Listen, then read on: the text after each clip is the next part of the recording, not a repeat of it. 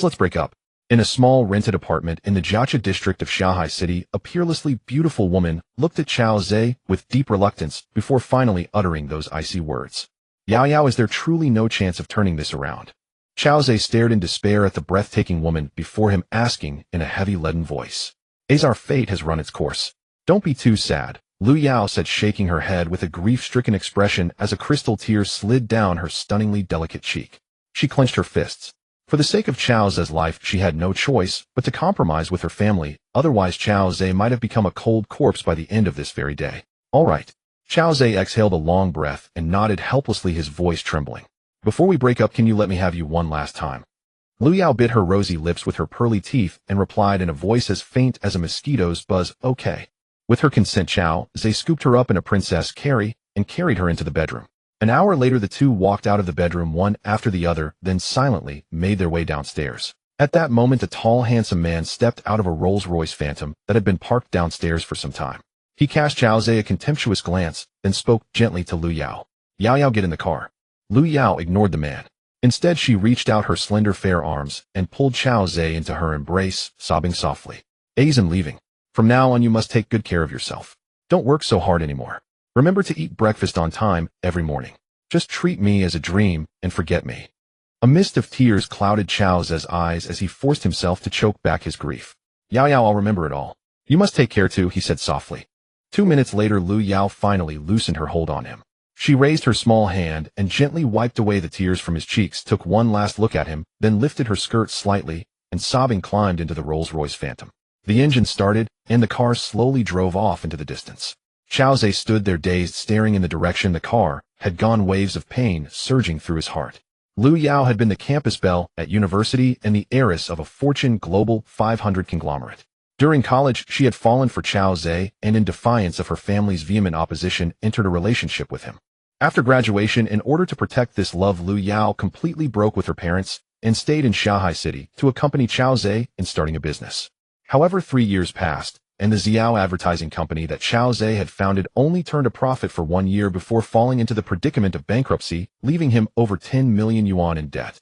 Hounded by loan sharks for repayment, every day Chao Zhe was on the verge of collapse and even harbored thoughts of ending his own life. Unable to bear watching him suffer any longer, Lu Yao had no choice but to turn to her parents for help. Her parents agreed to pay off Chao Zhe's debts, but on the condition that Lu Yao return to the capital and sever all ties with him. This morning, Lu Yao's parents settled Chao Zhe's debts. Bound by her promise, Lu Yao could only cut off her relationship with him and return to the capital. Over these years, Lu Yao had suffered far too much by his side, and shame weighed heavily in Chao Zhe's heart. Sigh, Lu Yao, I have wronged you. I hope you will find happiness in the future, he murmured. Chao Zhe let out a breath, then turned to head back to the rented room, where he and Lu Yao had shared 3 years of love. Suddenly, a waft of delicate fragrance drifted past, refreshing and intoxicating. Chao Zhe noticed an incomparably beautiful woman in a magnificent Hanfu dress gliding past him, the long hem of her skirt trailing behind her. As she passed, she gave him a faint, charming smile. That smile was enough to topple cities and kingdoms. Her beauty was no less than Lu Yao's. With her tall figure and Hanfu attire, she resembled the moon goddess Change descending to the mortal world. Gazing at the striking figure of the woman's departing back, Chao Zhe was momentarily stunned. He felt as if he had seen her somewhere before. But on second thought, it seemed impossible. Throughout his life, he had seen a fair number of pretty women, yet other than Lu Yao, never one so breathtakingly. He withdrew his gaze with a soft sigh, went upstairs, and flopped down on the worn-out sofa, sinking into melancholy. Lu Yao was gone, as she was returning to live the life of a pampered heiress. As for himself, he was in the end just a broke loser fading back into the common crowd. Holding his head in his hands, Chao Zhe let out a bitter laugh and mocked himself. How could a scruffy crow ever be worthy of a phoenix? Just as Lu Yao said, he'll treat these past years as nothing but a dream. Now that I've woken up, it's time for me to go deliver takeout. With that, he prepared to get up and ride his little electric scooter to start his delivery rounds. At that moment, a clear chime sounded. Because you have broken up with Lu Yao, and thus let go of your inner not, you have gained the favor of the love god system, and now have a chance to become fabulously wealthy. A system? Chao Zhe's heart jolted. Had he gained the favor of the love god system? And a chance to get rich overnight? He shook his head, convinced he was hallucinating. He simply could not believe that a penniless loser like him might obtain a system. These past few years had been nothing but one streak of bad luck after another. He could practically choke just drinking water. His business had failed, and his stunning girlfriend had broken up with him. How could a system possibly choose him? It was definitely an illusion. As if sensing Chao Zhe's bewilderment, that crisp electronic voice rang out again. Host, are you willing to bind to the love god system and realize your dream of becoming fabulously wealthy? Hearing the voice again, Chao Zhe felt it could no longer be just an illusion and hurriedly replied, I am willing, I am willing. Received. Binding system now. Immediately afterward, a small blue screen appeared in front of Chao Zhe displaying a binding progress bar. Binding to the love god system successful. Host, please promptly read the system manual, capture the favored daughters of fortune, and level up to a level 1 love god. A manual appeared on the blue screen. Chao Zhe opened it with a mere thought, and quickly came to understand the love god system and its related rules. Chao Zhe had to find women with a beauty score of 90 or above and raise their intimacy with him to 100 points before he could absorb the fortune energy residing on them. A beauty score of 90 corresponded to 1000 fortune points. For every additional point in beauty, the fortune points increased by 1000. A woman with a perfect beauty score of 100 possessed 1 million fortune points. At present, Chao Zhe was a level 0 love god. To advance to level 1, he needed 300 fortune points, meaning he had to win over 3 women with a beauty score of 90, or one with 90 plus another with 91. At this moment, a beautiful woman was sitting at a dining table looking at the menu. Upon seeing someone enter, she waved to Chao Zhe with joy, saying, with each level he gained, Chao Zhe would receive an enormous reward and a new super ability. To ascend to even higher levels of love god, he would have to conquer more and more daughters of fortune. There was also one stipulation: Chao Zhe could not get back together with Lu Yao, otherwise the system would automatically terminate the binding. Having roughly grasped the system's rules, Chao Zhe gave a wry smile. System, I'm just a broke loser. How am I supposed to win over daughters of fortune? The system chimes sounded again. I will grant you a black gold card. For now, the maximum limit for each transaction is 2 million yuan with no limit on the number of transactions. Remember, this card can be used only to spend on daughters of fortune. The host must not use it for himself. Please accumulate 300 fortune points as soon as possible, advance to level 1 love god, and obtain a cash reward of 200 million yuan plus a body strengthening art. After you level up, the cash rewards may be freely used at your discretion. Immediately afterward, a black gold card materialized in Chao Zhe's hand. The password was still his birth date. This was simply too miraculous. Truly worthy of being called a system. Chao Zhe also knew that such a black gold card was something only politicians, billionaires, and prominent social elites had the chance to possess. Could this card really swipe 2 million in a single transaction? Suspicion still churned in his heart. But that was not urgent. He should first see which women qualified as daughters of fortune. The first people Chao Zhe thought of were naturally Lu Yao and the handful-clad beauty he had met not long ago. He estimated that their looks were both close to a perfect score of 100. Their fortune value would surely be extremely high. He did not have a photo of the Hanfu beauty, but he did have a photo of Lu Yao. Chao Zhe took out his phone and lit up the screen. The lock screen image was precisely a photo of Lu Yao. Staring at Lu Yao's peerlessly beautiful face, his mind went blank for a moment as waves of aching sorrow rose in his heart. Just then the system prompted him, unable to retrieve this woman's information. Chao Zhe's heart jolted, and he hurriedly asked, System, why can't you access Lu Yao's information? Cupid replied, no comment. Please inquire about the information of other daughters of fortune. Seeing that the system actually refused to explain why it could not access Lu Yao's information, Chao Zhe could only give up for now. He began searching through his memory for women whose looks could reach 90 points. Several beauties did come to mind, but he still ended up shaking his head. Either he had no photos of them in his social circle, or even when there were photos, the system indicated that their beauty scores were only in the 70s or 80s. They were not daughters of fortune. Indeed, in real life, women whose looks reached 90 points were rare as phoenix feathers and unicorn horns. Calling them 1 in 1,000 would hardly be an exaggeration. What about Lu Feifei? That girl is actually quite pretty. At that moment, Chao Zhe suddenly thought of a woman. She had been a junior accountant at his company. After the company went under, he still owed her half a year's salary. Fortunately, he still had a group photo on his phone from a business trip where Lu Yao and Lu Feifei had posed together.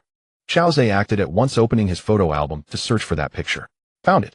Let's see if she qualifies, he murmured as he tapped the photo, open, his heart full of expectation. In the photo beside Lu Yao stood a young and beautiful woman. Though her looks were clearly a notch below Lu Yao's, she was still stunning. More than enough to crush the vast majority of female internet celebrities. In the picture, Lu Feifei's ink-black hair was coiled into a bun at the back of her head. Her fair, delicate oval face was exquisitely refined. Beneath her willow leaf brows, a pair of lively large eyes brimmed with emotion. Her small nose was exquisitely upturned. Her cherry-pink lips, though bare of lipstick, were naturally rosy and soft, stirring the heart. She wore a short-sleeved white blouse, and her 2 lotus-like arms were fair as carved jade. Beneath the white blouse her curves rose prominently, full, yet well-proportioned. A short black skirt cinched her slender waist, the hem of the blouse neatly tucked into it. Her long, shapely legs were sheathed in black stockings, and a pair of black high heels on her feet made her figure appear even taller and more striking. At that moment the system issued a prompt. Daughter of Fortune detected. Name Lu Feifei. Age 24. Beauty 90. Height 169 centimeters. Romantic history 0. Occupation shopping mall saleswoman. Fortune value 100000. Affection 30. Very good. This girl truly met the conditions for a daughter of fortune. When he saw that Lu Feifei's affection toward him was actually as high as 30 points, Chao Zhe felt both moved and ashamed. Back when Chao Zhe ran an advertising planning company, Lu Feifei had always been conscientious and responsible, and she treated both Chao Zhe and Lu Yao with great thoughtfulness. After the company went bankrupt, many employees demanded their wages with extremely hostile attitudes, some even on the verge of getting physical with Chao Zhe. Helpless, he had no choice but to borrow from loan sharks to pay their salaries. Only Lu Feifei and 4 or 5 other employees understood Chao Zhe's plight and did not press him for pay. Not only did Lu Feifei refrain from asking for her salary, she even lent him 20,000 yuan to help him through the crisis. After that, she left the company and found a job as a cosmetic saleswoman at the L'Oreal Paris counter in the Jiaqing District shopping mall. Over the past few months, Chao Zhe had been hounded by loan sharks until he was utterly exhausted and had not contacted Lu Feifei at all, though he had no idea how she was faring. Now that he possessed the Cupid card and could spend money on daughters of fortune, since Lu Feifei's beauty had reached 90 points, he naturally should spend generously on her. First, he would repay the 20,000 yuan she had lent him and the wages he owed, and then see what Lu Feifei needed so he could lend her a hand. As long as her affection for him reached 100, he would obtain 100,000 fortune points. Worried that a phone call might interfere with Lu Feifei's work, he decided it would be better to send her a message first. He would invite her to lunch at noon and repay her face-to-face. Besides, it was almost noon, and his stomach was already growling with hunger. These past few days he had survived on instant noodles and plain steamed buns, hardly touching a scrap of meat. By treating Lu Feifei to a meal, he could also snag a free lunch for himself. Feifei, are you busy? Chao Zhe opened her chat on WeChat and sent a message. A few minutes later, Lu Feifei replied, Brother Chao, I was just attending to a customer earlier and only just saw. What made you think of me today? Her tone even seemed to carry a faint trace of resentment. Since Lu Feifei left, the two of them had almost never been in touch. Previously, Chao Zhe had been busy, and since he still owed her money, he had felt too embarrassed to contact her. Lu Feifei, on the other hand, was afraid that if she reached out he would think she was urging him to repay his debt. Reading Lu Feifei's message, warmth rose in Chao Zhe's chest as he replied, It's just that we haven't been in touch for so long. I'd like to treat you to lunch. Are you free? In truth, he still felt guilty. He was genuinely repaying her, but he was also taking advantage of the chance to latch onto a free meal. Sure. Will Sister Lu Yao be joining us? Lu Feifei asked. No, just you and me. Lu Yao and I have broken up, Chao Zhe replied, a trace of dejection in his words. What? Why? Lu Feifei immediately sent another message accompanied by a shocked emoji. Let's talk when we meet. At noon in the Yingchun Grand Hotel. Come over after work. Chao Zhe replied. Lu Feifei responded with a message, not asking any further questions. Chao Zhe did not send another message, but instead called to book a high-end private room at the Yingchun Grand Hotel and ordered 7 or 8 large dishes. The Yingchun Grand Hotel is a restaurant with a good taste and unique features located just over 50 meters from the Paris L'Oreal shopping mall, where Lu Feifei works. Chao Zhe chose this place to treat Lu Feifei to dinner to prevent her from running away. After confirming the private room, he linked his black card to various apps like WeChat, Zhifubo, and Douyin, checking the balance, which showed 2 million yuan. Then he logged into a certain shopping platform, trying to use the money on the black card to buy himself a new set of clothes. His current outfit cost less than 200 yuan and was bought last summer, already faded after several washes. It was indeed a bit shabby to wear out. As the saying goes, a person is judged by their clothes, and if his attire was too shabby, it might detract from his image in front of the girl of fortune. When it came time to pay, he was indeed prompted that the balance was insufficient. It seems the love god system was right. Until he upgraded to become a love god and received cashback, he indeed could not use the 2 million in the card. For now, he could only mooch food, drink, and clothes. Fortunately, although the system closed one door for him, it still opened a window. At first, he tried to find ways to let the girl of fortune help him with his basic needs. As he stepped out, he was stopped by a young man with a thick necklace around his neck and colorful dyed hair. The young man squinted his triangular eyes arrogantly at Chao Zhe and said, Chao Zhe, are you going to renew the rent for your house, or not? If not, move out quickly.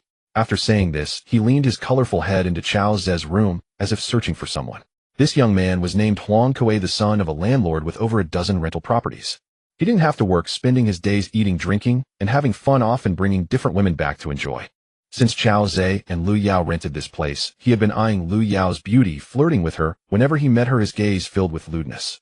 There were 2 instances when Lu Yao said she was coming back from work and Huang Kuei followed her from behind, even enthusiastically offering drinks to her. Lu Yao naturally dared not accept his drinks and told Chao Zhe about it. Chao Zhe had warned Huang Kuei several times, but the guy refused to admit it and often threatened Chao Zhe to move out.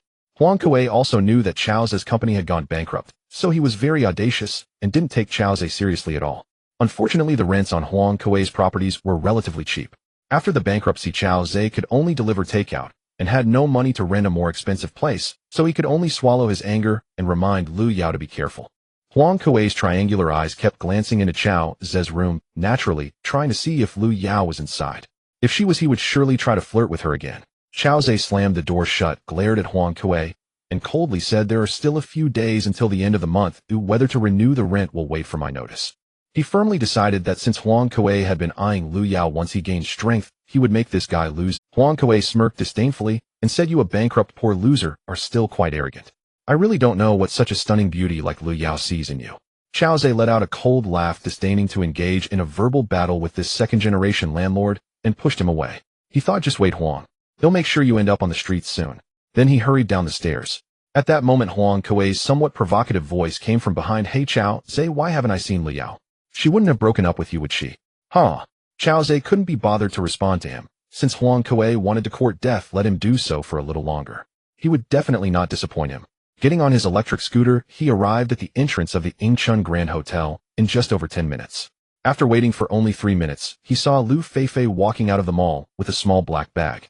Seeing Chao Zhe standing at the restaurant entrance waving at her, Lu Feifei's expression brightened, and she jogged over to him. "Brother Chao, have you been waiting long?" Lu Feifei fanned her flushed face with her small hand, while smiling and greeting Chao Zhe. It was clear that she was very happy to see him. Her fair little face had a rosy glow from running a short distance, making her quite charming. She wore a light yellow sun hat and a white knee-length dress with her delicate shoulders partially exposed. Her 2 slender fair legs were very aesthetically pleasing. She wore a pair of white summer sandals, showcasing her delicate feet perfectly. Her 10 slender toes were painted with burgundy nail polish, making her feet appear even whiter. Chao Zhe glanced and was slightly amazed. When he was with Lu Yao, Lu Feifei's looks were indeed not as striking, and since all his attention was on Lu Yao back then, although Lu Feifei was also a stunning beauty, he did not feel much. Now that he had broken up with Lu Yao, facing Lu Feifei again, he found this young girl to be so beautiful. After a brief moment of astonishment, he smiled and said, "I just got here too. Let's go in." Lu Feifei took out a wet tissue and wiped the fragrant sweat from her face, responding cheerfully, "Okay." The 2 entered the Ingchun Grand Hotel one after the other. The hostess, after confirming the private room, led them to the peony hall. Upon learning that Chao Zhe had already ordered the dishes, she went to the kitchen to instruct the cooks. "Brother Chao, you're still in an economic crisis, so we'll treat you to lunch today," Lu Feifei said sincerely after putting down her bag. Chao Zhe picked up the teapot and poured Lu Feifei a cup of tea, shaking his head with a smile. "No need. This meal is on me and I." Before he could finish his sentence, the door of the private room was pushed open and someone said, "Hey, how come this private room is occupied?" Chao Zhe looked over and his gaze instantly sharpened. At the door of the private room stood 5 or 6 people, 2 of whom he recognized even if they had turned to ashes, because they were both Chao Zhe's enemies. It was precisely because of them that Chao Zhe's company went bankrupt, leaving him with a massive debt, and Lu Yao had. At the forefront was a young man with slick back hair named Wang Bo. He was Chao Zhe's competitor and the general manager of Hongfeng Advertising Company. Wang Bo's family had considerable influence in Jiaqing district, with members both in official positions and in business, all doing quite well. Over the past 2 years, relying on family power and unfair competition, he had forced Chao Zhe's Ziyao Advertising Company into bankruptcy, monopolizing the advertising market in Jiaqing district. Beside Wang Bo was a young man with a middle-part hairstyle named Lu Jin, who used to be an employee under Chao. However, Lu Jin had jumped ship to Wang Bo's Hongfeng Advertising Company, with several key staff members of Ziyao Advertising during Chao Zhe's toughest times, becoming Wang Bo's right-hand man. Lu Jin also took away Ziyao Company's most crucial client, delivering a fatal blow to Chao Zhe, ultimately leading to Ziyao Advertising's complete bankruptcy. When Lu Feifei saw the newcomer, her pretty face turned cold. She naturally recognized Wang Bo and Lu Jin and quietly said to Chao Zhe, "Chao Ge, ignore them." Chao Zhe picked up his teacup and took a sip, speaking lightly. However, he didn't want to pay attention to Wang Bo, but Wang Bo noticed him. Wang Bo sat down beside Chao Zhe with a hearty laugh Isn't this our General Chow? I remember you went bankrupt, didn't you? How can you still have money to eat at the Ingchun Hotel? At that moment, Wang Bo's henchman Lu Jin also stepped forward to mock him. General Wang, I guess General Chow is living off his female subordinate. What a thick-skinned guy. Seeing that Lu Jin dared to insult Chow Zhe, Lu Feifei couldn't help but feel furious. After all, Chow Zhe was once Lu Jin's former boss. Lu Jin, watch your mouth. Although General Chow has failed in business, he is not someone you can insult. Lu Feifei angrily pointed her slender finger at Lu Jin and scolded. Hearing this, Lu Jin looked at Lu Feifei with his small greedy eyes, stroking his chin with a wicked smile. Haha, Lu Feifei, don't think I don't know your thoughts. You just think that Chow Zhe, this useless fool, is somewhat handsome and are willing to spend money on him. Look, today you came to secretly date Chow Zhe behind Lu Yao's back. Who would have thought you so beautiful would enjoy being a mistress? You? Lu Feifei blushed in anger at being called a mistress by Lu Jin, speechless. Chow Zhe slammed his teacup down heavily, his gaze sharp as he glared at Wang Bo, and Lu Jin sternly saying, Wang Bo, Lu Jin, get the hell out of here. If not, I don't mind letting your blood spill 5 steps. Fine, let's go. A guy living off others is so arrogant. Seeing Chow Zhe's almost murderous gaze, Wang Bo was a bit startled, muttering something and getting up to leave with Lu Jin and the others. Wang Bo, remember what you said today. One day, I will make you kneel and beg me. Chow Zhe coldly called out to Wang Bo's back. Sure, I'll wait and see how this defeated opponent makes me kneel and beg you. Wang Bo laughed, then left the peony hall. They had initially entered the wrong private room, intending to humiliate Chow Zhe, but upon seeing Chow Zhe's murderous gaze, they dared not provoke him further. Although he was arrogant and overbearing, Wang Bo understood that the wrath of a common man could lead to bloodshed. Now that Chow Zhe had been brought to bankruptcy by him, he had nothing left and could be desperate. Wang Bo had used his family's power to bankrupt Chow Zhe, partly to monopolize the advertising market in the Jiaqing area, and partly because he had his eyes on Chow Zhe's girlfriend Lu Yao. He believed that after Chow Zhe went bankrupt, as long as he extended an olive branch, Lu Yao would join the Hafeng advertising company like Lu Jin and the others. However, he underestimated Lu Yao's feelings for Chow Zhe.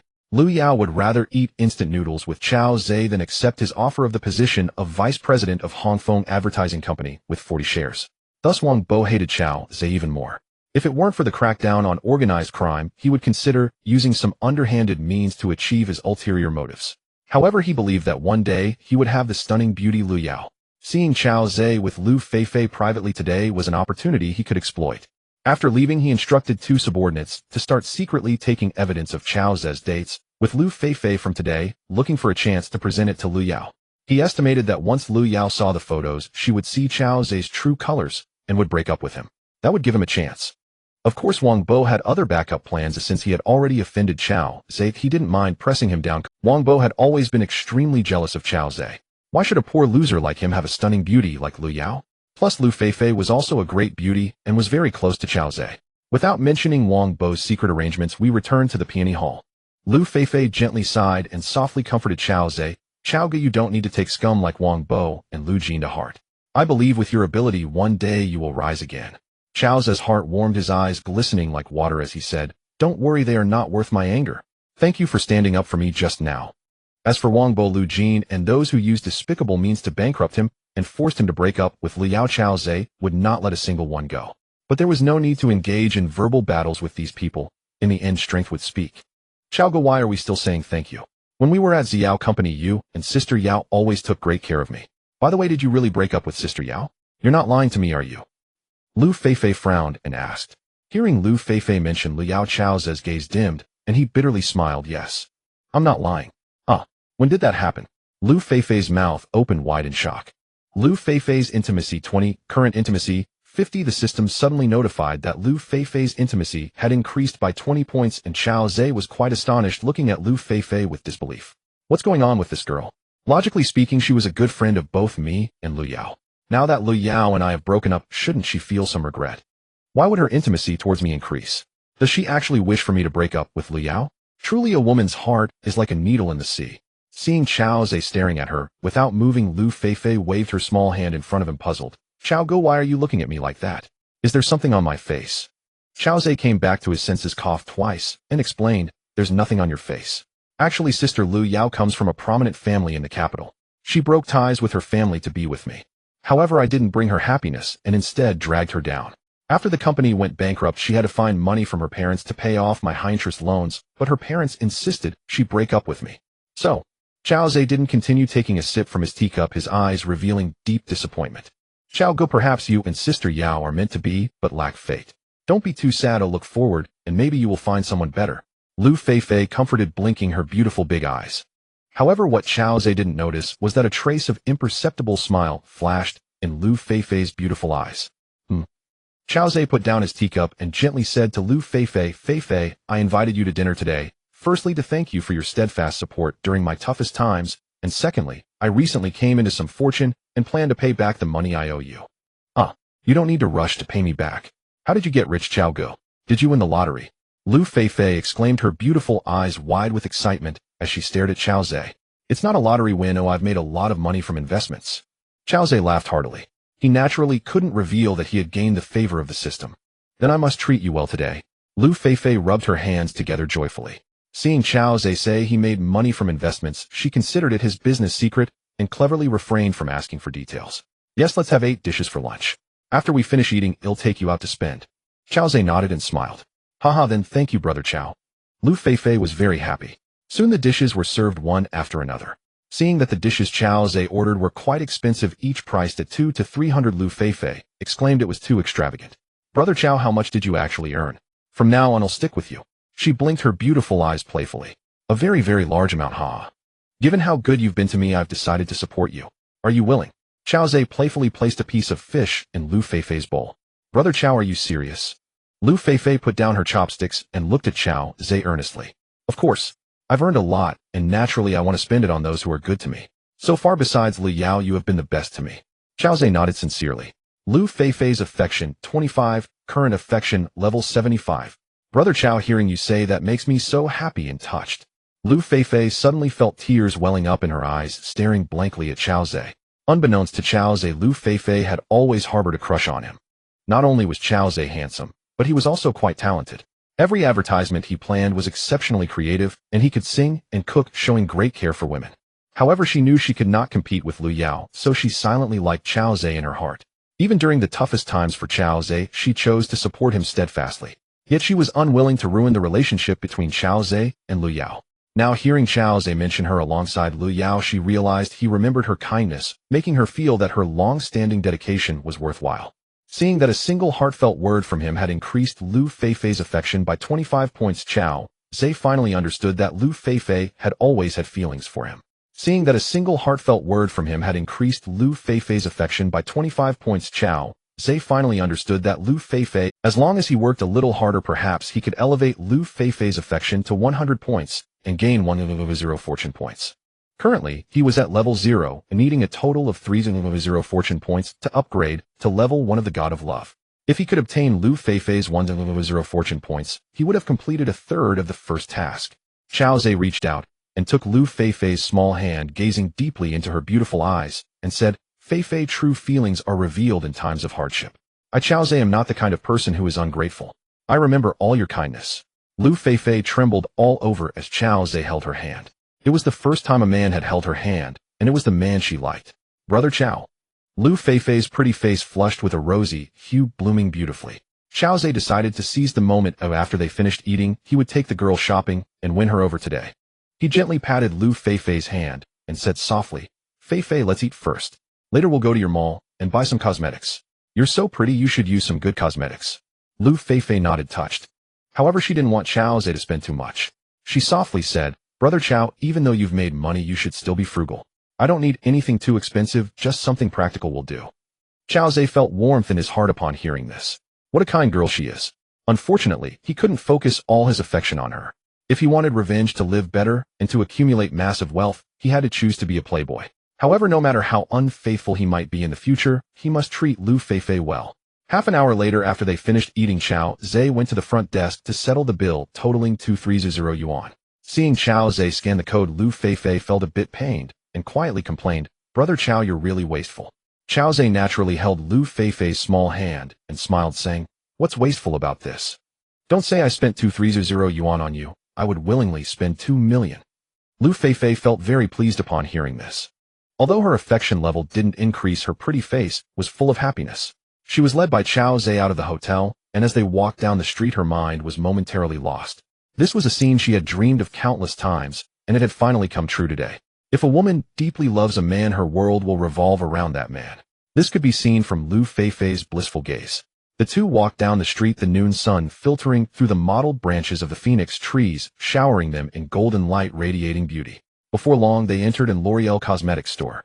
Although it was noon, the store was still bustling with activity, most of the customers being women. "Brother Chow, I still have some cosmetics at home. Oh, just buy me a lipstick or something." After entering the store, Lu Feifei pulled Chow Zhe towards the cheaper cosmetics counter. Chow Zhe patted the back of her hand and chuckled. "That won't do.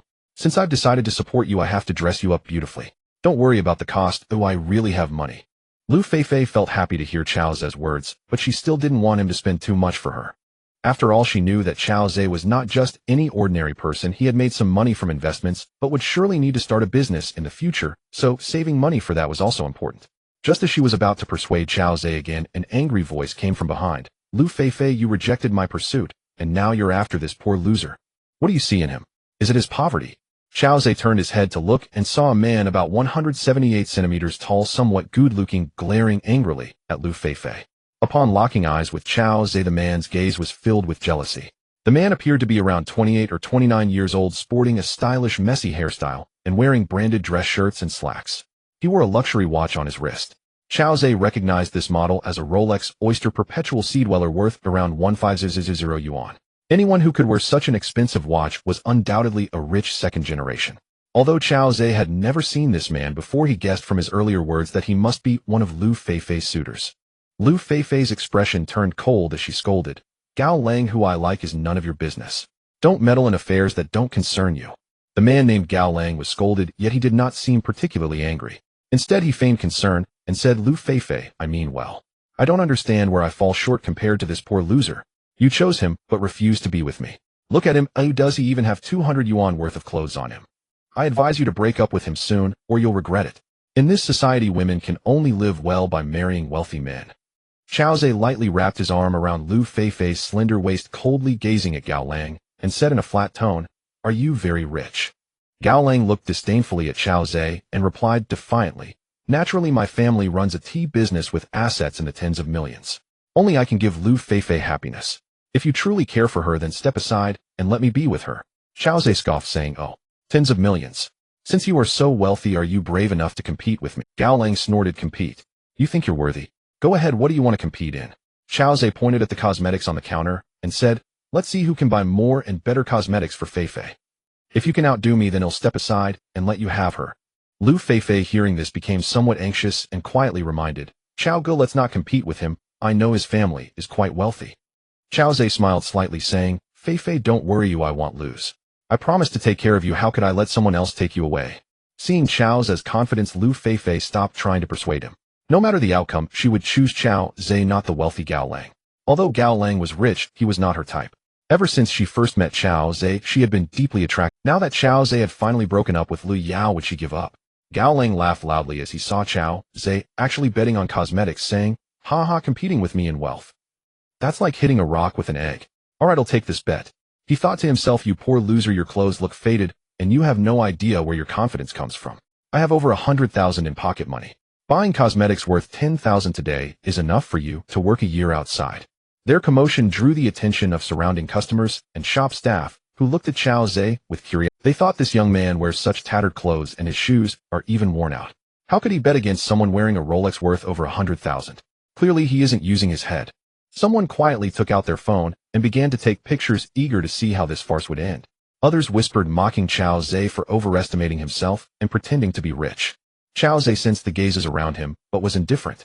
People tend to judge based on appearances. Later he would show them what he was truly capable of. "Feifei, let's go.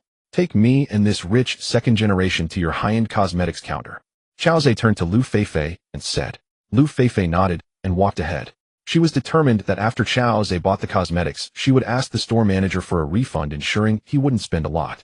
As for Gao Lang, if he wanted to buy, let him buy it. After all, there was no refund.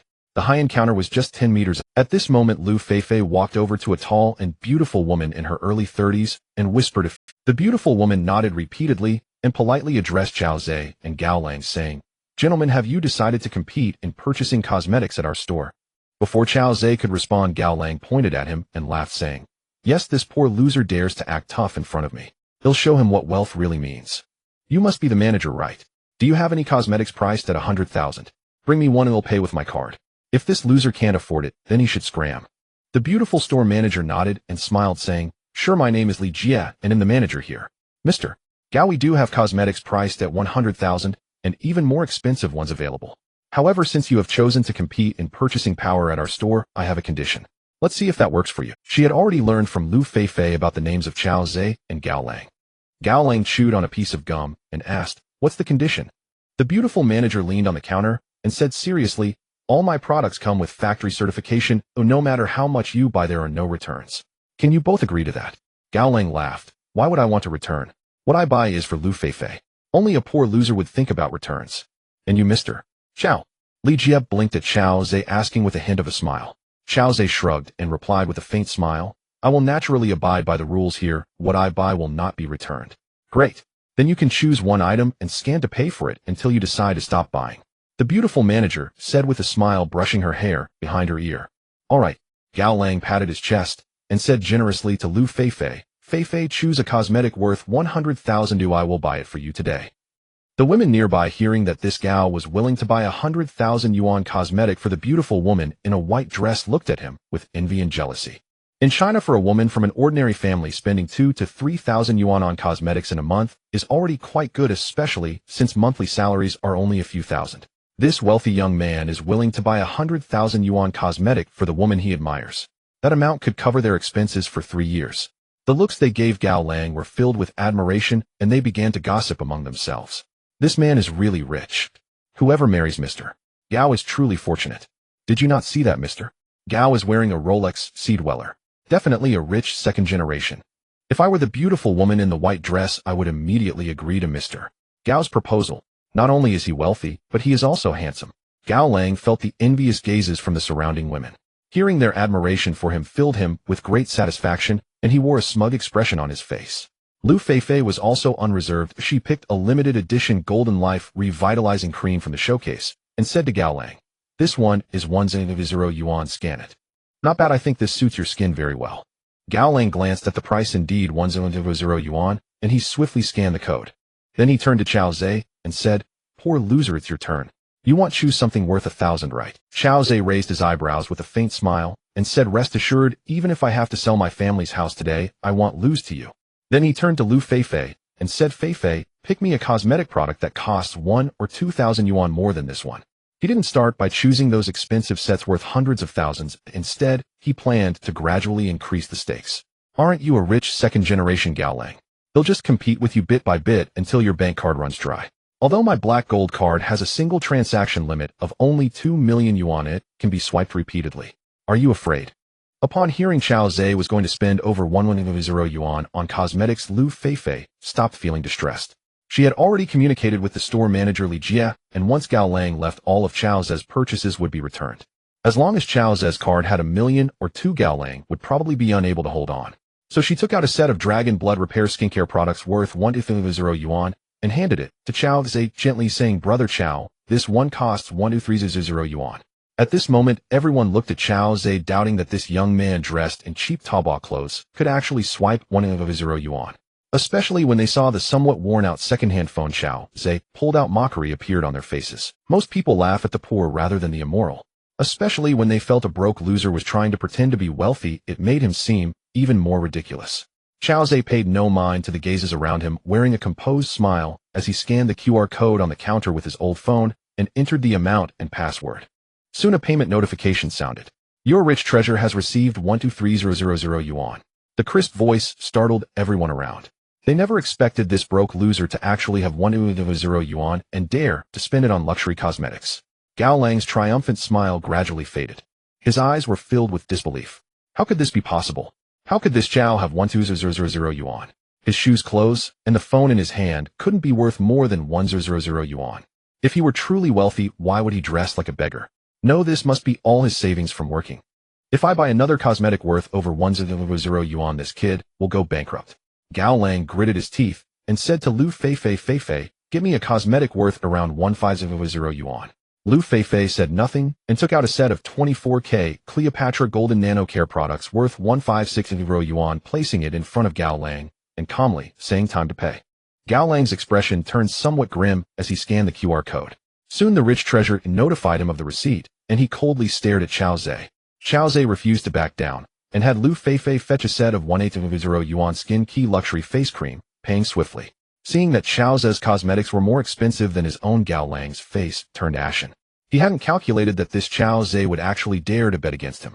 At this moment the surrounding crowd no longer dared to look down on Xiao Zhe. They speculated that this young man looking like a broke loser might be a wolf in sheep's clothing. Some even whispered that the young man with the surname Gao might not be as capable as the one with the surname Chao, and this competition would end in his defeat. Hearing the crowd's discussions ignited Gao Lang's competitive spirit. Damn it, how could I Gao Lang lose? Although I may not compare to those top rich second generations, I shouldn't lose to a broke loser. This Chao is definitely just putting on a show. Bring me a 300 yuan set. Gao Lang urged Lu Feifei as he looked at her. Lu Feifei chuckled. Alright, Gao Xiao truly has strength. After saying that she found a luxurious skincare product worth 310 yuan and placed it in front of Gao Lang. Gao Lang squinted as he made the payment, then looked at Xiao Zhe with a cold smile. You've already spent nearly 300 yuan. I don't believe you can pull out another 300 yuan. Xiao Zhe maintained a calm smile, and also bought a set worth 300 yuan. At that moment, all eyes were filled with disbelief. They finally realized that this young man might not be a broke loser. Perhaps he dressed in cheap clothes because he didn't care about appearances. Could he be a newly wealthy second generation from a recent demolition? Just received the demolition compensation and hadn't yet had the chance to change his attire. After all, he had just spent 600 yuan on cosmetics. At this point, Gao Lang found himself in a tough spot. He had 1 million remaining in his bank account. If he continued buying, he would feel a pinch. After all, these cosmetics couldn't be returned. Besides, gifting them to Lu Feifei would still be too extravagant. Yet not continuing would mean losing to this broke loser. Would I still be able to hold my head up in front of Lu Feifei? And the people around would be laughing at me. Gao Lang was someone who cared a lot about his image. Losing to those super rich second generations was fine, but losing to a broke loser was unacceptable. Otherwise, that would be a lifelong humiliation. Looking at the text message on his phone indicating that he still had 100 yuan in his bank account, he impulsively tapped the counter and looked at Xiao Zhe with a sideways glance, saying, Chao, are you daring enough to bet bigger? How big? Xiao Zhe asked with a laugh. Gao Lang coldly replied, let's settle this in one go. I'm planning to buy 1 million yuan worth of cosmetics at once. Are you willing to take the bet? If you're not willing, you lose. He was confident that Xiao Zhe wouldn't be able to pull out another 1 million. If Xiao Zhe refused, he wouldn't have to spend 1 million on cosmetics, and he would win. To avoid wasting money on a few tens of thousands, Xiao Zhe pretended to think for a moment, then said solemnly, for Feifei's sake I'm in. Hearing that Xiao Zhe was really willing to bet 1 million, Gao Lang was momentarily stunned. Was this guy not a broke loser? Had he misjudged him? But since things had come to this point, he had to buy regardless. He couldn't admit defeat. Spending over 100,000 to woo a beauty was quite the cost. Though he felt a pang of regret, the image-conscious Gao Lang still said to Lu Feifei, Feifei, choose me cosmetics worth a total of 1 million yuan. I will make this Chao lose with conviction. Alright. Lu Feifei responded cheerfully. After all, she had already decided that regardless of whether Gao Lang won or lost, she would not choose him. I, Lu Feifei, am not a wager. Even if Gao Lang wins, I will definitely choose Brother Chao. The thought of making Gao Lang spend lavishly made her happy. She wouldn't take even one item of the cosmetics Gao Lang bought, but it would bring great benefits to the store, and she and the manager would earn quite a bit of commission. Store manager Li Jia was also very happy to see Gao Lang willing to spend 1 million, giving him a thumbs up, and praising Gao Xiao is indeed generous. In her heart, she secretly thought, you big fool. Receiving praise from the beautiful store manager, Gao Lang felt his mood lift slightly, and a smug expression appeared on his face. After all, not many people have over 1 million in savings. Soon Lu Feifei brought a set of cosmetics worth 1 million and placed it in front of Gao Lang. Gao Lang glanced sideways at Xiao Zhe and said, Chao, it's still not too late to admit defeat now. I can give you a chance. Leave Feifei, and I will reimburse you for the 600 worth of cosmetics you spent. Otherwise, if you can't come up with 1 million, you will definitely lose. Not only will you have wasted 600, but you also won't get Feifei. Isn't that a loss of both money and love? Naturally, he hoped that Xiao Zhe would voluntarily admit defeat. Although he would spend 600 to buy Xiao Zhe's cosmetics, it was still 400 less than spending another million. Moreover, buying Xiao Zhe's 600 worth of cosmetics to gift to Lu Feifei would win her heart even more. Xiao Zhe smirked and scoffed, why do I feel like you're trying to deceive me? Maybe you're already out of money and can't come up with 1 million. You want me to admit defeat so you can take advantage of me. I won't fall for that. You have spent a total of 557,000 on 3 sets of cosmetics, while I have spent nearly 630,000. So far I am the winner. Seeing that Chao Zhe was not falling for his trick, Gao Lang steeled himself and said, am I out of money? Watch me transfer 1 million right now to prove you wrong, and keep your distance from Feifei. He then took out his phone and immediately scanned the payment code, transferring 1 million, and looked at Chao Zhe coldly, saying, poor loser, it's time for you to admit defeat. Hurry and take your 3 sets of cosmetics and get lost. Chao Zhe chuckled and replied nonchalantly, I think it's you who should be leaving. He then turned to Lu Feifei and said, Feifei, prepare me a set of cosmetics worth 1.5 million. I want to see just how wealthy this rich second generation is. Chao Zhe realized that Gao Lang probably didn't have much money left, otherwise he wouldn't be trying to deceive him. So he decided to play bigger. Maybe with another round, he could drain Gao Lang. Upon hearing that Chao Zhe wanted to buy cosmetics worth 1.5 million, Lu Feifei's eyes widened in surprise. Brother Chao, are you really going to buy 1.5 million worth? Lu Feifei was not someone who lacked exposure. She had previously worked as an accountant for Chao Zhe's company, handling accounts that exceeded hundreds of thousands. Seeing that Chao Zhe had over 2 million in his bank account after going bankrupt for half a year, she was still quite shocked. It seemed her judgment was indeed accurate. Brother Chao was an exceptionally talented person. In just half a year, he managed to make a comeback. Lu Feifei's intimacy 15, current intimacy 90. Chao Zhe noticed that Lu Feifei had gained another 15 points of intimacy, now reaching 90, and he was secretly astonished. The strategy to win over Lu Feifei was incredibly smooth. He hoped that future pursuits of other fortunate women would be this effortless. From now on, a joyful and carefree life. Lu Feifei excitedly brought over several sets of expensive cosmetics and gently handed them to Chao Zhe. At this time, the crowd around them grew larger, whispering among themselves. Some people cautiously inquired about what was happening. Learning that a rich second generation was frantically purchasing cosmetics for a beautiful woman against a poor loser, they were filled with keen interest. Everyone wanted to see whether the rich second generation would win, or if the guy dressed in cheap clothes would. Among the crowd, a sweet-looking woman frowned as she gazed at Chao Zhe, muttering to herself, why does this guy look so? She racked her brain, trying to recall where she had seen him before. At this moment, Chao Zhe had calmly completed the payment of 1.5 million. Seeing this, the surrounding customers no longer dared to underestimate the man in cheap clothes their eyes. It appeared that his financial strength exceeded that of Gao, as each time he purchased something, it was always more than what Gao had spent.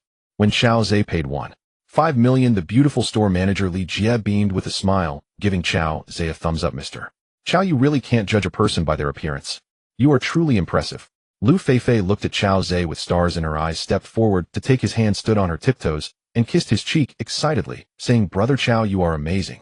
At this moment, Lu Feifei's intimacy with Chao Zhe had reached 90 points, and all her emotions felt natural. Chao Zhe felt a warmth in his cheeks, and thought to himself, how did you know I was amazing? However, he didn't say it out loud, but looked at Gao Lang, whose face was as pale as paper, and casually said, young Master Gao, how about we bet 3 million on the next round? Gao Lang's teeth clenched together in frustration. He simply couldn't understand how he could lose to a guy in 200 yuan clothes. The image he had built as a rich second generation in front of Lu Feifei collapsed entirely. Meanwhile, the customers who had previously looked at him with admiration now seemed to be mocking him. His pride suffered a severe blow. Without saying a word, he grabbed a few cosmetic bags in front of him and quickly left the mall, pushing through the crowd. Although he had a strong sense of pride, he wasn't the kind of person who couldn't take a loss. He simply chose to leave. Chao Zhe didn't further humiliate him, treating it as a minor episode. At this point, the crowd gradually dispersed. Feifei, all these cosmetics are yours. Go find a large... Chao Zhe pointed to the cosmetics worth over 2 million in front of Lu Feifei and said, Brother Chao, should we return them all instead? Lu Feifei opened her mouth, saying, having seen so many expensive cosmetics, she loved them very much, but felt it would be too wasteful for her to use them. Moreover, this was still Chao Zhe's capital for starting a business in the future, so she planned to let Chao Zhe return them to the store. However, before she could finish her sentence, she was stopped by Chao Zhe. Chao Zhe gazed deeply into her charming face and said, what I said I would buy is what I will buy. Is the kindness you've shown me not worth these 2 million worth of cosmetics? Seeing how grateful Chao Zhe was, and that he wanted to give her these 1 million worth of luxurious cosmetics, Lu Feifei felt very touched. Her beautiful eyes were misty as she said with a quivering voice, Brother Chao, I just think it's too wasteful. How about we return half? Chao Zhe firmly shook his head, not allowing a single cent to be returned. After saying this, he affectionately kissed Lu Feifei's charming face. Lu Feifei's intimacy 5, current intimacy 95. At this moment, he noticed Lu Feifei gazing at him with affection, and a bold idea suddenly sprang into his mind. Chao Zhe forcibly suppressed the thoughts in his heart. The store manager Li Jie noticed Lu Feifei gazing at Chao Zhe with affection, understanding her feelings for him. Thinking of how Lu Feifei had helped sell nearly 3.7 million worth of cosmetics in the store, her mood brightened significantly. With a flirtatious smile, she said to Lu Feifei, "Feifei, look at how your boyfriend is buying so many cosmetics for you at our store. To reward you, I'll give you the afternoon off to spend time with Mr. Chao." Upon finishing her sentence, she gestured with her lips. Lu Feifei immediately understood Li Jie's intention, her cheeks flushing, yet she did not refuse. Instead, she expressed her gratitude. "Thank you, Sister Li." Being referred to as Chao Zhe's girlfriend made her very happy. After all, Chao Zhe was handsome and had just demonstrated great strength, bringing her much pride. "Hurry and pack the cosmetics. Use 2 bags for all this," Li Jie said with a smile, before pulling Lu Feifei to help pack the cosmetics. Chao Zhe couldn't help but stood aside watching Lu Feifei pack. "Excuse me, are you Chao Zhe?" A gentle voice sounded from behind him. Chao Zhe turned around and was pleasantly surprised. The woman was very beautiful, on par with Lu Feifei. She was about 170 centimeters tall, wearing a purple dress with her black hair casually draped behind her. She had an oval face, phoenix eyes, a delicate nose, and soft pink lips. A small yellow bag hung from her shoulder, revealing her fair arms. Chao Zhe also felt she looked familiar, as if he had seen her somewhere, but he couldn't recall at that moment. "I am Chao Zhe, may I ask who you are?" He nodded in response.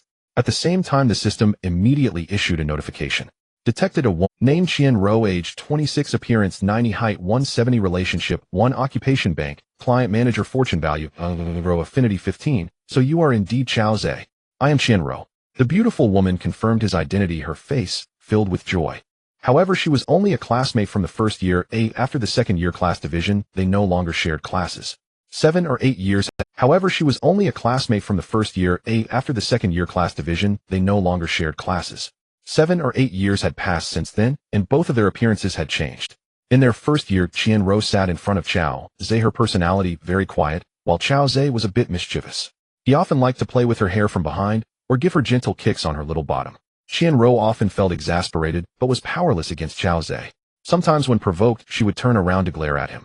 Just now, Qian Ro had seen Chao Zhe and Gao Lang buying cosmetics without batting an eye, despite spending tens of millions, which instantly increased her affinity by 15 points. Upon learning that Chao Zhe was indeed her high school classmate, the boy who loved to play with her hair, many youthful memories surged to her mind, adding another 10 points to her affinity. "Haha, what a coincidence. It's been so many years since we've met, I didn't expect to see you here." Chao Zhe was also very happy. On one hand, she was an old classmate, and he had often teased her back then for being pretty. On the other hand, Qian Ro was also a woman of fortune, with a beauty score of 90 and a fortune value of 100. The only downside was that she had been in a relationship before. "Yes, I haven't seen you since graduating high school. It's been almost 8 years. I didn't expect an old classmate to be so extravagant, spending over 2 million on cosmetics for his girlfriend," Qian Ro exclaimed. Chao Zhe chuckled. "You saw it just now, right? Sai Gao Lang insisted on competing with me, and I had no choice. By the way, who is this?" Lu Feifei approached and asked when she saw Chao Zhe chatting with a beautiful woman. "Feifei, this is Qian Ro, my high school classmate. We haven't seen each other in 7 or 8 years." Chao Zhe introduced Lu Feifei to Qian Ro. Then he pointed at Lu Feifei, saying to Qian Ro, "Lu Feifei, my dear sister." Both beautiful women smiled and nodded at each other as a greeting. Qian Ro was curious about what kind of sister Lu Feifei was to Chao Zhe. Regardless of the type, the fact that Chao Zhe was willing to spend over 2 million on cosmetics for her showed that he had greatly changed and was quite generous. If she became friends with him, she might benefit from it. However, she was currently troubled by her job. Every month, she had to complete a deposit task of several million. She didn't know many wealthy people, and every month, when it came time to ask for deposits, she had to plead. Sometimes some clients even made bold hints about wanting something more, which was frustrating to think about. But to meet her targets, she had no choice but to endure and compromise. Now that her old classmate was so wealthy, perhaps he would help her with her deposit tasks every month, and he would give her. So she smiled. "Old classmate, it's been many years since we last met. How about we go to the cafe next door to chat? Miss Lu, why don't you join us?" Chao Zhe nodded. "Sure, it's rare to meet after so long. Oh, we should catch up properly." He then turned to Lu Feifei and said, "Feifei, let's go together." He agreed to go to the cafe not only because Qian Ro was an old classmate, but also because she was a woman of fortune. If Qian Ro had been an ugly or ordinary male classmate, Chao Zhe would certainly have had no interest. As for bringing Lu Feifei along, Chao Zhe thought that after catching up with Qian Ro, he would see how to raise Lu Feifei's affinity to 100 points, which would yield him 100 in fortune value. If that wasn't possible, he might have to sacrifice some charm. Through today's interactions, Chao Zhe had discerned that Lu Feifei had special feelings for him. Although she liked money, she was not a gold digger. Otherwise, she wouldn't have refused the pursuit of Gao Lang, the rich second generation. Although Chao Zhe was reluctant to admit that Lu Feifei had some romantic notions towards him, it couldn't change the fact. Many women in this world were very materialistic, but a few were genuinely romantic. Even if you had no money and had many flaws, as long as she was committed to you, she would love you deeply. Lu Feifei held such feelings towards Chao Zhe. Thus, even though Chao Zhe would not marry Lu Feifei, he decided not to let her down and to treat her well as much as he could. He was not only interested in her fortune value of 100, but also in her deep affection for him. Chao Zhe was a man who clearly distinguished between kindness and malice. He would double his kindness to those who treated him well, and he would repay those who wronged him in kind. Lu Feifei greeted Li Jia, and the three of them exited the mall together, walking to the nearby cafe to find a window-side seat. Setting down her bag, Qianruo smiled and said, "I'm so happy to see old classmates today, or it's on me." Chao Zhe shook his head with a smile and said, "Let me have a chance." As the only gentleman present, Chao Zhe naturally wouldn't let the ladies pay. After all, he had the blessing of the love god system to cover his expenses with the fortune goddess. He ordered 3 cups of Golden Moment Pearl Black Sugar Milk Tea, each priced at 168 yuan. The two ladies thought to themselves that Chao Zhe was indeed extravagant for ordering such expensive milk tea. After all, the milk tea they usually drank only cost a dozen yuan a cup. This 1 cup he ordered was enough for them to drink for 10 days. While waiting for the milk tea, Chao Zhe and Qianruo reminisced about their high school days. Recalling those youthful years, both were filled with sentiment. Lu Feifei occasionally chimed in, showing great interest in Chao Zhe's past. "Chao Zhe, is your grandfather doing well?" After discussing some high school experiences, Qianruo asked. Chao Zhe's expression darkened, and with a sorrowful tone he replied, "He passed away 2 years ago. He lost both parents at a young age, and it was his grandfather who raised him and supported his education. Unfortunately, Chao Zhe was unable to properly honor him before his death. He had originally planned to bring his grandfather to live in Xiaohai City once his business succeeded and he made money. However, just as his business was starting to show promise, he fell victim to the schemes of his rival Wang Bo, leading to his bankruptcy. His grandfather had worked tirelessly to raise him, yet he never enjoyed a single good day. This was Chao Zhe's greatest regret in life. "I'm sorry. I'm very sad too." Qianruo bit her lip, her expression also somber. She was aware of Chao Zhe's background. Chao Zhe's grandfather had visited the school several times to see him, so Qianruo had met him as well. He was a very kind old man, saving up to buy snacks to bring to school, always sharing some with the classmates, leaving a deep impression on everyone. Though Chao Zhe was quite mischievous at that time, he had a very good character, always willing to help others naturally due to his grandfather's good upbringing. "It's fine." Chao Zhe shook his head. He then asked Qianruo, "By the way, where are you working now?" At that moment, the waiter brought over the 3 cups of milk tea. "Thank you." Qianruo took the milk tea and stirred it, saying, "I work at the district and Thai bank." "A bank? That's great." Chao Zhe lifted the milk tea and took a sip, smiling. Qianruo tucked her fine hair behind her ear with her delicate fingers and sighed. "Oh, what's so great about it? I'm just a worker, and the pressure to save money each month is so heavy. I'm nowhere near as financially free as a big boss like you. How much do you need to pull in each month?" Chao Zhe set down his milk tea and leaned back, asking. 5 million yuan in deposits each month with performance bonuses based on completion rate.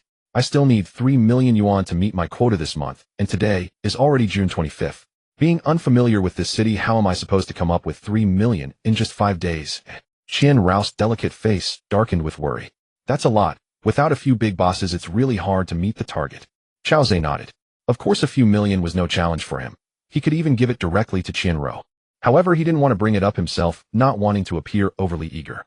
After all, many times the fate of the overly eager was quite tragic.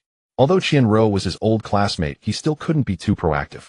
Gifts given for free are often not cherished by women and might not increase Qianruo's closeness.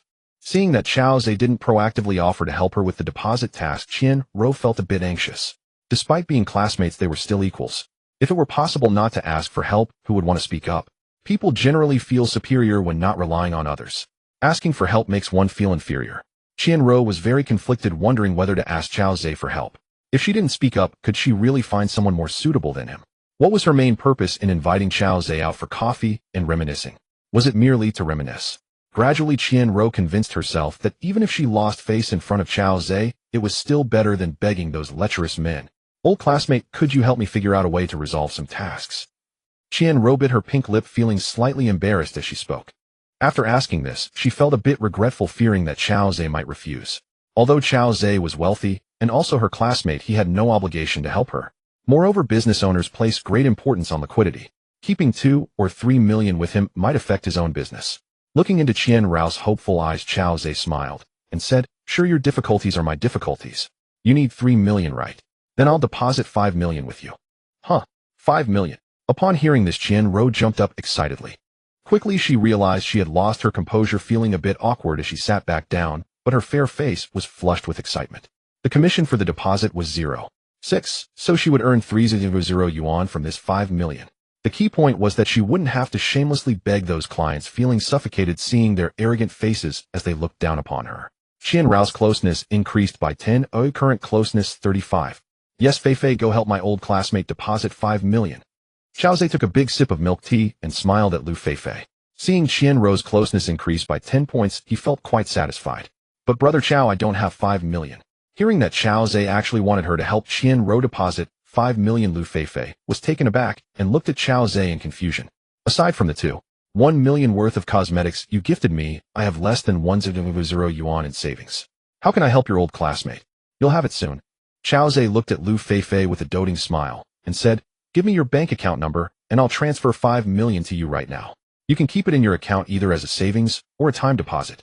Hearing the system's notification, Chao Zhe felt a surge of joy. He had successfully acquired 100 fortune points. If he could acquire another 200 fortune points next, he would be upgraded to a level 1 god of love, allowing him to withdraw 200 million in cash, making things much more convenient for himself. Moreover, he would also gain a body strengthening skill. What kind of skill could that be? But since it was produced by the system, it must be of exceptional quality. Seeing Lu Fei still in a daze, Chao Zhe gently patted her little hand and complained, "I asked for your bank card number." "Oh." Lu Fei snapped back to reality and quickly rummaged through her bag to pull out a bank card, pushing it towards Chao Zhe. Then she hugged Chao Zhe's arm and planted a kiss on his face with a MUA, sweetly saying, "Brother, you're so nice." Having received a kiss from this lovely sister, Chao Zhe felt delighted inside, but on the surface he remained calm as he opened his phone to start the transfer. Qian Rao stared blankly at Chao Zhe's handsome face and composed demeanor during the transfer, thinking to herself how wonderful it would be if Chao Zhe treated her the same way. "I shouldn't have to work at all. No more groveling every month to beg for deposits." She casually glanced at Lu Fei, who appeared very excited, her beautiful eyes gazing at Chao Zhe with infatuation. "I am not any less attractive than Lu Fei. Moreover, I've known Chao Zhe much longer than she has. If she can make Chao Zhe so generous, I can do the same. From today onward, I must firmly hold on to this big tree." Chao Zhe. Qian Rao's closeness increased by 6, current closeness 41. Seeing that Qian Rao had gained 6 points of closeness, Chao Zhe could guess that Qian Rao must be feeling envious of the 5 million he gave to Lu Fei and wanted to strengthen their relationship. At that moment, he felt someone accidentally brush against his left shoe. That small foot was snugly next to his and didn't move away. It had to be Qian Rao's. Since Chao Zhe was sitting next to Lu Fei with her foot on his right, the foot on his left had to belong to Qian Rao. Chao Zhe didn't move his foot, but allowed Qian Rao's little foot to move restlessly beneath him. "Fei, I've transferred 3 sums. 200 million for the first 2 and 100 million for the last. Can you check if you received them?" Chao Zhe said as he put down his phone. Lu Fei took out her phone from her bag and saw 3 text messages. "I received them, brother," she exclaimed happily, scrolling through the messages, her little mouth unable to contain her joy. This money is yours now. Later you can go to Qian Rao's bank to deposit it and help her complete a task," Chao Zhe said with a smile, gently stroking Lu Fei's small hand. "Okay, brother."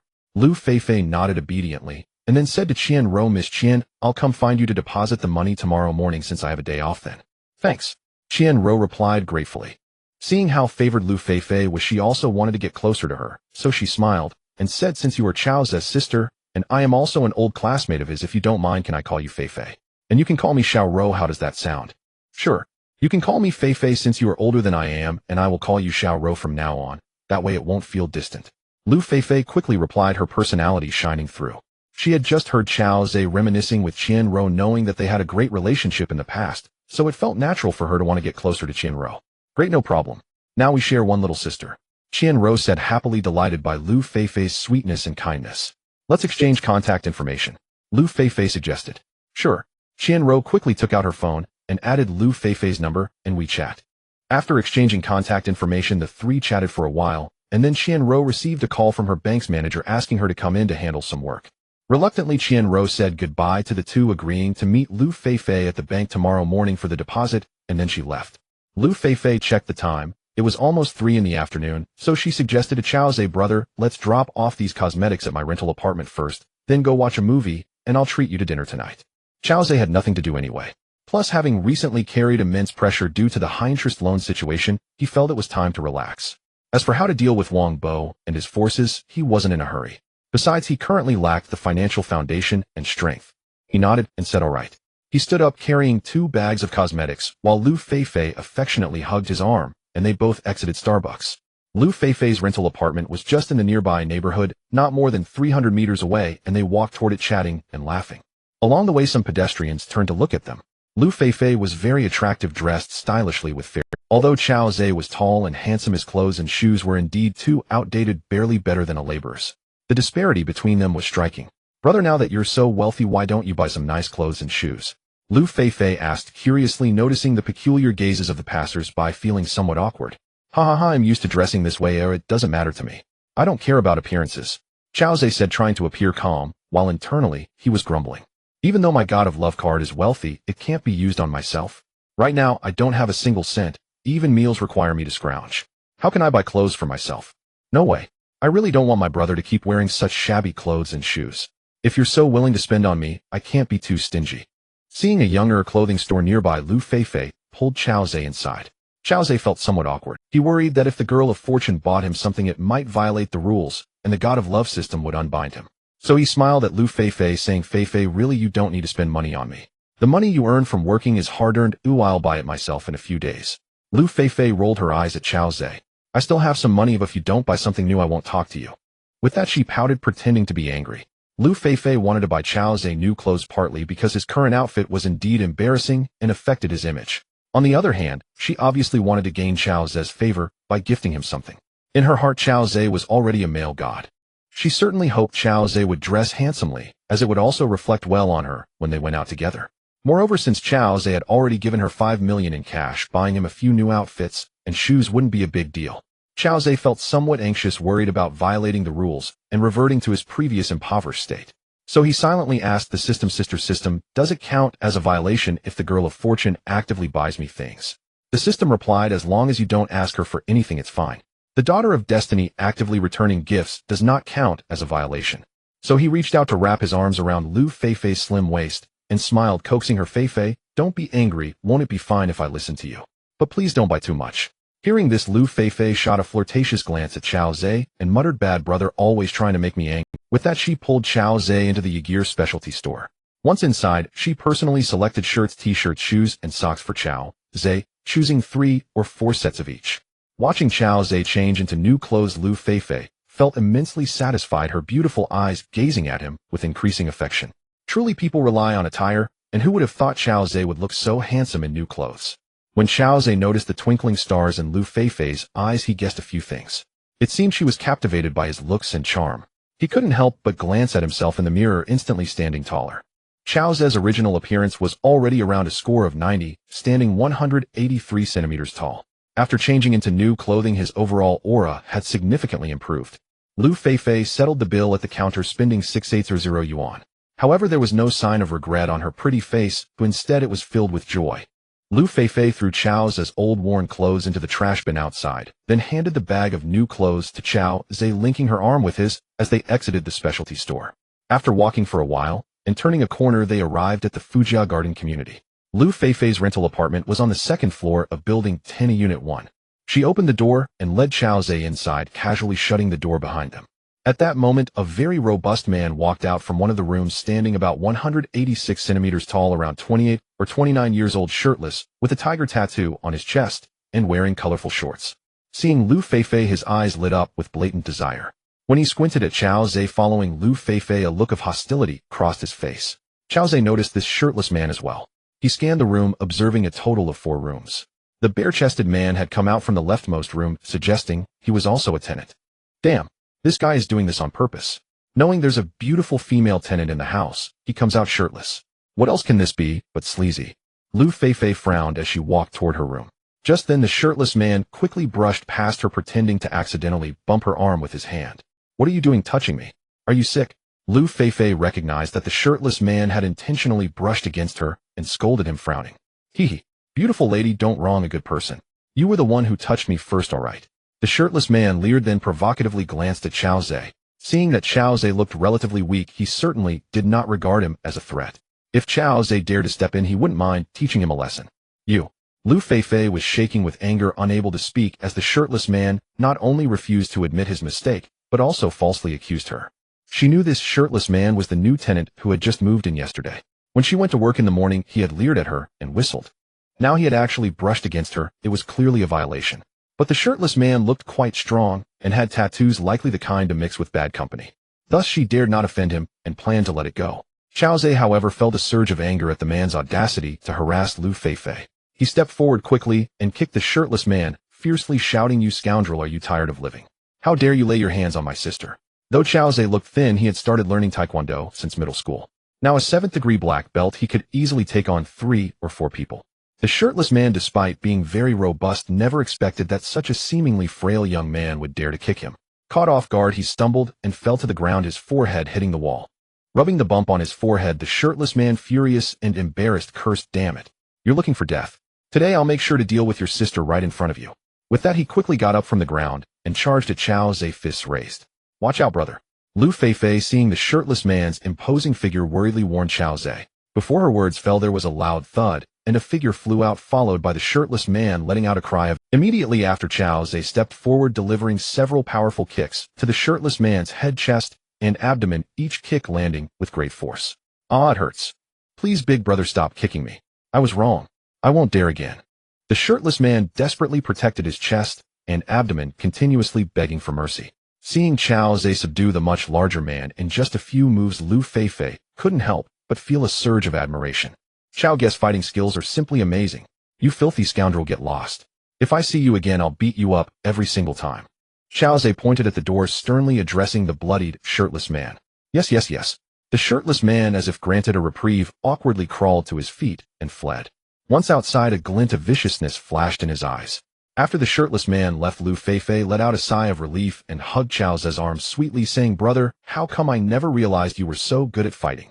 As she did, her soft, supple body lightly brushed against Chao Zhe's chest, making it hard for him to maintain it. "I started learning martial arts in elementary school and was the captain of the martial arts team in college. I've never lost a fight. If anyone dares to bully you, just let them know you're my sister." Chao Zhe gently patted Lu Feifei's fragrant shoulders, speaking with a boastful tone. Lu Feifei nodded, glancing at the shirtless man's room with a frown, expressing her concern. "But brother, you can't always be by my side. The man from earlier should be the new tenant who moved in yesterday. He looked at me strangely this morning. I'm very worried he might retaliate when you're not around. Also, the other 2 tenants in the remaining rooms are men. Last week, I hung 2 new pieces of lingerie on the balcony, but by evening they had disappeared. I don't know if the wind blew them away or what happened." Hearing this, Chao Zhe also frowned. Chao Zhe discovered that the room rented by Lu Feifei was divided into 4 spaces, each rented to a different tenant. Lu Feifei had to share the bathroom with the 3 male tenants, and even the washing machine and balcony were communal. It was unexpected for Lu Feifei to face such a situation, something he had been unaware of before, and even if he had known, he could do nothing about it. After all, he was barely keeping himself afloat at that time. However, now that he possessed the love god system and Lu Feifei had deep feelings for him, he naturally couldn't ignore it. Otherwise, Lu Feifei might be harassed by that bare-chested man and the other 2 tenants. "Feifei, your concerns are valid. There are only male tenants here, which is very inconvenient. You might as well not live here," he said seriously to Lu Feifei. Upon hearing this, Lu Feifei felt a surge of joy in her heart. Could it be that Brother Chao wanted her to move into his place? Then their relationship could progress further. Brother Chao must have made a lot of money and should have already bought a big house. So she smiled, pursing her red lips, and said, "Brother, if I don't live here, where else can I go?" Chao Zhe boldly declared, "I'll buy you a new apartment. For the next few days you can stay in a hotel and not live here anymore." He thought to himself that his rental contract was about to expire anyway. The landlord Huang Kuei was pressuring him to renew the lease, but he had not a single penny to continue renting.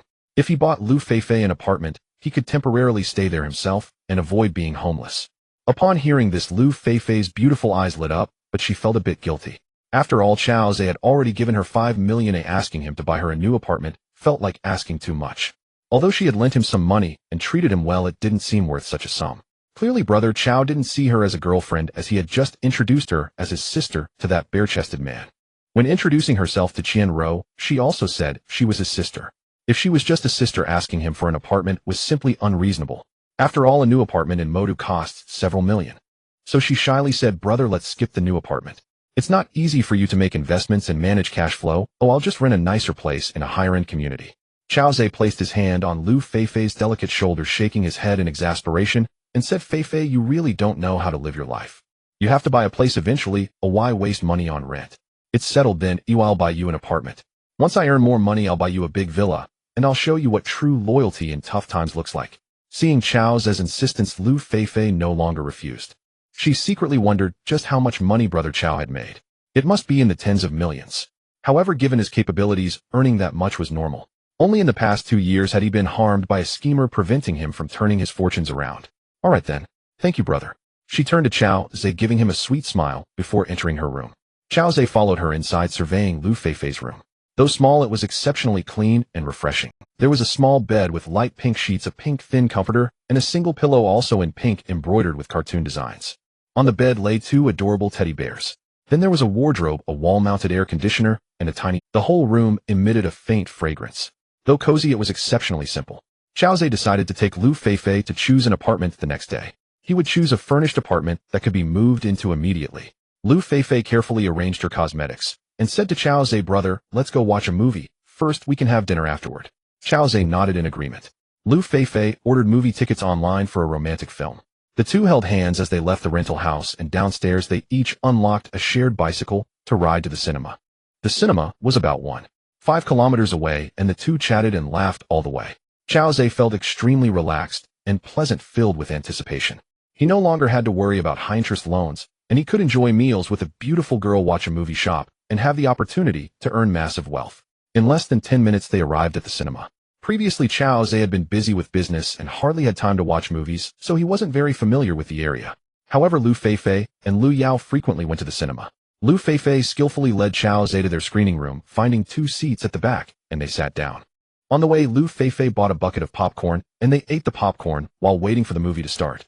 Since it was a romantic film, many of the viewers were young couples. The movie hadn't started yet, but some people were already embracing their partners and whispering sweet nothings. The entire screening room felt very intimate. Lu Feifei watched the couples in front of her whispering sweetly to one another, and her fair face gradually flushed. Nevertheless, she calmly continued eating her popcorn, occasionally complaining about how the movie hadn't started yet. Before long, the movie began. The screening room gradually quieted down as everyone quietly watched the film. The film told the story of a deeply in love couple who were separated because the boy was very poor and the girl's parents strongly opposed their relationship. In order to support the girl he loved, the boy went out to mine gold, but unexpectedly fell off a cliff and died. When his body was brought back, the girl cried over the boy's corpse, and in front of her parents took out a fruit knife she had prepared earlier to commit suicide. When the climax of the plot unfolded, the entire theater erupted in cries of grief.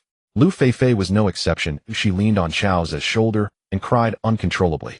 Chao Zhe had to hold her delicate shoulder and continuously comfort her, reminding her that this was just a story, such things wouldn't happen in real life. Well, brother, no matter what difficulties you encounter in the future, I hope you won't take risks. Although Sister Lu Yao has left you, you still have me, right? Feifei doesn't want you to have any accidents, do you understand? Lu Feifei cupped Chao Zhe's face, speaking softly while sobbing. Chao Zhe felt a surge of emotion upon hearing this. He naturally understood Lu Feifei's feelings for him. If anyone loved him most in this world, it would be Lu Yao, first followed closely by Lu Feifei. After all, when he went bankrupt, Lu Feifei not only refused a salary, but also lent him all the little money. Feifei, I understand. Don't worry, I won't foolishly take risks. Chao Zhe nodded emphatically. No, you don't understand. Lu Feifei shook her head. Then, closing her eyes, her soft pink lips pressed against Chao Zhe's lips, her fragrant tongue awkwardly exploring. Feeling the warmth of Lu Feifei's lips, Chao Zhe shuddered all over. It was evident that this was Lu Feifei's first kiss, and she appeared quite inexperienced. However, she was very emotional, her little face flushed, and her skin burning. After binding to the love god system, Chao Zhe's needs in certain aspects had increased, otherwise how could it be called the love god system? He also knew that if he wanted to become a super rich man, he could only become a playboy. The love god system was a catalyst, forcing him to become a scoundrel. Thus he surrendered to his bogus instincts, indulging in Lu Feifei's clumsy and somewhat awkward kiss. 2 minutes later, Lu Feifei was already breathless, defeated. Her beautiful eyes were misty with affection as she gazed at Chao Zhe, biting her pink lips and whispering, "Let me trust you, okay?" After all, her intimacy level had reached 100 points, and her mind and heart were filled with the handsome man before her. Chao Zhe cupped Lu Feifei's flushed little face in his hands, gazing into her beautiful eyes as he softly remarked, "Feifei, you know about my past relationship with your sister Liao. This relationship caused me great turmoil, and I may become quite a scoundrel in the future. I might have many women and possibly hurt many women, but the one person I absolutely cannot hurt is you. In the future, I can treat you well for a lifetime, like the most cherished sister. If we were to cross that line, due to Lu Feifei's feelings and kindness towards him, he didn't want her to see him become a scoundrel and suffer immensely, thus, he had to give her a warning. Now that he had gained 1,000 fortune points with Lu Feifei, it wasn't particularly important to establish a very intimate relationship with her. Despite that he liked her very much. No, brother, I won't regret it. I don't care if you still love Liao in your heart, or if you will love other women in the future. As long as I love you, it is enough that you have me in your heart. Lu Feifei shook her head, her gaze resolute. She was a woman who was all about love. A woman in love will love a man deeply even if he is an 80-year-old man or a destitute homeless person. A lovesick woman truly fears losing the man she loves. This is also why there are still women in the world who sacrifice themselves for love. Although such cases are rare, they have not gone extinct. Seeing Lu Feifei reach this point in her feelings, Chao Zhe felt he could no longer refuse. Otherwise, it would be a harm to Lu Feifei. Alright, how about we go to a hotel tonight? He nodded and gently kissed her pink lips. He could tell that Lu Feifei was at her most affectionate moment. At such times, a woman is at her most beautiful. Okay, brother. Lu Feifei bit her pink lips and nodded heavily. Chao Zhe helped Lu Feifei up from her chair, holding her small hand as they walked out of the cinema with the crowd. Once outside, a gentle breeze blew and Lu Feifei felt her mind clear up considerably. The feeling of heat all over her body gradually faded, and a sense of shame began to rise in her heart. She felt a bit shy about looking at Chao Zhe, even afraid to face the embarrassment that was about to come. Brother, how about we eat first? She suggested softly. She wanted to delay her upcoming first life experience through dining. Chao Zhe looked down at Lu Feifei's fair and flushed face and said gently okay. Time was on their side. They could find a high-end hotel after dinner. He planned to use Lu Feifei's ID to book a hotel for a week. Once he bought a house for Lu Feifei, they could move in together temporarily, solving the accommodation problem. After accumulating 3,000 fortune points to obtain a 200 million rebate, he would buy himself a large house. Otherwise, without a place to stay, how could he proceed to woo other fortunate women? The two called a taxi and returned to the vicinity of the L'Oreal store, finding a small restaurant where they ordered a few stir-fried dishes. After finishing their meal, it was already sunset. The bustling city of magic was entering night mode. As the lights came on, the streets were filled with traffic, lively and bustling. Feifei, how about we stay in the presidential suite at Yijiangnan Hotel? Standing at the restaurant's entrance, Chao Zhe suggested to Lu Feifei while looking at the 5-star Yijiangnan Hotel across the street. Since the love god system would reimburse him, why should he settle for less? The high-quality service of the presidential suite with everything included was indeed a luxury experience. Brother, why spend that extra money? Let's just find a mid-range hotel. As long as the environment is good, that's enough. Lu Feifei shook her head, concerned that Chao Zhe would overspend. Although she had never stayed in such a high-end hotel, she had seen it in novels and television and knew the presidential suite was very expensive. Hey, brother has made a lot of money now. It's okay to indulge occasionally. I haven't experienced a presidential suite yet. Just accompany me this once. Chao Zhe wrapped his arm around Lu Feifei's slender waist, speaking softly. Lu Feifei looked up at Chao Zhe and curiously asked, brother, how much have you really earned? You gave me so many expensive jewelry pieces, gave me 5 million, and still want to buy me a house and take me to stay in a presidential suite. She was genuinely worried that although Chao Zhe had earned money, he would spend it all on her. Seeing Lu Feifei's concern, not wanting to stay in a presidential suite, he smiled and said, I have already earned several 100 million, and I will earn even more in the future. Oh, you actually earned several 100 million. That's so much. You must have struck it rich. Lu Feifei looked at Chao Zhe in disbelief, her excitement palpable. Yes, so you don't need to worry about me anymore. Now that we have money, we should enjoy ourselves and make up for all the hardships we've endured in the past. Chao Zhe tightened his hold around Lu Feifei's slender waist. Alright, listening to you tonight, I will also be a president. Lu Feifei felt relieved, hugging Chao Zhe's waist, jumping up and down like a happy child. Yes, our little president. Let's go now. Chao Zhe kissed Lu Feifei's pure forehead and, holding her small hand, walked along while talking. After walking over 100 meters, they arrived at Yijiangnan Hotel. Little president, take out your ID. We will use it to book the presidential suite tonight. Once in the lobby, Chao Zhe joked with Lu Feifei. Only by using Lu Feifei's ID could he pay for the room. If he used his own ID, he wouldn't be able to book it. Lu Feifei, excited by his words, eagerly took out her ID from her bag and handed it to Chao Zhe. At the front desk, Chao Zhe presented both their IDs to the attendant and said, book me a presidential suite. Hearing that Chao Zhe wanted to book the presidential suite, the 3 receptionists at the front desk were taken aback. Although the young man before them was quite handsome, his attire was rather ordinary. His clothes and shoes together cost no more than 1,000 yuan. The woman beside him, while beautiful, was also dressed modestly, carrying a bag worth only 200 or 300 yuan. How could they possibly be booking the presidential suite? Did we miss here? They exchanged glances, seeing shock and doubt reflected in each other's eyes. The tall receptionist who had taken the ID cautiously asked, "Sir, are you saying you want to book a presidential suite?" "Yes, is there a problem?" Chao Zhe nodded, a bit puzzled. The tall receptionist scrutinized Chao Zhe once more and smiled. "No problem, our presidential suite costs 200 yuan per day." She emphasized the figure of 21000 yuan. At this moment, she still doubted Chao Zhe's spending ability. After all, only the rich or noble could afford to stay in a presidential suite. Chao Zhe and the beautiful girl beside him hardly looked like wealthy individuals. She thought Chao Zhe was either joking or unaware of the price of a presidential suite. So she wanted to remind Chao Zhe that the presidential suite was indeed very expensive. "All right, got it, I'll book it for 10 days first." Chao Zhe nodded. 10 days? The three female receptionists exclaimed in shock. Lu Feifei also found it unbelievable. She was already pained by the thought of spending 210 yuan for a single night. Chao Zhe was actually planning to book it for 10 days. That would amount to 1 million yuan. "Brother, why are you booking it for 10 days? We can just stay one night to experience it." Lu Feifei hurriedly stepped forward and tugged at Chao Zhe's arm to remind him. Chao Zhe gently stroked her hair and smiled. "It's fine, 210 yuan for 10 days isn't too much. Since I haven't bought you a house yet, and your rental place is temporarily uninhabitable, you can bear with staying in a hotel for 10 days. In reality, he was thinking that his own place was about to expire and he had nowhere to stay. Choosing a house for Lu Feifei might take some time. If they couldn't find a suitable place, they might as well stay in the presidential suite. With all-inclusive service, it would save him a lot of trouble. One should take advantage of the benefits of the love god system. Lu Feifei was astonished and stuck out her tongue. In her mind, she thought, "Brother, 1 million is not too much. When you were bankrupt, you thought 2 yuan for instant noodles was expensive." She opened her mouth to persuade him again, but Chao Zhe stopped her and said to the tall receptionist, "Miss, is there a problem with booking the presidential suite for 10 days? "Oh, no problem."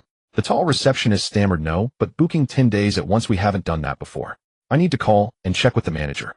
Chao Zhe waved his hand and smiled. "Go ahead." The two female receptionists beside them looked at Chao Zhe with doubt, unsure if he was serious.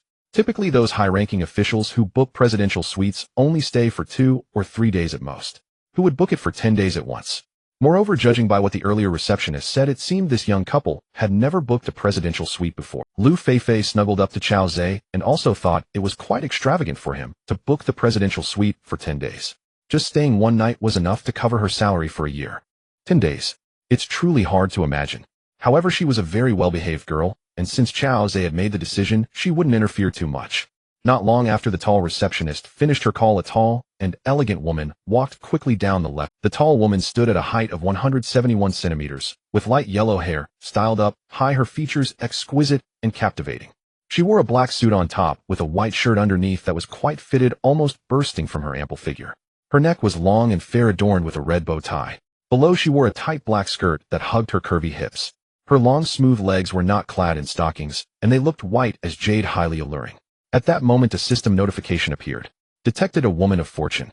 Name Xu Xuemong, age 26, appearance 90, height 171, experience 0, profession 5-star, hotel manager, fortune value affinity 0. As she approached Chao Zhe and Lu Feifei, she greeted them with a professional smile and a polite nod. "Manager Su." The three receptionists quickly greeted Xu Xuemong respectfully. Xu Xuemong nodded at them and asked the tall receptionist, "Xiao Qin, what's the urgent matter that you called me over for?" The tall receptionist Xiao Qin quickly replied, "Manager Su, this Mr. Xiao is preparing to book the presidential suite for 10 days at our hotel. Since no one has ever booked for such a long time, we didn't dare to decide on our own, so we wanted to consult you." After speaking, she subtly winked at Xu Xuemong. Xu Xuemong understood immediately. It seemed Xiao Qin was skeptical that this young couple was just playing a prank. After all, no one had ever booked a presidential suite for 10 days. Furthermore, this young couple's attire was indeed a bit ordinary. However, as the manager of the hotel, Xu Xuemong, who had been working for several years, naturally understood the principle that one should not judge a book by its cover. Regardless of whether this young couple was joking or truly had the means, she should treat them with courtesy. She took a glance at Chao Zhe and Lu Feifei's IDs from Xiao Qin's hands, then politely said to them, "Mr. Chao, Miss Lu, I am Xu Xuemong, the client manager of the presidential suite at Yijiangnan Hotel. Welcome to our Yijiangnan Hotel. Although no one has ever booked our presidential suite for 10 days in one go, we always strive to meet our clients' needs. However, we first need you to pay a deposit of 5,000 yuan. Would it be convenient for you to pay by card?" Lu Feifei bit her pink lips, nervously looking at Chao Zhe. Chao Zhe smiled lightly and said, let's skip the deposit, I'll pay the full amount for 10 days right now. The hotel manager Xu Shuamong was taken aback. In her heart, she wondered whether this young man was genuinely extravagant or just playing a prank. However, she maintained a warm smile and politely said, then thank you very much, Mr. Chao. We can offer you a discount by waiving the small change, so you only need to pay 2 million yuan. Alright, then thank you, Manager Su. He'll pay by card. He handed his black gold card to Xu Shuamong. Since Xu Shuamong offered a discount, Chao Zhe didn't dwell on it, not wanting to seem like he was trying to show off. Xu Shuamong took the black gold card and glanced at it, her beautiful eyebrows slightly raising, and her gaze toward Chao Zhe became respectful. Xu Shuamian recognized this kind of card. Only true tycoons, dignitaries, and movie stars might possess such a black gold card. Those who hold such a card inherently represent their extraordinary social status. She leaned the black gold card against the POS machine, entered the amount of 2 million, and respectfully said to Chao Zhe, Mr. Chao, please enter your password. Then she turned her head to one side. Chao Zhe entered the password, and soon he heard the notification sound for the 2 million transaction. Xu Zuimian's closeness 10, or current closeness 10. After Chao Zhe successfully made the payment, Xu Shuamian directly gained 10 points of closeness. She felt quite emotional. This was the first time in 6 years of work that she received guests staying in the presidential suite for 10 consecutive days. Although this young man appeared understated, his strength should not be underestimated. Who knows which super-rich young master is experiencing life among the common folk. The woman beside him looked somewhat reserved, perhaps having hooked up with a rich second generation, transforming from a humble chicken to a phoenix. My looks are no less than that of this beauty, yet how come I can't find such a wealthy and handsome man? Logically speaking, in the hotel industry, beautiful women like Xu Shuamian have a chance to attract wealthy men. However, these men are more often just playing around for novelty, and no one truly wishes to take them home. Xu Shuamian was born in a rural area and joined the Yijiangnan Grand Hotel after graduating from a hotel school. Although she is already 26 this year, she has maintained her integrity, always hoping to find a true aristocrat to completely change her fate. However, in the past few years, the people she encountered were either not true wealthy individuals or men who only wanted her body and aimed to keep her as a mistress. At first, she did not want to compromise, but as she grew older, she gradually became anxious. If she couldn't find her ideal partner soon, she would age without achieving anything. Seeing Chao Zhe holding the black gold card and making a one-time payment of 2 million made her slightly moved. Despite Chao Zhe already having a woman, Xu Shuamian felt she might still have a chance. After all, Chao Zhe was very young and wouldn't settle down so soon. He planned to stay at the Yijiangnan Grand Hotel for 10 days, and she was sure she could find opportunities to get closer to him. Thank you, Mr. Chao. Xu Shuamian snapped back to her senses, slightly bowing to Chao Zhe, and respectfully said, I will take you and Miss Lu to room 1818 in the presidential suite. After saying that, she gestured for them to follow and led Chao Zhe and Lu Feifei into a private elevator which went directly to the presidential suite 1818 without any stops. Upon reaching the 18th floor, Xu Shuamian opened a very solid and exquisite large door. Mr. Chao, let me show you around the suite. If you have any needs, please feel free to let me know. After entering the room, she placed her hands in front of her abdomen and smiled. Alright, thank you, Manager Su. Chao Zhe also smiled in response. Lu Feifei nodded. Xu Shuamian maintained her smile as she guided Chao Zhe and Lu Feifei around the suite. Chao Zhe and Lu Feifei were already astonished by the luxury of the presidential suite. Indeed, this was a suite costing 2,100 a day. With a total area exceeding 400 square meters, it included a master bedroom, a guest room, a kitchen, a dining room, a study, a private cinema, a gym, and a shower room. The decor was also extremely luxurious. After completing the tour of the suite, Xu Shuamian took out a business card from her wallet and handed it to Chao Zhe with both hands, saying respectfully, Mr. Chao, this is my business card. You can call on me anytime you need anything. Chao Zhe nodded, took a glance at the business card, and then put it into his pocket. Because Lu Feifei was present, Xu Shuamian did not ask Chao Zhe for his contact information. She just greeted the two of them and left through the door of the presidential suite. Now the luxurious suite only had Lu Feifei and Chao Zhe left. When faced alone with Chao Zhe again, Lu Feifei's pretty face turned red, and she felt shy about looking directly at him. Feifei, it's still early. Let's go watch a movie in the private cinema. Chao Zhe suggested, concerned that if he made a move directly, Lu Feifei would feel very embarrassed. After all, she was still a young girl, so he decided to create an atmosphere first. Since binding with the love god system, Chao Zhe's desires had become quite intense. Lu Feifei quickly nodded and softly said okay. She also felt that interacting slowly with Chao Zhe while watching a movie would feel good, allowing her to gradually accept it. The two of them held hands and walked into the private cinema. Lu Feifei chose a romantic film which was no longer a tragic love story, but a very sweet plot. Watching the deep emotional interactions between the male and female leads in the movie, Lu Feifei gradually became more passionate, awkwardly wrapping her arms around Chao Ze's neck and began to kiss him. However, she was somewhat more skilled than the first time. Chao Ze savored the taste of the young girl's kiss. His heart stirred as he slowly guided Lu Feifei. The two of them shared a deep and passionate kiss until Lu Feifei completely let go. "Brother, let's take a shower first." After a few minutes of kissing, Lu Feifei, flushed with sweat, looked at Chao Ze with infatuation and said, "Okay." Chao Ze pecked her on the soft lips, then hugged Lu Feifei and entered the bathroom. "Brother, you go." Seeing that Chao Ze set her down, Lu Feifei reached for the faucet, hurriedly pushing Chao Ze out, her small face blushing as she playfully said, "Hey, don't you want your brother to help you wash?" Chao Ze leaned against the bathroom door, chuckling mischievously. "I'm not a little kid. How could I let my brother help me take a shower?" Lu Feifei huffed.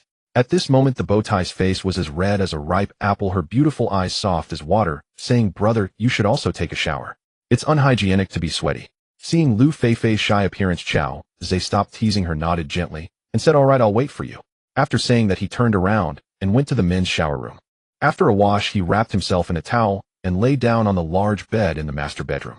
He could still hear the sound of running water from the women's shower room. It wasn't until more than 20 minutes later that he heard the sound of the women's shower room door opening. Soon Lu Feifei's stunning figure appeared at the door of the master bedroom. She was tightly wrapped in a white bath towel, perfectly covering her full mountains. However, it could not conceal her fair neck, two delicate arms, and her evenly proportioned smooth legs. Lu Feifei leaned against the door frame, tightly clutching the bath towel, her pretty face flushed, and her expression seemed a bit hesitant. Chao Ze smiled and waved at her gently, saying, "Feifei, come lie down for a bit, don't catch a cold from the air conditioning." Hearing Chao Ze's words, Lu Feifei seemed to find courage, softly replied, and carefully climbed onto the bed, snuggling into the covers. Chao Ze reached out to embrace Lu Feifei's slender waist from the bed, leaning close to her ear and softly asking, "Feifei, are you ready?" The mature man's heated breath brushed against Lu Feifei's ear, causing her cheeks to flush and her heart to race like a startled deer, trembling uncontrollably. She never expected everything to come so quickly. She wasn't ready yet. Would it hurt? The young girl furrowed her delicate brows, tightly clinging to Chao Ze's waist, her face flushed deeply, her voice barely above a whisper. "Brother, please be gentle later." Chao Ze responded with a soft his lips covering Lu Feifei's soft pink ones. An hour passed. An indescribable process came to an end. Chao Ze held Lu Feifei's beautiful face in his hands, noticing a single tear silently rolling down the girl's cheek. "Feifei, why are you crying? Does it hurt?" Seeing the girl in tears made Chao Ze feel a pang of heartache. "No, brother, I'm not in pain. These are tears of happiness. I have finally become your woman." Lu Feifei wiped her tears with her small hand, her lovely face beaming with joy. Chao Ze felt an inexplicable touch of emotion in his heart. How could he deserve such love from such a beautiful and kind girl like Lu Feifei? Unfortunately, he knew he could never commit to her for a lifetime. He could only be good to her materially. "Yes, Feifei, don't worry, as your brother, I will ensure you live the most prosperous life in this world." Chao Ze tightened his embrace around Lu Feifei's slender waist, speaking softly. "Thank you, brother. As long as you have a place for me in your heart, I will feel incredibly happy." Lu Feifei replied obediently. "Yes, you're tired, so rest early." Chao Ze nodded and gently kissed her delicate cheek, saying softly, "Okay, brother, hold me while I sleep."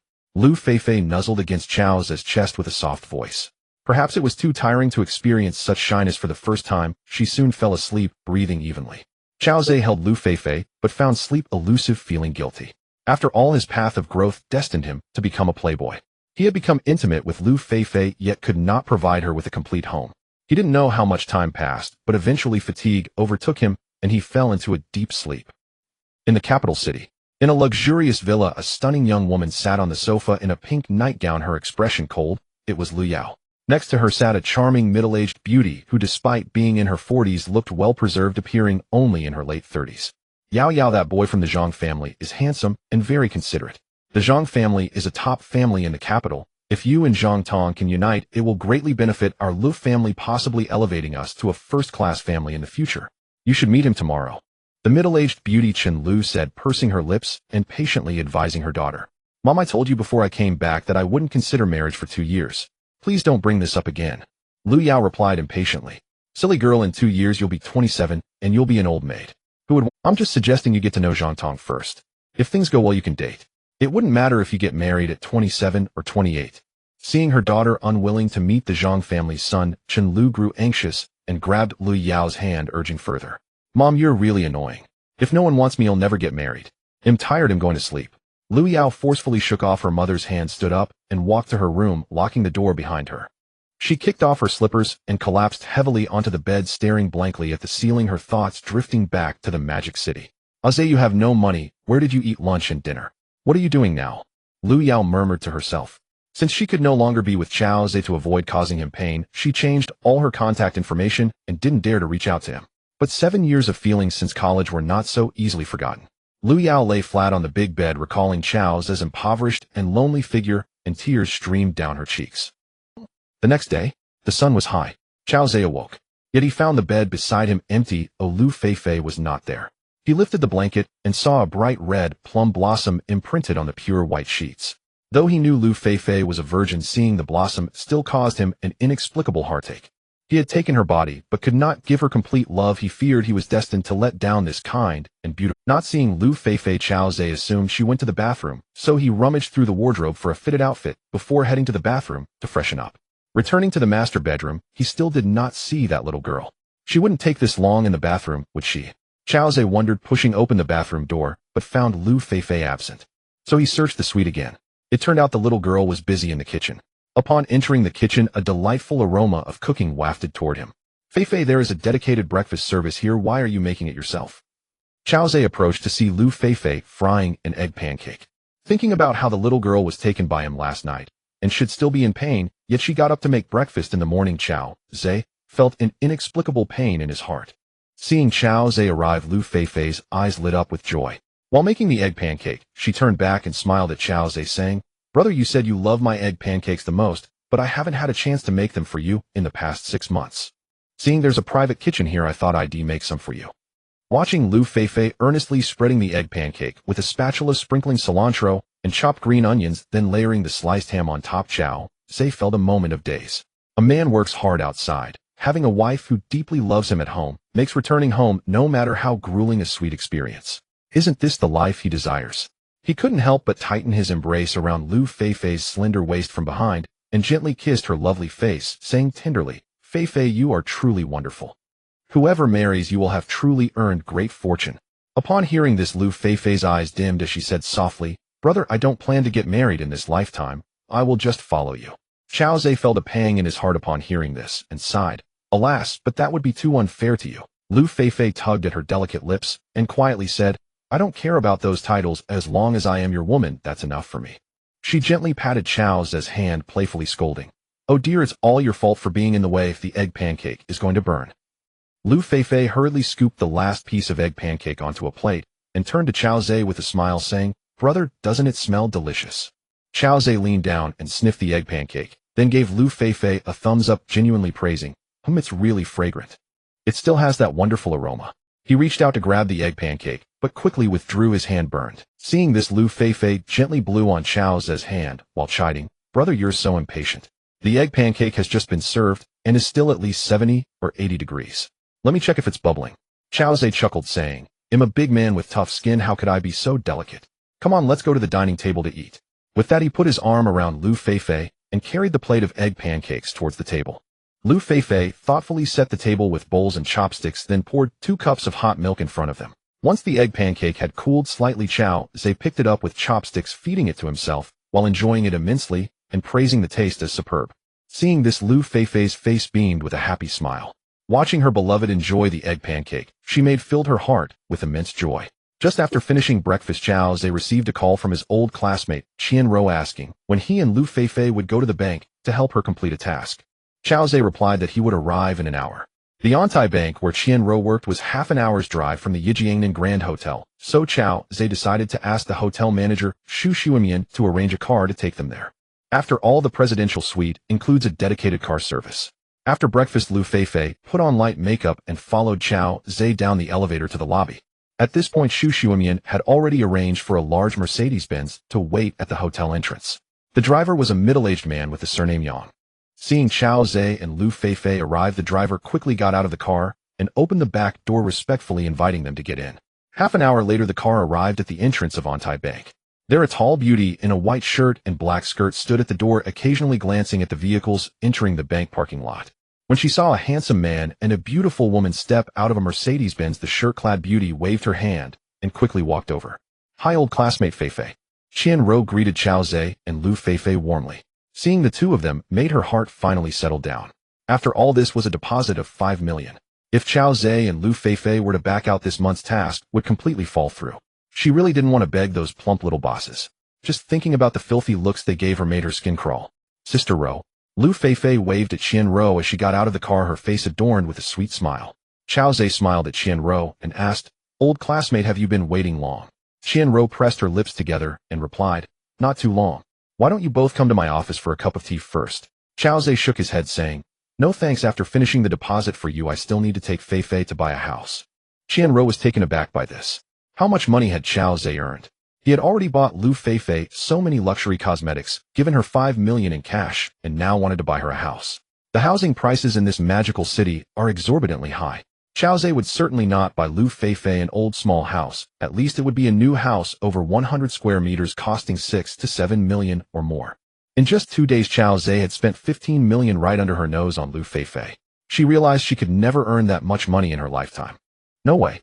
With my good looks, why don't I take the initiative to get closer to Chao Zhe? Those greasy old men merely want to help me save some money while dreaming about me. Yet Chao Zhe is giving his woman gifts worth tens of millions. Such a good man is right in front of me. If I don't learn to cherish him, wouldn't that be foolish? Qianruo's closeness level 10, current closeness 51. Old classmate, you're truly impressive. You treat Feifei so well. Qianruo sincerely remarked, her beautiful eyes filled with envy.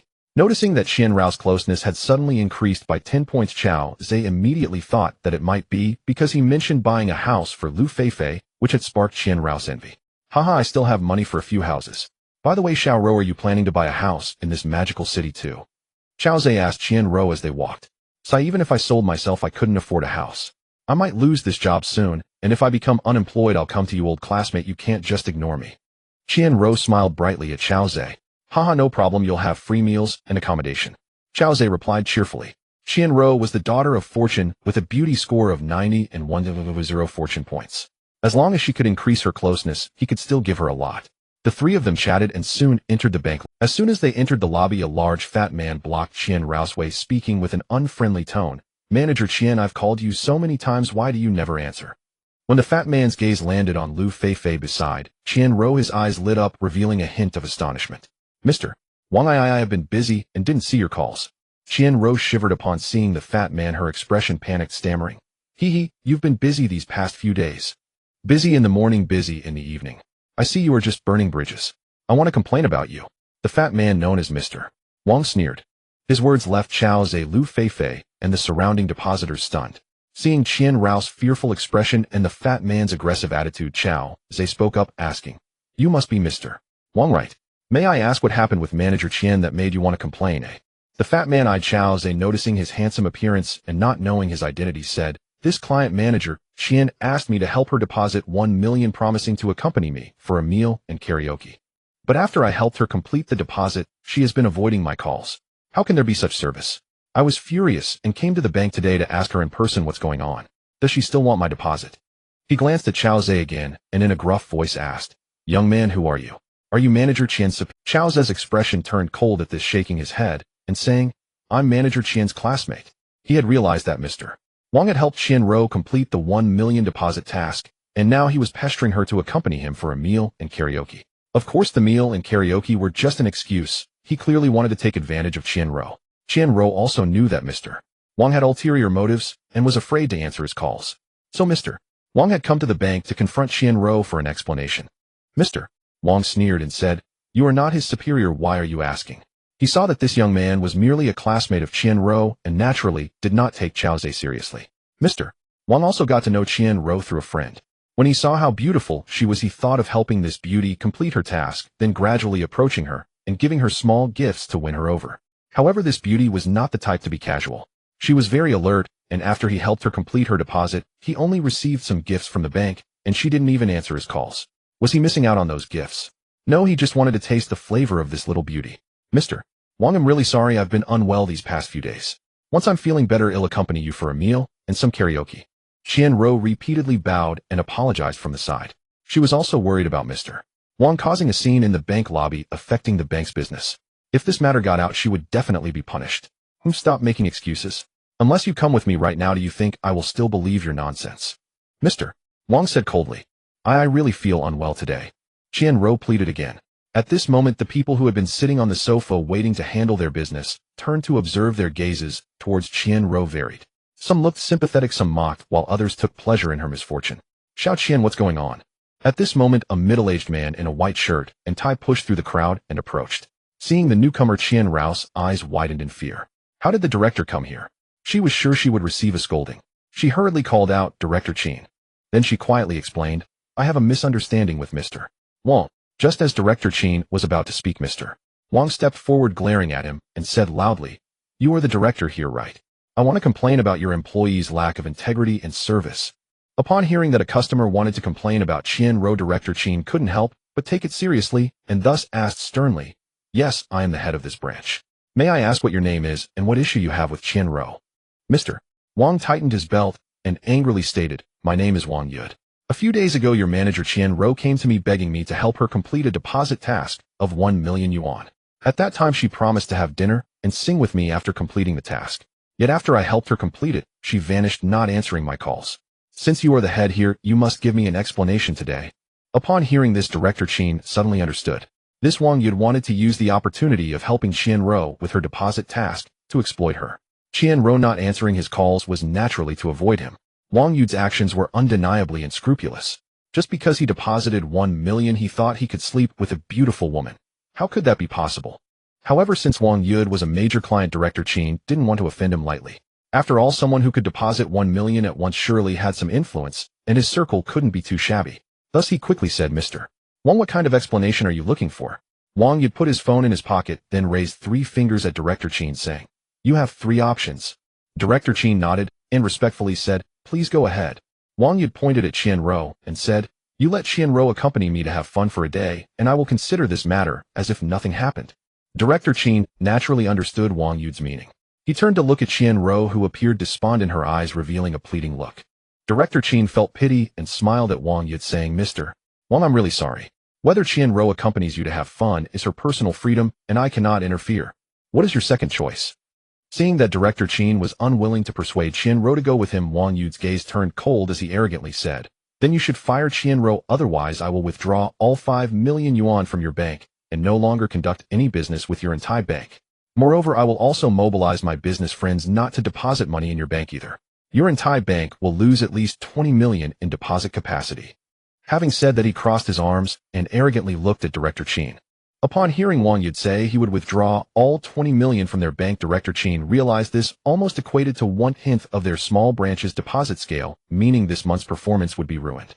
If he didn't agree to Wang Yud's condition to fire Qianruo, losing 1/10 of the deposits was definitely something he couldn't afford. After all, there were only 4 or 5 days left until the end of the month. Where could he find 20 million to cover such a huge loss? Moreover, not just this month, but there would be a 20 million deficit every month thereafter. However, if he agreed to fire Qianruo, his conscience wouldn't allow it. This young lady was very dedicated to her job and worked hard for the performance. He found himself in a dilemma. He turned to look at Qianruo, wanting to say something, but hesitating. Seeing that Wang Yud was trying to use her dismissal to achieve his goal of possessing her, tears involuntarily rolled down her beautiful eyes. These wealthy individuals were truly too domineering. She also realized how important 20 million was to their bank branch. Losing this 20 million deposit would not only affect Director Qin, but also the income of all employees in the branch. She did not want to be the villain, otherwise, even if Director Qin forced her to stay, she would be scolded by her colleagues in the branch. Of course, she would never sell her dignity and body to please Wang Yud. She indeed cared about this job. Though it was hard and humble, she still earned at least 2,000 to 3,000 a month. If she was lucky and brought in more deposits one month, she might even earn 3,000 to 4,000. But she couldn't be too selfish. She couldn't let Director Qin be put in a difficult position. Thus, she forced a smile and said, Director Qin, I don't want to cause you trouble. I didn't provide good service to the client, so I voluntarily resigned. Qianruo this. Director Qin felt pity and after a moment of hesitation could only helplessly Hearing this, Wang Yud sneered, casting a look at Qianruo filled with schadenfreude. Xiaoruo, why do you want to resign? Isn't this Wang trying to withdraw 20 million? I'll compensate your bank with a deposit of 25 million, let him withdraw it. Xiao Zhe finally couldn't hold back any longer, stepping forward to gently pat Qianruo on the shoulder in comfort. Then he cast a faint glance at Wang Yud. Lu Feifei immediately pulled out a tissue from her bag and gently wiped Qian Rao's tears, then turned back with a look of disdain at Wang Yud. She had just heard the story and saw that this big fat man was so shameless as to try to take Qian Rao for himself, even demanding the bank's director fire her. Cutting off someone's livelihood is akin to killing their parents. This Wang Yud wanted to cut off Qian Rao's path to survival. His intentions were too malicious. And yet he had the audacity to call himself righteous. Huh. As Qian Rao sobbed, she listened to Chao Zhe offer to help her by depositing 25 million to cover the significant loss caused by Wang Yud. Her spirits, which had plummeted to the depths, suddenly lifted. The girl widened her beautiful eyes and looked at Chao Zhe in disbelief, asking, "Old classmate, did you just say you'd help us deposit 25 million? Did I hear that correctly?" After all, Chao Zhe had only agreed to deposit 5 million yesterday. Today, he was willing to deposit 25 million just to stand up for himself. She knew how important cash was to people like Chao Zhe who were in business. A one-time deposit of 25 million was a tremendous favor to her. Chao Zhe nodded heavily and calmly said, "Of course you heard me right. I will deposit 25 million. With confirmation in hand, Qian Rao trembled with excitement, disregarding Lu Feifei beside her, and suddenly threw herself into Chao Zhe's arms, crying. In her moment of helplessness, it was her old classmate who came to her aid. Qian Rao couldn't control her emotions. Lu Feifei was momentarily stunned to see Qian Rao crying on Chao Zhe's shoulder. However, she still approached, obediently, gently patting Qian Rao's slender shoulder and softly comforting her. "Sister Qian, my brother has promised you, and he will definitely make it happen, so don't worry." Qian Rao continued to sob quietly, not letting go of Chao Zhe. She felt that his shoulder was incredibly strong. Since starting work, she had felt so tired. Every day, she had to humble herself like an ant, trying to please every client and secure deposits. Sometimes, she even had to accompany clients for drinks, getting drunk and vomiting painfully, only to return to the table to drink more. Moreover, even when drunk, she had to find a way to protect herself from those clients with ulterior motives. How she wished for a strong shoulder to lean on. Now her old classmate Chao Zhe had appeared, providing her with a temporary harbor to shelter from the storm. Feeling the strong beat of Chao Zhe's heart, Qian Rao was even more reluctant to let go. At that moment, Wang Yud finally snapped back to reality. Seeing his beloved woman clinging to that handsome young man, he felt furious and sneered sarcastically, "Humph. You think you can deposit 25 million at Ontai Bank? Damn, you really can talk big." Before this, he felt great because Qian Rao had already agreed to resign. If he couldn't have her, then he would ruin her career. He had already thought about it before coming. If Qian Rao didn't comply, he would force the bank to fire her and cut off her livelihood. Then he would find a way to manipulate her. He had indeed deposited 5 million at Ontai Bank, and most of his friends also deposited money at that branch, totaling nearly 20 million. Therefore, he could easily mobilize his friends to withdraw their deposits and force Director Qin to fire Qian Rao. However, this tall young man had stepped up, claiming he would deposit 25 million at Ontai Bank, apparently a classmate of Qian Rao. Wang Yud naturally didn't believe it. Although Chao Zhe was dressed in a new outfit, it only cost a few hundred yuan. The key was that he was holding an old phone worth around 1,000 yuan, with a cracked screen. This was clearly a poor loser pretending to be wealthy. How ridiculous. Not only did he not believe it, but the surrounding onlookers and Director Qin also did not. Director Qin, wearing a humble smile, looked at Wang Yud and pleaded, "Mr. Wang, please see that this young girl Qian Rao is inexperienced and her service attitude is poor. I apologize on her behalf. It's not easy for a young girl to find a job. Please forgive her. Let me treat you to lunch, and I will have her apologize to you in person." Wang Yud shot a sideways glance at Director Qin and coldly replied, "There's no room for negotiation. If you don't fire Qian Rao, I will withdraw my deposit." Sigh this. Director Qin was in a difficult position and sighed. Seeing Wang Yud still so arrogant and not believing that he could produce 25 million while continuing to pressure him, Chao Zhe gently patted Qian Rao's shoulder and softly said, "Xiao Rao, I've promised to deposit money for you, so why are you still crying?" Then he turned to Director Qin and said, "Director Qin, don't keep begging this Mr. Wang. No amount of pleading will move him. I am Chao Zhe, Qian Rao's classmate. You two hurry and prepare a window. I will deposit 25 million right now. Let Mr. Wang withdraw his funds. Without him, I still don't believe your bank can operate." Director Qin, seeing Chao Zhe once again saying he would deposit 25 million, couldn't help but scrutinize him seriously. This young man looked handsome and had an elegant demeanor. However, he still had trouble believing that he could come up with 25 million. He had nothing on him that could prove he. Nonetheless, Director Qin still smiled politely and said, "Oh, Mr. Chao, if you can deposit 25 million, I would be extremely grateful." Then he winked at Qian Rao, urging, "Xiao Qian, hurry and take your classmate to handle the deposit procedures." He thought to himself that he couldn't be sure if Chao Zhe could produce 25 million. Qian Rao should know. Until he was sure he couldn't offend Wang Yud and had to find a way to stabilize him. What if Chao Zhe was just bragging? If he rashly believed his words, not only would he become a joke, offend Wang Yud, but it would also lead to serious consequences for the institution. Upon hearing Director Qin's words, Qian-Ro seemed to come to her senses. She took the wet tissues from Lu Feifei, wiped her tears, and took Chao Zhe's hand, saying, "Old classmate, thank you. I will take you and Feifei to the VIP window to make the deposit." She naturally believed that Chao Zhe had the capability. She just felt a bit embarrassed that he was depositing so much for her. This would also put a lot of pressure on Chao Zhe's business.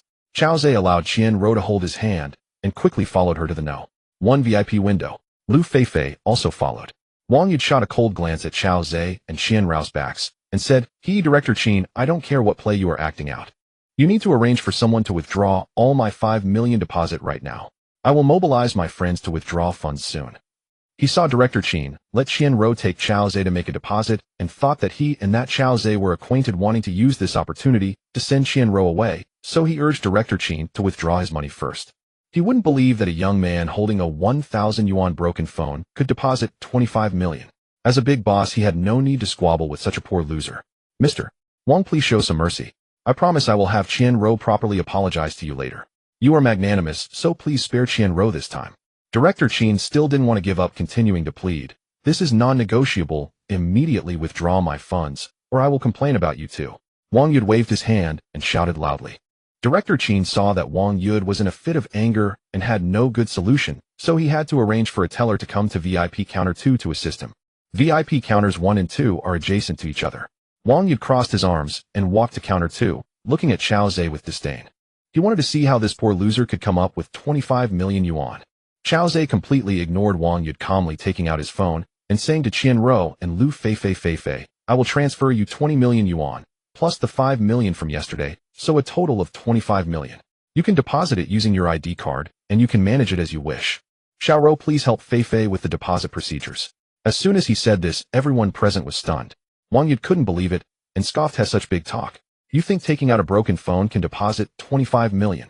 I could just as easily deposit 5 billion. Director Qin said nothing, but his expression clearly showed that he didn't believe it either. Lu Feifei quickly responded, brother, you've already given me so much. This 20 million should go into your own account. But when she looked at Chao Zhe, her eyes were filled with affection and her face was full of tenderness. Qian-Ro felt an overwhelming envy in her heart. Chao Zhe is so good to Lu Feifei. I wonder what special experience Lu Feifei has given him that makes him willing to spend so much money on her. So even if he just gave me 2 million instead of 20 million, I'd be willing to follow him. But she knew that this was all Chao Zhe's money and he had the freedom and right to give it to whomever he wanted. First, I need to get through my own difficulties. Later, I can learn from Lu Feifei and see how she conquers Chao Zhe. If I can learn her skills, perhaps Chao Zhe would give me a lot of money too. Feifei, I'm really envious of how good Chao Go is to you. Since he has made up his mind, you shouldn't oppose it. Just treat Chao Go better in the future. Qian-Ro gently patted Lu Feifei's arm and smiled as she advised. Now that she had Chao Zhe backing her up, her mood gradually shifted from gloomy to sunny. She directly switched her address for Chao Zhe from old classmate to Chao Gu, which felt more intimate. Lu Feifei glanced at Chao Zhe and seeing the pampering look in his eyes couldn't help but feel deeply moved. She leaned against Chao Zhe's arm and softly said, thank you, brother. Chao Zhe reached out to stroke her hair and gently replied, there's no need for thanks between us. Hurry and give your ID card to Xiaoro to help you open the account. I will come to transfer money to your account later. Looking at Chao Zhe's handsome face, Wang Yud felt an inner hatred and kept urging Director Qin to take his money quickly. Lu Feifei took out her ID card, and Qian-Ro and the teller helped her open the account. A few minutes later, the account was opened. Chao Zhe took out his phone, opened the bank app, and started transferring money to Lu Feifei's account. Each transfer was still 2 million. Earlier, Wang Yud did not believe that Chao Zhe had 25 million, so Lu Feifei deliberately set her entire bank account app to announce the incoming payments. Your account ending in 9188 has received 2 million yuan.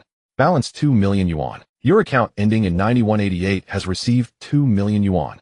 Balance 4 million yuan. Your account ending in 9188 has received 2 million yuan.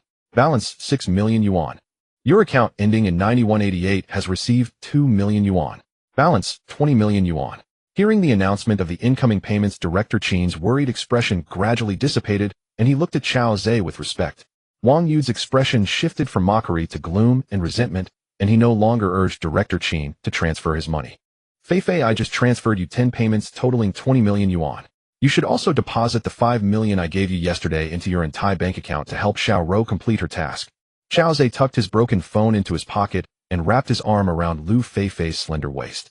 All right, brother. Lu Feifei took out her phone and began to operate the mobile banking app, transferring 25 million yuan to the newly opened Entai account. Your account ending in 9188 has received 5 million yuan. Balance, 25 million. When Director Qin confirmed that Xiao Zhe had indeed deposited 25 million yuan in his bank, he was extremely excited. He stepped forward, extended both hands to firmly grasp Xiao Zhe's hand, and deeply bowed. Thank you, Mr. Xiao. Thank you, Mr. Xiao. I am so grateful to you. He then turned and bowed deeply to Lu Feifei. Thank you, Miss Lu. Xiao Zhe shook hands with Director Qin and then let go. He gently patted Director Qin's shoulder and said lightly, "You're welcome. Xiao Rou is my classmate. I hope Director Qin can take good care of her and not let her suffer any grievances." Hearing this, Director Qin felt a chill in his heart and quickly nodded and bowed. Mr. Xiao, rest assured I will absolutely not let Xiao Qian suffer any grievances. He inwardly rejoiced, thankful that he did not follow Wang Yu's coercion to dismiss Qian Rou earlier. Otherwise it would truly be losing the sesame and throwing away the watermelon. Xiao Zhe's strength was unfathomable and comparable to that of Wang Yu. However, he had a doubt in his heart about why Xiao Zhe didn't transfer 20 million yuan at once, but preferred to transfer 2 million each time. Of course, doubts remained doubts. He did not dare to ask. Wang Yu saw that Xiao Zhe had indeed deposited 25 million for Qian Rou and realized that his strategy to undermine him had failed. He was filled with anger, but felt helpless. After all, his 5 million was nothing compared to Xiao Zhe's 25 million. So he dropped the sentence, "I won't withdraw my money today." Then he left the bank lobby in defeat. Director Qin glanced at Wang Yu's departing figure, thought for a moment, and still did not go out to see him off. He knew that being too servile to such a rude customer could lead to being manipulated. He withdrew his gaze and respectfully said to Xiao Zhe, "Mr. Xiao, thank you very much for helping us out just now. I hope you will grant me the opportunity to treat you to lunch to express my sincere gratitude." Xiao Zhe waved his hand and said lightly, "Next time I still need to buy a house for my sister." Director Qin saw that the other party was unwilling to accept his invitation and could not persuade him further, so he repeatedly nodded. All right, I must give you an opportunity next time." At this moment, Qian Rou was still very excited. She initially wanted to persuade Xiao Zhe to stay for lunch, but seeing that he had refused Director Qin, she didn't mention it and decided to thank Xiao Zhe and Lu Feifei separately when there was an opportunity later.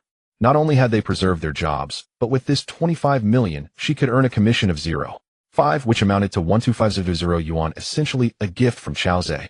Although Xiao Zhe and Lu Feifei were not short of money, she also could not be stingy and must repay them well. Lu Feifei put away the deposit slip, held Xiao Zhe's hand, and bid farewell to Qian Rou. Qian Rou and Director Qin saw Xiao Zhe and Lu Feifei off to their car, and only after watching them leave did they return to the bank lobby. Finding a corner to sit down, Director Qin spoke earnestly. "Xiao Qian, Director Qin spoke earnestly. "Xiao Qian, thanks to your classmate's timely intervention today, we managed to stabilize the situation with Wang Yu. Otherwise our department's performance for this month would have been ruined. You must strengthen your relationship with your old classmate. It will make our future tasks much easier.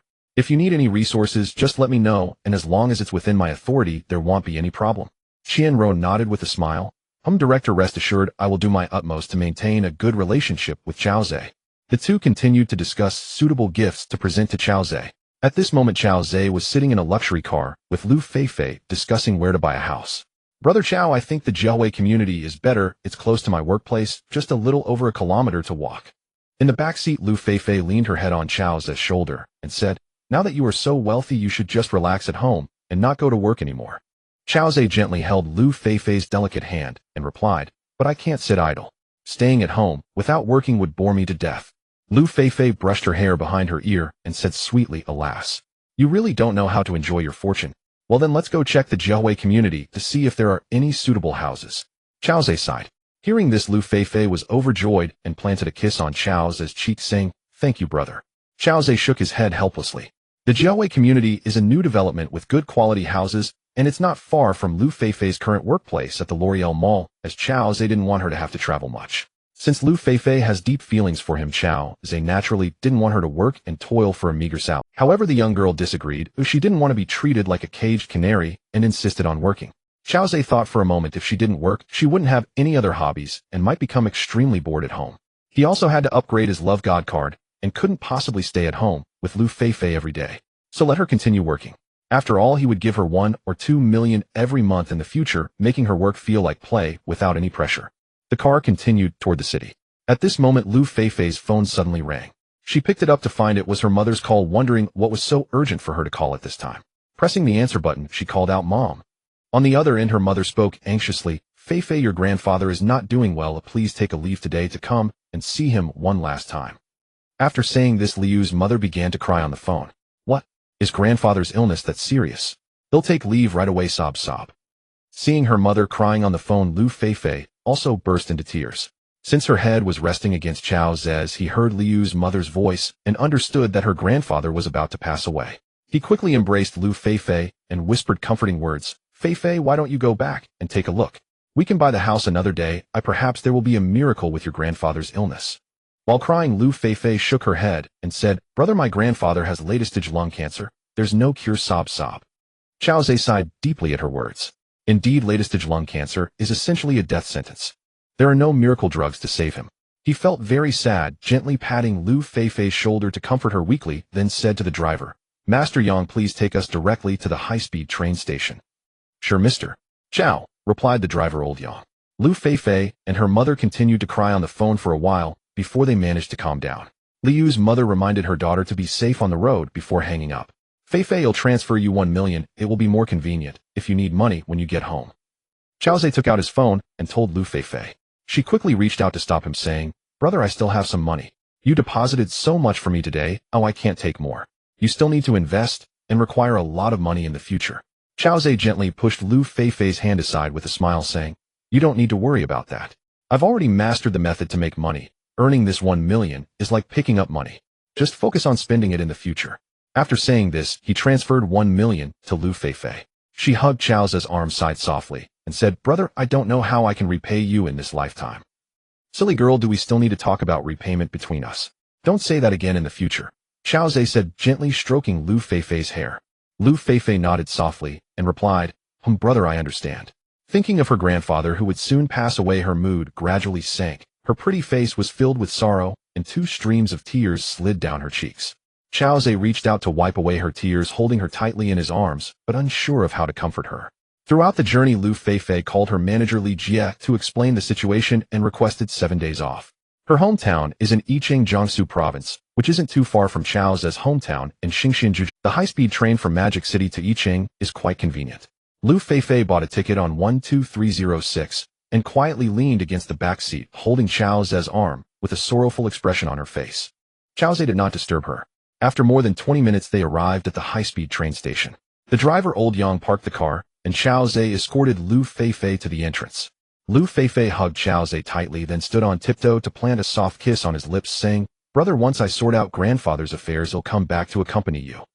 Chao Zhe nodded earnestly and kissed her beautiful cheek, gently saying, All right, be careful on your way and call me when you arrive. Okay. Lu Fei released Chao Zhe's embrace and entered the station, but kept looking back at him. Chao Zhe waved at her, and then left the train station, finding old Yang's car in the parking lot, and returning to Yijiangnan Hotel. It was already 11 a.m. when he entered the private elevator for the presidential suite, preparing to go to the restaurant for a meal. Upon reaching the 18th floor, he turned right in the corridor and bumped into a woman. He was greeted by a fragrant aroma. Oh, the woman exclaimed lightly, and when she realized it was Chao Zhe, she quickly apologized. I'm sorry, Mr. Chao. Chao Zhe recognized the fragrant woman as the hotel manager, Xu Xuemon. It's all right, he smiled and shook his head. Xu Xuemon stepped aside to let Chao Zhe pass. He noticed that her eyes were red and tears were still glistening on her face. Could it be that he had hurt her when he bumped into her? Seeing tears welling in Xu Xuemon's beautiful eyes, Chao Zhe felt a sudden shock in his heart. Could it be that he had been too forceful just now? That shouldn't be the case. When they collided, the opponent's head brushed past his shoulder, yet her curves pressed against his chest, full of elasticity. But could her fullness really be so fragile? Would it hurt enough to make her cry? No, there must be another reason. Manager Su, did I accidentally hurt you just now? Chao Zhe called out to Xu Xueman, who was about to leave. Off. Xu Xueman was taken aback for a moment, then quickly shook her head and said, No, Mr. Chao, you didn't hurt me. She wiped the tears from her cheeks, forcing a faint smile at the corners of her mouth, but her expression was filled with deep sadness. Then why are you crying? Chao Zhe looked at Xu Xueman's beautiful eyes with confusion. I'm not crying. Xu Xueman's face showed a hint of panic as she quickly shook her head. You're not crying. Then why are your eyes red? Why is there tears on your face? Chao Zhe asked with a frown. Oh, it might be that a bug went into my eye just now, I just rubbed it. Xu Xueman wiped the corner of her eyes with her small hand, then forced a smile and slightly bowed, saying, "Mr. Chow, I have something to attend to. I'll head downstairs first." After saying that, she prepared to turn and enter the elevator. Chao Zhe frowned and stepped in front of her, saying in a deep voice, "Stop. Manager Su, if you encounter any difficulties, feel free to tell me. Perhaps I can help you." Shu Xuanman's beauty was rated at 90 points with a fortune value of 100, and her affinity towards Chao Zhe was at 10 points. If she really had any difficulties, Chao Zhe wouldn't mind helping her, as it might further increase her affinity towards him. Upon hearing this, Shu Xuanman looked steadily at Chao Zhe, her heart suddenly brightening. Perhaps this Chao Zhe could really help me. Thinking about it, she wiped away the tears that had overflowed from the corners of her eyes, sighing, "Mr. Chow, it's just that I feel a bit embarrassed to ask you. It's alright, I'm not the type to gossip. If you need help, just speak up." Chao Zhe stroked his chin and said gently. Shu Xuanman replied with an pursing her delicate pink lips, then tearfully said, "My mom called me this morning and said that my dad got into an accident last night delivering goods, killing 3 people. He ran away after the accident out of fear of being targeted by the victims' families. Now he's been caught for Hitandran and is in custody, while the families of the 3 victims are demanding 9 million in compensation before they will issue a letter of understanding with each deceased demanding 3 million. My dad does cargo delivery in our hometown Tally County, Nanhu, while my mom works in a factory in the development zone, and their salaries are not high, so we don't have much money. My mom just called me and asked me to figure out how to gather 9 million, otherwise, without the victims' families' letter of understanding, my dad will face over 10 years in prison. Those victims are innocent and I want to compensate them, but I also don't want my dad to suffer in prison. However, after working for several years, my total savings are only 500, which is far from 9 million. I just called relatives and friends to borrow money, but when they heard about this, they all said they had no money. I thought about it too. Even if they lent me money, I probably wouldn't be able to repay it, so who would be willing to lend me? After all, it's 8 or 9 million, not 8 or 9,000. Sigh, I really feel useless." After saying this, Shu Xuanman's tears fell again like pearls from a broken string. Actually, she had just gone to find their general manager to borrow money, but the other party gave her a lot of reasoning, saying she wouldn't be able to repay it, and even if she borrowed it, she would never be able to pay it back in her lifetime. Moreover, Shu Xuanman would carry this debt for a lifetime, never able to turn her life around. Her life would be considered over. Thus, the general manager advised Shu Xuanman not to borrow money anymore, to compensate however much she could, and let her father go to jail. But thinking of her father raising her since childhood, now old, yet having to suffer in prison, her heart shattered. She originally didn't plan to tell Chao Zhe, as they weren't that familiar, fearing being laughed at if she spoke out. But when Chao Zhe called out to her, a glimmer of hope arose in her heart. Chao Zhe nodded after listening. He thought to himself that this Shu Xuanman was a great filial daughter, and he took out a clean tissue from his pocket and handed it to the weeping Shu Xuanman, saying gently, "Manager Su, there's no need to rush. He'll think of a way to gather 9 million for you to ease your immediate crisis." Shu Xuanman took the tissue and wiped her tears. When she heard Chao Zhe say he would help her gather 9 million, her body trembled, and she quickly knelt down before him, saying, "Mr. Chao, your great kindness and virtue Xuanman will never forget in this lifetime. Rest assured, I will definitely repay you." Shu Xuanman's affinity 50, a current affinity 60. The system prompted that Shu Xuanman had directly gained 50 points of affinity, which astonished Chao Zhe. It seemed that his timely assistance had a very good effect. He reached out and helped Shu Xuanman up gently, saying, "Let's talk about repaying later. I don't care about these few million. You should first think of a way to obtain the victim's family's understanding. Try to get your dad a suspended sentence. Otherwise, if he really goes to jail, it will be a great suffering for him. Give me your account number, and I'll transfer the money to you." Shu Xuanman felt deeply moved upon hearing that. She never expected that despite having just met Chao Zhe, he was willing to generously help her far better than those so-called friends and family. Her gratitude surged like a spring, yet she didn't know how to express it. "Thank you, Mr. Chao. Thank you, Mr. Chao. My account number is..." "It's from Longxing." Chao Zhe nodded and pulled out an old-fashioned phone to start transferring money to her. When Shu Xuanman saw Chao Zhe's phone, she was extremely shocked. This Mr. Chao was so rich yet so frugal with himself, and when helping others he was incredibly generous. He truly was a rare good man. She gazed blankly at Chao Zhe with her beautiful eyes, feeling deeply. Soon Chao Zhe's transfers began to come in one after another. When Shu Xuanman saw that Chao Zhe had transferred 5 batches of 2 million, she quickly reminded him, "Mr. Chao, you transferred 1 million more than needed. 9 million is sufficient." Chao Zhe smiled faintly as he put away his phone, saying, "I didn't transfer too much. This extra 1 million is for you to smooth things over when you get back. If the families are settled, some departments may also require you to take care of things, otherwise if they handle it strictly, your dad might still face sentencing." Seeing how meticulous Chao Zhe was in his considerations, her heart melted. Indeed, in Huaxiao, relationships matter a lot. there are some connections you really need to manage. Shu Xueman's affinity 20, current affinity 80. After reaching 80 points of affinity, she couldn't help but rush into Chao Ze's embrace, tears streaming down her face, saying, Mr. Chao, no brother, you are now my dear brother. For this lifetime I will work like a horse to repay your kindness. Shu Xuemian tightly wrapped her arms around Chao Ze's neck, lifting her delicate face, her beautiful eyes gazing at him with deep emotion as she said, Brother, if you don't mind my humble origins, I am willing to be your sister and serve you for this lifetime. She truly didn't know how to express her feelings. Although she felt that her actions were rather bold, even a bit shameful, she thought perhaps this was the only way to convey even a fraction of her immense gratitude. Seeing the closeness between them increase dramatically, Chao Ze felt quite happy. In just a short while their closeness had reached 80 points. With another 20 points he could earn 0 fortune points. He was one step closer to leveling up. So he gently stroked Shu Xuemian's hair and softly said, How could I possibly mind you? You are a dutiful daughter, kind-hearted, a good girl. From today on you are my sister. Shu Xuemian was overjoyed to hear Chao Ze accept her as his sister, and she hugged his neck, planting kisses all over his face. Brother, I'm so happy. Whoa. After kissing him, her face was once again streaked with tears. This time, they were tears of joy. Chao Ze extended his hand to gently wipe away the tears on her face and planted a kiss on her delicate cheek. In truth, both of them were well aware of what this brother-sister relationship really entailed. As their emotions deepened, Shu Xuemian stood on her tiptoes and kissed Chao Ze's lips, slowly closing her beautiful eyes. Chao Ze found himself unable to resist returning the kiss. Fortunately, this was the private elevator of the 1818 presidential suite, and Chao Ze had an elevator card. Shu Xuemian was responsible for the presidential suite, and only she had the access to enter the elevator, so no one would intrude. Chao Ze felt that Shu Xuemian's kiss was quite inexperienced, which indirectly confirmed the system's accuracy.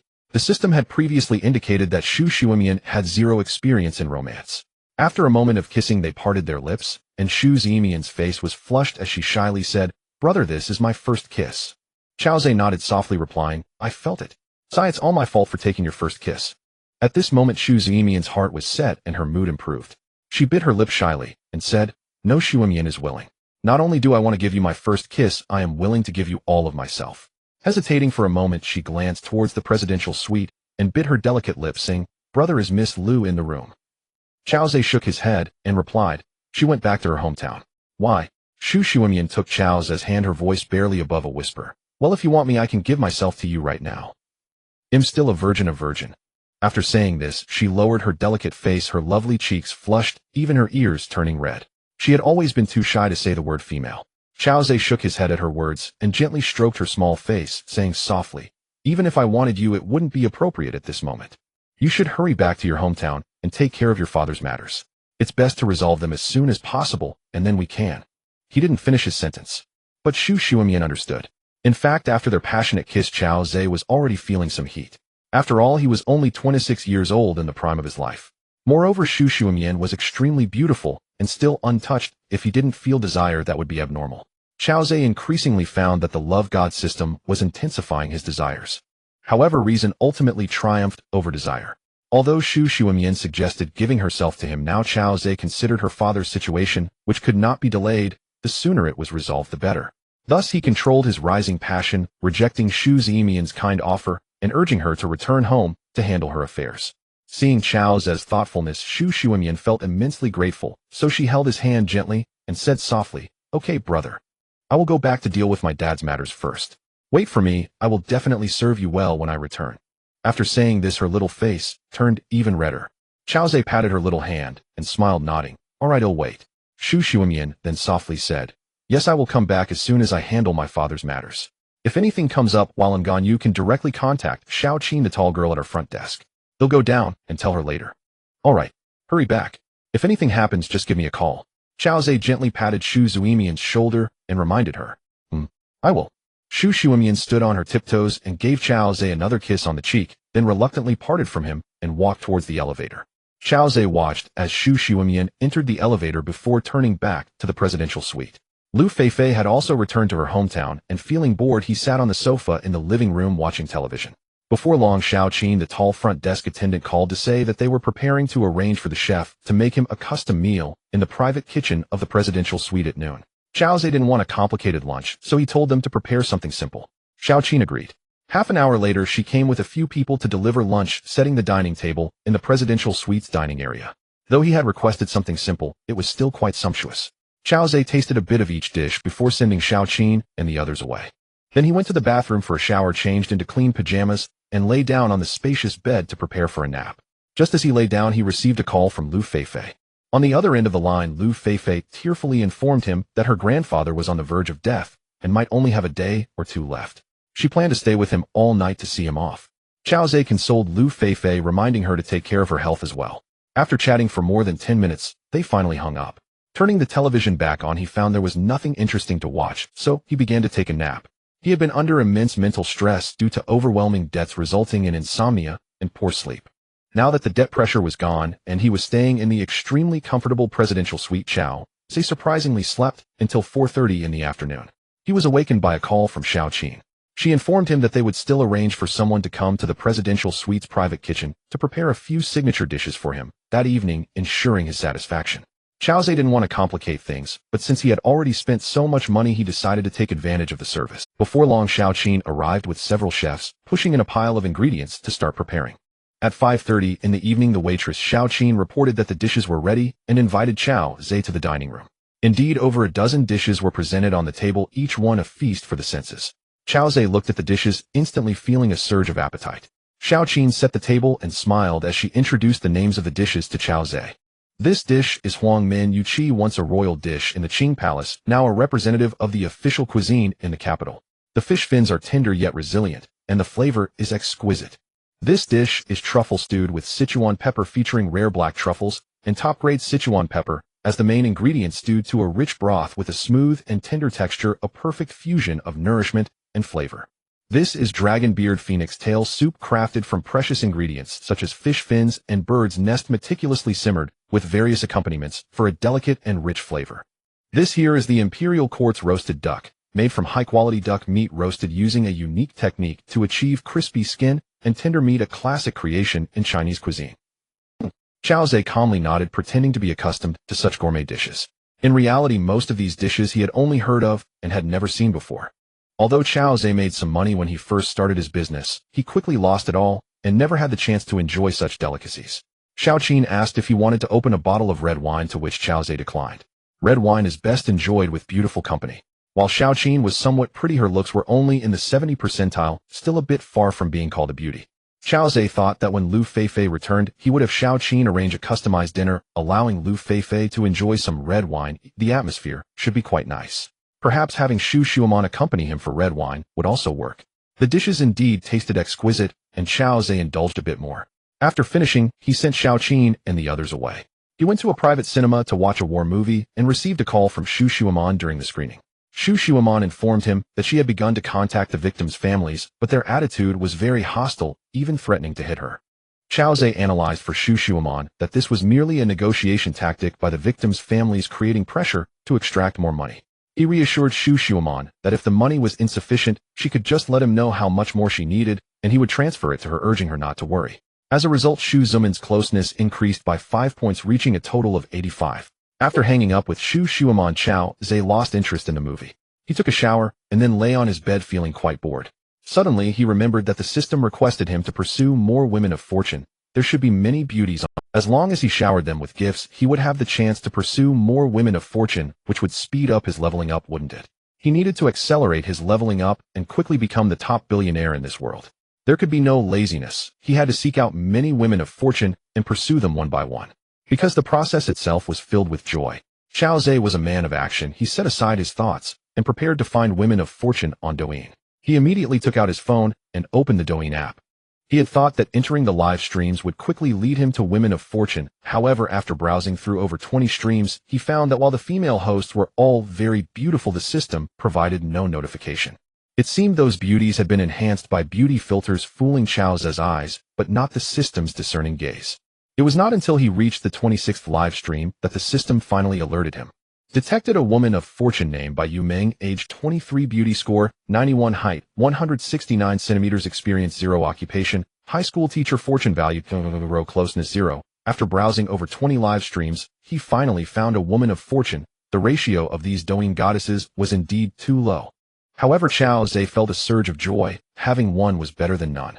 The beauty in the live stream was named Lemon, possessing a fair oval face with delicate eyebrows and a pair of bright charming eyes. Beneath her slender nose was a small cherry-like mouth that revealed tidy pearly teeth when she spoke. Her long hair cascaded over her left shoulder, while her right shoulder showcased her exquisite collarbone, making her appearance quite enticing. Her neck was also very long, leading down to a pair of ample bosoms, thankfully covered by a pink shirt that slightly revealed a corner of her delicate cleavage. The number of viewers in the live stream was not too many, only a couple of hundred. Lemon had just finished a PK match and received 2,317 Douyin coins. Her opponent was a host named Queen, who had earned 13,200 Douyin coins. However, Queen seemed to have an urgent matter and was not in front of the camera. Lemon lost and performed a punishment of 30 squats before hanging up on her opponent's mic. Sitting back in front of the screen, she sighed and said, "Alas, I lost to the Queen again. I've already done 5 punishments this week. My mindset is crumbling." On the screen, dozens of viewers were continuously comforting Lemon. "Lemon, you're already doing great. You only have over 10,000 fans while the Queen has over 200,000. She only won by 1,000 Douyin coins, so you should feel honored even in defeat. Lemon, don't be discouraged. You've worked really hard. We will always be here for you. Keep it up, host. You're the best. Let's show some support for Lemon. Oh, she's the best." A group of viewers who didn't send a single Douyin coin expressed their support and affection for the host with various messages. Lemon brushed her hair behind her ear and began thanking the big brother who helped her with the rankings on the screen. "Thank you, my white-clothed senior brother. Thank you, my Eggy Jr. Thank you, the level 1 protector of the village. Thank you, I love my little aunt." After finishing her thank yous, she stood up, placed her small hand over her chest, bowed deeply, and began waving goodbye to the screen with a sweet smile, saying, "Brothers, Lemon is about to end the stream. See you tomorrow evening at 7. Chao Zhe had previously browsed Douyin, but had never really watched beauty live streams. So when he discovered that Lemon was a woman of fortune, he immediately searched for the most expensive gift and clicked send. As Lemon began to conclude her stream, a carnival effect suddenly appeared on the screen. The Morning Breeze of Westlake has sent out 1 carnival. After sending out 3 carnivals, Chao Zhe's level immediately rose from level 0 to level 3. As the 3 carnival effects floated up, Lemon's live stream suddenly erupted with excitement. Those who were sending farewell messages to Lemon started to speak like it was New Year's. Big Brother has arrived in Lemon's live stream. Thank you, Big Brother Westlake Breeze.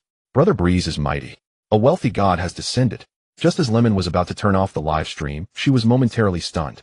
She covered her mouth with her small hand, unable to believe that a generous Big Brother had suddenly appeared and sent her 3 carnivals just before ending the stream. This was her first time receiving a carnival. Oh, she had never even received a single Douyin one before. Lemon, also known as Bai Yuemin, is a teacher at Jiaqing Experimental Middle School.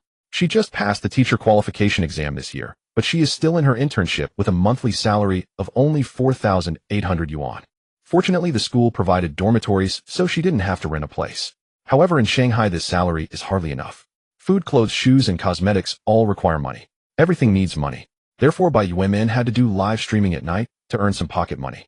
Sometimes she could earn 200 to 300 in a night, but more often than not, she couldn't even make 100. So when she suddenly saw 3 carnivals, Bai Yuemin was completely taken aback. 3 carnivals equate to 9,000 yuan. Even with a 50 share, she would still earn 4,500 yuan, which is more than her month's earnings from live streaming. It was almost equivalent to her monthly salary. Seeing that Lemon was stunned, the audience fell silent and began to feel anxious. "The Big Brother is here. You should welcome him quickly. Lemon, why are you still in a daze? Hurry up and thank the Big Brother. Lemon, are you stunned by the carnival? Why aren't you welcoming the Big Brother?" Little Lemon was bewildered, having never seen a carnival before. "Please don't blame me, Brother Breeze." Finally, Bai Yuemin came to her senses. She covered her fair chest with her left hand. Bending at a 90-degree angle, her voice trembling, she said, "Thank you, Brother Breeze, for the 3 carnivals. I'm sorry, I've never received a carnival before, and I was just stunned by you."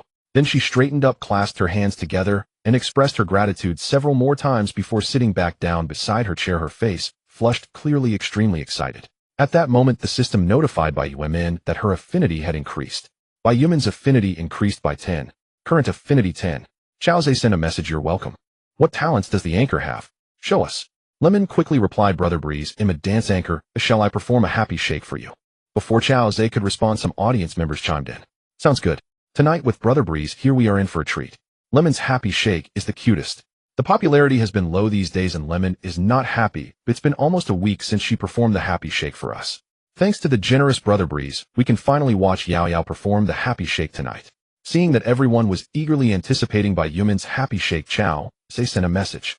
Alright then, let's do a happy shake. Lemon nodded and sweetly smiled, then he'll perform a happy shake for Brother Breeze and all the big brothers in the live stream. If it's not good, please don't laugh at me. She was very emotionally intelligent.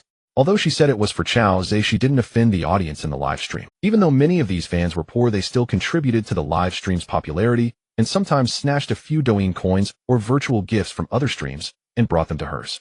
Many hands make light work, and even a little contribution every day could increase her income, so she was considerate of the feelings of her less affluent fans.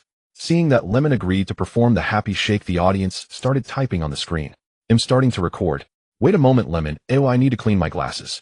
I need to prepare for something. Amidst the audience's cheers, Bai Yuman moved her chair and stood up. She wore a pink shirt tucked into a pair of beige shorts, her waist slender like a willow. Her long legs were tightly wrapped in black stockings, exuding a very sexy vibe. As the energetic music played, Lemon began to jump.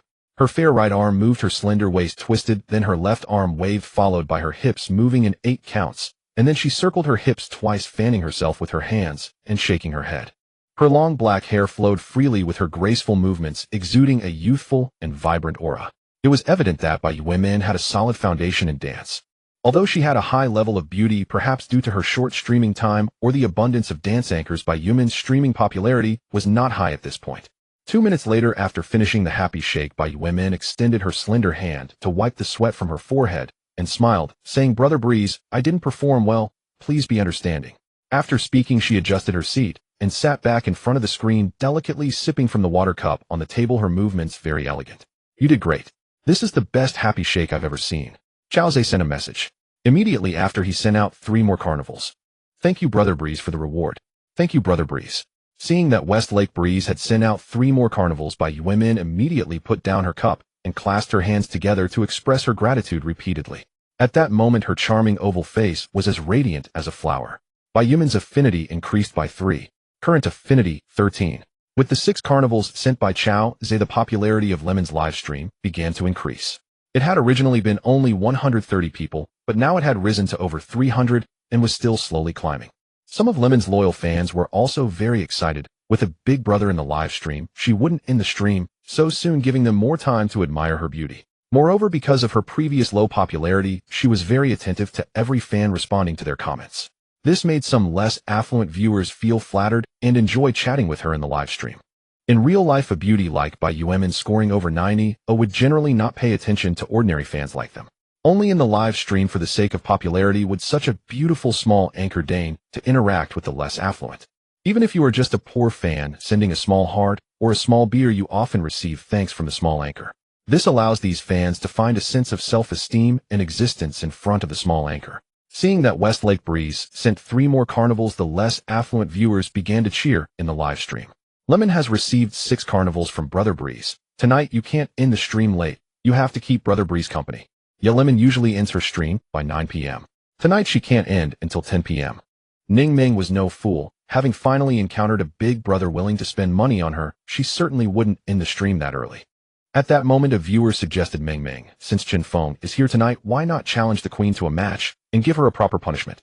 Although Ning Ming thought about challenging the queen for a match to assert herself, she hesitated, remembering that Chen Feng had already generously gifted her 6 huazi today and felt embarrassed to ask for more. So she shook her head and replied, let's skip it today. Brother Chen Feng has already helped me a lot. He'll ask him to help me deal with the queen another day. Seeing that the girl was quite reasonable and not overly greedy, Chow Zhe felt a very good impression of her, so he decided to lend her a hand and see if he could increase their rapport. He sent a message in the live stream, Ming Ming, I have nothing to do right now. Why don't you challenge that queen to a match? I'll help you get revenge. Upon seeing Chen Feng take the initiative to help Ning Ming fight, the viewers immediately became energized. Ming Ming, with brother Chen Feng backing you up today, we will take revenge fiercely. If the queen loses, she should do the gorilla dance. No, let's make her do the caterpillar dance. Last time when Ming Ming lost, the queen made her crawl on the ground. We need to get our revenge. The viewers began to offer suggestions to Ning Ming, exuding an air of confidence. Seeing Chow Zhe actively offering to help her take revenge, Bai Yuman naturally did not want to be polite and joined her hands in gratitude, saying, thank you, brother Chen Feng, for helping me take revenge. He'll go challenge the queen now. Chow Zhe replied, go for it. Bai Yuman nodded obediently, tapping her phone a few times, and soon a beautiful girl joined the stream. The girl had a heart-shaped face with smooth hair tied back into a bun adorned with a red floral crown, dressed like the queen of a daughter country. She wore a pink sheer garment embroidered with peonies. Her long neck and smooth arms exposed her skin, fair and delicate. Detected daughter of fortune name, Husseini, age 24, appearance 90, height 168, experience 1, profession streamer, fortune value affinity 0. After Husseini accepted the mic, she chuckled. Meng, are you feeling rebellious again, wanting to get beaten up? Bai Meng took a sip from her cup and retorted, Queen, dare you to challenge me to a PK match? This time I'm sure. The queen smiled as she adjusted her floral crown, saying, haha, Meng, you've already lost 5 times in a row this week. It seems you really can't stand up to me. You come to challenge me now, is it, because you have a big brother backing you up? At this moment, a viewer returned from the queen's stream to comment in Ning Meng's live stream. The queen's guardian big brother Master Yin is here. He's a level 60 big brother. A level 60 big brother has spent at least 1.8 million yuan. He's a true tycoon. It's still quite difficult for Meng to defeat the queen tonight. If Master Yin is here, brother Chen Feng won't be afraid, right? Didn't you see that brother Chen Feng generously gifted 6 carnivals? Seeing the viewers mention that the queen's guardian big brother was present, Bai Meng felt somewhat troubled. Master Yin was a loyal fan of the queen. He had spent from level 0 to level 60 in the queen's live stream, spending nearly 1.8 million. Once when the queen was piking with a more powerful streamer, Master Yin gifted 30 carnivals in a row totaling 900 and crushed the opponent. However, apart from Master Yin, the queen did not have any other strong big brothers. Most of her support came from casual fans.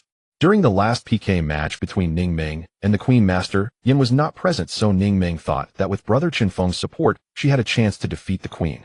Usually when Ning Meng and the queen PK, Master Yin would only send the queen a few airplanes and balloons, never carnivals, because the queen didn't need carnivals to fight Ning Meng. Seeing Master Yin was in the queen's live stream, Bai Meng's confidence instantly wavered, and she asked the queen with a smile, your Master Yin is here, right? Master Yin is here. But to defeat you, I don't even need Master Yin's help. I can easily handle you, the queen said with a playful gesture. Ning Meng dared not make a decision on her own and frowned slightly, seeking Chao Zhe's opinion. Brother Chen Feng, Master Yin is also here. Shall we skip this match? Before she could finish her sentence, Chao Zhe typed 3 words, defeat the queen. Chao Zhe thought to himself, what's a level 60 big brother worth? Even if there's a level 75 big brother, so what? A level 75 big brother is only over 20 million. I bring 10 or 100, I can handle them all. My card can continuously cycle, I won't be worn out. After seeing Chao Zhe's message, Ning Meng's confidence, she laughed at the queen, saying, Queen, my big brother said he wants to defeat you. Prepare for the challenge. Is that true? Then let you and your big brother come at me. Haha, let's see who defeats whom. My Master Yin and the brothers in the live stream are not to be underestimated. The queen laughed in response. The queen, with her free-spirited personality, felt confident with Master Yin present. Although the queen and Ning Meng were verbally sparring in the live stream, they had a good relationship privately. The hosts were competing against each other in the live stream to liven up the atmosphere, deliberately creating tension to encourage their fans to send gifts. Alright, let's do a 5-minute match. Ning Meng nodded. What penalty do you suggest? Sure, just 5 minutes. Whoever loses has to crawl on the ground like a caterpillar. The queen rolled her eyes and said she wanted to see Ning Meng crawling on the ground like a caterpillar. Okay, then let's mute the mic. Bai Meng pressed her lips together. However, she still felt quite anxious, and she knew Master Yin was extravagant and generous with gifts. When he faced a strong big brother, he would gift 10 carnivals in a row. Although not long ago brother Chen Feng had generously gifted her 6 carnivals, which amounted to 1/8 yuan, it was still a significant gap compared to Master Yin's over 1.8 million. She worried that brother Chen Feng might not fully grasp how strong the opponent was, and if he lost it would be embarrassing for him, and he might not come back to gift her again. So she hoped that brother Chen Feng was not overly concerned about winning or losing. Of course, if brother Chen Feng gifted her a few more carnivals in this PK match, her earnings for today would be quite impressive, equivalent to months of streaming. Hearing the call of lemon, some viewers in the live broadcast began to raise their fists, while others started to send encouraging words like many hands make light work. However, very few actually sent gifts. At that moment, the health bar of the queen began to fluctuate. Some of her fans gradually sent kisses, sunglasses, hot air balloons, and within seconds nearly 3-0 votes were accumulated. However, Yin Gongzi did not send any gifts. Perhaps he believed that the queen could handle Lemon without his assistance. On Lemon's side, only a kiss and a few hearts were sent, totaling just about 100 votes. Compared to the queen, it lagged behind by over 2-0 votes, and her health bar was quickly suppressed by the queen. She couldn't help but feel anxious and clasped her hands in prayer. Brother Chinfeng, please save me. Seeing the opponent's health bar pressing down, Chao Zhe threw in a carnival reaching over 3-0 votes. This immediately pushed back the queen's health bar, leaving just a small segment. Thank you, Brother Chinfeng. Thank you, Brother Chinfeng. Brother Chinfeng is mighty. Lemon, who had originally worn a worried expression, immediately beamed with joy, her little mouth unable to contain her happiness. The fans in the live stream also shouted in encouragement. Brother Chinfeng will definitely defeat the queen tonight. Lemon has turned the tide today, we can finally hold our heads high. Brother Chinfeng, we're looking forward to you defeating Yin Gongzi tonight. These viewers who didn't have to spend their own money urged a big brother like Chao Zhe to send gifts, boosting their presence. Seeing that Lemon's live stream had a carnival, Yin Gongzi immediately launched 3 carnivals. The queen's votes turned into over 9,300 votes, quickly pushing back Lemon's health bar. The opponent's brother, Yin, has struck back. Brother Chinfeng, can you help Lemon again? Bai Yuemon feigned a pitiful look. Lemon, don't worry, I guarantee. Really? Then I'll rely entirely on Brother Chinfeng. Bai Yuemon clapped her hands. She knew that relying on those viewers was unreliable. Only she, who Chinfeng, had a glimmer of hope, so she no longer expected the viewers to send votes. Seeing that Yin Gongzi had sent 3 carnivals, Chao Zhe immediately sent 6 carnivals, doubling whatever the opponent sent. Can you compare wealth with me? I'm just bored playing with you. My 2 million allows me to send 660 carnivals at once. And I can send in groups of 660. Compete with me. I could bankrupt you directly. Not only bankrupt you, but also ruin your family. After sending 6 carnivals, Lemon's votes soared to 2-1-0, pushing the queen's health bar past. The viewers in Bai Yuemon's live stream, seeing the big shots competing, stopped sending hearts and flowers and began to cheer for the battle. While Brother Chinfeng sent 7 carnivals. Brother Chinfeng is mighty, defeat the queen. Brother Chinfeng take down the queen. Seeing that the queen's health bar was under pressure, Yin Gongzi in her live stream immediately sent 6 carnivals. The queen's health bar rose to over 2,700 votes, but it only pushed Lemon's health bar slightly to the left. Chao Zhe sneered and sent 12 more carnivals, adding to the previous 7 carnivals that made a total of 19 carnivals. Lemon's votes immediately reached 5,700, suppressing the queen's health bar to less than half. Bai Yuemon saw Shihu Chinfeng send another 12 carnivals, her beautiful eyes widening in disbelief. She couldn't believe that this big brother who suddenly appeared in her live stream tonight was so generous. Not counting the 6 previous empty carnivals, he had already sent 19 carnivals for this park. This was equivalent to over 5,700 in cash. Tonight was truly a windfall. At this moment, her delicate face shone like summer flowers filled with a beaming smile. Bai Yuemon's intimacy increased by 15. Current intimacy 28. On the other side, the queen saw Shihu Chinfeng suddenly appear in Lemon's live stream, having sent 19 carnivals in under a minute, and her little mouth was agape in shock. She had never heard of Shihu Chinfeng before. Why did this extravagant big brother suddenly appear in the live stream of such a small streamer like Lemon? And why was he so determined to protect her? Although there were many big brothers on Douyin, few could send 4,000 to 5,000 cash at once. At this moment, the queen was filled with curiosity, but she wasn't overly worried about losing. After all, Yin Gongzi was not just a name. He had once sent her 30 huazi in one go.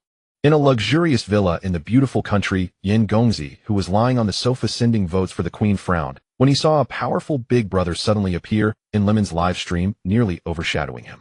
About 26 or 27 years old, Yin Gongzi was a rich second generation with family assets over 10 billion. He was the only child in his family, currently studying abroad in the beautiful country with his parents giving him a monthly allowance of 60,000 to 70,000. He only focused on the queen on Douyin and never sent gifts to other streamers, having sent over 1 million in gifts to the queen over the past few months. He planned to return to China next month to meet the queen in Magic City. As long as he was around, he wouldn't allow the queen to lose in a PK. This was the first time someone had dared to compete with him for strength, wanting to embarrass him in front of the queen. How could that be allowed? Damn this, Shihu Chinfeng really dares to challenge me. He'll send 20 huazi and see how you respond, he murmured, after saying that Yin Gongzi repeatedly tapped on the carnival effect 20 times. The queen's health bar rapidly increased again, soon surpassing Lemon's. Now the queen reached nearly 9,000 votes, overpowering Lemon's 5,700 votes. Seeing the direct confrontation between Yin Gongzi, the viewers in both live streams were transfixed. These rich people were incredibly fierce. Sending huazi was as if it cost them nothing, tossing out 10s or even 20s at a time. Their hearts were filled with admiration, wishing they could be so wealthy themselves, sending huazi to their favorite female streamers, making them devoted and free to play however they wanted. Chao Zhe sneered inwardly when he saw Yin Gongzi send out 20 huazi again. He wondered what kind of background the opponent had. Hopefully he wasn't a false rich person using embezzled funds for vanity. Without hesitation, he sent out 40 carnivals, bringing Lemon's votes to over 177 million, once again stabilizing the lead over the queen. At this point, there were still 2 minutes left in the PK. In the luxurious villa in the beautiful country, Yin Gongzi's frown deepened. It seemed he had encountered a tough opponent today. The opponent's every huazi was double his own. Damn, this was really embarrassing for me.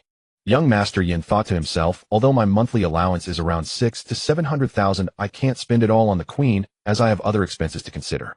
Looking at the balance on his phone, which was just over 300,000, Young Master Yin hesitated. Spending 20,000 to 30,000 on the queen each month wasn't too big of a problem. Today is June 26th, and tonight he has already spent nearly 90,000 on the queen. He had already spent about 200,000 earlier, almost reaching the monthly limit he set for her. If he keeps spending, he might end up broke by the end of the month. However, having already spent 90,000, admitting defeat now would be too much of a loss of face. What would the queen think of him? They had already arranged to meet next month. What should he do? Young Master Yin couldn't fathom that despite spending nearly 30,000 tonight, he couldn't outbid that scoundrel Shihu Qinfeng, who had spent 59,000 so far. After hesitating for about half a minute, his mind became heated and vanity overtook him once more. No way. Having already spent 30,000, it would be too frustrating to just concede. Young Master Yin decided to outbid Shihu Qinfeng and help the queen win this round, as he could not ruin his image as a wealthy supporter in the queen's eyes. Currently, the opponent had 29,000 more than him. If I spend 60,000 at once, which is 18,000, it would bring the queen's total to 270,000, and let's see if the opponent dares to keep up.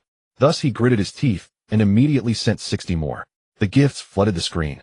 Tonight, Young Master Yin gifted the queen a total of 89, worth nearly 270,000.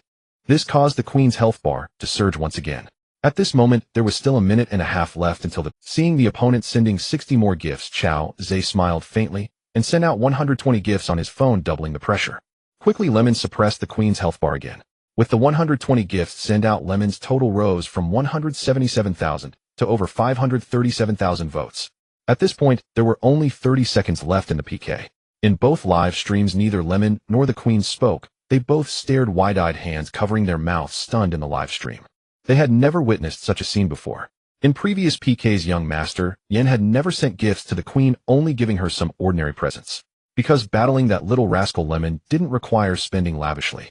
Yet tonight, Young Master Yin spent nearly 270,000 and still failed to help the queen secure victory. This was due to Shihu Qinfeng effortlessly throwing out 530,000. It seemed he hadn't even given his all. The audience was utterly bewildered, only typing on the screen, "What the hell? Godly rich. Amazing. Worship." Everyone realized that this brother Shihu Qinfeng was definitely here to protect Lemon tonight. He always suppressed Young Master Yin with double the gifts, and it seemed to be quite effortless. At this moment, Young Master Yan's face turned ashen in his luxurious villa. His hands were starting to tremble. If he wanted to suppress Shihu Qinfeng, he needed to send at least 300,000, equivalent to 100 gifts. However, spending another 300,000 would likely leave him broke by the end of the month. Even if he spent the extra 30,000, would he really be able to win against Shihu Qinfeng? With only half a minute left, if he sent just one gift, the opponent would surely follow suit. Thus, he silently exited the queen's live stream, reclining on the sofa with a gloomy expression.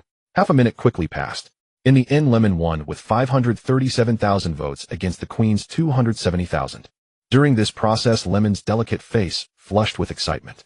She managed to net over 260,000 from this PK. What kind of figure is this? With her current annual internship salary of 60,000, it equates to 4 years of work. This was all thanks to brother Shihu Qinfeng. Intimacy with Bai Yuemin increased by 22. Current intimacy 50. Thank you, brother Qinfeng. Thank you, brother Qinfeng. Bai Yuemin stood up, left hand pressed against her chest, bowing repeatedly in gratitude. Her voice trembled slightly. The audience in the live stream was also endlessly thanking brother Shihu Qinfeng. Many were praising Chao Zhe as well. Because Chao Zhe had spent over 500,000 in the live stream, the platform immediately pushed Lemon's stream, bringing her viewer count to over 3,000. At this moment, the surprise on the queen's face finally faded. She saw that her guardian Young Master Yin had exited the live stream, and her heart was filled with mixed emotions. At this moment, the surprise on the queen's face finally faded. She saw that her guardian Young Master Yin had exited the live stream, and she was also worried that Young Master Yin might not come back to gift after this defeat, which would be a loss for her. Seeing Shihu Qinfeng easily gifting over 500,000 to Lemon, she felt a twinge of envy. This brother is so extravagant. How wonderful it would be if he were my guardian. Although she felt hurt by Shihu Qinfeng's actions, she didn't hate him, but rather hoped to improve their relationship. A brother like that needs only to spare a little for her to have plenty. At this moment, the screen in the queen's live stream flashed. Shihu Qinfeng has entered the live stream. Following that, the effects of the gifts appeared. Shihu Chinfeng sends a gift. Shihu Chinfeng sends a gift 1. Shihu Chinfeng sends a gift 2. Shihu Chinfeng sends a gift 3. Shihu Chinfeng sends a gift 30. Queen Husini was initially a bit dazed, but as she watched the gift effects continuously appear in the live stream, she immediately exclaimed joyfully, "Thank you for the medical fee, Brother Chinfeng." At first she thought Shihu Chinfeng would only send 1 or 2 gifts for formality, but the effects just her small mouth was so happy that she could hardly close it. "Thank you, Brother Chinfeng. Thank you, Brother Chinfeng. Brother Chinfeng, that's enough, that's enough." She couldn't believe how extravagant Shihu Chinfeng was, sending 9,000 in medical fees at once. Oh my, what a godly rich person. So extravagant. Intimacy with Husini increased by 10. Current intimacy 10. After sending 30 gifts, Chao Zhe exited the Queen's live stream and returned to Lemon's side. At this moment, Lemon had already finished her performance. Seeing Shihu Chinfeng return, she immediately greeted him with a smile and asked, "Brother Chinfeng, can I have the Queen do her punishment now?" Seeing that Shihu Chinfeng had just sent the Queen 9,000 in medical fees, her understanding of his extravagance deepened and her expression became even more humble. After all, how many people on Douyin can send 9,000 in medical fees? Okay. Chao Zhe typed out 2 words. He really didn't care about punishing the Queen. After all, these punishments were merely for entertainment, adding some liveliness to the live stream. What mattered more to him was the closeness he could achieve with these daughters of destiny. He hoped to quickly raise the intimacy with the 2 girls to 100 to earn their fortune points. After receiving Chao Zhe's consent, Bai Yuming immediately had the Queen start the punishment. Naturally, the Queen did not refuse and obediently crawled on the ground like a caterpillar, looking quite adorable. At that moment, Chao Zhe noticed a private message on Douyin, seeing that it was from Ning Ming, adding him as a friend. Naturally, he accepted it. "Hello, Brother Chinfeng. Thank you so much for sending so many gifts to Ming Ming. I'm so excited that I don't even know how to express my gratitude." After just becoming friends, Bai Yuming sent a message. Chao Zhe replied casually, "You're welcome. I have some things to attend to, so I'll log off for now and check in on your live stream tomorrow." Today, the intimacy has already increased by 50 points, and it probably won't increase any further, so he didn't plan to waste any more time. He definitely wouldn't be a sycophant. "Alright, Brother Chinfeng, you take care. See you tomorrow, bye." Bai Yuming hurriedly replied. At this point, the Queen had also completed her punishment. Chao Zhe exited Ning Ming's live stream, but did not log off Douyin. He noticed another private message had come in. Upon opening it, he saw that the Queen requested to add him as a friend. Chao Zhe clicked to agree. As long as the daughter of destiny was willing to increase intimacy, there might be a chance. The Queen quickly sent a message. "Hello, Brother Chinfeng. Thank you for the generous medical fees earlier." Since this is our first contact, Chao Zhe naturally couldn't reveal any thoughts, and replied blandly, "You're welcome, it's just a small gesture." Seeing that Shihu Chinfeng mentioned the 900 yuan in medical fees as merely a small gesture, he did not think he was showing off. He truly had that kind of capability. She believed Shihu Chinfeng must be stronger than Young Master Yin. Young Master Yin spent around 300 in her live stream in a month, while tonight, Shihu Chinfeng had spent over 600 in both Ning Ming's and her live streams. Thus, she naturally hoped to maintain a close relationship with Shihu Chinfeng, so she tentatively said, "I look forward to you coming to my live stream more often, Brother Chinfeng." Chao Zhe simply replied, "Okay." Seeing Chao Zhe's bland response, the Queen dared not say much more. After all, someone like this who was so generous usually had a personality. If they didn't want to talk, bothering them would often have the opposite effect. So she replied, "Alright, I won't disturb you any further, Brother Chinfeng." They'll log off shortly, bye. Chao Zhe sent an OK emoji. Both girls sent their WeChat IDs. Chao Zhe opened WeChat to add them as friends. Soon both girls accepted the friend requests and sent, "Hello, Brother Chinfeng." Chao Zhe replied with a smiling emoji. He noticed that both Ning Ming and the Queen had IP addresses in MO, suggesting he could arrange to meet them and give some gifts to further increase intimacy. There shouldn't be any woman in this world who couldn't be won over with sufficient money. If there were, they would be extremely rare. Putting down his phone, Chao Zhe began to assess the daughters of destiny he had recently interacted with. Lu Fei Fei's intimacy had already reached 100 points, and he had earned 100 fortune points. The manager of Yijiang Nan Hotel, Xu Xueman, had 100 fortune points, with intimacy, currently, at 85. A bit more effort should allow him to conquer her. His old classmate Qian Ro had 100 fortune points, and already had 66 points of intimacy, also showing promise for conquest. Besides Qian Ro and Xu Xueman, tonight on Douyin, he encountered Bai Yuming with a beauty score of 91, earning 200 fortune points, and Hu Xian with a beauty score of 90, earning 100 fortune points. Bai Yuming's intimacy had reached 50 points, while Hu Xian only had 10 points. However, the intimacy with both girls was increasing quickly. If he could successfully raise Shu Xuanman and Qian Rao's intimacy to 100 points, he could accumulate 3 fortune points, upgrade to a level 1 love god, and receive system rewards of physical strengthening techniques and a cashback of 200 million. He wondered what kind of skill this physical strengthening technique was and hoped it would be useful. However, the cashback of 200 million was indeed very tempting, allowing him to use it freely without needing to endure hardship. Upgrading to a level 1 love god required 300 fortune points. He wondered how many fortune points were needed for level 2 and what skills it would entail. Xiao Zhe touched his waist, chuckling, bitterly thinking about whether his body could withstand such high demands for fortune points in order to upgrade. He didn't want to die before achieving success, shedding tears like a true hero. This love god system was great in many aspects, but it also stirred up desires too easily. Just a slight contact with the Daughters of Destiny made him yearn for more. Sigh. Xiao Zhe sighed deeply and turned off the light to sleep. The next morning, after washing up, Xiao Qin came to serve him breakfast before leaving. At this moment the phone rang. He picked it up to find it was a call from the landlord Huang Kuei. Xiao Zhe then remembered that today was the 3rd day of Huang Kuei's ultimatum. If he didn't pay to renew the lease, Huang Kuei would kick him out. He answered the phone and heard Huang Kuei arrogantly say, "Xiao Zhe, why are you dragging your feet? Today is the last day. Have you not borrowed any money yet? If you don't rent, I'll rent it to someone else." Xiao Zhe scoffed, "Hey, your rent is too expensive. I can't afford it. You can rent to whoever you want." Huang Kuei, upon hearing this, felt something was off. His place should be the cheapest in the entire Jiacheng. Now that Xiao Zhe wasn't renting, did that mean he was planning to leave Jiacheng? If Xiao Zhe left, would that stunning beauty Lu Yao also leave with him? "If you don't rent my house, where else can you find such a good deal?" Huang Kuei asked in confusion. "That's none of your business. I'm just not renting your house." Xiao Zhe coldly replied, If you don't want to rent, then don't. As if I'm begging you to rent to me." Huang Kuei snorted coldly. "Take good care of your house, or it might end up belonging to someone else." Xiao Zhe said with a cold smile. "What do you mean by that?" Huang Kuei asked in confusion. "You'll find out later," Xiao Zhe said and hung up the phone. This Huang Kuei had ill intentions toward Lu Yao. Moreover, he had mocked him multiple times after his bankruptcy. Once he was able to take action, he would surely make Huang Kuei bankrupt using that matter. Meanwhile, Huang Kuei, standing in front of Xiao Zhe's rental house, was stunned by the beeping sound of the call being hung up. What did Xiao Zhe mean by that? He was puzzled. However, upon learning that Xiao Zhe would no longer rent his house, he felt a sense of loss. For the past 2 days, he had only seen Xiao Zhe's rental house tightly shut, and he hadn't seen Lu Yao again. He felt as if he had lost his soul. Has Lu Yao broken up with Xiao Zhe? Huang Kuei scratched his colorful head and murmured, "Yes, they must have split up. How could Lu Yao continue to live with a bankrupt loser? Without money, even the most beautiful love cannot last. Doesn't this mean that my chance has come?" Thinking of Lu Yao's unmatched beauty, Huang Kuei felt a surge in his heart. "I must provide her with meticulous care when she needs concern the most to win the heart of the beauty. But where has Lu Yao gone? I hope she hasn't left the Magic City. However, even if she has left, I will find her and give her a warm home." Huang Kuei began to daydream. After hanging up on Huang Kuei, Xiao Zhe picked up his phone and opened WeChat, where he saw messages from 2 people. The first was from Ningming Baiyue, and the second was from Queen Husini. He first opened Baiyu's WeChat. "Brother Chinfeng, good morning. Did you sleep well last night?" Mingming was so excited that she didn't sleep a wink. "This is my first time receiving so many carnival gifts. I will always be grateful to Brother Chinfeng. Today is Saturday, no classes. I was too excited last night and didn't sleep well, so I'm going to catch up on some sleep. I hope to see Brother Chinfeng in my dreams."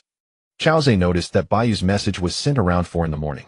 It seemed that the carnival event really had overwhelmed. Baiyue was just a small streamer. When he tuned in, there were only 100 or so people. Moreover, many were freeloaders earning just over 2,000 beans from the first PK, with the queen barely netting him around 100. Yet he had made her earn over 2,000 in one night, so it was understandable that she couldn't sleep from excitement. If he hadn't gained the system, if a rich lady had thrown him 10 or 20,000 at once, he certainly wouldn't have been able. The little girl, messaging him, naturally wanted to keep in touch, hoping he would visit her live stream again.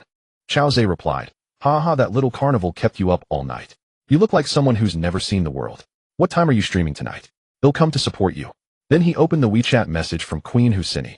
Husini's message was a greeting. "Brother Chinfeng, happy weekend." It seemed this girl also wanted to maintain contact with him, but she probably had no special topic, so she just sent a greeting. "Happy weekend." Xiao Zhe simply replied with a short message. Although he wanted to pursue the luck goddess, he didn't want to be a sycophant. Instead, he wanted her to truly like him from the bottom of her heart. Only then could he gradually raise their closeness to a perfect score. Being a sycophant wouldn't earn a woman's favor. It could instead lead to being toyed with. Some women might not even raise their closeness to 60 points, even if you offered them $1 billion. Instead, they might take the $1 billion and seek out someone they actually like. So when Chao Zhe planned to use his financial power, he would observe gradually to see if the woman's closeness could be increased, otherwise he wouldn't invest further. Of course, he wouldn't appear overly eager to get close to women, making them think he was a desperate man. Instead, he needed to maintain a slightly aloof demeanor, letting women understand that if they wanted more from him, they must take the initiative to approach him. Brother Qinfeng, you're awake. Just as Chao Zhe replied, the queen's message came back. It seemed she had been holding her phone waiting. Yes, just woke up. Chao Zhe replied. Meanwhile, in an apartment in the Qinghe district of Xiaohai City, Queen Hu Xini lay on a small bed, seeing that Shi Hu Qinfeng had replied, her heart filled with joy. She had actually woken up an hour ago, and the first thing she did was send a greeting message to Chao Zhe. Last night, Shi Hu Qinfeng had a strength contest with that young master, Yin, resulting in Yan's miserable defeat, leading him to voluntarily exit her live stream. Then Shi Hu Qinfeng came over and gifted her 9,000 yuan for medical expenses. This PK left her both happy and worried. The worry was that after the broadcast last night, she messaged young Master Yin, but he never replied. This big brother had already spent over $1 million on her, and was supposed to meet her next month. Honestly, she was a bit anxious about meeting him. She knew what would happen when meeting this big brother. Although it wasn't her first time, she had also video called that young man. Honestly, she couldn't commend young Master Yan's appearance. He was chubby, had a face full of freckles, and several acne-like sores that oozed pus. She wondered if she would feel nauseous meeting him. However, this young Master Yin was indeed generous, spending over 200,000 to 300,000 monthly, which accounted for a large part of her income. Last night, she proactively messaged young Master Yin, but he didn't reply. It's likely that last night's defeat had hit him hard, and he might even quit streaming. If that happened, she would lose a big brother and a significant portion of her income. On the bright side, it seemed that after suffering a setback, young Master Yin might not have the face to meet her. Would that mean she no longer had to face his nauseating face and flabby body? From that perspective, it could be seen as a good thing. That Shi Hu Qinfeng was truly extravagant. Not only did he give Ning Meng over 5,000 the first time, but he also gifted her 9,000 for medical expenses, as if his money came from the wind. This big brother was not only extravagant, but also generous. She easily added him on WeChat, and if she could build a good relationship with him, the losses on young Master Yan's side could surely be compensated, perhaps even gaining more. After all, Shi Hu Qinfeng's medical expenses reached 9,000, and that was just for one PK. If he was willing to help her, her monthly income might surpass $1 million without a doubt. Having figured this out, Hu Xini felt less sad about possibly losing young Master Yin. The first thing she did upon waking was send a greeting message to Chao Zhe, and she kept holding her phone, hoping to see his reply as soon as possible. After waiting for an hour, she finally received Chao Zhe's reply. Brother Qinfeng is also in the Magic City, right? Hu Xini asked. She saw Shi Hu Qinfeng's IP location was also in the Magic City, so she inquired. Yes, I'm in Jiaqing. How about you? Chao Zhe asked. Brother Qinfeng and Qinghe district were very close. Hu Xini replied. Yes, it's less than an hour's drive. Chao Zhe replied. The distance between Jiaqing and Qinghe is only 40 kilometers, and considering the traffic in the Magic City, an hour's drive is sufficient. Yes. Why is there nothing on your moments? The queen asked. She had just scrolled through Chao Zhe's moments, noticing it only displayed messages from the past 3 days with nothing visible. At that moment, Hu Xini suddenly had the thought of meeting Shi Hu Qinfeng. For some unknown reason, the queen was inexplicably struck with the idea of meeting Chao Zhe offline, and this desire was quite strong. After all, meeting such a powerful big brother would likely increase his fondness for her, leading to more consumption. However, she was also worried that Chao Zhe might be one of those greasy uncles or an ugly man like young Master Yin. Thus, she wanted to see if there were any selfies in Chao Zhe's social circle. If Shi Hu Qinfeng wasn't too ugly, she thought it would be fine to meet. I won't post on social media. What's wrong? Chao Zhe replied. He probably guessed the queen's intentions. I want to see what kind of handsome guy Qinfeng is. Huh? The queen asked tentatively. After seeing Shi Hu Qinfeng's reply, the queen guessed that he was joking and probably not too old. But she hesitated. After seeing Shi Hu Qinfeng's reply, the queen guessed that he was joking and probably not too old. But she hesitated to directly ask him for a photo. So she replied, even if Qinfeng is an old man, he's still a handsome old man. Then she asked, I wonder if Qinfeng is free today. I'm thinking of coming to Jiaqing to hang out with you. She decided to take a gamble and act first. She couldn't let Ning Meng meet Shi Hu Qinfeng first, or she might end up with nothing. Last night's scene of Chao Zhe showering her with gifts was still fresh in her mind. His money seemed to come as freely as the wind, spent quite indulgently. After they met, if he wasn't too old or too ugly and suggested something, she would consider it. If it was absolutely unacceptable, she could find an excuse to refuse, like saying she had to visit relatives. She intended to keep him hanging, getting him to shower her with more gifts. Once he had spent enough, she would reconsider her decision and find a way to cut ties. Making money was important, but she couldn't neglect her own health. When Chao Zhe saw that she took the initiative to meet him, he felt a stir in his heart. This queen had previously asked about his social circle, clearly wanting to confirm how he looked. If he looked decent, she would likely be willing to spend more time with him. That way his charm could work its magic, quickly raising her affection level to 100 points and earning her 100 luck points. So he replied him, I don't have anything going on today. If you want to come over to hang out, I am free too. Great. I will drive over. Chen Feng, send me your location. I should be able to get there in about 2 hours. Husini quickly replied upon seeing that Chao Zhe was free. She decided to go all in, hoping he wouldn't disappoint her. Okay, I will send you the location. Chao Zhe replied, then sent the location. Alright Chen Feng, I will contact you again. After Husini replied, she put down her phone. Having made her decision, she didn't dawdle, getting up to wash up and apply makeup, carefully preparing herself. Chao Zhe lay in bed for a while longer before getting up to wash up, having breakfast, and then watching TV in the presidential suite while waiting for the queen's arrival. At 9:50 a.m., Husini drove to the Yijiangnan Grand Hotel according to the navigation. She was puzzled all the way. Why would someone as prominent as Chao Zhe stay in a hotel? Could it be that he didn't have his own place in the city? Or was he a wealthy individual from another city here on a business trip? However, since he was staying in a 5-star hotel like Yijiangnan, he shouldn't be a fake rich guy. There had been online reports of someone embezzling funds and pretending to be a wealthy individual to shower gifts on female streamers. Husini was still worried about encountering such a fake rich man. If that happened, she might end up not only without money, but also losing her dignity. After parking her car, she prepared to send a message to Chao Zhe, but she was worried he might not see the message in time, so she initiated a voice call on WeChat. A few seconds later, he answered the WeChat voice call. A magnetic male voice came from the phone. Hey, are you here? Husini was taken aback by the voice, then pleasantly surprised. This voice was not only pleasant, but also youthful. It seemed he was not an old man. Yes, Chen Feng am in the parking lot of Yijiangnan Grand Hotel. Can you come down? She quickly said, her voice tinged with excitement. Okay, wait for me in the hotel lobby. Chao Zhe replied on the other end of the line. Alright Chen Feng. After he hung up, she put her phone away. This was her first offline meeting with a big brother, and he wasn't even her top. Although she had prepared herself for meeting the big brother in the morning, when it came time to meet, she felt quite anxious. She wondered if she had been too impulsive. What if this big brother was very ugly? Or worse, the kind of poor loser who embezzled funds and pretended to be wealthy? That would be even more troublesome. People often feel this way, before actually meeting a stranger, they can feel very anxious, worrying about gains and losses. But since she was already here, she could only go for it. She took out a small mirror from her bag to check her makeup carefully. Seeing that her makeup was perfect, she finally slung her bag over her shoulder, got out of her Mercedes C260L, and walked to the lobby of Yijiangnan Hotel. Finding a prominent spot to sit, she anxiously waited for Chen Feng to come down holding her phone. Occasionally someone would come out of the elevator, and most would glance her way. The looks from the men were all quite astonished, some even deliberately lingered nearby, casting her furtive glances. Seeing that none of the people passing by approached her, Husini felt relieved. Most of the men here were either pot-bellied or extremely ordinary-looking. After a few minutes, her eyes suddenly brightened as she spotted a tall and handsome figure walking out of the elevator. Upon exiting the elevator, the handsome man glanced around and then started walking towards her.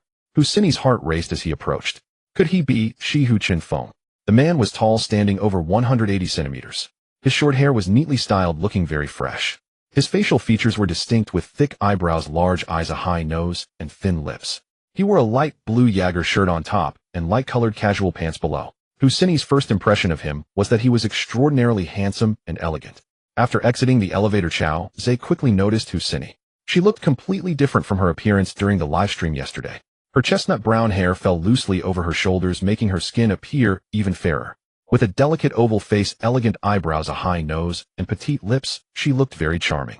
Around her slender and fair neck was a delicate platinum necklace. She wore a light green chiffon dress with ruffled sleeves, looking very refreshing.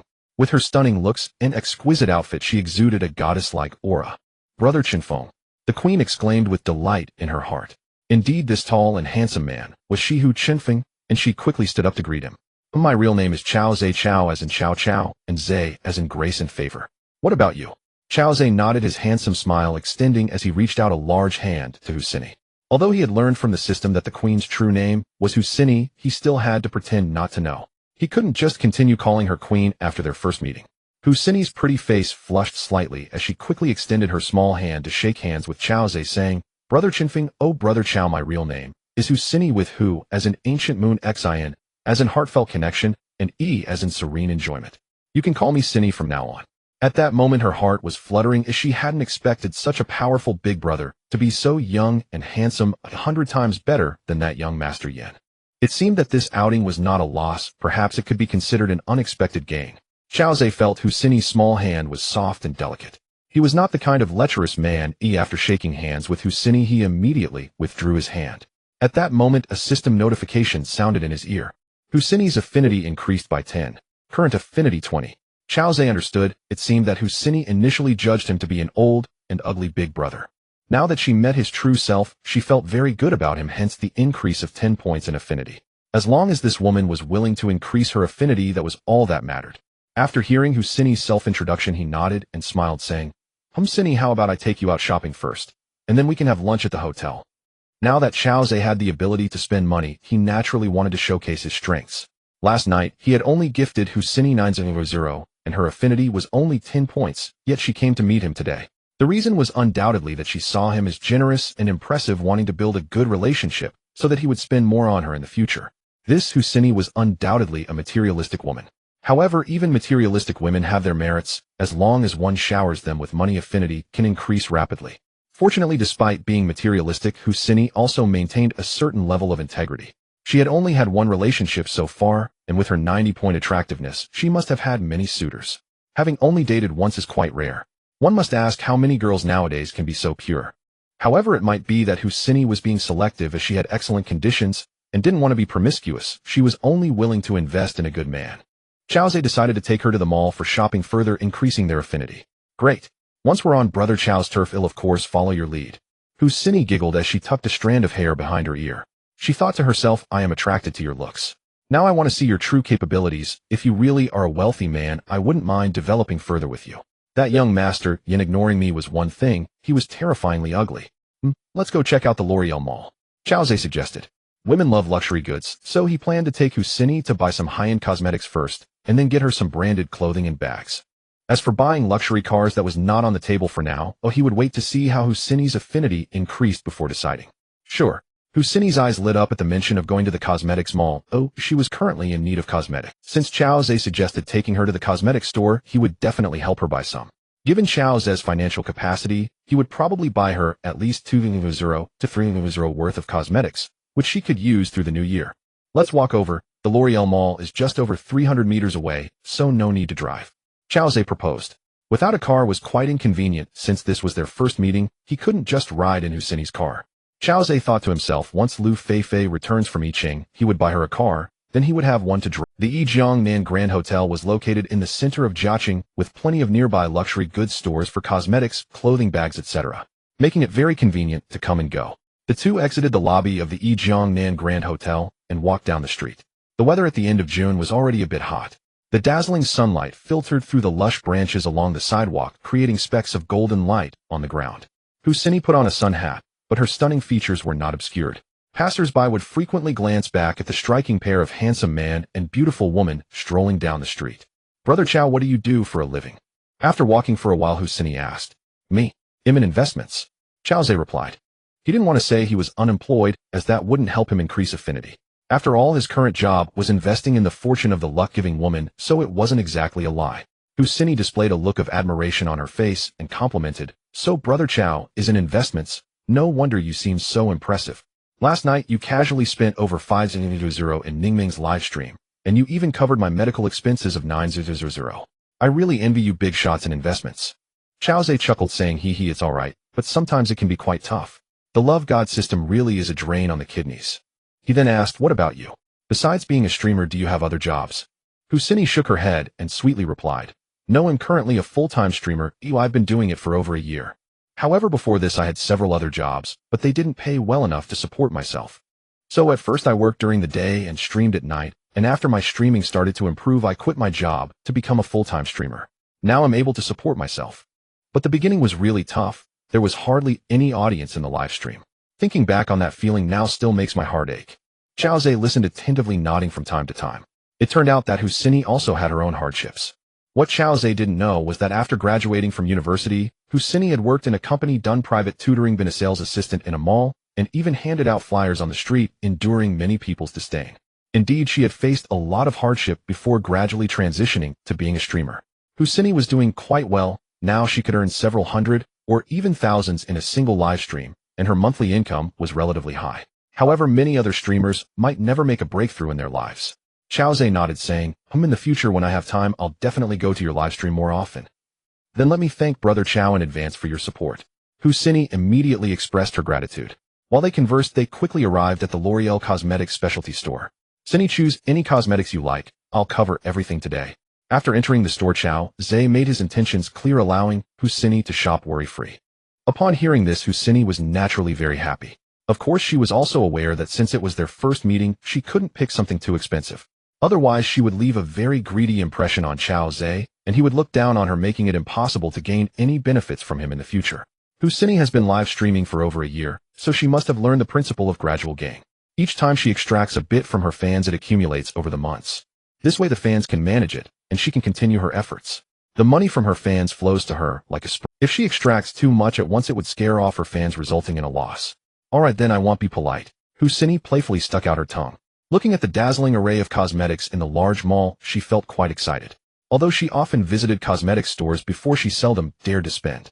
Going once every month or two, spending 7,000 to 8,000 yuan on cosmetics was considered excessive. After all, she knew live streaming relies on youth, and in a few years she would definitely get married, making it impossible for her to continue.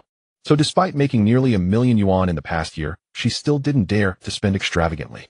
However, today was on Chao Zhe's expense, so she could loosen up a bit. Of course, her goal was still to keep it under 30,000. She was selecting her favorite cosmetics in the mall with Chao Zhe following beside her. Husini picked up a bottle of cream priced at 4,200 yuan and asked Chao Zhe with a smile, "Brother Chao, what do you think of this cream?" She was worried the price was too high, so she didn't dare make a decision without consulting Chao Zhe first. Chao Zhe merely glanced at it and shook his head, saying, "Not very good." Oh. Upon hearing this, Husini put it back. Recently, her skin had been quite dry, and she usually used creams around 1,000 yuan, which did not yield great results. She had been wanting to buy a cream like this, but the price was a bit steep, and she was reluctant to part with the money. Unexpectedly, after asking Chao Zhe, he just took a glance and shook his head, disapproving. Could it be that he thought it was too expensive? She then picked up another cream priced around 3,000 yuan and asked, "Brother Chao, what about this one?" However, Chao Zhe still shook his head, saying, "What's good about something like this?" Finding that even a 3,000 yuan cosmetic was deemed unsuitable by Chao Zhe, left Husini perplexed. Since Chao Zhe brought her to the cosmetic store, surely he wasn't just joking with her. Yet she dared not show any emotions on her face and smiled, saying, "Alright then, I'll choose another one." After saying this, she reached out to pick a cosmetic priced at only 130 yuan, but before her little hand could touch it, a large hand suddenly grabbed her. She turned her head to see it was Chao Zhe. She heard the man's magnetic voice whispering in her ear, "Sini, what you're picking is too cheap, just 3,000 or 4,000 each. Since you're here, why not indulge a little? Come on, let me take you to the high-end section." Husini felt relieved. It turned out Chao Zhe's disapproval was not about the cosmetics' quality, but rather their low price. However, she thought those priced around 3,000 or 4,000 yuan were quite good, allowing her to buy 7 or 8 items. If they went to the high-end area, she might only be able to select one, which wouldn't be cost-effective. So she pouted and smiled, saying, "Brother Chao, I think these are all quite good and very practical. Why should we splurge in those high-end areas?" Chao Zhe rolled his eyes at Husini, saying, "You're such a silly girl. If you have the chance to indulge, why not take it? How foolish." After saying that, he ignored Husini's reaction and wrapped his arm around her waist, heading towards the high-end cosmetics counter. Chao Zhe naturally had his own considerations. Buying such cheap cosmetics would only increase the intimacy by a few points. Without increasing intimacy, how could he level up? Husini, suddenly embraced by Chao Zhe, felt her cheeks flush slightly, but did not resist. Moreover, she enjoyed this feeling. After all, Chao Zhe was quite handsome, and she didn't feel at a disadvantage. They arrived at the high-end counter area, and Chao Zhe confidently pointed at the luxurious cosmetics, saying to Husini, "Sini, choose whatever you like today, I'll cover the bill." Boom. Upon hearing Chao Zhe's words, Husini felt a thunderous impact in her mind. Those cosmetics cost tens of thousands, even hundreds of thousands, and this man actually let her choose freely. This is too extravagant. Each of these cosmetics was something she had long wished for, but could only dream of. "Brother Chao, is what you said true?" She looked at Chao Zhe with her beautiful eyes, her voice trembling slightly. "Do I look like I'm lying?" Chao Zhe raised his eyebrows in response. Husini blinked her beautiful eyes joyfully, saying, "Brother Chao wouldn't lie, then I'll start picking." Husini's intimacy increased by 12. Current intimacy 32. Go ahead. Chao Zhe nodded, feeling quite satisfied. This little girl indeed increased intimacy rapidly. Husini was excited, her pretty face slightly flushed as she nodded vigorously, releasing Chao Zhe's arm and quickly going to select cosmetics. Just as Chao Zhe was about to follow her, he heard a questioning voice from behind. Chao Zhe, how can you do this to Yao? Turning around, Chao Zhe saw a beautiful woman in a beige dress with an oval face glaring at him. He was taken aback because he unexpectedly encountered an acquaintance here. What a coincidence. Last time he ran into his high school classmate Qian Rou while buying cosmetics for Lu Feifei at L'Oreal. This time, he met Lu Yao's best friend Lu Mingzhu, another stunning beauty. How could it be such a coincidence? At this moment, the system also provided a prompt.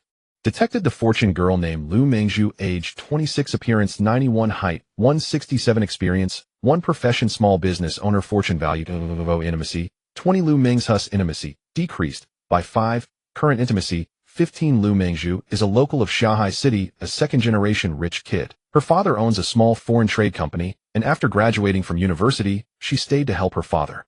Chao Zhe and Lu Yao stayed in Modu to run an advertising company. Lu Yao once went to Lu Mingzhu's foreign trade company to expand business, and the two became acquainted, later developing a close friendship. Thus Chao Zhe was also quite familiar with Lu Mingzhu. When Chao Zhe and Lu Yao's company faced difficulties, Lu Mingzhu had often asked her father for help.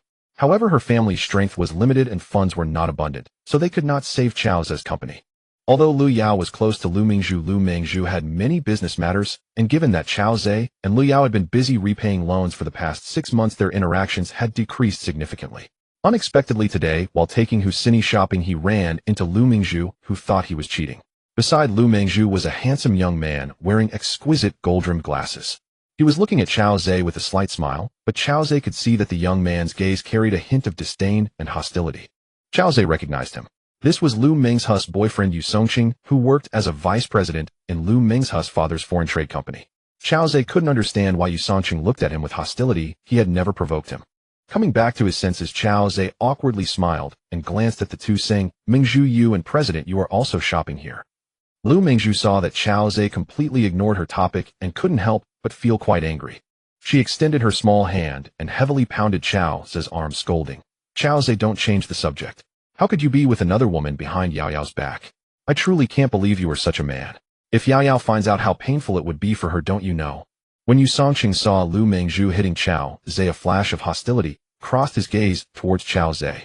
"Mingzhu, it's not what you think. I have already broken up with Lu Yao."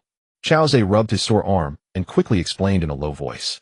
He glanced back and saw Husini selecting cosmetics not far away, seemingly unaware of what was happening. Upon hearing this, Lu Mingzhu's beautiful eyes widened in disbelief as she looked at Chao Zhe. At that moment, she was deeply shocked, as if listening to an unbelievable tale. How could this be possible? In her impression, Lu Yao's love for Chao Zhe could be described as unwavering until death. Moreover, in their usual interactions, Lu Mingzhu felt that Chao Zhe loved Lu Yao very much. The way he looked at Lu Yao with such affection was only something one could see in deeply loving couples. How could they have broken up? Was it because Chao Zhe went bankrupt and Lu Yao couldn't hold on any longer, thus suggesting the breakup? And after their breakup, Chao Zhe immediately found a new partner, a wealthy second generation. She had just seen Chao Zhe embracing a beautiful girl while selecting cosmetics. Thus, she speculated that the girl must be the daughter of a wealthy family. "I broke up with Lu Yao." A hint of sorrow flashed across Chao Zhe's face as he repeated. Lu Mingzhu finally snapped out of her daze, but the shock on her face remained as she softly asked, "When did this happen? Where's Yao Yao?" Chao Zhe pressed his lips together, looking desolate as he replied, 3 days ago she returned to the capital." "Why did you break up? Why didn't she say goodbye when she left?" Lu Mingzhu felt very sad upon hearing this, her voice trembling. As Lu Yao's close friend, she understood Lu Yao's feelings for Chao Zhe. Now that the two had broken up, she could empathize with Lu Yao's pain. "Sigh." Chao Zhe sighed, deeply looking up at the ceiling of the mall, his eyes misty as he spoke sadly. "Because she didn't want to see me driven mad by loan sharks, she went home to ask her parents to help pay off my debts. The condition set by her parents was that she must break up with me. After paying off the debts, she fulfilled her promise to her parents. She left without saying goodbye to anyone, perhaps wanting to completely forget about the magic city and everything here." Upon hearing this, Lu Mingzhu sighed deeply. She only knew that Lu Yao's family was well off, but she didn't know that Lu Yao came from a wealthy family. Thus it was quite easy for Lu Yao's parents to help Chao Zhe pay off his debts. As parents, they would naturally want their daughter to be happy, and wouldn't they feel heartbroken seeing her suffer with a poor guy like him?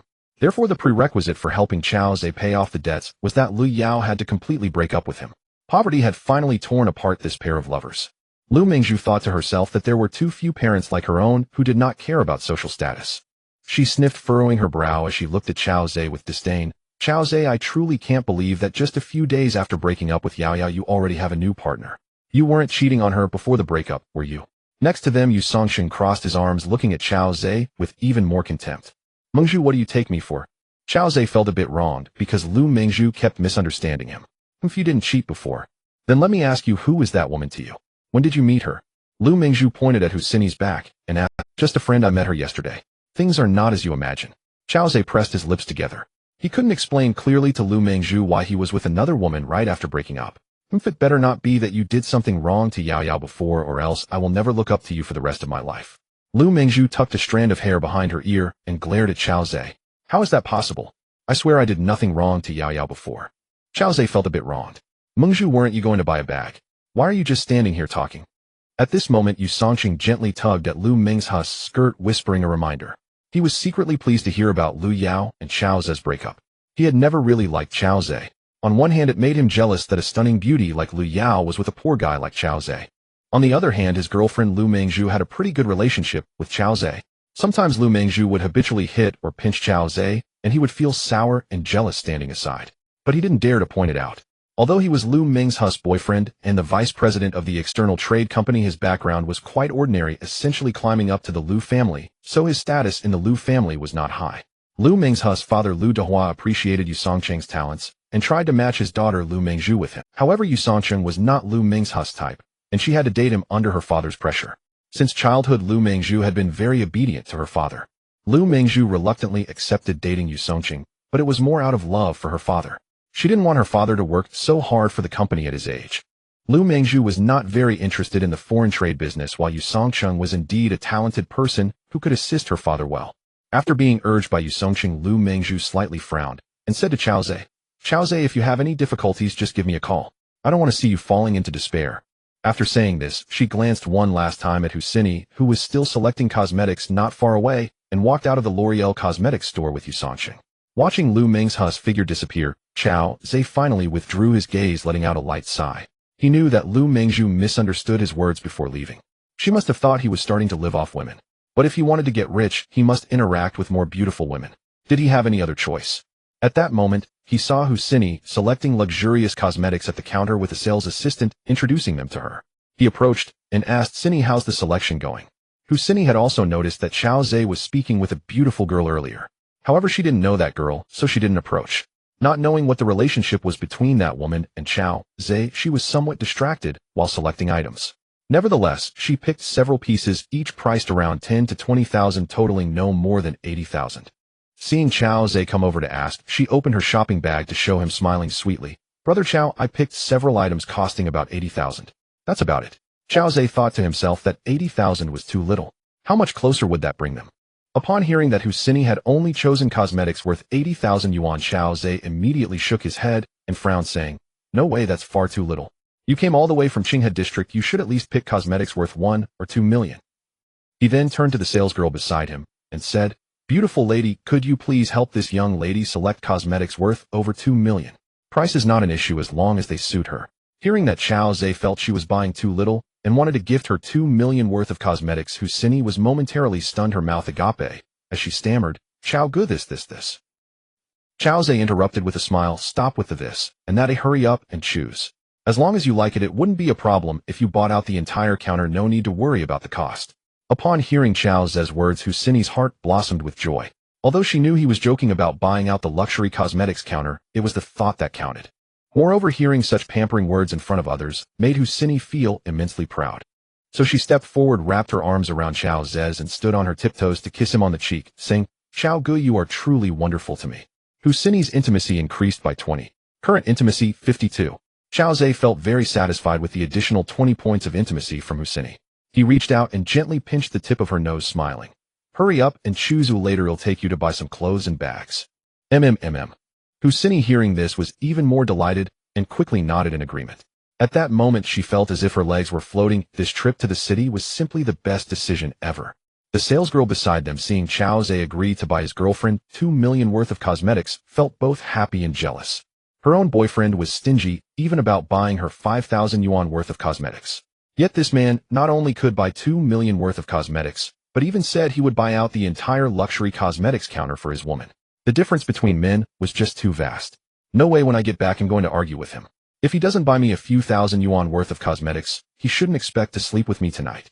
The salesgirl felt a twinge of envy and quickly responded with a smile. All right, sir, I'll recommend some for your girlfriend right away. She had no doubt about the capabilities of those hidden wealthy individuals.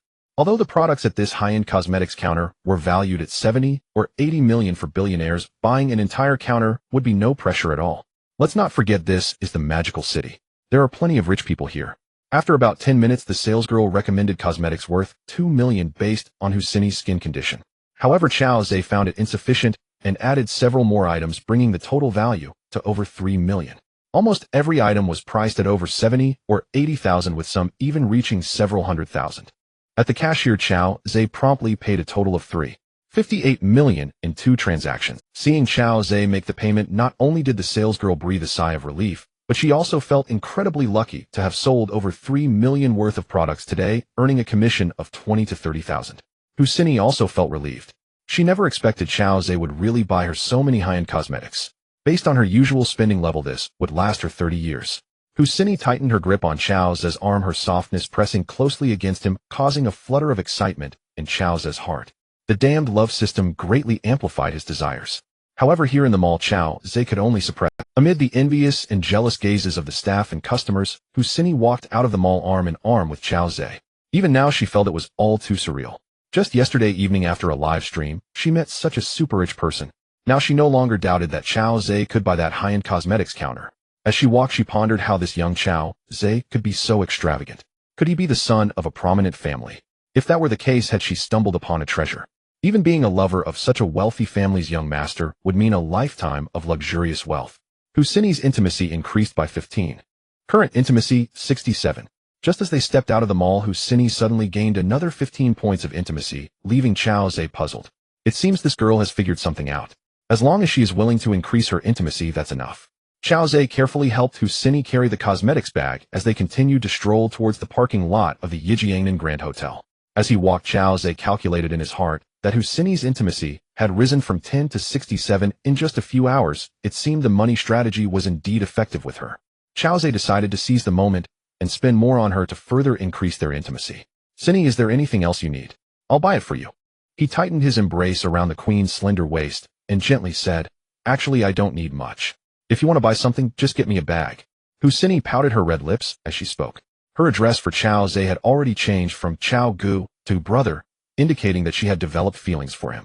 The higher the intimacy, the deeper the woman's affection for the man. Previously, Chao Zhe had promised to buy her cosmetics, clothes, and bags. However, she thought Chao Zhe would only buy her a few thousand yuan worth of cosmetics, and then some other items which she could. But since Chao Zhe had actually bought her over 3 million worth of cosmetics, she felt quite embarrassed to ask for more. Just a bag would suffice. All right, let's first put the cosmetics in your car, and then go buy a bag. Chao Zhe nodded. Hand in hand, they arrived at the parking lot of the Yijiangnan Grand Hotel, placed the cosmetics in the trunk, and then Chao Zhe took Husseini to shop at a supermarket. Near the Yijiangnan Grand Hotel, there was a Wanda Plaza with several world-class bag brands. Once inside the plaza, Chao Zhe generously bought Husseini 3 bags, all luxuriously expensive. One of which was an LV city symbol splicing bag valued at a staggering 900,000 yuan, crafted from 15 different materials, showcasing extraordinary creativity and design. The other 2 were a Hermes matte crocodile leather Birkin bag and a Leber rose flower handbag. The Hermes bag was named after the famous French singer Jane. Birkin, made from crocodile leather, featured a lock adorned with 9 diamonds totaling 10 carats, valued at 78,000. The bag was black, both stain-resistant and visually appealing. The rose flower handbag was characterized by its rose-shaped design and unique inlay craftsmanship, encrusted with 28 diamonds, 89 sapphires, and 900 tourmalines, all set on an 18K white gold body. This design not only showcased the lattice elegance and luxury, but also made it a unique and extravagant handbag valued at a total of 630,000 yuan. The 3 bags cost Chao Zhe a total of 2,300,000 yuan, and he paid without blinking. Husseini received these 3 luxurious bags and was so moved that she was on the verge of tears. Her intimacy with Chao Zhe increased by 20 points, reaching a total of 87 points. Chao Zhe was very satisfied with Husseini's performance. If a 60-point intimacy indicates that a woman has fallen in love with him, then an intimacy of 87 points is sufficient for deep communication with her. After completing the payment, the gaze Husseini directed at Chao Zhe was filled with affection. Ignoring the presence of other customers, she wrapped her arms around Chao Zhe's neck and stood on her tiptoes to plant a kiss on his thin lips. After the kiss, her delicate face flushed, and she breathed softly, like an orchid saying, "Brother, thank you so much, I love you." Chao Zhe thought to himself that indeed money is a powerful tool.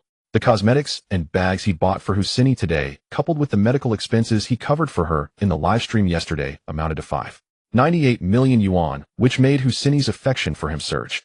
How do you plan to thank your brother? Chao Zhe felt a thrill in his heart. He gently caressed Husini's delicate face and asked with a smile, Brother, don't ask, just watch how I perform today." Husini bit her pink lips and replied. She no longer exhibited the queen-like dominance she had in the live stream. Instead, her face was filled with girlish shyness. Husini's charming appearance made several young men around her drool, but none dared to approach. After all, the man beside her was not only handsome, but also wealthy, casually spending over 2 million yuan on bags for this stunning beauty. He must be the son of a wealthy family. Seeing the envious and jealous looks from the men around him, Chao Zhe's vanity was greatly satisfied. "I never expected that Chao would have a day to show off, all thanks to the love god system." Noticing the unusual gazes from the crowd, Husini gently tugged at Chao Zhe's arm and whispered, "Brother, let's go back first." It was nearly noon. Chao Zhe nodded and wrapped his arm around Husini's slender waist as they exited the Wanda shopping mall. Along the way, Husini chirped like a joyful little bird, sweetly whispering affectionate words to Chao Zhe. Feeling affectionate, Chao Zhe occasionally kissed the goddess' soft lips in response. They first placed the 3 expensive bags in Husini's car before walking back to the hotel. Prior to this, Chao Zhe had instructed Xiaoqin to prepare lunch in the private kitchen of the presidential suite. Upon seeing that Chao Zhe was staying in a presidential suite costing 200 yuan per night, Husini gained a deeper understanding of his extravagance. Most people would be satisfied with a few hundred or 1,000 yuan rooms, yet Chao Zhe was staying in such an expensive place. How wealthy could he be? Her admiration for Chao Zhe grew even stronger, and she secretly resolved that after lunch, she must have a deep conversation with him to let him know her strong feelings for him. After meeting Xiaoqin, she informed Husini that Mr. Chao had specifically requested that he would be hosting a beautiful lady for lunch, requiring the meal to be prepared with great care. When Husini learned that the cost of the lunch prepared for her was 280 yuan, she was moved to tears. Xiaoqin elegantly introduced the dishes for today. The first dish was a diamond strawberry platter served on a plate embedded with 2-carat diamonds featuring the finest strawberries and accompanied by a bottle of 300 yuan red wine, costing a total of 600 yuan. The second dish was chocolate caviar made from the world's finest chocolate paired with premium caviar priced at 700 yuan. The third dish was seafood treasure curry made with Devon crab, white truffle, Scottish lobster, and top-grade abalone priced at 500 yuan. Additionally, there were Riesling grape jelly, Buddha jumps over the wall, braised shark fin, and more. Many of the dishes Husini had never heard of before. Each dish was accompanied by a price tag. She calculated that indeed this meal cost 280 yuan. A single meal equated to nearly 2 to 3 years of an ordinary person's salary. To quickly increase Husini's intimacy, Chao Zhe truly spent a fortune. Although it was merely the system's fortune, he realized that this girl was rather materialistic and his financial prowess was adequate. At that moment, the system's prompt rang in Chao Zhe's ears. Husini's intimacy 6. Current intimacy 93. During this lunch, Xiaoqin stood by serving wine and arranging dishes for Chao Zhe and Husini, allowing Husini to experience the longed-for life of high society. As she ate, she thought about how to properly serve the wealthy young master Chao Zhe after the meal. At this moment at Hongfeng Advertising Company, in the general manager's office, Chao Zhe's old rival Wang Bo, the general manager of Hongfeng Advertising, was listening to his subordinate Lu Jin's report. After betraying Chao Zhe, Lu Jin brought some key personnel to Hongfeng Advertising Company, where he was appointed as the office director by Wang Bo, becoming Wang Bo's trusted subordinate. The two sat opposite each other. Lu Jin handed a cigarette to Wang Bo and personally lit it for him. Then he lit one for himself, took a puff, and said, "Manager Wang, in the past 2 days my people have been tracking Chao Zhe and found that he hasn't returned to his old rental apartment, and it seems that Lu Yao has left Xiaohai City." "Oh, so Chao Zhe isn't at the rental apartment. Where could Lu Yao go?" Wang Bo straightened up on the sofa and asked while blowing out a smoke ring. Lu Jin flicked the ash from his cigarette and frowned as he replied, "Lu Yao's whereabouts are unclear, we haven't found out yet. However, it seems that Chao Zhe has suddenly become quite wealthy. He actually moved into the Yijiangnan Grand Hotel and is staying in the presidential suite." "He's in the presidential suite? Are you kidding me?" Wang Bo was taken aback and turned to look at Lu Jin, asking. "The presidential suite at Yijiangnan costs 210 yuan a day. Even I wouldn't dare to spend so extravagantly. How could that loser Chao Zhe afford to stay there?" Lu Jin nodded heavily and replied, "Absolutely true. Where did he get so much money?" Wang Bo was momentarily shocked and then turned to look at Lu Jin, asking. Lu Jin took another puff of his cigarette and shook his head that I don't know. But it seems that Chao Zhe has been having a lucky streak. The day before yesterday, he had dinner with Lu Feifei at the Ingchun Grand Hotel. This noon, he brought another beautiful lady to the L'Oreal Mall, spending over 3 million yuan on cosmetics for her, and then bought several designer bags before heading to the Yijiangnan Grand Hotel, taking the exclusive elevator to the 1818 presidential suite. Upon hearing that Chao Zhe had spent over 3 million yuan on a beautiful lady, Wang Bo was even more shocked. Has this Chao Zhe regained his former strength? Wang Bo deeply resented Chao Zhe's abilities. Originally, Wang Bo's Hongfeng Advertising Company nearly monopolized the advertising market in the entire Jia district and was doing very well.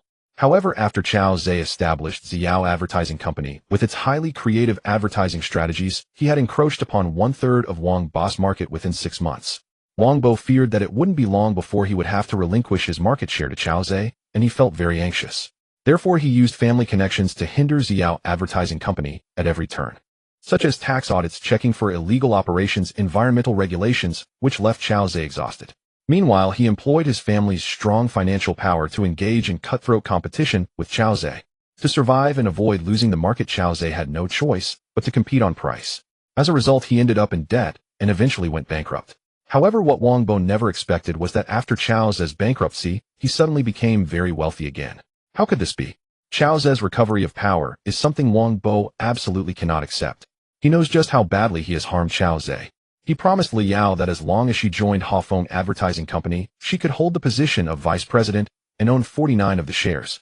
In fact, he just wanted Li Yao to become the owner of Hongfeng Advertising Company. Chao Zhe's bankruptcy was entirely orchestrated by Wang Bo. Therefore, Wang Bo thought if Chao Zhe could make a comeback, the first person he wouldn't spare would definitely be him, Wang Bo. Chao Zhe's company went bankrupt for half a year, yet suddenly became very wealthy again, which in itself is quite abnormal. Director Lu, I feel that Chao Zhe's money is suspicious. After pondering for a moment, Wang Bo fixed his dark gaze on Lu Jin's eyes and said grimly, his brows knitted together, sensing danger. Lu Jin nodded heavily, pressing the cigarette, but firmly into the ashtray, then said, President Wang, I also feel that Chao Zhe's money is dirty. The speed at which his money came in is highly likely related to illegal activities or drug dealing. I really can't think of any other way to get so much money so quickly. Should you ask the old man to arrange for someone to investigate him? The old man Wang Bo referred to is his father Wang Dehuai, who is currently the deputy district head of Jiaqing District, in charge of public security supervision and law enforcement. He is firmly a man of real power. Previously, when Wang Bo bankrupted Ziyao Company, he relied partly on the strong financial backing of his family. But more importantly, he relied on the public power held by his father's subordinates. Wang Bo nodded, his expression cold as he said, I will go home tonight and discuss it with the old man to check the source of Chao Zhe's funds. If it is of unknown origin, we will have him locked up. Good, we must eradicate the roots. Lu Jin said with a sinister smile, a hint of ruthlessness flashed. At the Yijiangnan Grand Hotel, presidential suite, secondary bedroom, Chao Zhe and Husini had just finished their lunch and returned to the room to rest. Earlier, Chao Zhe had shown Husini the luxury of the presidential suite, which excited her greatly. She wrapped her arms around Chao Zhe's and sat on the edge of the bed, exclaiming, Brother, you rich people really know how to enjoy life. The money you spend in a day here an ordinary person wouldn't earn in years. Chao Zhe smiled and gently patted her on the backside, saying, Don't compare like that. The money I've spent is also contributing to the national economy. Without consumption, the economy cannot circulate right. Haha, you have a point, brother. Husini replied, momentarily stunned, then laughed softly. She felt a thrill after Chao Zhe patted her backside, her beautiful face flushing red. Chao Zhe turned her face towards him, raising an eyebrow with a smile, and said, Someone said they wanted to thank me properly in the mall, yet there's not a peep from you. After binding with the love god system, any contact with the daughter of fortune ignites his desires. Husini's face turned even redder upon hearing this. She bit her delicate lip and said in a voice barely above a whisper, We walked so much this morning and are all sweaty. Oh, let's take a shower first. Chao Zhe chuckled as he touched her smooth cheek, saying mischievously, You really are bold, wanting us both to shower together. We might get reviewed. The queen playfully rolled her eyes at Chao Zhe and laughed. Who said I wanted to shower with you? You're the one thinking too much. They'll go shower first, you should hurry up too. After saying that, she swayed her slender waist towards the women's bathroom. Upon entering, she thought about giving herself to the tall and handsome man outside, and her heart raced. She had been in one relationship before. It lasted only about half a year, and there was one occurrence, but that man was truly inadequate and unable to fulfill his duties. Moreover, he was particularly stingy and unwilling to spend money. Seeing that she couldn't get his love or his money, Husini decided to break up. As she showered, she pondered that today with Chao Zhe he should actually count as her first true man, and perhaps he would be her last. Because in every aspect Chao Zhe meets her standards for a partner. Young, handsome, wealthy, with a gentle and considerate personality. But the gap between them is just too great. She is willing to give herself to him, but she might never be able to be his legitimate woman, only a shadowy figure. But that is enough, as long as he treats her well there's no need to fight for any title. As for that young master, let's forget about him. Thinking of his face makes her feel nauseous. Using the luxurious shower gel and shampoo in the bathroom, she savored the delightful fragrance, feeling immense gratitude. She is grateful that fate allowed her to meet Chao Zhe and find the man she admires. She is also prepared to devote everything to him. After finishing her shower, she returned to the secondary bedroom blushing and wrapped in a towel. At this moment Chao Zhe had already finished showering and was lying on the bed with a suggestive smile on his face watching her. From noon until 5 p.m., indescribable stories unfolded in the secondary bedroom of the presidential suite. A young couple loved each other, their bodies and souls intertwined, indulging in ecstasy, as their feelings rapidly intensified. Another battle concluded. "Brother, you're amazing," Husseini said, her voice trembling. Husseini's intimacy 7. Current intimacy. Congratulations, you've earned 1,000,000 fortune points. Current fortune points 2,000,000. Accumulate 3,000 fortune points to advance to level 1. Love God. Chao Zhe was delighted upon hearing the system prompt. The efforts of the afternoon were worth it. He finally has 2,000 fortune points, and with another 1,000, he can achieve financial freedom. The goal of 200 million will soon be within reach. Let's go, he encouraged himself. At this moment, Husseini lay on the bed like a puddle of mud, her apricot eyes filled with a dreamy expression. Throughout the afternoon, she felt Chao Zhe's fiery passion for her, which increased her intimacy by 7 points. Chao Zhe lay next to the queen, looking at the woman who brought him 1,000 fortune points with a look of indulgence. He reached out to tuck her in and asked with a light laugh, "Do you like it?" Husseini's blush had not yet faded, and with affectionate eyes she said softly, "Yes, I like it, but I'm so worn out after being with you, brother. You were too intense. I probably won't want it for a whole week after this." "Haha, am I really that amazing?" Chao Zhe laughed. After saying that, he got up, put on a bathrobe, and headed to the bathroom to shower. When he returned to the secondary bedroom again, Husseini was no longer on the bed, and sounds of running water were coming from the women's bathroom. She had gone to shower as well. Chao Zhe lay back on the spacious bed. At that moment his phone rang. It was Lu Feifei calling. Through tears, Lu Feifei informed Chao Zhe that her grandfather had passed away, and she would wait until the mourning period was over before returning to the Magic City. Chao Zhe comforted Lu Feifei before hanging up the call. Shortly after, Queen Husseini appeared at the bedside wrapped in a white bathrobe and wearing a pink shower cap. The beauty emerged from the bath, resembling a lotus flower rising from the water. Her long neck was fully exposed, her fragrant shoulders pale, and her collarbone exquisite. The bath towel barely covered her towering curves, yet it could not conceal the snowy valley beneath. Chao Zhe could not help but swallow hard. However, it was mealtime, and he refrained from taking any further action towards Husseini. He thought it best to let the girl rest, as there was still a whole night ahead. He and Husseini got dressed and headed to the presidential suite's exclusive dining room. Tonight it was still Xiaoqin serving them. The dishes were plentiful, and the two shared a bottle of fine red wine. After dinner, Chao Zhe suggested that since Husseini had come all this way, they should take her out for a stroll. Husseini expressed that she was too tired from the afternoon and preferred to stay in, saying that watching a movie together in the presidential suite's private cinema would suffice. Chao Zhe readily agreed, and the two embraced each other as they settled onto the spacious sofa to begin watching a film. He chose an epic war movie. However, shortly after the movie started, despite the brutal war scenes on screen, an intense battle erupted. An hour and a half later, as the movie concluded, Husseini breathless clung to Chao Zhe's neck and sighed, "Bad brother, you won't let Cindy watch the movie properly." Chao Zhe gently pecked her exquisite face and smiled. "The war depicted in the film is too bloody. Oh, how can it compare to the warmth of our own battle?" Husseini bit her pink lips, playfully pouting him, "You always like to bully Cindy. I really can't handle you." "Sigh, another sweat-soaked outfit. I need to take a shower first." With that, she slipped off Chao Zhe and wobbled toward him. At 7:50 p.m. the two lay on the big bed. Husseini slightly pulled up the bedding to cover the enchanting spring light and softly said, "Brother, let me send a message to my fans to take a break. I won't be live streaming tonight." She usually started her broadcast at 7:30 p.m., but having spent the day with Chao Zhe and now lying beside him, it was naturally impossible for her to stream. However, having gained over 100,000 followers, she didn't want to lose any. "All right." Chao Zhe nodded. Although Husseini was now his woman, he did not intend to interfere with her work for the time being. As long as she enjoyed her work, that was all that mattered. Chao Zhe also took out his phone and opened WeChat. He saw that Bai Yueming had replied to him in the morning, saying, "I'll be waiting for you to show up tonight, Chao Go." Not long ago, she sent another message, Chao Gu, I'll be live streaming at 7:30 p.m. tonight, looking forward. It was only then that Chao Zhe remembered he had promised Bai Yuming he would visit her live stream tonight. So he opened Douyin and entered Bai Yuming's live stream room. At that moment, the live stream's popularity was much better than yesterday, with about 300 to 400 viewers. Bai Yuming was sitting on a stool chatting with her fans. Today she wore a pink dress, her long hair cascading over her left chest. Her delicate face was fair and her features were sweet. Some fans were asking Lemon if brother Shihu Chengfeng would come to the live stream tonight. Others were inquiring if Lemon had ever video called brother Shihu Chengfeng to verify his identity. Many fans were still excited about the PK between Shihu Chengfeng and Yin Gongzi from last night. Since Lemon and the Queen had a good relationship and often competed together, a lot of Lemon's fans were also. At this moment, Husini had already posted that she wouldn't be streaming tonight due to an engagement, and then joined Chao Zhe to watch Lemon's live stream.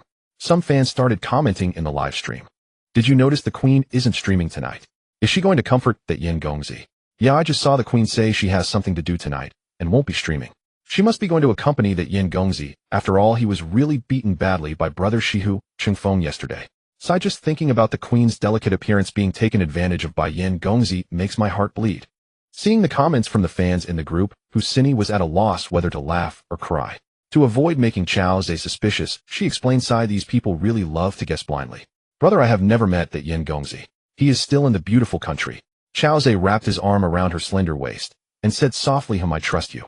But now that you are my woman, you must not get entangled with that Yin Gongzi anymore. Of course, if one day you wish to leave me, you can, but you must tell me in advance. Husini looked into Chao Zhe's eyes with her watery gaze and said earnestly, brother, rest assured, since I met you, I have determined that you are my man for this lifetime. I will not have any entanglements with Yin Gongzi. Chao Zhe naturally believed Husini's words, as her closeness to him had reached a perfect score of 100. At this moment, Lemon also noticed Husini's post about Douyin. She said in the live stream, the Queen really has something to do. Everyone, don't guess blindly. Otherwise, if the Queen finds out, she'll scold you. She was also very curious. The Queen usually took Monday nights off. Saturday and Sunday nights had the best viewership, so she shouldn't have canceled her stream. So while chatting and boasting with the fans in the live stream, she took out her phone and sent a private message to Husini's sister, Queen, you wouldn't really be going on a date with that Yin Gongzi, would you? With a cheeky smile emoji attached. Husini heard the WeChat notification sound, picked up her phone, and pouted before immediately replying, you little brat, if you keep talking nonsense, I'll tear your mouth apart. Just focus on your live streaming. I really have something to do tonight, but I'll compete with you tomorrow. Bai Yuming saw Husini's message and kept a calm expression, though she found it amusing inside. This woman definitely has something going on tonight. However, she did not reply further and focused on her live stream. At that moment, a fan finally noticed Chao Zhe had entered the live stream room. When did brother Shihu Chengfeng come in? Mingming, your focus is so scattered while live streaming, you didn't even notice brother Shihu Chengfeng has arrived. You should welcome him. Brother Shihu Chengfeng is mighty. Yesterday, he beat that Yin Gongzi into submission. Welcome back, my Chengfeng. Brother Chengfeng is my idol. Upon seeing Chao Zhe enter the live stream, a wave of viewers began to fervently type praises for him in the chat. They felt honored to be able to converse with someone as imposing as Shihu Chengfeng. If Chao Zhe could reply to them, they would be delighted for several days. After all, in real life, people like them who are financially struggling have no chance to talk to those wealthy individuals. However, the online environment was different. Everyone had a voice. At that moment, Bai Yuming also noticed Chao Zhe's arrival and immediately switched to a cute expression on her pretty face, saying in a sweet voice, welcome home, brother Chengfeng. Has brother Chengfeng had dinner yet? Chao Zhe replied, I've eaten. I have something to do tonight, just came to take a look, we'll be leaving soon. Since he had promised Bai Yuming in the morning to support her in the evening, he naturally had to keep his word. However, with the beautiful Husini present tonight, he couldn't possibly stay in Ningming's live stream for long. He had important matters to attend to. Once the Queen was ready, he still needed to continue training with her. Chao Zhe discovered that this love god system not only increased his temper, but also seemed to strengthen his body. In the past, when he was burdened with massive debts, although he could battle Li Yao for an entire afternoon, he clearly felt a lack of stamina. Since acquiring the love god system, no matter how long he fought, he felt no fatigue, and instead grew stronger with each battle. Perhaps this love god system came with a built-in stamina enhancement feature. Hearing Chao Zhe say he would leave soon made Ningming feel a bit disappointed, but she dared not show it on her face, still smiling, as she said, brother Chengfeng is so busy, but still comes to see Ningming. Am truly honored. As soon as she finished speaking, the viewers in the live stream began to stir things up. Ningming, brother Chengfeng prefers you to be more confident rather than feeling honored. Ningming, if you truly were to, brother Chengfeng's gifts would surely flood the screen. Ningming, you show us. Bai Yuming pretended not to understand, and ignored the ill-intentioned LSP comments. Brother, you also like it when Ningming, right? At this moment, Husini snuggled against Chao Zhe, saw the chaotic comments from the viewers, and gently stroked Chao Zhe's arm with a chuckle. Chao Zhe smiled as he playfully pinched the queen's delicate nose, saying, "Ha, I didn't expect you to be quite knowledgeable. Later would you like me to?" The queen blushed at his words. "Not today, it's my dangerous period. If you're free next week, you'll let you." She trailed off, feeling shy and unable to continue. Hearing this, Chao Zhe felt a surge of joy, pulling Husini closer and planting a kiss on her soft lips, saying with a laugh, "All right, Sini is truly someone who understands me, ha." Then he began to send 30 gifts in succession on his phone. The special effects of Ningming's live stream immediately started to flood the screen, causing a stir among the viewers. Everyone exclaimed how mighty and imposing Brother Chen Feng was, extravagantly unmatched. Bai Yueming was also overjoyed, immediately standing up to cover her fair chest and bowing several times, repeatedly thanking, "Thank you, Brother Chen Feng, for your generosity." Bai Yueming's intimacy 5. Current intimacy 55. Chao Zhe also received a notification about the increased intimacy with Bai Yueming. 5 points isn't too much, but it's still an increase. After bowing, Ningming couldn't stop smiling as she said, "Brother Chen Feng, what dance do you want to see? Ningming will perform one for you. How about you dance the apple fragrance? He'll leave after watching." Chao Zhe, "Okay, Brother Chen Feng." Bai Yueming replied obediently. She stepped back a few paces and began to dance the apple fragrance. To be honest, this little girl truly had dancing skills. She gracefully danced to the rhythm of the music, her steps light and her posture elegant, like a butterfly flitting between apple trees, truly beautiful. While Chao Zhe admired Bai Yueming's dance, he kept the beat with his hand on Husini's ample figure. Husini couldn't help but roll her eyes internally. "You tapping the beat in that spot, doesn't it feel itchy for me?" But she wore a satisfied smile watching Bai Yueming dance the apple fragrance alongside Chao Zhe. Seeing Chao Zhe had just sent Bai Yueming 30 gifts again, she felt no jealousy at all, not even looking down on it. 30 gifts were only worth 900 yuan, and Ningming would only take home around 45000. Fortunately, she had made a decisive choice to come over to Chao Zhe, and today, she had already earned over 6 million in gifts. Moreover, Chao Zhe was so young and handsome his looks could rival that of a star. Also, his skills were simply remarkable. It was an absolute delight. Husini internally cheered for her decision from this morning. This was arguably the smartest decision she had made in her life. She not only gained wealth, but also companionship. It was a tremendous profit. However, she also silently thanked Ningming in her heart. If it weren't for Ningming challenging her to a PK yesterday, she wouldn't have met Chao Zhe, this incredible, wealthy, and handsome man. When she got the chance, she would have to treat her to a grand meal. Soon Ningming finished her dance to the apple fragrance and pulled a chair to sit down. Chao Zhe greeted Bai Yueming and exited her live stream. Suddenly Husini let out a sharp scream. Chao Zhe's hands began to invade the queen's territory. Tonight was destined to be a sleepless night for the poor helpless queen, a night of toil. However, it might also be a night of happiness. The next day, 10 a.m. Husini finally woke up from her slumber, stretching her limbs. Last night had been so wild that recalling it made her pretty face blush. Even now her body still felt a bit sore and fatigued. However, she still prepared to get out of bed. Seeing Husini getting dressed, Chao Zhe gently took her hand and advised, "You didn't sleep well last night. Why not rest a bit longer and go back in the afternoon?" Husini smiled while touching Chao Zhe's face, saying, "Brother, I'm fine. You continue to sleep. I have some things to do when I go back to Qinghe. He'll come and keep you company next time." Chao Zhe curiously asked, "Besides live streaming, you have no other job? Well, what could you possibly have to do when you—" While getting dressed, Husini explained, "I have plans this afternoon at 2 p.m. with 2 good female streamers to visit a nursing home to see the elderly." Chao Zhe frowned and asked, "Visiting the elderly doesn't necessarily have to be today in the afternoon, does it? Can it be done another day?" Husini shook her head and explained her reasons. Husini sat back on the edge of the bed, embracing Chao Zhe as she explained the reason. Almost every weekend, Husini went to the nursing home in Qinghe district with the 2 female streamers, buying fruits, snacks, and daily necessities for the elderly. She helped them with massages and chatted with them. This had become the most important part of Husini's life, as she had been abandoned by her parents at a young age and raised by a lonely old grandmother in the village. The elderly woman scrimped and saved to support her education, but when Husini reached her first year of university, the poor grandmother sadly passed away due to illness. Subsequently, Husini became an orphan once more and completed her degree through student loans.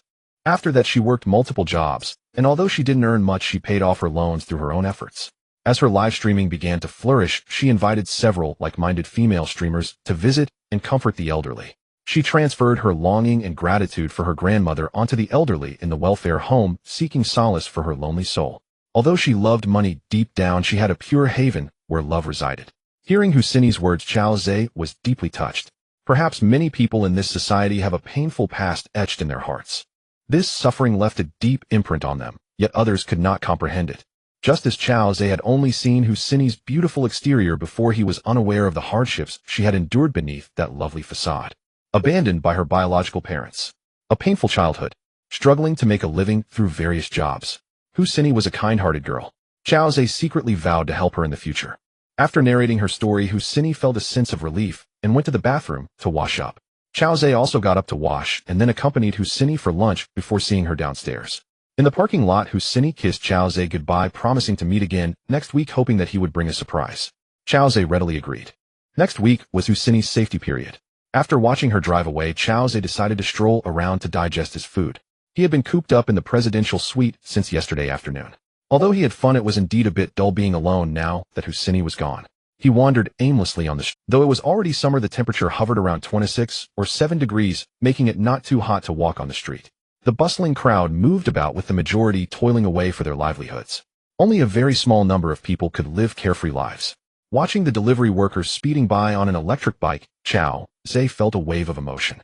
Just days ago, during the afternoon, evening, and weekends, he was one of the tens of thousands of delivery workers. After going bankrupt, Chao Zhe had to become a delivery driver to sustain himself, and Lu Yao constantly pondering how to repay the enormous debt of over 10 million. He was a person who never admitted defeat, always wanting to provide Lu Yao with a prosperous life and earn her parents' acceptance. But Wang Boss methods were too despicable. In this world, achieving one's goals is not merely dependent on hard work and effort. Often the fate of those at the bottom is controlled by the wealthy and powerful. They can extinguish your struggles and dreams as easily as squashing an ant. Watching the hurried figures of the delivery workers, Chao Zhe clenched his fists, vowing that it was Wang Bo and Lu Jin who forced him to become a delivery worker and drove Lu Yao away. I will make you regret your actions. In a villa in Jiaqing district, a stern-looking middle-aged man sat on the sofa reading a newspaper. Wang Bo, the CEO of Hongfeng Advertising Company, gently placed a cup of hot tea on the coffee table beside the middle-aged man, then sat on the chair next to him and asked, "Dad, have you arranged for someone to investigate the matter of Chao Zhe suddenly having money?" Last night he had gone home and informed his father Wang Dahui about Chao Zhe's sudden visits to a 5-star hotel and his purchase of luxury cosmetics. He asked his father to arrange for his subordinates to look into whether Chao Zhe was involved in any criminal or drug-related activities. Wang Dahui, the deputy mayor of Jiaqing district, put down the newspaper, picked up the teacup, gently blew away the floating tea leaves, took a sip, and said, "We investigated, but it's quite strange. His name is associated with a black gold card from China Construction Bank, but my secretary called their president and was told they have no inquiry permission. It seems this card is of a very high level." Wang Bo was taken aback by his father's words and frowned as he asked, "He actually has a black gold card. Who gave it to him?" Although Wang Bo did not have a black gold card, he knew that only high-ranking officials and extremely wealthy families were qualified to possess such a high-level card. Although the Wang family was influential in Jiaqing district, they were far from significant in the whole of Shanghai City and Huaxia, and they were not qualified to apply for a black gold card. He had previously investigated Chao Zhe's background, discovering he was a child from an ordinary family in Xing County, Zhejiang Province, and he no longer had any relatives. However, he had not uncovered the background of Lu Yao. Wang Dahui shook his head and said solemnly, "I don't know. We reviewed the surveillance footage from the past few days and tracked his movements. Aside from what you mentioned regarding his contact with Lu Feifei and that young woman yesterday, he also visited Ontai Bank. I arranged for people from the Public Security Bureau to investigate, and he booked a presidential suite at the Yijiangnan Hotel for 10 days, purchasing luxury cosmetics worth millions for Lu Feifei and the young woman yesterday, and even deposited 25 million for Lu Feifei at Ontai Bank. But we can't trace the source of his black gold card." Upon hearing his father's words, Wang Bo felt as if he were in tumultuous waves, his expression darkening as he said, "Dad, are you saying that Chao Zhe spent over 30 million in just 3 days? "Yes." Wang Dahui lifted his teacup, took another sip, glanced at his son, and said, "Chao Zhe's background may not be as simple as we imagined. Those who possess black gold cards are almost impossible to be involved in crime or drugs. Unless it's something particularly outrageous, try not to provoke him in the future. If he has the backing of a significant power, the Wang family may not be able to handle it." After speaking, he picked up the newspaper and went to his study. Wang Bo fell silent upon hearing this, lost in thought. He didn't quite believe that Chao Zhe had a powerful backing. If that were the case, why hadn't that powerful force intervened when he had humiliated and bankrupted Chao Zhe over the past 2 years? But if he didn't have a powerful backing, where did Chao Zhe's black gold card come from? Moreover, Chao Ze's black gold card had a high level of authority. Even the people sent by his father, who was in charge of the Public Security Bureau, could not uncover its origins. Where exactly was the problem? Wang Bo fell into deep thought. If Chao Ze were still a broke loser, he wouldn't have to worry about him, and could simply find a way to drive him out of the Jiaqing district. However, Chao Ze inexplicably came into a fortune, which left Wang Bo restless. Chao Ze would definitely seek revenge on him. No, he had to take the initiative. He pulled out a cigarette from his pocket, walked to the balcony, lit it, and dialed a number on his phone. The call was quickly. A respectful voice came from the other end. Young Master Wang, what can I do for you? Wang Bo replied indifferently. Chao C, book a private room at Starbucks. We'll meet there in half an hour. Understood, young Master Wang. Chao C responded respectfully. Half an hour later, at the Starbucks coffee shop, in a beautifully decorated private room, a stocky middle-aged man with a face full of wrinkles sat at the table, glancing at his watch and muttering. Didn't young Master Wang say he would arrive in half an hour? It's already almost 40 minutes. He was Chao Si, a boss of the underworld in Jiaqing district who was dependent on Wang Bo and had taken this opportunity to connect with the deputy district chief Wang to gain protection. Chao Si often helped the Wang family with the dirty work that they couldn't handle directly. After receiving Wang Bo's call, he thought it seemed that Wang Bo was in trouble again and needed his help. He just didn't know how difficult this task might be. 5 minutes later, the door to the private room was pushed open and 2 people walked in. Chao Si hurriedly stepped forward and respectfully said, young Master Wang, you're here. He then took out a cigarette, offered one to Wang Bo, and personally lit it for him. He also lit another one for Lu Jin, who was standing next to Wang Bo. Young Master Wang, please take a seat. Chao Si guided Wang Bo to the seat and ordered coffee. His flattery towards this young man was certainly due to the power of Wang Bo's father. After all, Wang Bo's father, Wang Dohuai, was in charge of public security and prosecution. With just a word, he could easily eliminate Chao Si. Once the waiter left, Wang Bo finally spoke up. Old Si, I called you here to help me deal with someone. Young Master, who do you want to deal with, and to what extent? Chao Si nodded. Wang Bo took a puff of his cigarette and flicked the ash, saying, this person is named Chao Ze. He used to run an advertising company called Xiao and was my company's competitor, but I brought him down, and now he is burdened with huge debts. I initially thought he would leave Xiahai City, but unexpectedly he suddenly became wealthy these past few days, and even has a black gold card. My father suspects he is backed by some significant power and has advised me not to touch him for the time being. However, this person harbors resentment against me. If he really has some force supporting him, I might be in danger. He paused. I can't take direct action for now. Please arrange for a subordinate to test the waters, create a conflict with him, and see if anyone comes to his rescue. If no one rescues him, then his money is of unknown origin, making it easier to deal with him. Chao Si nodded in understanding. I see. However, young master, if he has significant backing, why would that power not support him when you start to deal with him, allowing him to accumulate huge debts? Wang Bo shook his head. That's the part one can't understand. That's why I'm asking you to arrange someone to probe. Otherwise, if I use my father's influence, and there is indeed a significant power behind him, it could end badly. Chao Si stroked his chin. I understand. After a brief moment of thought, he smiled at Wang Bo. Young master, what do you think about this? Wang Bo nodded repeatedly while listening. Chao Ze wandered around the street for a while when he received a call from his old classmate, Qian Rao. He checked Qian Rao's message. The girl had now reached a closeness level of 66 points.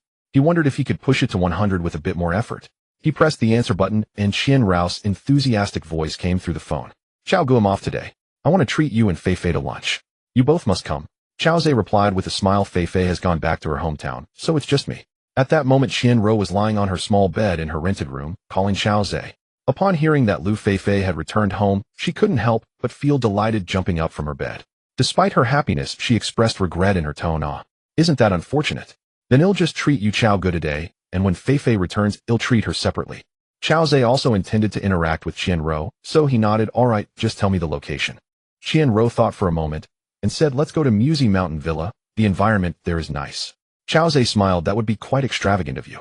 Haha, Chao Gu, you helped me keep my job yesterday and earned me a commission of 1,200 yuan. It's only right for me to spend a little.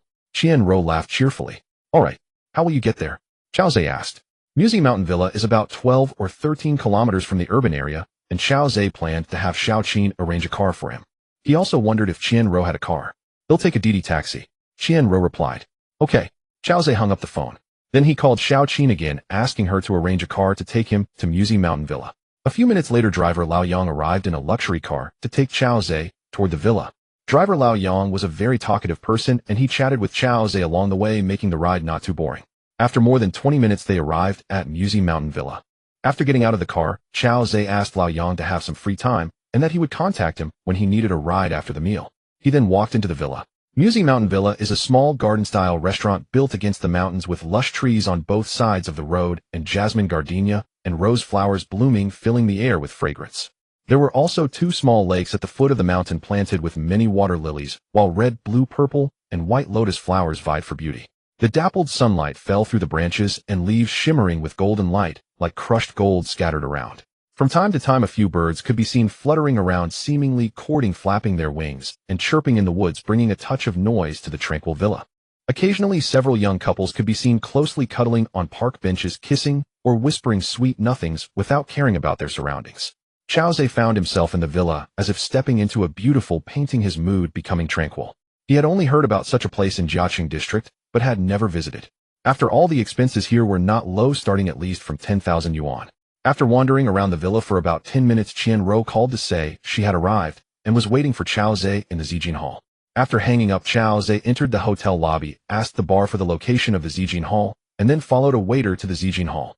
Turning around a corridor, a fragrant breeze rushed towards him as an extraordinarily beautiful woman walked towards him from the end of the corridor. Seeing the stunning beauty approaching, Chao was momentarily stunned, because he found this woman very familiar. Yes, it's her. Chao suddenly remembered that day when he had parted ways with Lu Yao downstairs from their rental apartment and almost bumped into that beautiful woman in traditional Han clothing. But this time she was not wearing Han clothing. Instead, she donned a cool summer outfit. The woman stood at 172 centimeters tall, and her delicate face was as breathtaking as a blooming peony, splendid, yet not vulgar. Her willow-like brows were as graceful as distant mountains, and her apricot-shaped eyes seemed to hold the emotions of autumn waters, captivating all around her.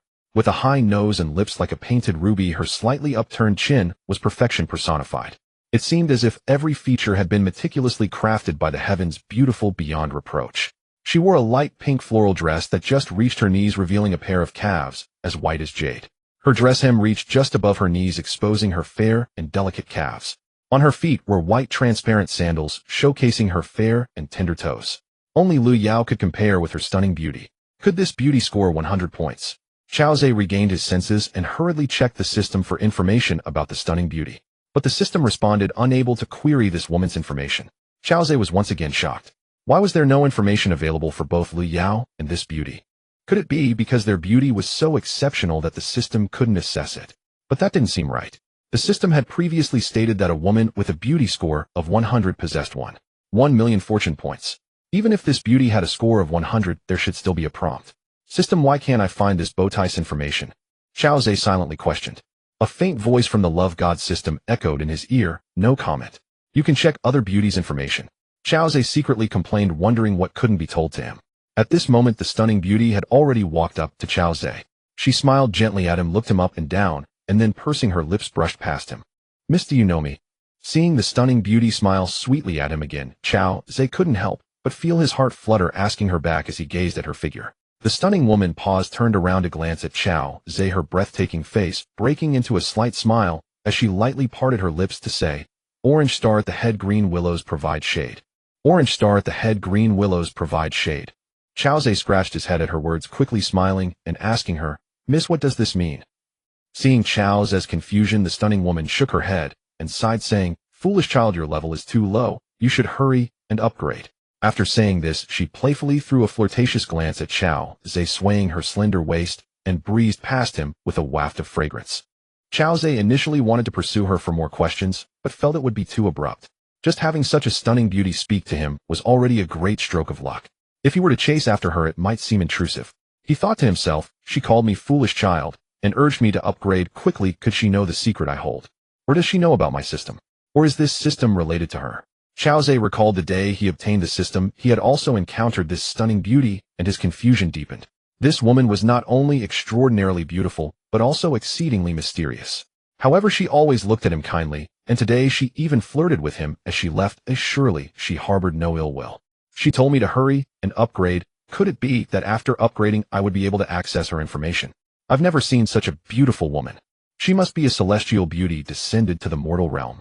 After the stunning woman disappeared down the corridor, the nearby waiter was also momentarily stunned and couldn't help but exclaim. Chao then snapped back to reality, smiling and nodding. I've seen her twice now, but I've also seen another woman who is almost as beautiful as her. That would be my ex-girlfriend. The waiter chuckled. You are indeed fortunate, sir. However, she thought to herself, this guy really has quite the imagination. Though you are very handsome and look like you have some money, saying you could find a girlfriend as beautiful as that stunning woman would probably be a stretch. Such beauties could only be married by the wealthy and powerful. Chao Zhe, unaware of the waiter's internal musings, continued to reminisce about the stunning woman's phrase. Orange star at the head, green willows provide shade. But he couldn't grasp its meaning at all. Before he knew it, the waiter led him into the Zijing Hall. At this moment, a beautiful woman was sitting at a dining table looking at the menu. Upon seeing someone enter, she waved to Chao Zhe with joy, saying, "Hi, brother Chao." After saying this, she stood up, jogged to Chao Zhe's side, took his hand, and sweetly said, "Brother Chao, quickly see what dishes you like to eat." The waiter who brought Chao Zhe in smiled and nodded at him before exiting the private room. As she reached the door, she was secretly astonished. This handsome guy was indeed very fortunate. Although this beauty in the private room was not as stunning as the one he had just seen, she was definitely a top-class beauty.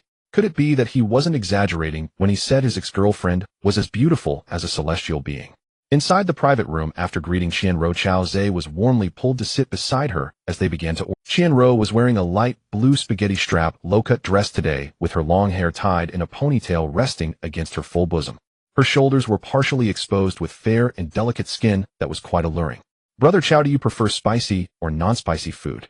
Qianro looked at Chao Zhe with beautiful eyes, her breath fragrant. The faint scent of perfume lingered at Chao Zhe's nose, and feeling the pleasant aroma from the woman, he couldn't help but turned to look at the beauty beside him.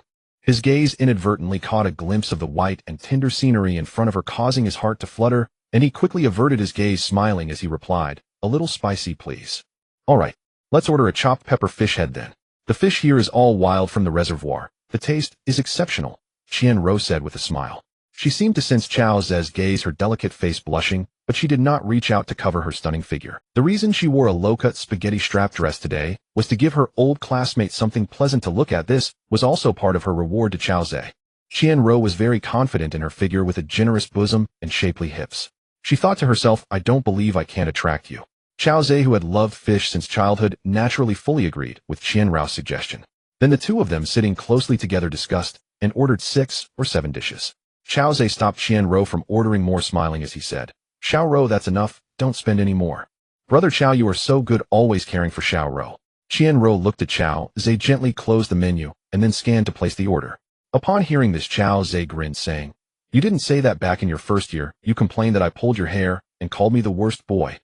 Qianro was momentarily taken aback. Then she extended her small pink fist and gently punched Chao Zhe's shoulder, saying in a charming voice, "You used to love bullying me, tugging at my hair from behind. It hurt so much. But now you know you were wrong, right? You must make it up to me." Chao Zhe seized Qianro's small hand as she was hitting him, his fingertips lightly caressing the back of her hand, his voice low and gentle. "So what kind of compensation do you want?" Qianro's cheeks flushed slightly as she was held by Chao Zhe, blinking her beautiful eyes and feigning mystery. "I'll tell you once I think of it." She then pouted and asked, "Chao Go, why did Fei Fei suddenly go back home?" Chao Zhe replied truthfully, "Her grandfather passed away after a serious illness. She won't be back for a few days after attending the funeral." Qianro nodded gently, a hint of guilt flashing through her heart. Did this count as taking advantage of someone in a tough situation? Stealing someone's brother while Lu Fei Fei was dealing with family matters? But this guilt soon flickered away. After all, Chao Zhe was not Lu Fei Fei's boyfriend, so this couldn't be considered stealing. Moreover, she was just inviting Chao Zhe for a meal. Nothing had happened yet. The two chatted for a while, reminiscing about their high school days and Qianro's recent work. The restaurant was quite efficient, and soon several exquisite dishes were served, one after another, filling the air with delicious aromas. The dishes at Musi Mountain Villa were indeed very high-end, making them incredibly appetizing. Qianro picked up her chopsticks, took a piece of tender fish, and gently placed it in Chao Zhe's bowl, her expression focused and gentle. "Chao Ge, you work hard in investments, eat more fish to nourish your body." Chao Zhe looked up at the serious girl with a smile in his eyes, teasingly asking, "How do you know that investing is tiring for me? Did you see something?" Qianro raised her eyebrows, shaking her head in confusion. "I didn't see anything. Isn't investing brain work? Brain work is the most exhausting." Chao Zhe couldn't help but laugh, saying, "You must be misinformed. Who said investing has to be all about using the brain? It can also be done in other ways." Qianro was even more confused by Chao Zhe's words as she stared at him with her beautiful eyes, curiously asking, "Other ways to invest? Where?" Chao Zhe stuffed a slice of beef into Qianro's mouth, laughing. "I can't tell you that. Let's just eat." Qianro accepted the beef with her small mouth, chewed a few times, swallowed. and then gave Chao Zhe a playful glare saying, "Humph, keeping secrets from me." She then got up and scooped a bowl of reishi walnut chicken soup for Chao Zhe. This soup contained various ingredients like reishi walnut kernels, chicken goji berries, red dates, and ginger slices. Qianro specifically ordered this before Chao Zhe arrived, believing it had nourishing effects for the brain. She actually thought Chao Zhe was overworking himself with investments, which was why she chose this soup. Seeing Qianro's attentiveness, Chao Zhe felt both touched and amused. He thought she should have ordered more sea cucumber and deer antler chicken soup, as those would have been more effective. "Chao, good, do you have a girlfriend now?" Qianro also served herself a bowl of soup, took a small sip, and with her big black eyes, she asked Chao Zhe. "I used to, but we broke up now." Chao Zhe finished the soup and wiped his mouth with a napkin. "Huh, don't tell me you were the one who broke up. I bet you broke up because you have money now, right? You can't be like Chen Shimmy," Qianro said with a smile as she put down her soup bowl. She was actually quite happy inside. "Am I really that kind of person? What about you? Do you have a boyfriend now?" Chao Zhe picked up a piece of fish head with chopped chili, took a bite, and felt the strong spiciness, but it was also refreshing. Qianro shook her head. "No, I had a boyfriend before, but we broke up 2 years ago." She answered truthfully, feeling a bit regretful. It would have been better if she hadn't had a relationship before. That way she would feel more confident in pursuing Chao Zhe. Now that Chao Zhe was so wealthy, he would surely want a perfect girlfriend, not someone like her, who felt like a fallen flower. Thinking about this, a hint of disappointment flashed through her heart. "We are both in the same boat, both lonely people now." Chao Zhe raised his eyebrows, gently patting Qianro's fragrant shoulder as a gesture of comfort. "Hee, only I am pitiful, no one loves me." "With your conditions, Chao Gu, won't you find a wealthy young lady later?" Qianro asked tentatively. Chao Zhe shook his head and sighed. "I'm not considering that for now. I actually met a wealthy young lady, but we couldn't be together." He then asked Qianro, "After lunch, what plans do we have?" "Brother, what do you want?" "I'll arrange everything for you," Qianro said sweetly. She upgraded her address for him. "I haven't thought of anything yet. How about this to thank you for this wonderful lunch? How about I take you shopping for jewelry in the afternoon?" He grabbed Qianro's delicate hand, gently caressing her fair wrist, feigning regret. "Such a beautiful wrist, yet you don't even have a piece of gold jewelry. Oh, what a pity." Qianro blushed again as Chao Zhe held her small hand. It wasn't that she didn't want to buy jewelry for herself, she was simply too poor. She was a very ambitious person, always thinking of saving money to buy a house in Xiaohai City, even if it was an old and small one. "If you buy me more jewelry, I would owe you too much, and I fear I could never repay you." Qianro did not withdraw her small hand, but allowed Chao Zhe to hold it, saying in a charming voice, "Haha, if you can't repay me, does that mean you have to offer yourself?" Chao Zhe laughed heartily. Talking with an old classmate, he found himself very relaxed. After all, during their first year of high school, he used to enjoy playing with Qianro's beautiful hair, or touching her lightly, even giving her a playful kick on her round little butt from behind. "Hee, you haven't changed at all, you still love to bully me." Qianro laughed, extending her right hand to lightly punch Chao Zhe's side, looking more like a spoiled child. Chao Zhe stretched out his long arm and wrapped it around Qianro's waist, softly saying, "Let's go, well, visit the jewelry store to make it up to you." Seeing that Chao Zhe really wanted to buy her jewelry, Qianro felt delighted, thinking that this meal was indeed Qianro's intimacy 5, current intimacy 71. Seeing Qianro's increased intimacy, Chao Zhe felt pleased. It seemed that no girl disliked gold and silver jewelry. He hoped to buy her more at the jewelry store later, hoping to raise her intimacy even higher. The two had finished eating, and Qianro went to settle the bill. Chao Zhe called the driver Lao Yang to wait in the parking lot. Soon Qianro settled the bill and naturally linked her arm with Chao Zhe's.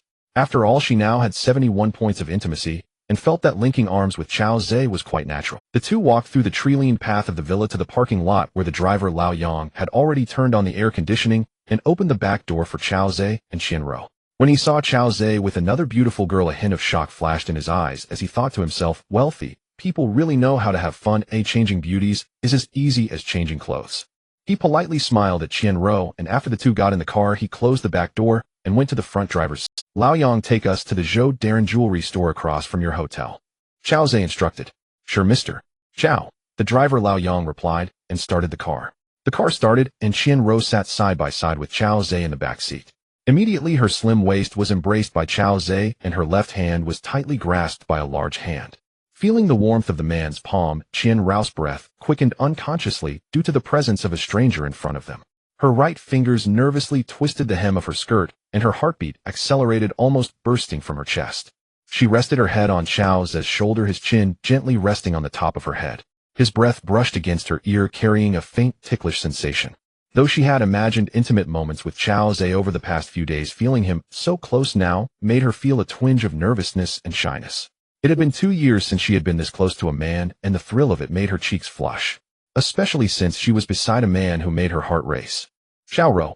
Chao Zhe called her softly, his voice deep and gentle, like a breeze caressing the surface of a lake, stirring ripples in her heart. Qianruo looked up to meet Chao Zhe's gaze. She noticed the depth in his eyes, containing a hint of enchantment. My. Qianruo replied softly, her voice trembling slightly as her fingers instinctively tightened around the hem of his shirt. Chao Zhe did not respond. He merely lowered his head slightly, his lips brushing gently against her forehead, as soft as a feather. Qianruo's breath caught in her throat, and her cheeks instantly turned crimson. Her fingers tightened slightly, the tips nearly embedding into his fabric.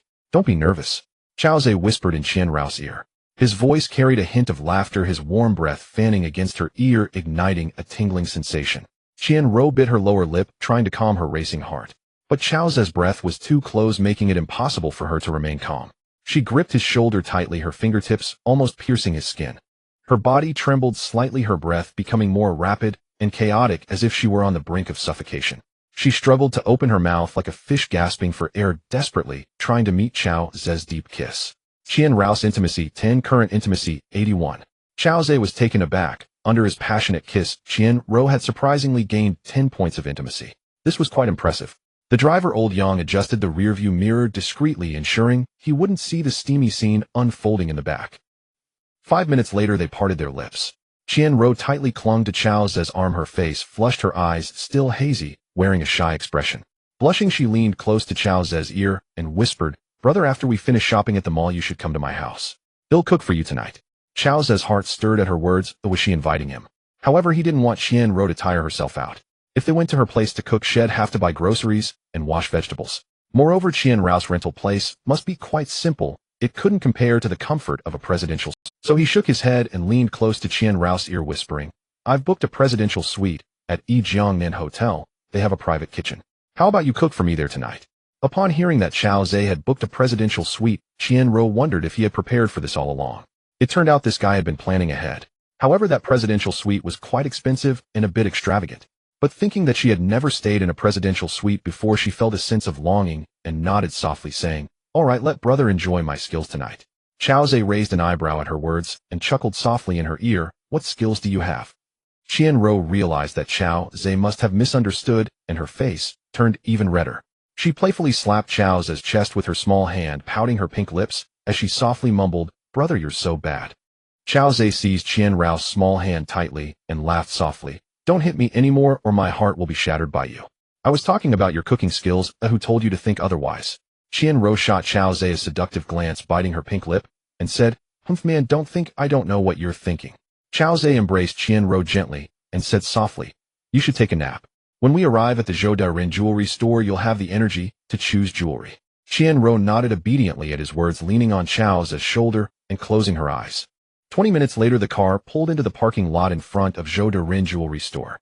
Chao Zhe held Qianruo's hand as they got out of the car and instructed driver Old Yang to return to Yijiangnan Hotel first, as he planned to walk back to the hotel with Qianruo. Old Yang acknowledged and drove away. Chao Zhe held Qianruo's small hand as they entered Zhoudarin. As it was Sunday, the store was bustling with customers. At the counter, Chao Zhe arrogantly said to Qianruo, "Xiaoro, buy whatever you like, I'll reimburse you for it all." He was determined to use his financial prowess today to elevate Qianruo's affection level to over 90, perhaps even 100. Customers nearby selecting jewelry couldn't help but glance over at Chao Zhe's words. They saw a young couple, both remarkably good-looking, yet dressed quite ordinarily. The crowd cast a mocking glance at Chao Zhe. They thought the man was just boasting in front of his girlfriend. However, the beauty seriously nodded and said, "All right, thank you, brother." It seemed as if she truly believed her boyfriend possessed such strength. The onlookers couldn't help but snicker. The young people today sure know how to show off, brushing up their presence in front of us, truly unaware of their own limits. Some deliberately slowed down their selection of jewelry, eager to see how this young couple would perform next. Chao Zhe naturally sensed the mocking gazes from the surrounding customers, but he didn't care. He wasn't trying to show off, he simply wanted to buy more for Qianruo to increase her affection for him. As long as Qianruo showed interest in a piece of jewelry, he would immediately have the staff package it for her. Qianruo also believed in Chao Zhe's capabilities. After all, just a few days ago, Chao Zhe had deposited a staggering 25 million for Lu Feifei. Today, even if he bought a piece worth over $1 million, it wouldn't be a big deal for him. Moreover, it was Chao Zhe who said she could choose freely. She selected several items, including bracelets, necklaces, diamond rings, earrings, and hair accessories. Of course, she kept an eye on Chao Zhe's expressions throughout. Chao Zhe wore a loving smile on his face, encouraging her to continue choosing, which gave her the confidence to keep picking. However, when she approached about 1,000,000, she felt embarrassed to choose more. "Brother, I think I've chosen enough," she said sweetly, wrapping her arms around Chao Zhe's. "Not enough, you should buy a few anklets and foot bracelets," Chao Zhe said with a smile, believing that anklets and foot bracelets are both fashionable and sexy. "You?" Qian Rao's face turned slightly red as she lightly punched Chao Zhe. However, since Chao Zhe liked it, she decided to buy them. Thus the two of them went to the counter specializing in anklets and foot bracelets, selecting several exquisite pieces and spending over 100,000. Afterward, Chao Zhe went to the cashier to pay and left the Zhou De Rin jewelry store with Qian Rao, while the couples who had doubted his capabilities followed them. Seeing that Chao Zhe indeed spent over 1,000,000 to buy all the jewelry, they felt a mixed bag of emotions. Among them, two girls started arguing, demanding their boyfriends to buy them more. "Look how good that guy is to his woman. He bought her over 1,000,000 worth of stuff without batting an eye, and I can't even get you to spend 10 grand. You don't love me at all. Chen Hao, if you don't buy me that diamond, we're breaking up." Chao Zhe had no idea that his extravagant display almost broke up two couples. Yet he felt quite, because after buying the gold and silver jewelry, Qian Rao's affection level increased by 11 points, reaching 9. Qian Rao wrapped her arms around Chao Zhe, chattering happily like a joyful little bird as they headed towards the Yijiang Nan Grand Hotel. As they entered the lobby, a tall beauty walked towards them. Chao Zhe focused his gaze and recognized it was the manager of the presidential suite, Xu Xueman. When Xu Xueman saw Chao Zhe, her eyes lit up. However, upon noticing the beautiful woman beside him, her gaze dimmed slightly. She thought to herself, "Who is this beauty?" As her mind raced, Xu Xueman's eyes sparkled again, and with a sweet smile she approached Chao Zhe and greeted him, "Brother Chao." Chao Zhe was taken aback and asked, "Xueman, when did you come back? Have you handled everything at home?" Xu Xueman expressed her gratitude, saying, "I just got back not long ago. I've sorted things out at home. They provided a letter of understanding, and my dad should receive a suspended sentence and won't have to go in. Thank you so much, Brother Chao."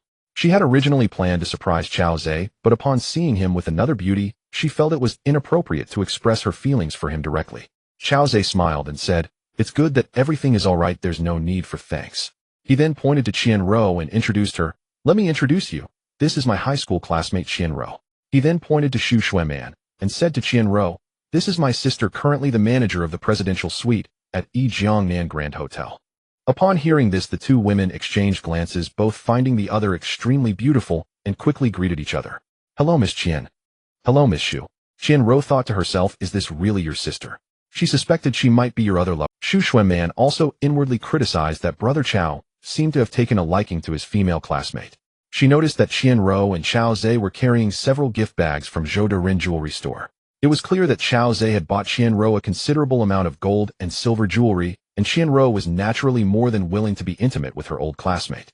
"Xueman, tonight, Xiao Rao plans to personally cook in the presidential suite's private kitchen. Could you help prepare the dishes? What do you think?" "Sure, no problem. If Miss Qian doesn't mind, I can assist you," Xu Xueman replied eagerly. She then looked at Qian Rao with an expectant expression. Xu Xueman was also quite skilled in the kitchen, and she certainly wanted to seize this opportunity to impress Chao Zhe. As the saying goes, the way to a man's heart is through his stomach. Qian Rao originally wanted to cook alone for Chao Zhe, showcasing her culinary skills to be closer to him. Now that Xu Xueman had suggested participating in the cooking, she naturally wanted to win Chao Zhe's favor as well. After a moment's thought, she smiled and nodded. "Why would I mind? I would love that." As the exclusive client manager of the presidential suite, Miss Qian must be quite skilled at cooking. After all, when Chao Zhe introduced her, he referred to Xu Xueman as his sister. His sister wanted to cook for her brother. If she refused, it might spark some thoughts in Chao Zhe's mind. Chao Zhe was delighted to hear this. Having these two beauties cook for him was certainly a unique treat. After cooking, inviting the two beauties for a candlelight dinner would be simply delightful. "All right, thank you, Miss Qian, for giving me this opportunity." Xu Xueman quickly expressed her thanks. Then the three took the exclusive elevator to the 18th floor. Xu Xueman went to arrange for the kitchen to prepare some dishes. Chao Zhe took Qian Rao on a tour of the presidential suite. After experiencing the luxury of the suite, Qian Rao was in awe, feeling even more admiration for Chao Zhe. She took many photos and posted them on social media, receiving numerous likes and comments which greatly satisfied her vanity. Qian Rao thought to herself that all this luxury experience was brought to her by the man in front of her, and she wished she could give herself to him right then.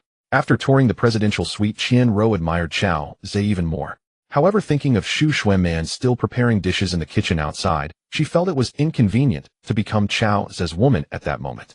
Moreover, she would have plenty of time to spend alone with Chao Ze in the evening, so she suppressed her shyness and softly said to Chao Ze, "Brother, you rest for a while. I will go cook with Shu Xuanman now." Chao Ze patted her fragrant shoulder and smiled. "All right, go ahead.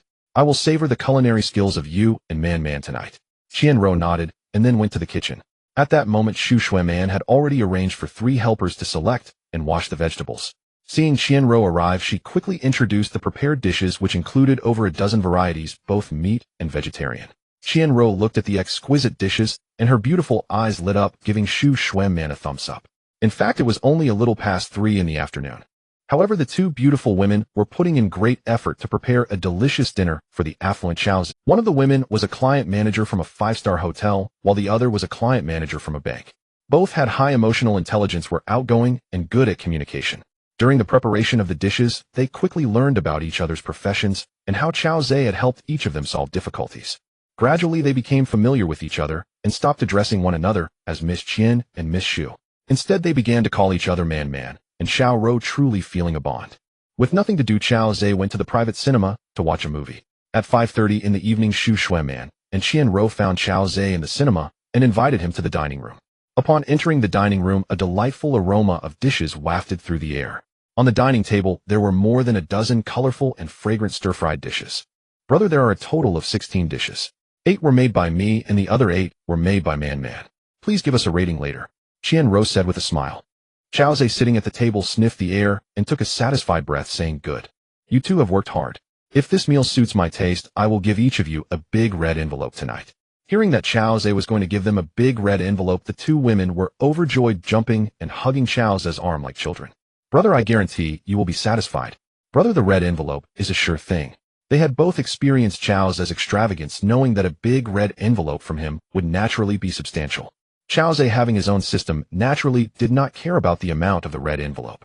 His main purpose was to quickly enhance the closeness with the 2 women. Currently, Qianruo had 92 points of closeness, not far from winning her over. Shu Xuanman's closeness had also reached 85 points, hoping to win her over soon. "Hey, such a lavish meal, but where's the red wine? Man, bring a few bottles of your hotel's most expensive red wine," Chao Ze said to Shu Xuanman from his position at the head of the table. "What is a feast without fine wine?" Shu Xuanman replied, "Brother, our hotel's most expensive red wine is the 2000 vintage Petrus, priced at 3,500 per bottle. Brother, what do you think? Then just bring 3 bottles. I will transfer the money to you right now." Chao Ze interrupted before Shu Xuanman could finish taking out his phone to transfer the money. Shu Xuanman had initially thought that 3,500 per bottle was too extravagant and suggested a few thousand to 10,000 instead, as it would be more economical.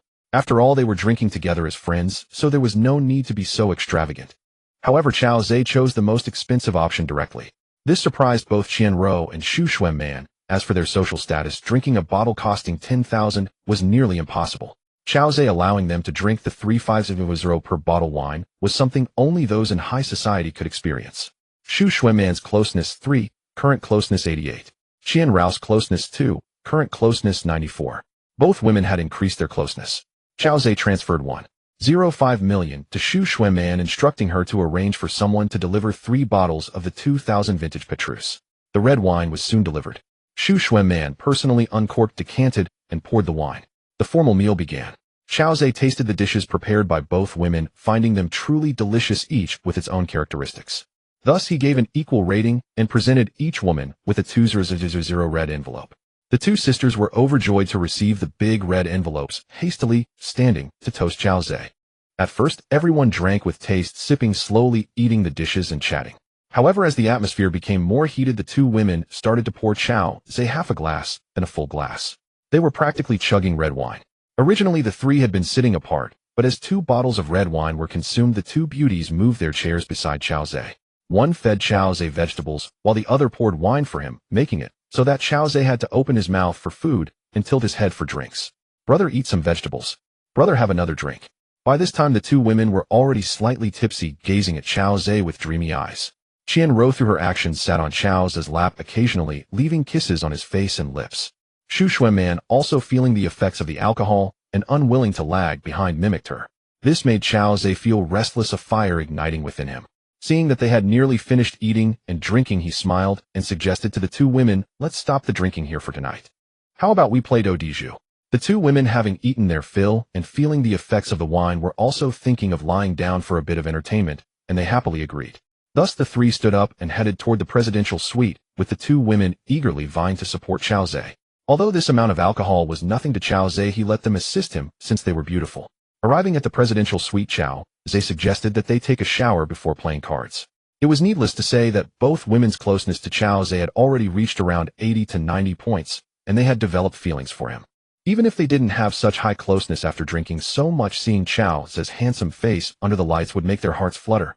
Drunkenness can lead to reckless behavior, and it's not just men who can indulge, women can do so as well. Haven't you seen many drunk women who like to cling to men? Thus the two women naturally would not oppose Chao Zhe's suggestion. The presidential suite had 3 bathrooms, allowing the 3 to wash up separately. Chao Zhe finished his shower first and returned to the main bedroom, lying down on the large bed. The two sisters were still in the shower, so they couldn't play landlord just yet. He opened Douyin and entered by Yumeng's live stream, gifting her 30 carnival tokens, gaining 3 points of closeness. At this time, Bai Yumeng's closeness reached 58 points. After chatting briefly with her, he exited her. He then entered Hu Xian's live stream, and also gifted 30 carnival tokens before exiting Douyin, waiting for Xu Xueman and Qianruo. After more than 40 minutes, Xu Xueman and Qianruo finished their showers and came to the main bedroom in their pajamas. Xu Xueman found a deck of playing cards in the room, and the 3 of them sat on the spacious bed, beginning to play do jeu. They had previously discussed the rules of the game. If Chao Zhe lost, he would have to give each of the 2 girls a large red envelope, which he had proposed himself, as he was a wealthy man. If Chao Zhe won, he would enjoy the massage services from the beauties. Both girls insisted it must be a proper massage, which Chao Zhe naturally wouldn't oppose. If Qianruo or Xu Xueman lost to each other, they would give a small red envelope of 520 yuan to the winner. In the initial rounds, everyone played fairly. Chao Zhe won, and the girls gave him a head and foot massage. However, as the effects of the alcohol set in, they became less restrained, yet they remained quite graceful and elegant, picking up the cards to play again. After finishing the card game, Chao Zhe sent over 1,000,000 yuan in red envelopes to Xu Xueman and Qianruo. The 2 girls were very happy to see such a large sum. Tonight, Qianruo was very conscientious and went to another room to rest. Chao Zhe then received a series of system notifications. Congratulations, you have gained 1000 fortune points, current fortune points, 3000. You have been promoted to a level 1 love god. You have received a cashback of 200 million yuan. Rewards super ability strengthening technique. The spending limit for the love god card has been raised to 10 million yuan. Xu Xueman's intimacy 12, current intimacy 100. Congratulations, you have gained 1000 fortune points, current fortune points, 4000. Accumulating to 8000 fortune points will promote you to level 2 love god. You can receive a cashback of 1 billion yuan, a reward mind control technique. Chao Zhe was overjoyed in his heart. He finally leveled up. He quietly got out of bed, using the room's light to walk to the second bedroom. He opened his phone and indeed saw 200 million yuan sitting in his bank account. He could freely allocate this money. Even without the system, he wouldn't starve. However, while 200 million yuan was considerable, it was still far from financial freedom, and he needed to keep working hard. What is the strengthening technique? Chao Zhe opened the system panel and found a small book resembling a martial arts manual inside. He opened the book with his mind and saw that it contained various movements for men and women. They were indescribable. After reading it once, those moves had completely integrated into his mind. Immediately afterward, he seemed to feel his body cells reorganizing and his bones were making slight cracking sounds. But he felt no pain. Instead, he felt extremely refreshed. A minute later, the system issued another notification. You have learned the strengthening technique. As you conquer more fortune girls and gain more fortune points, your body will grow stronger. Currently, you are a level 1 love god. Ordinary blades and swords can no longer threaten you, and common accidents cannot cause you fatal harm. Chao Zhe was shocked. Learning the strengthening technique made his physical quality so strong. He could even resist blades and car accidents. Skeptical, he quickly walked to the dining room, took out a fruit knife, and gently poked it against his arm. The result was that it did not pierce through, nor did he feel any pain.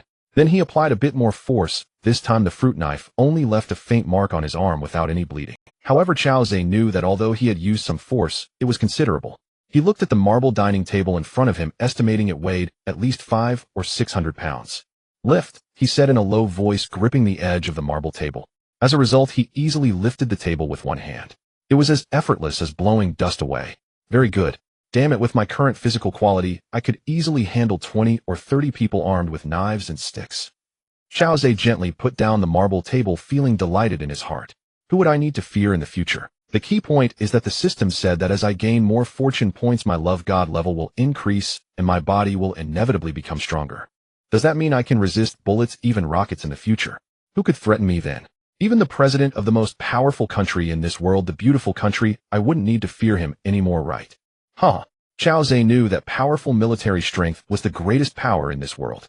While wealth is important, it pales in comparison to strong military power. Originally, Xiao Zhe was somewhat unhappy with the love god system for forcibly separating him from Liu Yao. Now that feeling had completely vanished. Once I become stronger, even a superhuman, wouldn't I be able to have whatever I want? Wealth, beauties, wouldn't they all be within my grasp? So good. After testing his super abilities, Xiao Zhe returned to the master bedroom and laid down between the two girls, gradually falling into a deep sleep. The next morning, Xu Shuiman woke up early, finding herself lying in Xiao Zhe's arms, her face turning crimson. Recalling the craziness of last night, when she was drunk, a sense of shame washed over her heart. Taking advantage of Xiao Zhe's deep sleep, she hurriedly got dressed and rushed out of the presidential suite. In fact, Xiao Zhe had woken up the moment Xu Shuiman sat up. Seeing the shy expression on her face, he chose to continue pretending to sleep. After all, this girl was still a novice. She could let loose while drunk last night, but she would surely feel extremely shy once sober. Moreover, Qianruo was still in the next room. It would not be good if she caught them, so Xu Shuiman chose to escape at the first opportunity. Shortly after Xu Shuiman left, Qianruo also woke up in the adjacent room. She opened her beautiful eyes and saw Xiao Zhe's deep gaze fixed on her, a playful smile on his face. Qianruo recalled how proactive she had been last night, even disregarding her own shame, and felt utterly embarrassed, quickly pulling the blanket over her head. "I'll help." Qianruo let out a scream. Then, half an hour later, Qianruo bit her rosy lips, raised her small fist, and lightly pounded Xiao Zhe's broad chest a few times. Her face flushed as she slipped into her skirt, threw on her slippers, and fled to the bathroom. Xiao Zhe hummed a tune as he too freshened up. Half an hour later, both were dressed and received a call from Xu Shuiman inviting them to the restaurant for breakfast. At the restaurant, Xu Shuiman and Qianruo exchanged glances, their faces reddening, then they smiled at each other. Soon they relaxed and chatted and laughed warmly together. Only they knew the reason for their laughter. After breakfast, Qianruo left for work. Xiao Zhe meanwhile took Xu Shuiman along to buy a car. Without a car, future travel would be inconvenient. As for buying a house, he decided to wait until Lu Feifei returned so they could shop together. With 200 million in cash, buying a car and a house for himself was no burden. Moreover, the spending limit per transaction on his love card had reached 10 million, so buying a house for Lu Feifei no longer required multiple 2 million payments. Honestly, being limited to 2 million per transaction was troublesome. Buying high-value items worth tens or hundreds of millions would require numerous transactions.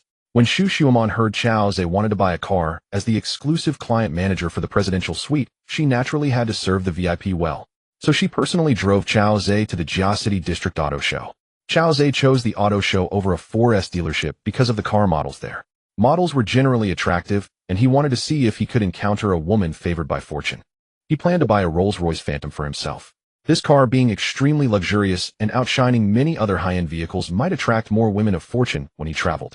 Of course, he also intended to buy a car for Xu Shuiman at the show. Now that she had become his woman and contributed 1 of his 0 fortune points, he couldn't treat her poorly. Not only Xu Shuiman, but Xiao Zhe planned to give every woman of fortune he conquered a luxury car. He was a man who remembered kindness.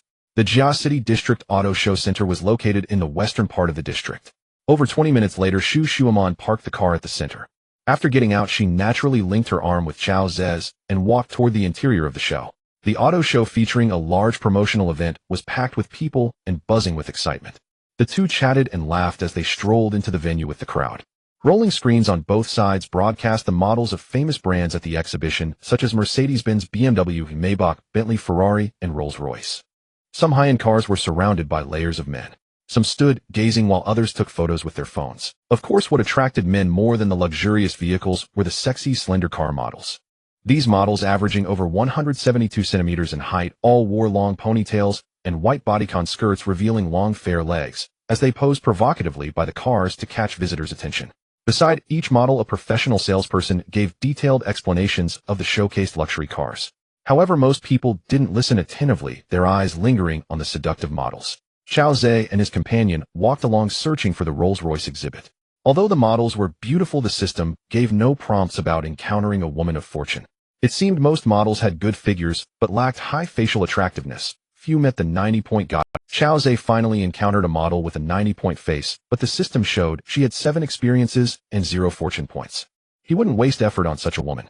After passing 6 or 7 booths, they finally reached the Rolls-Royce. This booth displayed several Rolls-Royce models, including a latest edition Phantom. A sexy model in front of the car struck eye-catching poses, surrounded by onlookers, many staring intently. However, the system gave no alert. At that moment, a sweet-faced female salesperson was giving a detailed explanation about the car to the audience. Ladies and gentlemen, this Rolls-Royce Phantom continues the tradition of being a top luxury sedan blending classic design with modern technology. The body lines are elegant, exuding dignity and opulence. The interior uses premium leather, real wood, and metal trim handcrafted with exquisite detail, featuring a starlight headliner. She repeated her sales pitch mechanically, knowing that the onlookers had no intention of buying. More accurately, they lacked the means to purchase this $9 million-plus luxury car. They were there merely to feast their eyes on the cars and the sexy models. Xu Xuemon noticed the price, $9.58 million. She gently tugged Chao Zhe's arm and whispered, "Brother, this car costs $9.58 million. Are you really buying it?" Chao Zhe smiled. "Of course. ITLL make travel easier." Xu Xuemon's heart raced with excitement. She tightened her grip on his arm and said softly, "Brother, you're really something else." Chao Zhe smiled faintly and was about to call the salesperson to say he wanted the car when a soft voice sounded beside him. "Hey, are you Brother Chao?" Chao Zhe turned his head and saw a beautiful car model standing to his left, smiling at him. Judging by her high heels, she was about 183 centimeters tall. At that moment, the system issued an alert. Woman of fortune detected. Name Mihi. Age 23. Beauty score 92. Height 175. Experience 0. Profession car model. Fortune points 300000. Affinity 25. Chao Zhe glanced briefly at the speaker. This model named Mihi in high heels was almost as tall as he was. She wore a purple off-shoulder dress that bared her waist with an oval face, skin as white and smooth as jade, delicate as silk, and lips that were tender and inviting. Her slightly upturned brows gave her a playful air. Her shaped figure wrapped in the purple dress was flawless, curvy in all the right places. Her beauty was like the early summer sun, impossible to ignore. Who would have thought such a beautiful model had 0 experience with 100 purity? In the modeling world, she was definitely a breath of fresh air. With a beauty score of 92 and 3000 fortune points, Chao Zhe felt a surge of joy. He thought, she has 25 affinity points toward me and calls me Brother Chao. Clearly she knows me. But he couldn't recall who she was. He wondered, none of my friends are models. Yet she called me by name. "Excuse me, you are?" Chao Zhe scratched his head, a bit embarrassed. The beautiful car model noticed that Chao Zhe didn't recognize her and pouted, reminding him. "Chao Gu, it's me, he from the dance team of Summer Sea Normal University. Aren't you the Chao Zhe from the school's martial arts team? We participated in the New Year's Eve party together, and I told you I wanted to learn martial arts from you. Don't you remember?" With the bow-tie reminder, Chao Zhe finally recalled that he had joined the martial arts team in college and served as its captain. Mihi, who joined the dance team as a freshman, was 3 years his junior. During the New Year's Eve party organized by the school when Chao Zhe was in his senior year, the martial arts team's performance was the first to go on stage, while the dance team he was in was the second. Before the party began, there were several rehearsals during which the dance team and the martial arts team interacted a few. However, at that time, he had just entered university. Although she was beautiful, she was very naive, and there were many stunning girls in the dance team, so Chao Zhe's impression of her wasn't very deep. Yet he had a deep memory of Chao Zhe, the captain of the martial arts team, and had always regarded him as her idol. However, her shy personality prevented her from approaching him to add him on WeChat. Half a year later, Chao Zhe graduated from university, and they had no further contact. Chao Zhe had almost forgotten about this junior sister Mihi. He never expected to see Mihi again at the car exhibition. Even more unexpectedly, years later, the once very shy and naive girl Mihi had blossomed into a graceful beauty, outshining many. He tapped his head and awkwardly smiled, saying, "Oh, look at my terrible memory. Yes, I remember now, Mihi, I'm really sorry. Are you working as a car model here?" "Yes, Chao Gu, I've been a car model here for almost a year. What about you? Are you here to buy a car?" Mihi smiled as she tucked a strand of hair behind her ear. Her smile was radiant, more brilliant than the warm sun of spring. "Yes." Chao Zhe nodded in response with a smile. "What a coincidence. The vice president of this car exhibition is my aunt. If you're buying a car, I can ask her to give you a discount." Mihi raised her elegant eyebrows. "Then thank you in advance." Chao Zhe smiled.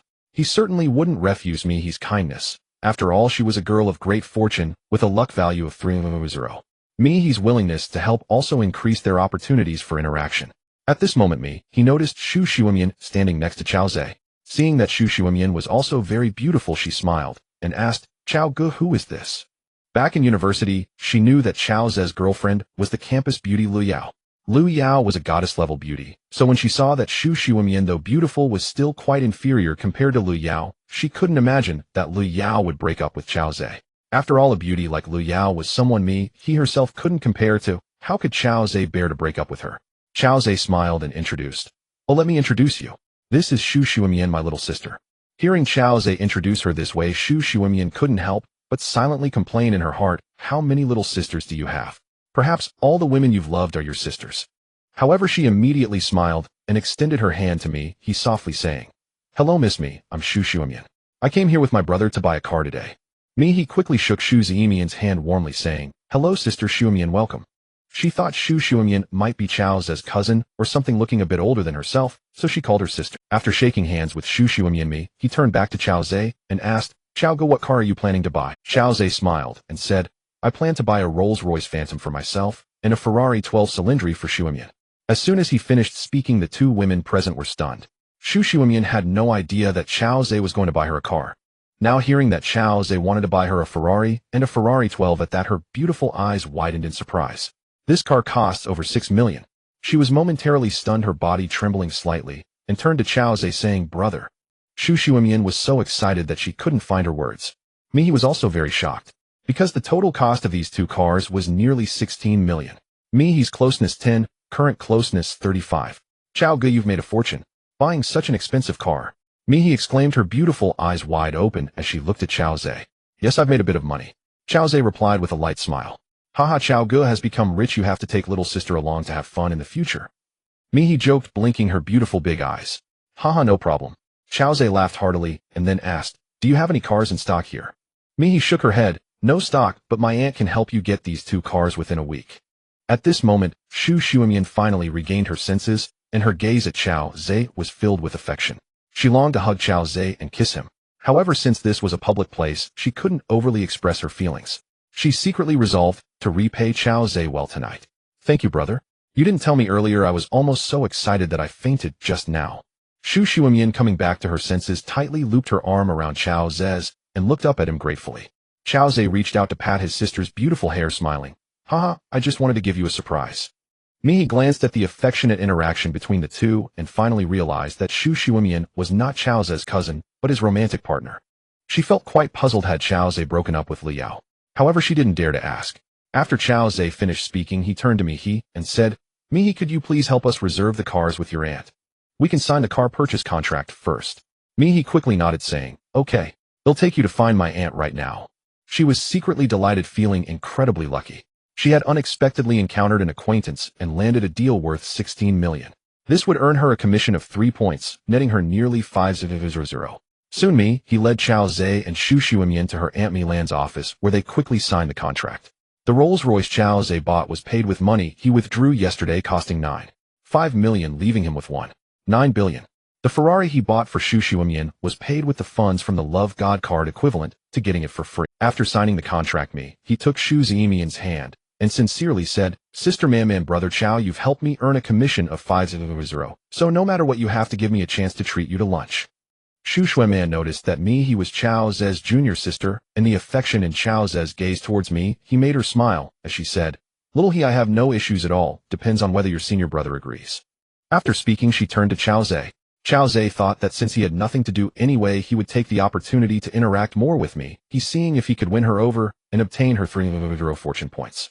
Currently he already had 35 points of closeness towards him. He would see how to further improve that later. So he nodded and smiled. All right. It's been several years since they've seen each other, let's have lunch together and catch up. Seeing that Chao Zhe and Xu Xuemian agreed, he happily suggested, There's a restaurant called Sure Family Fish Head right across from the car show. Their food is really good. Oh, let's go there for lunch. It's not too far, we can just walk there. During college, Chao Zhe was Mihi's idol, and now that he had become a big boss he naturally admired him even more. Moreover, he thought that if she could build a good relationship with Chao Zhe, all of his wealthy friends would come to her when buying cars, and she could earn a lot of commissions. Thus he was fishing for big catches with a long line. She told Chao Zhe and Xu Xuemian to wait a moment while she went to the changing room to put on a casual outfit before taking them to the restaurant. A few minutes later he changed her clothes, and the three of them walked out of the exhibition center. Along the way, the surrounding men, seeing Chao Zhe accompanied by two stunning beauties, cast envious glances. They all thought that this man must be a super rich second-generation heir. Alas, such exquisite beauties are monopolized by the wealthy. What kind of world is this? Damn rich people. I want to be born as a damn rich person in my next life. Chao Zhe, of course, ignored the envious and jealous gazes around him, thoroughly enjoying the feeling of being surrounded by two gorgeous girls. The Sure Family Fish Head restaurant is across the street from the exhibition center, requiring them to cross a road. When they reached the traffic light, the green light had just turned on for a short, while still having over 20 seconds left. They walked across the crosswalk towards the other side of the road, and about 6 or 7 meters ahead of them, an old man with his hands behind his back was also slowly crossing the road. Suddenly, a red sports car seemed to have not noticed the red light at the intersection and came speeding towards the old man from the right side, going wild. Shu Man and he were startled by the explosive roar of the sports car. When they saw it heading straight towards the old man, they froze in shock. The old man, who had already walked to the middle of the road, also heard the roaring sound of the sports car. He turned his head to the right to look and was immediately petrified, not knowing how to evade. Just as they were about to witness the old man being struck by the red sports car, suddenly a figure dashed forward like an arrow, colliding with the oncoming car to save the old man. Then with a quick motion, he embraced the stunned old man and took several rapid steps to reach the other side of the road. The driver of the sports car seemed to realize what was happening at that moment, slamming on the brakes and spinning the car. All this happened in just 2 seconds. Shu Man and he also snapped back to reality, and they saw Chao Zhe on the other side of the road, supporting the old man, gently patting his back and softly comforting him. Seeing that the road was clear, the two of them hurriedly ran across the street. "Brother, are you hurt?" "Whoa." Shu Man quickly reached Chao Zhe's side, checking him over for a moment. Seeing that he was still comforting the old man and seemed not to be seriously injured, her tense heart finally relaxed, and she burst into tears while hugging him. Just moments before, when she realized that the figure rushing towards the sports car was Chao Zhe, she had shut her eyes, her heart racing as if it would leap out of her chest. But the next second, she opened her eyes again, fearing that Chao Zhe would be struck and seriously injured, and she needed to rush him to the hospital for rescue. Man, don't worry, I'm fine." Chao Zhe gently stroked Shu Man's hair to comfort her, feeling deeply moved inside. Indeed, the affection from a girl with a closeness level of 100 was different. At this moment, he also arrived beside Chao Zhe. She examined him for a second and saw that he only had a scratch on his right arm. Only then did she feel relieved. Seeing Shu Man crying uncontrollably, she also became tearful, leaning on Chao Zhe's shoulder and quietly sobbing. "Chao Ge, you really scared me just now." "What if?" "Whoa." The girl's tears immediately soaked Chao Zhe's t-shirt. Chao Zhe was at a loss whether to laugh or cry, disregarding the frightened old man now, and could only pat his fragrant shoulder to comfort her. "Little he, I'm really fine, don't cry." In truth, he felt a bit of lingering fear. The red sports car was going at least 70 miles per hour, and at that time it was only about 20 to 30 meters away from the old man, which meant it could hit him in just a second or two. He realized that he had almost no reaction time, but instinctively didn't want to see the old man get hit, so he immediately moved. He didn't even expect his own speed to be that fast. In just a second, he reached the old man and managed to catch him in his arms, bringing him to the roadside. However, he still brushed against the car. Nevertheless, he found that even though the car was going 70 miles per hour, the contact didn't cause him any severe pain. He wasn't thrown back either. There was just a slight scratch where they brushed against each other. It seemed that after upgrading to a first-level love god last night, the strength-enhancing technique he mastered was indeed very powerful. At this moment, the old man also calmed down from his shock, tightly grasping Chao Zhe's hand to express his gratitude. "Young man, what's your name? If it weren't for you, this old man would have lost his life. I must thank you properly." The old man appeared to be around 75 or 76 years old, dressed quite simply with a kind expression. Chao Zhe shook his head with a smile and said, "Old grandpa, it's good that you're fine. You really don't need to thank." Before he finished speaking, a figure rushed over, raising a fist to strike the old man while cursing, "You old bastard, what are you doing in the middle of the road? How come you didn't get hit and die?" It was the sports car driver. Before his fist could hit the old man, Chao Zhe kicked him 3 or 4 meters away, making him fall heavily to the ground, groaning and unable to get back up. At this moment, a traffic police officer on duty by the traffic light also arrived. "Old man, are you all right?" a middle-aged officer inquired. "I'm fine, thanks to this young man." The old man's gratitude deepened as he remembered how Chao Zhe had kicked the driver away and saved him once again. He said to the middle-aged officer, "Don't mind me, that driver ran the red light and just tried to hit me. He might have mental issues. You all should control him quickly and investigate properly so he doesn't harm others again." "Understood, old man," the middle-aged officer replied politely. He then gave Chao Zhe a thumbs up saying, "Well done, young man." After speaking, he went with his colleagues to handle the perpetrator. After the middle-aged traffic police officer left, the elderly man kept pestering Chao Zhe for his name and contact information. "Young man, you must tell me your name and contact information, otherwise I won't be able to find peace in my life." Having said that, he took out a pen and a small notebook from his pocket. Chao Zhe had no choice but to give him his name. "Elderly sir, would you like me to take you to the hospital for a checkup?" Chao Zhe said, still a bit worried about the old man's health, gripping his hand. "No need, I'm perfectly fine." "What about you? Are you hurt?" the old man asked with concern. Seeing that the elderly gentleman appeared to be in good spirits, Chao Zhe felt relieved and smiled, saying, "I'm fine too." "Then please be careful on your way home. I need to go eat with my friend." The elderly man nodded heavily, saying, all right. At that moment, the two girls had already stopped crying. Xu Xuemian gently stroked the scratches on Chao Zhe's arm, her beautiful eyes examining the injuries closely. Seeing that it was indeed just a minor scrape, she felt both heartbroken and quietly complained. Mihi then held Chao Zhe's large hand softly, saying, "Brother Chao, you scared me to death just now. Come on, let's go to the Shi family fish head restaurant. They'll treat you to a drink at noon to ease your shock." After saying that, she held on to Chao Zhe with one hand and Xu Xuemian with the other, heading towards the Shi family fish head restaurant. Once the three of them left, the elderly man trembled as he took out his phone from his pocket and dialed a number. Shi family fish head restaurant. Room 666. After ordering the dishes, Chao Zhe, Xu Xuemian, and me, he sat and chatted. "Brother Chao, your speed and skills in saving the old man just now were incredible. No wonder you are the captain of our school's martial arts team. I still want to become your disciple." Mihi looked at Chao Zhe with adoring eyes, her expression one of a little fangirl. "Haha, practicing martial arts requires hard work, and you look so delicate, I'm afraid you won't be able to stick with it." Chao Zhe shook his head. He knew that his skills were not only due to his previous martial arts training, but more so the superpowers granted to him after leveling up to a level 1 love god, which he would naturally find difficult to learn. So it was impossible for him to take her as a disciple. "I can endure hardships. I went through a lot while learning dance.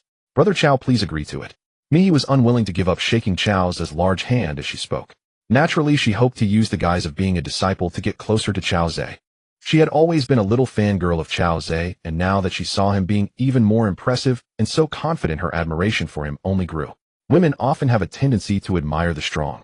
Regardless of whether it's a very strong man or one with significant economic power or authority, they attract more women.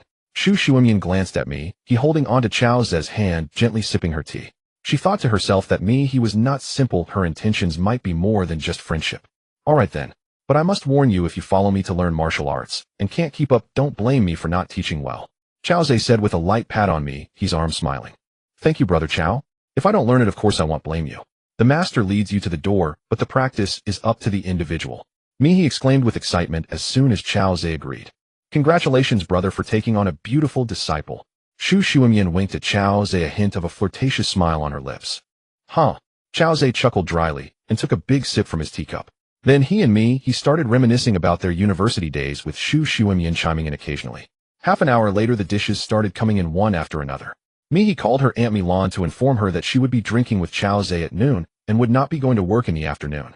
Milan naturally had no objections. After all, Chao Zhe had bought 2 luxury cars at their car exhibition center in the morning. Building a good relationship with such a wealthy person might benefit their business in the future. Mihi hung up the phone and ordered 2 bottles of red wine to drink with Chao Zhe and Xu Xuemian. She said it was to ease Chao Zhe's shock, but in reality, it was also to calm herself and Xu Xuemian. Xu Xuemian also thought about how Chao Zhe had nearly been hit by a car, so she decided to drink with him at noon to ease his shock. Although she had driven there, she could just call for a ride if she drank too much. When Chao Zhe saved the person, Xu Xuemian was genuinely frightened. She had developed a closeness with Chao Zhe, now seeing him as her only man. If something had happened to Chao Zhe, she couldn't bear to think about it. The 3 of them ate, drank, and chatted together. Chao Zhe felt very joyful. This kind of life, relying on the system for food, drink, and entertainment, without struggle, accompanied by beautiful women though sinful, was indeed pleasurable. After a few rounds of drinks, suddenly someone knocked on the door of the private room, and then gently pushed the door open and walked in. Chao Zhe and the 2 girls turned their heads to see a total of 3 people, one in front and one behind. The one walking in front was the elderly man who had nearly been hit by the car in the morning. Following closely behind was a stern-looking middle-aged man. At the back was a young man resembling a secretary carrying a briefcase. The stern-looking middle-aged man looked very familiar to Chao Zhe, as if he had seen him somewhere. As soon as the elderly man entered the room, he immediately cupped his hands towards Chao Zhe, saying, "Young man, I apologize for disturbing your meal. After speaking, he pointed at Chao Zhe and said to the stern-looking middle-aged man behind him, "This is the Chao Zhe who saved my father this morning.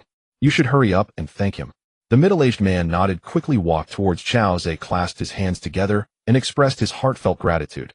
"I am Chen Jin from the Shanghai City government. Mr.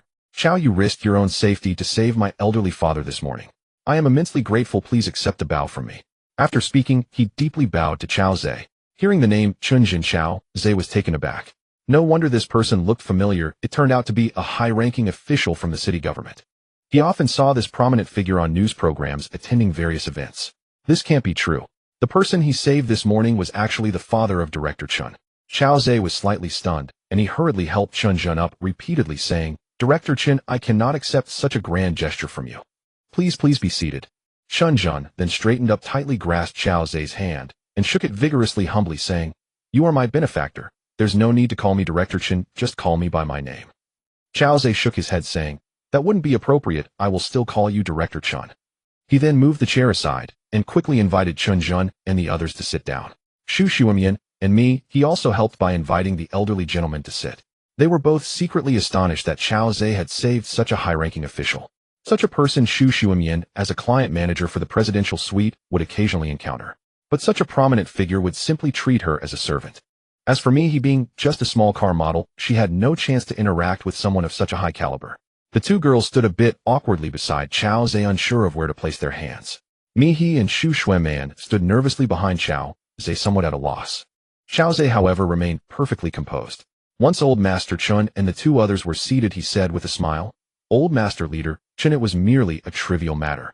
I am deeply unworthy of your making a special trip to thank me, especially since Leader Chen is so burdened with countless affairs." In his heart, he truly felt that Chen Jun and Old Master Chen were being far too courteous, particularly given Chen Jun's high position. What he did not know was that Chen Jun was a devoted son who placed immense importance on his father's safety. For Chen Jun's mother had passed away shortly after his birth. His father had raised him single-handedly through immense hardships, supporting his education all the way through university. Old Master Chen was named Chen Ruhai. After his wife passed away, he never remarried, dedicating himself entirely to caring for Chen Jun. Thus Chen Jun was profoundly grateful for his father's sacrifices. The moment he finished work, he rushed over, determined to express his gratitude to the young man who had saved his. Old Master Chen firmly grasped Chao Zhe's right hand, his face filled with gratitude. "Young benefactor, you have saved this old man's life. My own abilities are limited, but if you have any requests, you may speak to my son." Leader Chen then took Chao Zhe's left hand, his expression equally sincere. "Mr. Chao, if ever there is a matter in the future where my help is needed, so long as it does not violate the law, please do not hesitate to ask." Chao Zhe's heart stirred at these words. Though he was by nature indifferent and disliked currying favor with the powerful, he understood that in a society like China's, where personal connections mattered greatly, having a network could smooth the way. Especially when pestered by insignificant nuisances, a few words from an influential figure could silence them instantly, making them docile as lambs. Wang Bo and his lackeys, for instance, would surely act like meek grandchildren before a high-ranking leader like Chen Jun. Of course, the prerequisite was that Chao Zhe himself must not break the law lest he bring trouble upon his benefactor. "Very well, I thank the old master and Leader Chen." Chao Zhe did not refuse, but nodded solemnly in gratitude. The three of them sat together discussing the traffic accident from the previous day.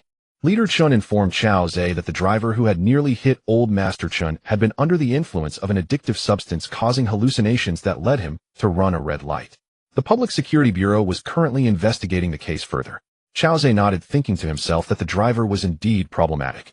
Otherwise, he would not have nearly killed Old Master Chen and then arrogantly tried to start a fight. Having other official duties to attend to, Leader Chen exchanged a few more pleasantries with Chao Zhe, leaving him the phone numbers of both himself and his secretary Lu Shuechun before departing with the old master and Secretary Lu. After Leader Chen left Xu Xuemian and me, he finally relaxed, their expressions brimming with excitement and elation.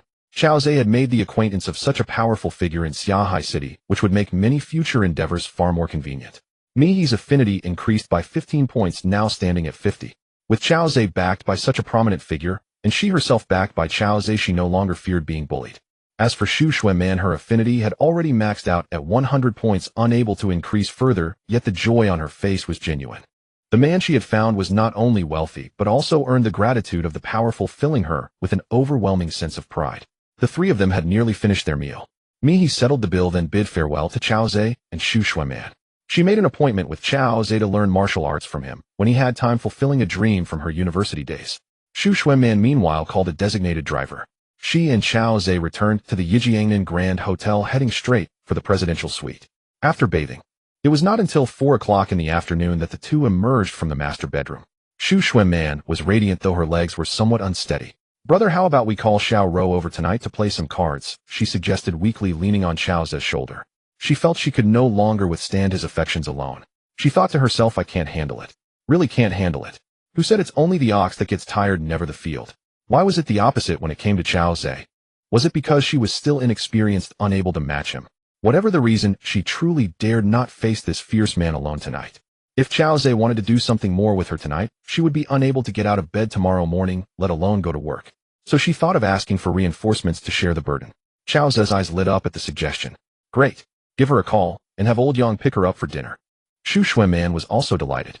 She called Qian Rou with eager anticipation. Qian Rou was naturally overjoyed to receive the call. Drinking wine, playing cards, and then whatever else. She couldn't be happier. She had originally planned to come over to see Xu Xuanman and Chao Zhe in the evening anyway, so she agreed immediately. At 4:50 p.m., the driver Old Yang brought Qian Rou to the Yijiangnan Grand Hotel. Xu Xuanman personally went downstairs to escort her to the presidential suite. Upon seeing Chao Zhe, Qian Rou immediately rushed over and clung tightly to his arm, cooing, "Brother, did you miss me?" Chao Zhe wrapped an arm around her slender waist and planted a kiss on her rosy lips, raising an eyebrow with a grin. "I did. Both my big brother and little brother missed you very much." "Humph, pervert." Qian Rou's pretty face flushed. She pinched Chao Zhe's arm playfully and said softly, "Is dinner ready? I'm starving. I didn't even eat lunch." Xu Xuanman, standing nearby, covered her mouth with a giggle and winked at Qian Rou. "Xiao Rou, the moment you arrived, you hugged your brother and said you were hungry. I wonder if it's just your stomach that's hungry." Hearing this, Qian Rou immediately released Chao Zhe's arm, and her face crimson charged at Xu Xuanman, gritting her teeth. "You little vixen, you've learned to be naughty from my brother. Stand still and let me tear that mouth of yours." Xu Xuanman ran away laughing heartily. "Haha, I hit a nerve, didn't I?" The two women frolicked noisily, one chasing the other all the way to the dining room. Chao Zhe followed close behind. That evening, Chao Zhe transferred money to Xu Xuanman for 2 bottles of red wine. The two ladies accompanied him as they drank and chatted. "Brother, did you and Man really spend the whole day in the hotel?" Qian Rou raised her wine glass, toasting Chao Zhe before setting it down to ask. "No, in the morning I took Man to buy a Rolls-Royce Phantom and a Ferrari 12. Chao Zhe replied after finishing his drink. "Ah, you bought such expensive cars. Brother, does your money just blow in from a storm?" Qian Rou's beautiful eyes widened in surprise as she stared at Chao Zhe and asked. Chao Zhe took a sip of wine and boasted, "Haha, I have now mastered investment. I can make money generate more money. Today Man came with me, so I gave her the Ferrari 12. When Fei returns in a few days, I will take you both and get each of you a Ferrari 12 as well." Upon hearing this, Qian Rou was momentarily stunned. Then she pounced on Chao Zhe, kissing and nibbling on his face, emotionally exclaiming, "Brother, I love you so much." After saying that, she began to undress Chao Zhe. At that moment, she didn't know how to express her feelings for him, so she could only offer herself. Xu Xuanman, sitting nearby, laughed and said, "Xiao Rou, can you wait a moment before expressing your feelings? We haven't finished our drinks yet." Chao Zhe pecked Qian Rou's delicate cheek and said with a smile, "The night is long, let's drink first." Only then did Qian Rou, blushing, climb down from Chao Zhe's lap, pour herself a full glass of red wine, toast to Chao Zhe, and then gulp it down. After dinner, Xu Xuanman left first. Qian Rou stayed to watch a movie with Chao Zhe, and after bathing she went to bed. Chao Zhe, feeling no sleepiness, picked up his phone, moved to the next room, and opened Douyin. He first entered by Yuming's live stream and sent 30 carnival gifts. However, to Chao Zhe's disappointment, Bai Yuming only thanked him politely in the live stream tonight, and did not increase their closeness. Previously, Bai Yuming's closeness was 58 points. After sending 30 huazi today, it remained at 58 points. Chao Zhe couldn't help but frown. He spent 900 yuan tonight, but could not increase Bai Yuming's closeness. Could it be that she has grown accustomed to being fed by him? Or does she think it is only natural for him to feed her? This cannot be allowed to continue. Not being able to increase his closeness with her means he cannot gain luck points from her. Despite Bai Yuming's beauty scoring 91, she possesses 200 luck points. But if she is unwilling to continue increasing their closeness, she would be no different from uselessness. So he exited Bai Yuming's live stream and entered the live stream of Queen Husini. When Husini saw Chao Zhe, she immediately greeted him warmly. "Welcome, Brother Chinfeng, to my live stream." Currently, her closeness with Chao Zhe was 100 points. She was completely devoted to him. However, in the live stream, she still had to pretend that she had never met Chao Zhe offline. The fans of the Queen noticed that Chao Zhe had sent 30 carnival gifts in Lemon's live stream before coming to see their goddess, and they were extremely excited, all expressing their welcome to the big brother. Chao Zhe exchanged a few words with Husini, and without further ado, sent out 100 carnival gifts. With this gesture, Husini naturally understood. After all, she had met Chao Zhe before, and had even shared affectionate moments with him. Chao Zhe had already regarded her as his woman. Other viewers were puzzled, because Chao Zhe had only sent 30 carnival gifts in Lemon's live stream, but sent 100 in the Queen's. This was somewhat unusual. Could it be? They all speculated in their hearts, but no one voiced it in the comments.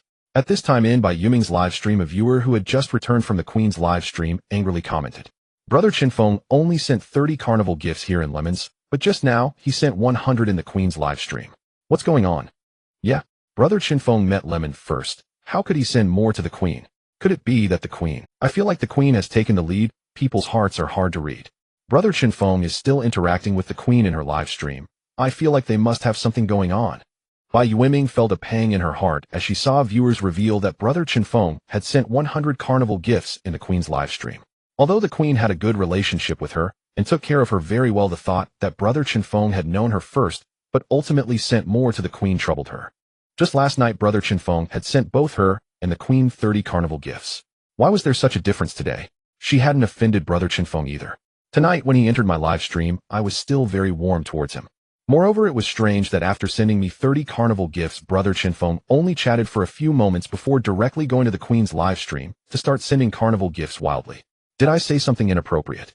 Bai Yueming thought carefully and felt she hadn't done anything wrong. But where did the problem lie? Seeing her fans speculating that the Queen and Brother Chinfeng had already met offline or even had something else going on. Some even began to complain that Brother Chinfeng had grown tired of her. Bai Yueming felt she needed to say something. Babies, please don't speculate randomly. It's Brother Chinfeng's right to choose whom to send gifts to and how many. He sent me 30 carnival gifts tonight, which is already a lot. I am very grateful to him. Everyone, please don't comment randomly about Brother Chinfeng and the Queen. One is my good brother, and the other is my good friend. I ask everyone to speak harmoniously, please. However, the fans below remained indignant, feeling that Brother Chinfeng was favoring the Queen and being unfair to Lemon. The more they said this, the sadder Bai Yueming felt. She glanced at her watch. It was already 9:30. She forced a smile and said, "Alas, babies, it's time. Lemon will be signing off now." After saying this, she stood up, placed her hand on her chest, bowed, and then waved her hand to close the live stream. Putting down her phone, she furrowed her brow and murmured, "What exactly went wrong?" She was filled with doubt. Brother Chinfeng left the live stream without a word, and then went to the Queen's live stream to send 100 carnival gifts. That was 300,000. Thinking that those 300 weren't hers, Bai Yueming felt a pang of pain. Could it be that the Queen really met Brother Chinfeng offline? That was too fast. From June 25th to today, June 29th, it was only 5 days. Could it be that the Queen had deepened her interaction with Brother Chinfeng? It felt a bit exaggerated. Even that young master, Yin, shouldn't have met the Queen offline. Could she have gone on a date with Brother Chinfeng first? Moreover, initially Brother Chinfeng hadn't sent the Queen many gifts. But if the Queen hadn't met Brother Chinfeng, why would he send her 100 carnival gifts? Regarding Chao Zhe's unusual behavior, Bai Yueming grew increasingly perplexed. She logged into the Queen's live stream using a private account. What saddened her was that Shihu Chinfeng was still in the Queen's live stream, engaging warmly with the Queen and the fans there. After chatting for a while, the Queen performed a lively dance at Shihu Chinfeng's request. The enchanting sight made Bai Yueming grit her teeth in frustration.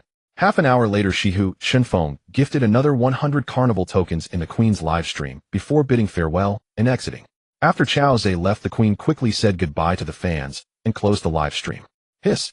Bai Yueming took a long breath, her brows tightening even further. Shihu Chinfeng had stayed in the Queen's live stream for nearly an hour and had given 200 carnival tokens. That amounts to 6,000 yuan. He could have taken home 3,000 yuan. Why was he ignoring her? Was it because she hadn't met him offline? But that didn't make sense. If it was because they hadn't met privately, he wouldn't have given 30 carnival tokens in her live stream earlier today. Shihu Chinfeng left only after gifting those tokens. Meanwhile, as Bai Yueming lay on her bed deep in thought, Chao Zhe had already climbed into bed with a beauty after leaving the Queen's live stream. He was aware that Bai Yueming and the Queen shared common fans. The fact that he had spent nearly an hour in the Queen's live stream and gifted 200 carnival tokens would surely reach Bai Yueming's ears by tomorrow, if not tonight. Bai Yueming would undoubtedly reflect on the reasons behind his favoritism. Once she figured it out, it would be interesting to see if she would take action. If she couldn't be proactive like Husini, then he had no need to waste more time on her. Although the daughter of fortune was rare, losing one wouldn't make a significant difference. The next morning at 7:30. After finishing her morning routine, Xian Ro had breakfast before being driven to work by the driver old Yang. Xu Xueman received a notification from the hotel manager that she had to attend a meeting and could not accompany Chao Zhe. Left alone in the presidential suite, Chao Zhe felt bored and decided to go house hunting. Chao Zhe had initially planned to wait for Lu Feifei to return before buying together. But considering he had nothing to do and over 100 million yuan at hand, he decided to buy a place for himself. He couldn't keep living in the presidential suite forever. He set his sights on a newly developed property, Yulon Bay Community. Yulon Bay Community is located by the city moat, boasting beautiful scenery and only 2 kilometers from the city center. Having finished breakfast with nothing else to do, Chao Zhe decided to take a walk there. After going downstairs, he walked west along Tuanjia Road for about a kilometer, reaching Bint Park. At that moment, a couple walked towards him. The man was about 185 meters tall, had dyed yellow hair, tattooed 2 green dragons on his arms, and wore a lewd expression on his face. The woman was around 168 centimeters tall, had a score of about 70 in looks, sported red hair, and was dressed quite revealingly. Her ample bosom was particularly eye-catching. She had a noticeably large chest, estimated to be at least a cup size, and a significant portion of her fair skin was exposed under the sunlight, making her appear sultry as she walked. The woman wore a black miniskirt that showcased her long legs, drawing much attention. Nevertheless, Chao Zhe felt little attraction. After all, every woman he had encountered was far more beautiful than her. This woman clearly exuded the air of a woman of the night. Chao Zhe internally scoffed, thinking that with such indecent attire, she must be in the trade. The couple walked in the middle of the not-so-wide sidewalk, seemingly engrossed in a cheerful conversation and oblivious to Chao Zhe approaching them. Seeing that the provocative woman was about to collide with him, Chao Zhe frowned and instinctively stepped to the left. However, the woman seemed to suddenly realize and veered right, losing her balance and crashing directly into Chao Zhe's arms. Concerned about her falling, Chao Zhe instinctively wrapped his arms around the provocative woman and asked, "Miss, are you?" Just as he steadied the woman and prepared to let go, she suddenly shouted at the man with the yellow hair, "Darling, this guy is being a pervert." With that, she started punching Chao Zhe's chest with her small fists. The man with the yellow hair shot a furious glance at Chao Zhe, his eyes wide with rage as he shouted, "How dare you take advantage of my girlfriend? He'll kill you." He charged at Chao Zhe, swinging his large hand towards his face. Chao Zhe was momentarily taken aback, but quickly sensed something was off. He had only tried to help the provocative woman, yet she accused him of being a pervert. Clearly she had pressed herself against him.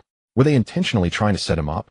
With his thoughts racing, Chao Zhe instinctively grabbed the yellow-haired man's wrist and gently pushed him, causing him to tumble to the ground. "You take advantage of my girlfriend and still dare to hit me." Rong Rong quickly called the police. "They'll hold him." The yellow-haired man fell to the ground, but immediately got back up and grabbed Chao Zhe's arm, turning to the provocative woman. The provocative woman cried out to the surrounding pedestrians, "Help! There's a pervert. He hit someone." While pretending to dial a number on her phone, she took advantage of the commotion to let her hair down, and the strap of her bra was half torn off, exposing her ample bosom.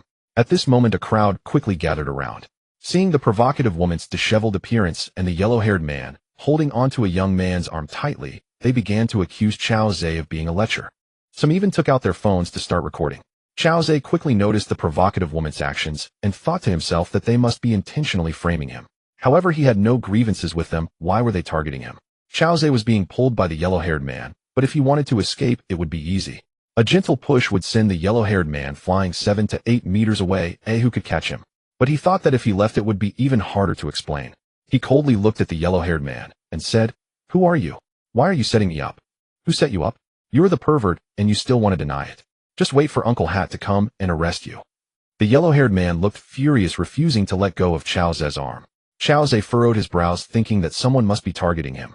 He discreetly took out his phone with one hand and quietly pressed the recording button. With the other hand, he grasped the yellow-haired man's arm and applied slight pressure, causing the man to let out a yelp. "Ah, you still dare to hit me? Ouch, ouch, ouch." The yellow-haired man cried out in pain, his plump face quickly turning a deep shade of red. "Speak, who sent you here?" Chao Zhe shouted sternly once again. He felt a sudden clarity in his mind, having deduced that the couple was setting a trap for him. He knew he had to interrogate them before Uncle Hat arrived. With that, Chao Zhe intensified his grip. Now having upgraded to a level 1 Cupid, he possessed immense strength, gripping the yellow-haired man's arm like a vice, instantly turning it a shade of purple and causing him excruciating pain. "No, you. The yellow-haired man gasped again, beads of sweat rolling down his forehead. "Will you speak or not?" Chao Zhe squinted, barking out an angry command. A crisp crack echoed. The yellow-haired man's arm bone fractured. The pain that pierced to the bone made the yellow-haired man unable to endure any longer. After a few cries of anguish, he had no choice but to confess. "Ah, brother, please loosen your grip. I'll tell you it was Chao Ziyi who sent us to set you up." Chao Ziyi.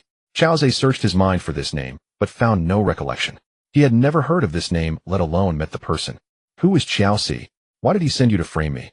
Chao Zhe's gaze was sharp as a knife, coldly locking onto the yellow-haired man. After finishing his words, he once again increased the pressure. "Chao Ziyi is my brother. He just asked me and Xiao Rong to pretend to be a couple, meet you by chance, frame you for being a rogue, and then call the police to have you taken to the detention center. As for why he did that, I don't know. Brother, please, please, please loosen your grip. My arm is broken." Ah. Despite his pain, the yellow-haired man managed to spill everything in one breath. The fierce girl Xiao Rong watched as this handsome young man easily subdued the burly yellow-haired man. Moreover, seeing the burly man confess the truth so quickly, she felt a pang of anxiety, unsure whether to run or stay.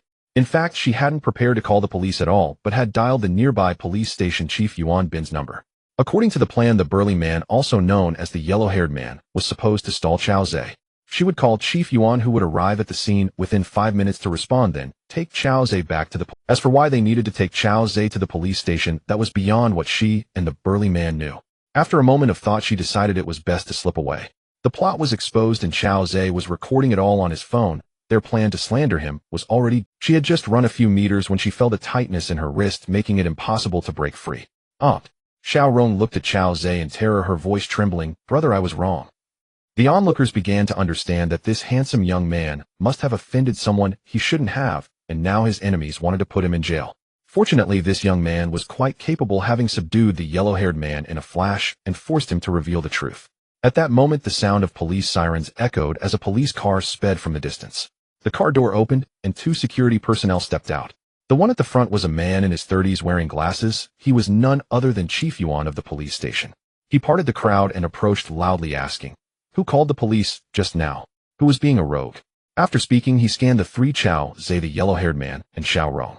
Seeing that her scheme had been uncovered by Chao Zhe and was no longer viable, Xiao Rong quickly said, "Officer, I'm really sorry. It was a misunderstanding. No one was being a rogue, Brother Chao, and I have already resolved it privately. Thank you for coming." As she spoke, she kept winking at Chief Yuan. Chief Yuan was taken aback.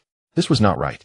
The original plan was for someone to report a rogue, then the informant would subdue a man named Chao, and when he arrived they would take him into custody. Why was this female informant now claiming it was a misunderstanding?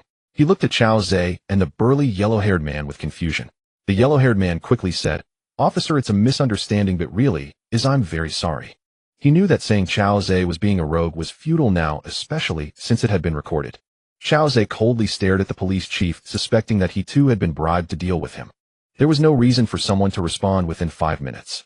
Since this police chief was in cahoots with Chao Zhe, it would be pointless to report the yellow-haired man Xiao Rong and Chao Zhe for framing him. Even if he spoke up, the police station would definitely take the yellow-haired man and Xiao Rong back and soon release. The current issue was to find Chao Zhe and see who was behind him. Thus, seeing Xiao Rong and the yellow-haired man explaining and apologizing to the police chief, Chao Zhe chose to remain silent. Chief Yuan glanced at Chao Zhe, realizing there was no reason to take him away, then said to Xiao Rong, "Since you resolved it yourself, then it's fine. Just sign your name on the police report." Xiao Rong nodded. All right. After she signed, Chief Yuan and his subordinate left, casting a meaningful glance back at Chao Zhe. Chao Zhe tugged at the corner of his mouth and smiled slightly. The crowd of onlookers gradually dispersed. "Let's go, take me to see Chao Zhe." After everyone had left, Chao Zhe coldly said to the burly man, and the burly man's right arm was already fractured, hanging limply. He dared not refuse Chao Zhe's request, lest his left arm also suffer the same fate. Since this kid wanted to see his brother, then let him see. His brother had hundreds of subordinates. No matter how strong this Chao was, he couldn't possibly be a match for his brother.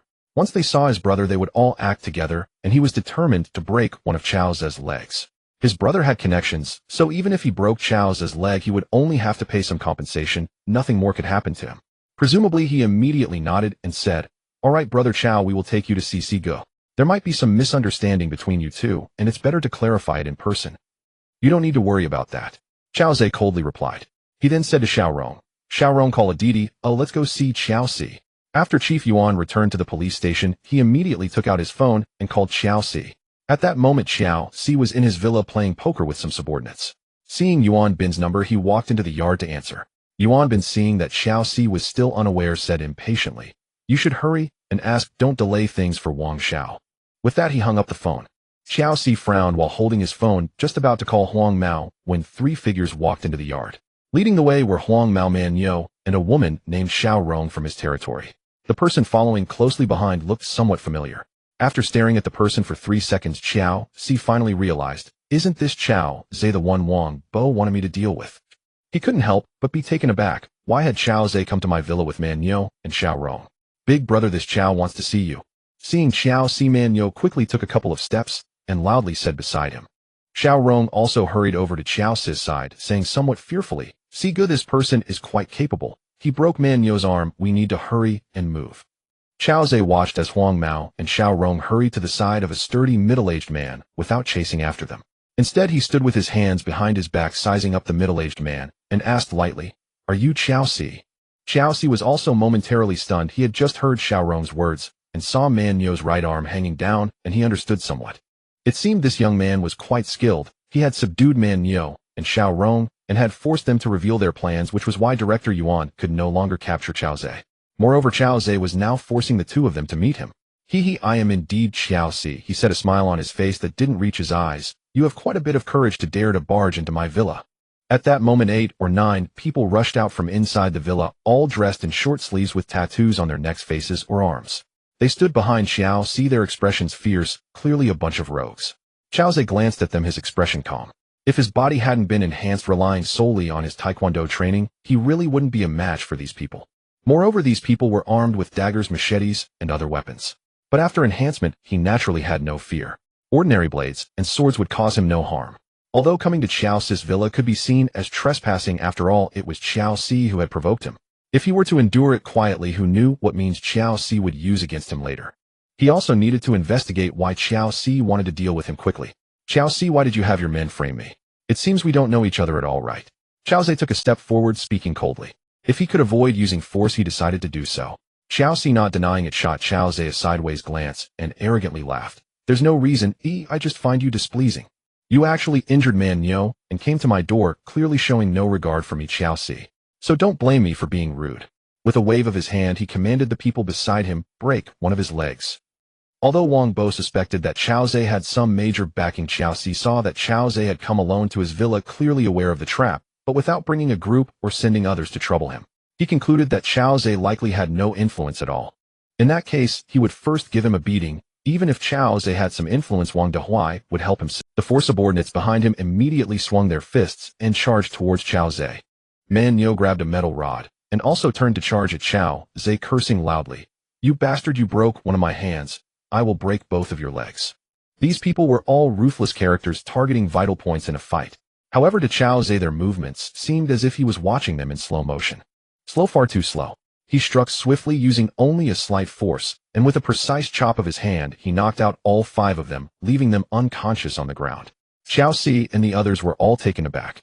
They hadn't expected this young man to be so skilled. They hadn't even seen how he had made his move, and their men were already down on the ground, unable to get up, not knowing if they were dead or alive. Get your weapons. He is trespassing and attacking. Even if we kill him, we won't be held responsible. Xiao Si shouted fiercely, although his voice trembled a bit. The remaining 4 or 5 subordinates all pulled out daggers, switchblades, machetes, and metal rods, rushing towards Xiao Zhe. Some aimed for Xiao Zhe's neck, while others swung at his abdomen. However, to Xiao Zhe, their actions looked like a 1 or 2-year-old child weakly waving a small knife. He struck quickly again, knocking out this group of subordinates. He casually snatched a dagger. Then he moved forward and delivered a hand chop to Xiao Rong, who collapsed to the ground trembling. The scene was left with only Xiao Si, whose eyes were wide open. Xiao Zhe approached and grabbed his neck, speaking coldly. Tell me, why did you frame me? Seeing that his subordinates had all been knocked down by Xiao Zhe, Xiao Si was uncertain if they had been killed. He couldn't help but feel a great fear inside, quickly conceding, his voice trembling.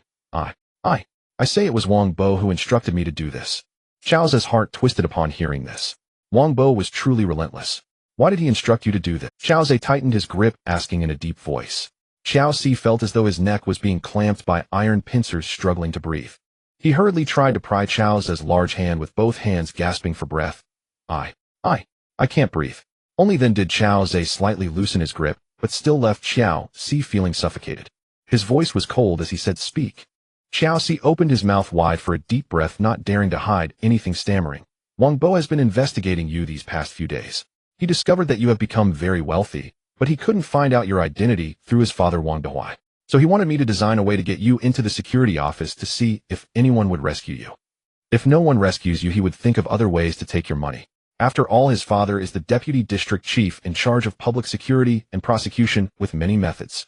Upon hearing this, Chao Ze's eyes narrowed slightly, emanating a dangerous glint.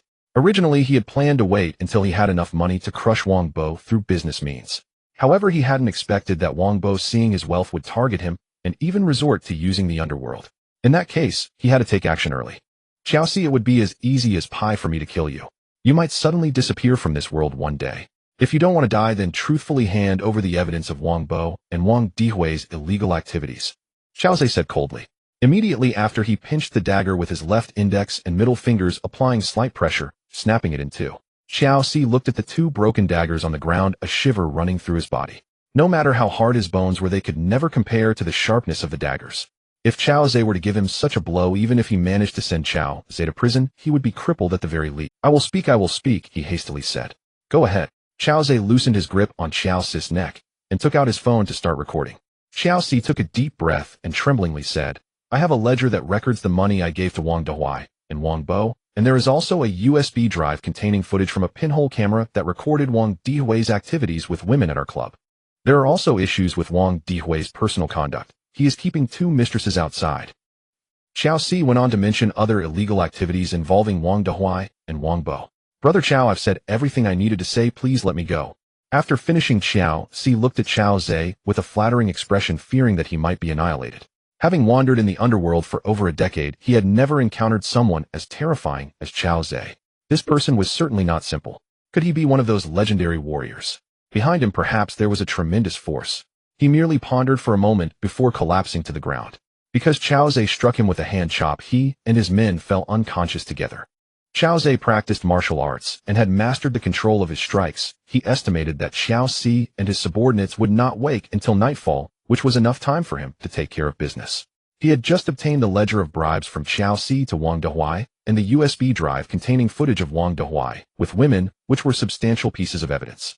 Had he acquired such items a few days ago, it would have been troublesome for Chao Ze to bring down Wang Dehuai. After all, Wang held significant power and influence in the Jia district and could use his resources to obstruct him. But now that he had the body enhancement technique, even if Wang Dehuai resorted to firearms, he could still escape.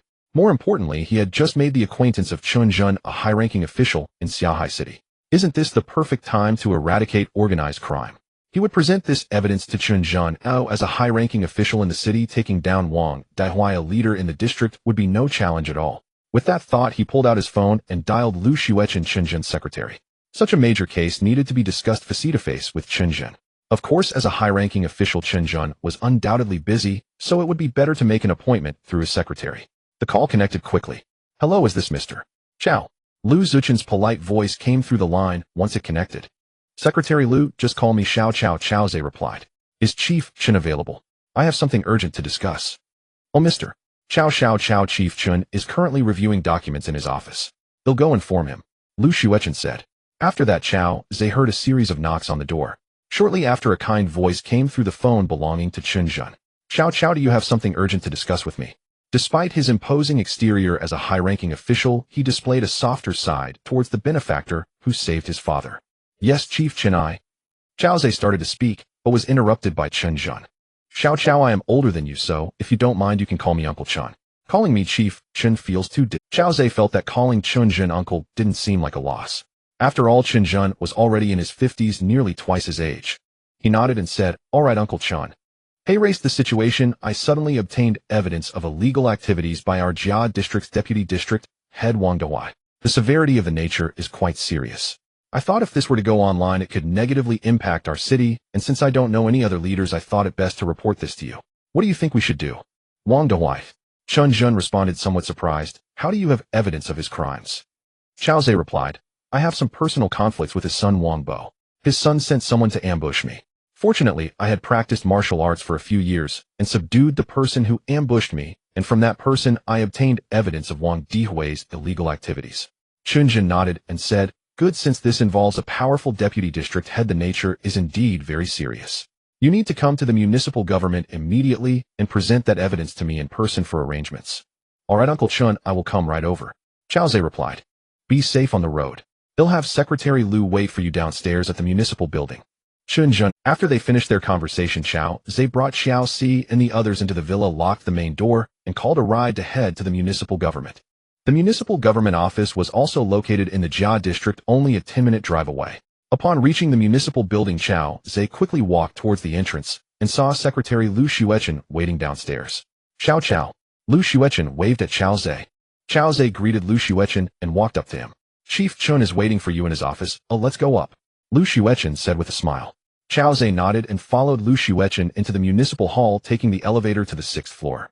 At the end of the hallway, after Lu Xuechen notified inside, he led Chao Zhe into Chief Chen's office. There Chen Jun was already seated on the sofa, looking up towards the door. Uncle Chun, Chao Zhe called out as he stepped forward. Xiao Chao, please take a seat. Chen Jun gestured to the sofa beside him, his stern face breaking into a warm smile. Chao Zhe made himself comfortable sitting beside Chen Jun. He took out the ledger and USB drive from his pocket, placing them on the coffee table, and said in a deep voice, Uncle Chun, the evidence of Wang Dehuai and his son Wang Bo accepting bribes is all here. Additionally, I have several video clips from a witness named Xiao Si, and I will send them to Secretary Lu now. Chen Jun nodded, flipping through the ledger while instructing Xuechen open it and take a look. Chao Zhe understood that Chen Jun intended to let the inspection team conduct an investigation, which meant he would no longer be involved. Wang Bo and Wang Dehuai have violated the law of the nation, and their punishment will undoubtedly be severe. Sending them to prison would be the best form of retribution. If I were to personally assault them outside, it would merely be a momentary relief, and it might even provoke their though I am not particularly afraid. After all, Wang Dehuai is in control of a powerful department. If he were to harm my woman, it would indeed be quite troublesome. Instead, I will first gather evidence of their illegal activities through Xiao Si, then have Chen Jun send them to prison. Later, I will find a way to deal with them in their cells, making their lives worse than death. This should be more satisfying. The culprits who forced me to break up with Lu Yao will not have an easy time. I will just wait for the results arranged. I estimate that the inspection team will take action soon. After Chen Jun and Lu Xuechen left, Chao Zhe sat alone, feeling bored, and took out his phone to pass the time. Looking at this old phone, he felt it was time for an upgrade, as sometimes it was a bit slow when watching Douyin. Now Chao Zhe was no longer short of money. After purchasing a Rolls-Royce Phantom, he still had over 100 million in his personal bank account, allowing him to buy whatever he wanted. He planned to go to the telecommunications office to exchange for a Huawei Mate 70 Pro, as it must support domestic products. He opened WeChat and saw several messages from people. Lu Feifei mentioned that she would be back in a few days, expressing how much she missed him. Chao Zhe also missed this girl who had always admired him. Thinking of the little girl in a white veil with tear-filled eyes, Chao Zhe felt a pang of heartache. He replied, yes, I miss you too. Take care of yourself. I'll give you a surprise when you return. Queen Husini also sent a message asking if Chao Zhe could come to give her a surprise when her relatives left on. Chao Zhe chuckled to himself and replied, make sure to wash up early, wait for me. The last message was from Douyin host Ning Ming, also known as Bai Yuemin. She sent several messages. The first message came at 7 a.m., simply greeting him. Good morning, Shinfeng. Perhaps noticing that Chao Zhe had not replied for a while, she sent another message around 9 a.m. Shinfeng, what are you? Of course, at that time Chao Zhe was dealing with Xiao Si and naturally did not check his phone. Ning Ming's last message was sent just a few minutes ago. Shinfeng, you're also in the Magic City, right? Chao Zhe glanced at Ning Ming's message and smiled lightly. To be honest, this girl with a score of 91 in looks and a luck value of 200 had quite an influence on my. However, her close relationship value had decreased significantly after she received gifts in recent days. Only last night, it dropped to 0, as if she took it for granted. A girl of luck who doesn't increase her closeness value is worthless no matter how beautiful she is. If she got used to receiving gifts every day, perhaps one day, when I stopped giving gifts, her closeness value would decrease. Bai Yuemin was not as sensible as Husini. During my first interaction, I gave her over 5s and it was 0, and apart from greeting me in the morning, she showed no further signs of affection. Moreover, the increase in closeness was dwindling, which is why last night I decided to go to Husini's live stream and send 200 carnival gifts, deliberately ignoring Bai Yuemin for a while. I wanted her to understand that I am not someone to be taken for granted. Did she think I would always pander to her? A sycophant ends up with nothing. Although I am not afraid of having nothing with the love god system, I would not intentionally seek to please a woman who carries herself with such arrogance. Therefore, he did not reply to Bai Yuemin's WeChat. Instead, he was watching short videos.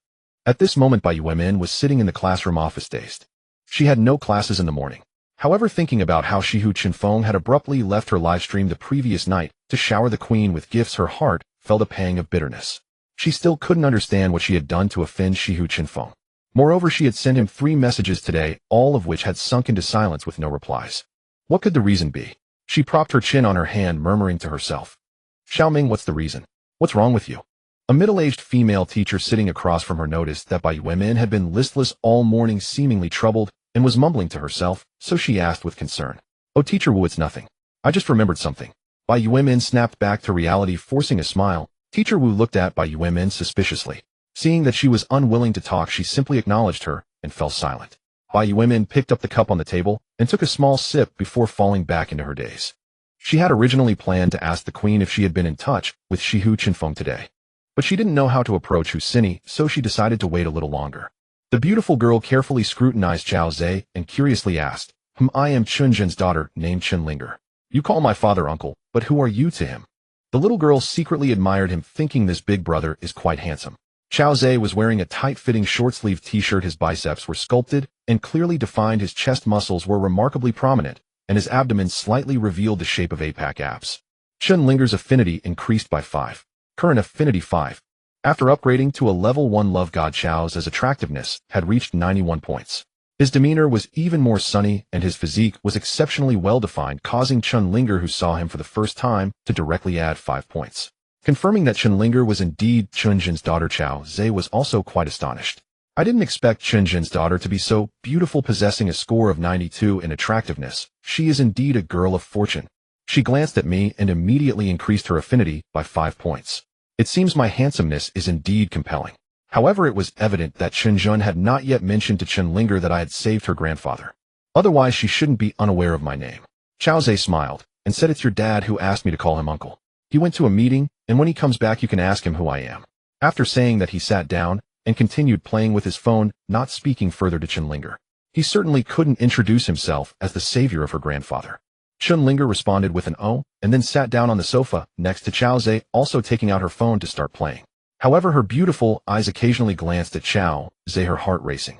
The little girl was in her 3rd year of university. During the summer vacation back from the capital, she ran to Chunjun's office, wanting to surprise her father. However, although she did not wait for Chunjun, she unexpectedly discovered a very handsome guy sitting in her father's office, which was also quite a big surprise. Men enjoy looking at beautiful women. Women certainly enjoy looking at handsome men as well. Although Qinlinger was 22 years old, she had never been in a relationship. While there were some very handsome boys in school who always liked to act cool, she found them extremely immature. They simply could not compare to the maturity and charm of this big brother before her. However, due to her girlhood modesty, seeing that Qiao Zhe did not speak to her, she felt it inappropriate to initiate conversation. She thought to herself, once her father arrives, she would see what relationship this brother has with her dad. I hope he's not that kind of brother with a blood relation. Qiao Zhe sat on the sofa playing with his phone, and of course noticed Qinlinger stealing glances at him from time to time. He felt quite pleased with himself. The love god system not only allowed him to become wealthy and powerful, but also gradually made him more handsome and charming. Now that he was only a level 1 love god, he could already captivate the little beauty. If he upgraded to a level 10 love god, his attractiveness would surely reach 100 points. Wouldn't all the beauties in the world be infatuated with him? Haha, by then I'm afraid there would be a harem of 3,000 beauties. However, since Qinlinger is Chunjun's daughter, Qiao Zhe thought it best not to pursue her for the time being, to avoid unnecessary trouble. Chunjun was a high-ranking leader. Although Qiao Zhe currently had over $1 billion in funds, making him a small fortune, that amount was insignificant compared to Chunjun's immense power. Even though he was a level 1 love god with strong physical qualities capable of resisting blades and swords, he was still too weak compared to someone wielding immense power. The two young people, each with their own thoughts, sat on the sofa, playing with their phones, waiting for Chunjun to return to the office. Meanwhile, the door of Qiao Si's villa was opened by a locksmith, and several people entered one after another. Leading them was Wang Bo, the CEO of Hongfeng Advertising Company. The others included Lu Jin, the director of the Public Security Bureau, Yuan Bin, and several security personnel. 20 minutes earlier, Wang Bo received a call from Yuan Bin informing him that he had not brought Qiao Zhe to the Public Security Bureau because of a mishap on Qiao Si's side. Wang Bo then called Qiao Si to understand the situation. However, strangely, he had called over a dozen times, but Qiao Si did not answer. This was quite unusual. Could something have happened to Qiao Si? He then informed Yuan Bin to check what was going on. Yuan Bin immediately reviewed several surveillance cameras along the road to Qiao Si's villa and saw that Qiao Si had not gone out since the morning. However, Qiao Zhe had entered Qiao Si's villa with Huang Mao and Xiao Rong. After a while, Qiao Zhe came out alone from the villa and locked the door, while Qiao Si and everyone else still had not gone out. Yuan Bin then immediately reported to Wang Bo, suggesting they go together to check on Xiao Si's house. When they entered the villa, they found more than a dozen people lying in the living room, seemingly all asleep, which Yuan Bin immediately ordered several subordinates quickly check if they are alive or dead. Wang Bo's voice trembled as he asked who did this. Xiao Zhe. He thought to himself Xiao Si and his group were involved with society and had several capable fighters among them. How could so many of them not be a match for Xiao Zhe? How could that be possible? Moreover, Xiao Si's group still had knives and clubs. Besides, he had never heard that Xiao Zhe was good at fighting. Wang Bo was filled with dread. Wang Xiao, Xiao Si and the others are still alive, just knocked unconscious. It must have been done by Xiao Zhe. Yuan the director checked the people lying on the ground, and then frowned as he reported to Wang Bo. Xiao Zhe is so powerful. Wang Bo's face turned pale. Yuan Bin looked at the unconscious Xiao Si and others, his expression grave. This person must have practiced martial arts, has a strong attack power, and is extremely dangerous. He paused, and then spoke seriously to Wang Bo. Wang Xiao, he may have learned from Xiao Si that you are targeting him, and he might know more unfavorable information about us. I think we must capture him immediately, otherwise the consequences would be unimaginable. At this point, Wang Bo also realized the severity of the situation, nodded gravely, and said, I will call my dad to order the Public Security Bureau to arrest him. After saying that, he took out his phone and dialed his father Wang Dihui's number. After a few seconds, the call connected, and Wang Bo trembled as he explained the situation to Wang Dihui. Wang Dihui's heart sank upon hearing this, thinking to himself, this Xiao Si has given me quite a bit of money and has also helped me with some dirty work. Although I shouldn't have left any incriminating evidence, what if Xiao Si has kept something on me? If Xiao Zhe really gets hold of something unfavorable to me and spreads it or posts it online, it would be difficult to handle. He couldn't understand how Xiao Zhe could knock out more than a dozen people on Xiao Si's side by himself. He was even more frustrated that his son didn't listen to his advice and continued to provoke Xiao Zhe. He was truly more of a hindrance than a help. But now was not the time to discuss this. He shouted into the receiver, you all hurry up and wake Xiao Si and the others and see if they revealed any secrets. I will call Lao Hong from the Public Security Bureau and ask him to arrange for people to secretly capture Xiao Zhe. I hope it's not too late. Wang Dihui finished the call with his son and immediately dialed the mobile phone of Hong Zhuowei, the deputy director of the District Security Bureau. Hong Zhuowei was promoted by Wang Dihui himself and could be considered his trusted aide. The two had many clandestine dealings, so Wang Dihui was naturally at ease in asking Hong Zhuowei to capture Xiao Zhe. After receiving Wang Dihui's orders, Hong Zhuowei was anxious and wasted no time in taking action. After all, when the tree falls, the monkeys scatter. Wang Dihui, as the great tree, absolutely could not fall. Soon a vast net for capturing Xiao Zhe was laid out in the Jiaqing district. Meanwhile, a group of disciplinary inspection personnel had already driven from the municipal government to the district government. Chen Jun pushed open the door to his office, preparing to speak with Xiao Zhe. However, his gaze suddenly caught sight of a young girl sitting next to his desk, playing with her phone. He couldn't help but feel a surge of joy and exclaimed, Linger, when did you come back? Chen Linger heard her father's voice and immediately stood up, leaping into Chen Zhen's arms, saying, sweetly old Chen, I just got back. Surprise, huh? Chen Zhen nodded heavily, reaching out to touch his daughter's beautiful hair, then carefully looked her over from head to toe, complaining, you've lost quite a bit of weight, haven't you been eating well? Upon hearing this, Chen Linger pushed her father away and rolled her eyes at him, pouting, humph, what do you know? This is called being slender, not skinny. All right, slender it is then. Chen Zhen shook his head helplessly. Xiao Zhe had already stood up, smiling as he watched the interaction between Chen Zhen and his daughter. At that moment, Chen Linger leaned closer to Chen Zhen's ear and quietly asked, Dad, this young man said he calls you uncle. Who is he? Chen Zhen took Chen Linger's small hand and walked over to Xiao Zhe, pointing at him and solemnly saying to Chen Linger, Linger, this is Xiao Zhe, a great benefactor of our family. Chen Linger was taken aback, her beautiful eyes filled with confusion as she exclaimed, Ha! He is our family's great benefactor. She looked utterly incredulous. She thought to herself that her father was a high-ranking official in the municipal government of Shanghai City, with many people wanting to curry favor with their family. However, her father was known for his integrity, so he naturally met any flattery with a cold demeanor. Who could possibly bestow favors upon a high-ranking official like her father, let alone a young man who was only a few years older than herself? Seeing the disbelief on his daughter's face, Chen Zhen explained in a serious tone, your grandfather almost got hit by a car yesterday. Thankfully, Xiao Zhe saved him. Otherwise, your grandfather might no longer be in this world. Yesterday, he had watched the footage reported by the traffic police department, and just thinking about it made him fearful. If it weren't for Xiao Zhe, his father's life would undoubtedly have been in jeopardy. If anything unfortunate happened to his father, as a filial son, Chen Zhen would certainly be devastated. Huh, why didn't I hear you mention this? Chen Linger was greatly shocked, lightly hitting her father's arm with her small hand, complaining, I just didn't want you to worry. Thanks to Xiao Chao, he saved your grandfather, and he is a great benefactor to our family. You should quickly thank your brother Chao. Chen Zhen explained while gently pushing his daughter. Chen Linger's closeness increased by 30. Current closeness, 35. Chen Linger, hearing this, looked at Chao Zhe with grateful eyes, bit her pink lips, and sincerely bowed deeply, saying, "Thank you, brother Chao. The kindness you have shown to our family Linger will never forget, and will surely repay you well." Under her father's guidance, Chen Linger was also very filial. She knew very well that it was her grandfather who had painstakingly raised her father, and that it was because of her father's achievements that she could live such a happy and privileged life now. From childhood to adulthood, she had a very good relationship with her grandfather. Thinking about how her grandfather had almost been killed by a car, she felt a wave of fear in her heart. Seeing the little girl expressing gratitude for saving her grandfather, Chao Zhe's closeness score rose by 30 points, leaving him both surprised and delighted. It seemed that this little girl was indeed a grateful person, a kind-hearted girl.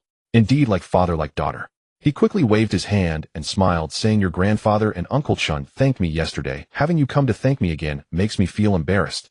It's not a big deal, you don't need to take it to heart." Chen Linger said, "Seriously, that won't do. Otherwise, if I Chen Linger know about this, but don't think you wouldn't that make me an ungrateful woman." Chao Zhe secretly laughed, thinking that she couldn't really be called a woman yet. However, he didn't dwell on the topic and turned to Chen Zhen, asking, "Uncle Chen, have you arranged that matter?" Chen Zhen nodded and said, "Yes.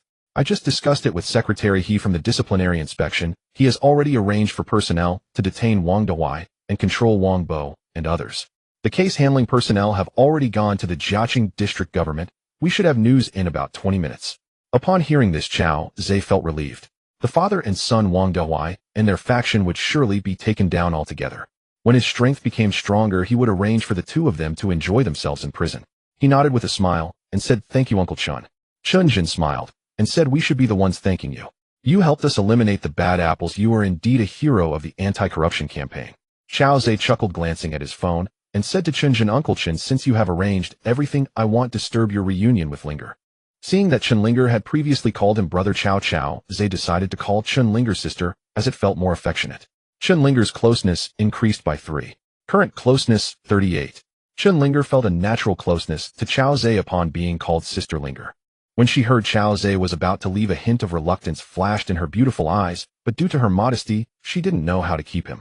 Chen Zhen also checked the time and smiled, saying, "It's almost noon. It's time for lunch. Since Linger is back, let's all three go out for lunch together." "Yes, brother Chao, let's have lunch together at noon. Linger will treat I've received quite a few scholarships this semester." Chen Linger quickly echoed. On one hand, Chao Zhe was the great benefactor of her family. On the other hand, he was incredibly handsome. Chen Linger thought to spend more time with him. This was the first time she felt a flutter for a boy. Chao Zhe saw that both Chun Zhen and his daughter wanted him to stay for lunch, and he naturally agreed. However, it wasn't because of Chun Zhen, but because of Chen Linger, the girl of great fortune, with a score of 92. He nodded and joked, "All right. I'm quite the eater. If I finish Linger's sister's scholarship, don't cry about it later. I want. If I run out ill, just ask old Chen, his salary is high." Chen Linger laughed as she spoke. "You little brat, every time you say you'll treat, it always ends up being me paying the bill." Chun Zhen lovingly looked at his daughter and smiled. It was already past noon, and the workday had ended. Since it was a private invitation, Chen Zhen did not have his secretary Lu Xuechen arrange anything. Instead, he led Chao Zhe and Chen Linger downstairs.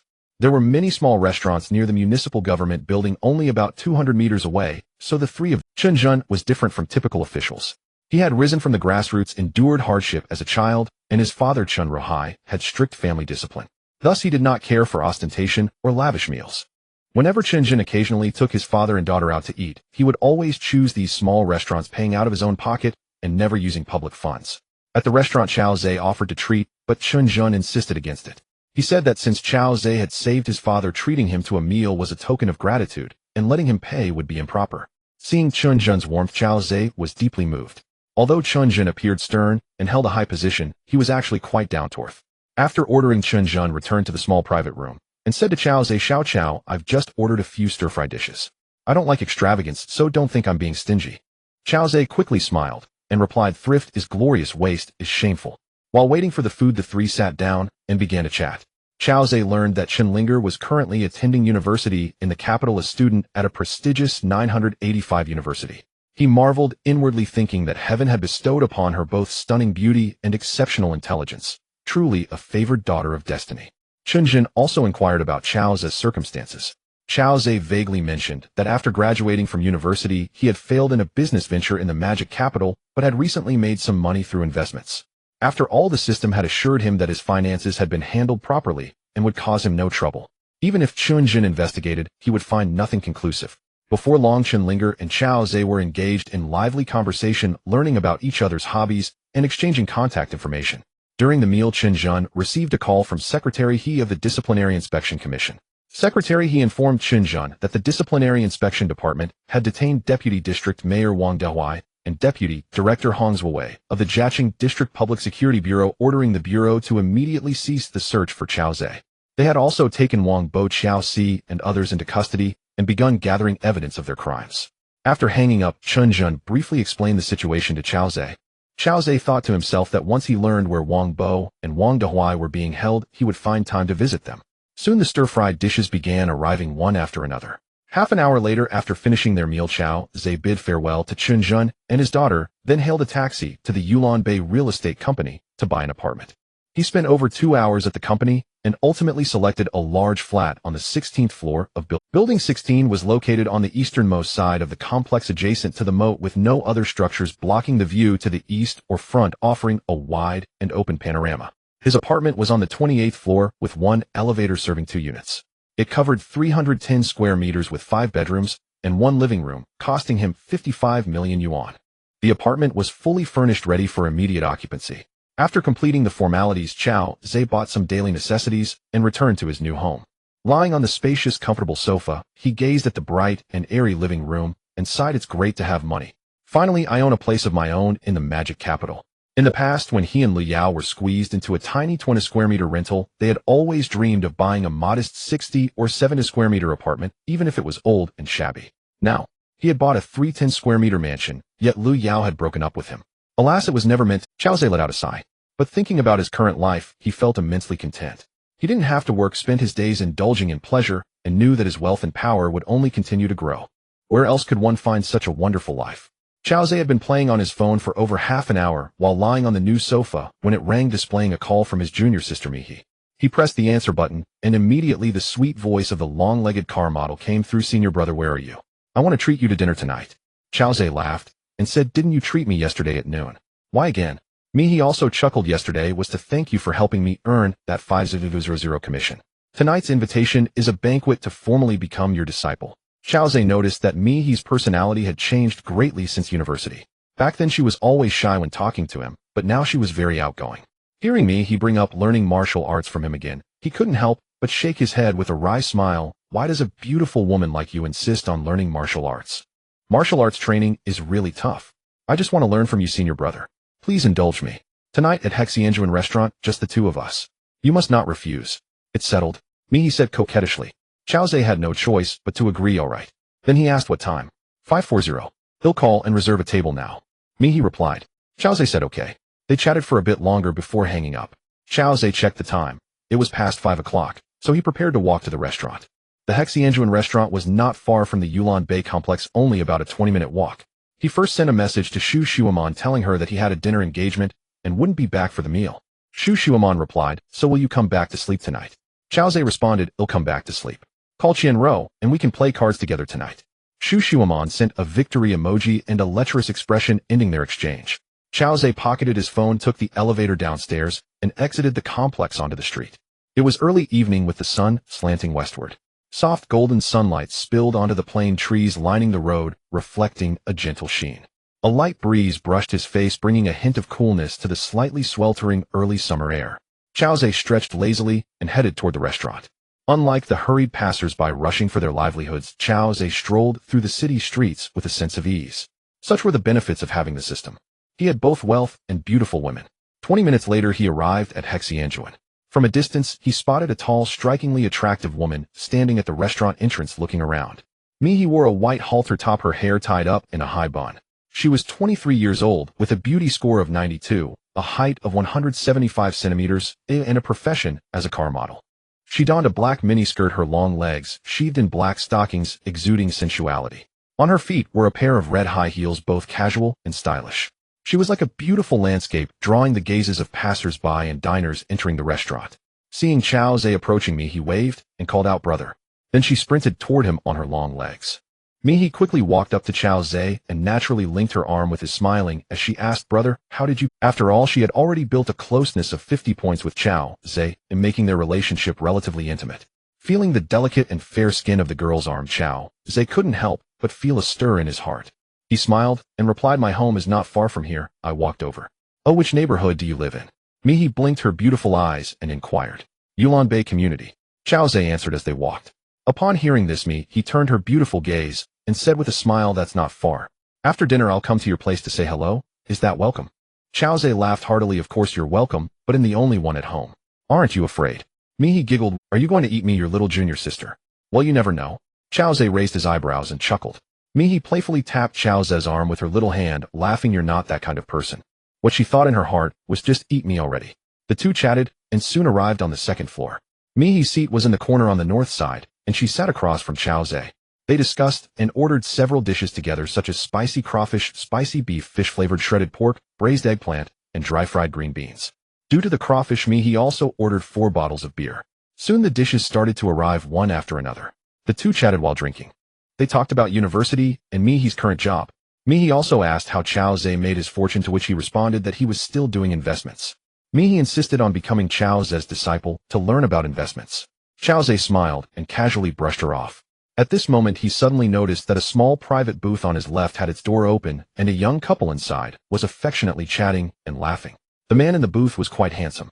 He used chopsticks to feed a piece of beef to the woman, and then set down his chopsticks to gently hold her small hand, caressing it. Chao Zhe couldn't help but furrow his brow. He recognized that man. "Brother, what's wrong?" Seeing Chao Zhe frowning while looking at the opposite side, he quietly asked as she put down her wine glass. Chao Zhe picked up his phone and began recording the couple in the booth, while telling me, I just discovered that my friend's boyfriend is cheating." "Huh, really?" Mihi suddenly became curious and quickly stood up, sitting next to Chao Zhe to also look at At that moment, the couple in the booth started kissing. Due to the angle, they did not notice that Chao Zhe was quietly recording. The man in the booth was Yu Songqing, whom Chao Zhe had encountered a few days ago at the L'Oreal Mall, and he was also the boyfriend of Lu Yao's best friend Lu Mingzhu. Chao Zhe felt very puzzled. Yu Songqing was currently the deputy general manager of Lu Mingzhu's father Lu Dehua's foreign trade company and was trusted by Lu Dehua.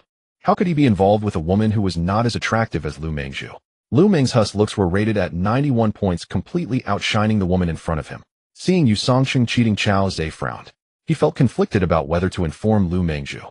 Lu Mingzhu was a mutual friend of mine and Lu Yao, and she had helped several times when my company faced difficulty. Moreover, she was also a daughter of fortune with a luck value of 2000.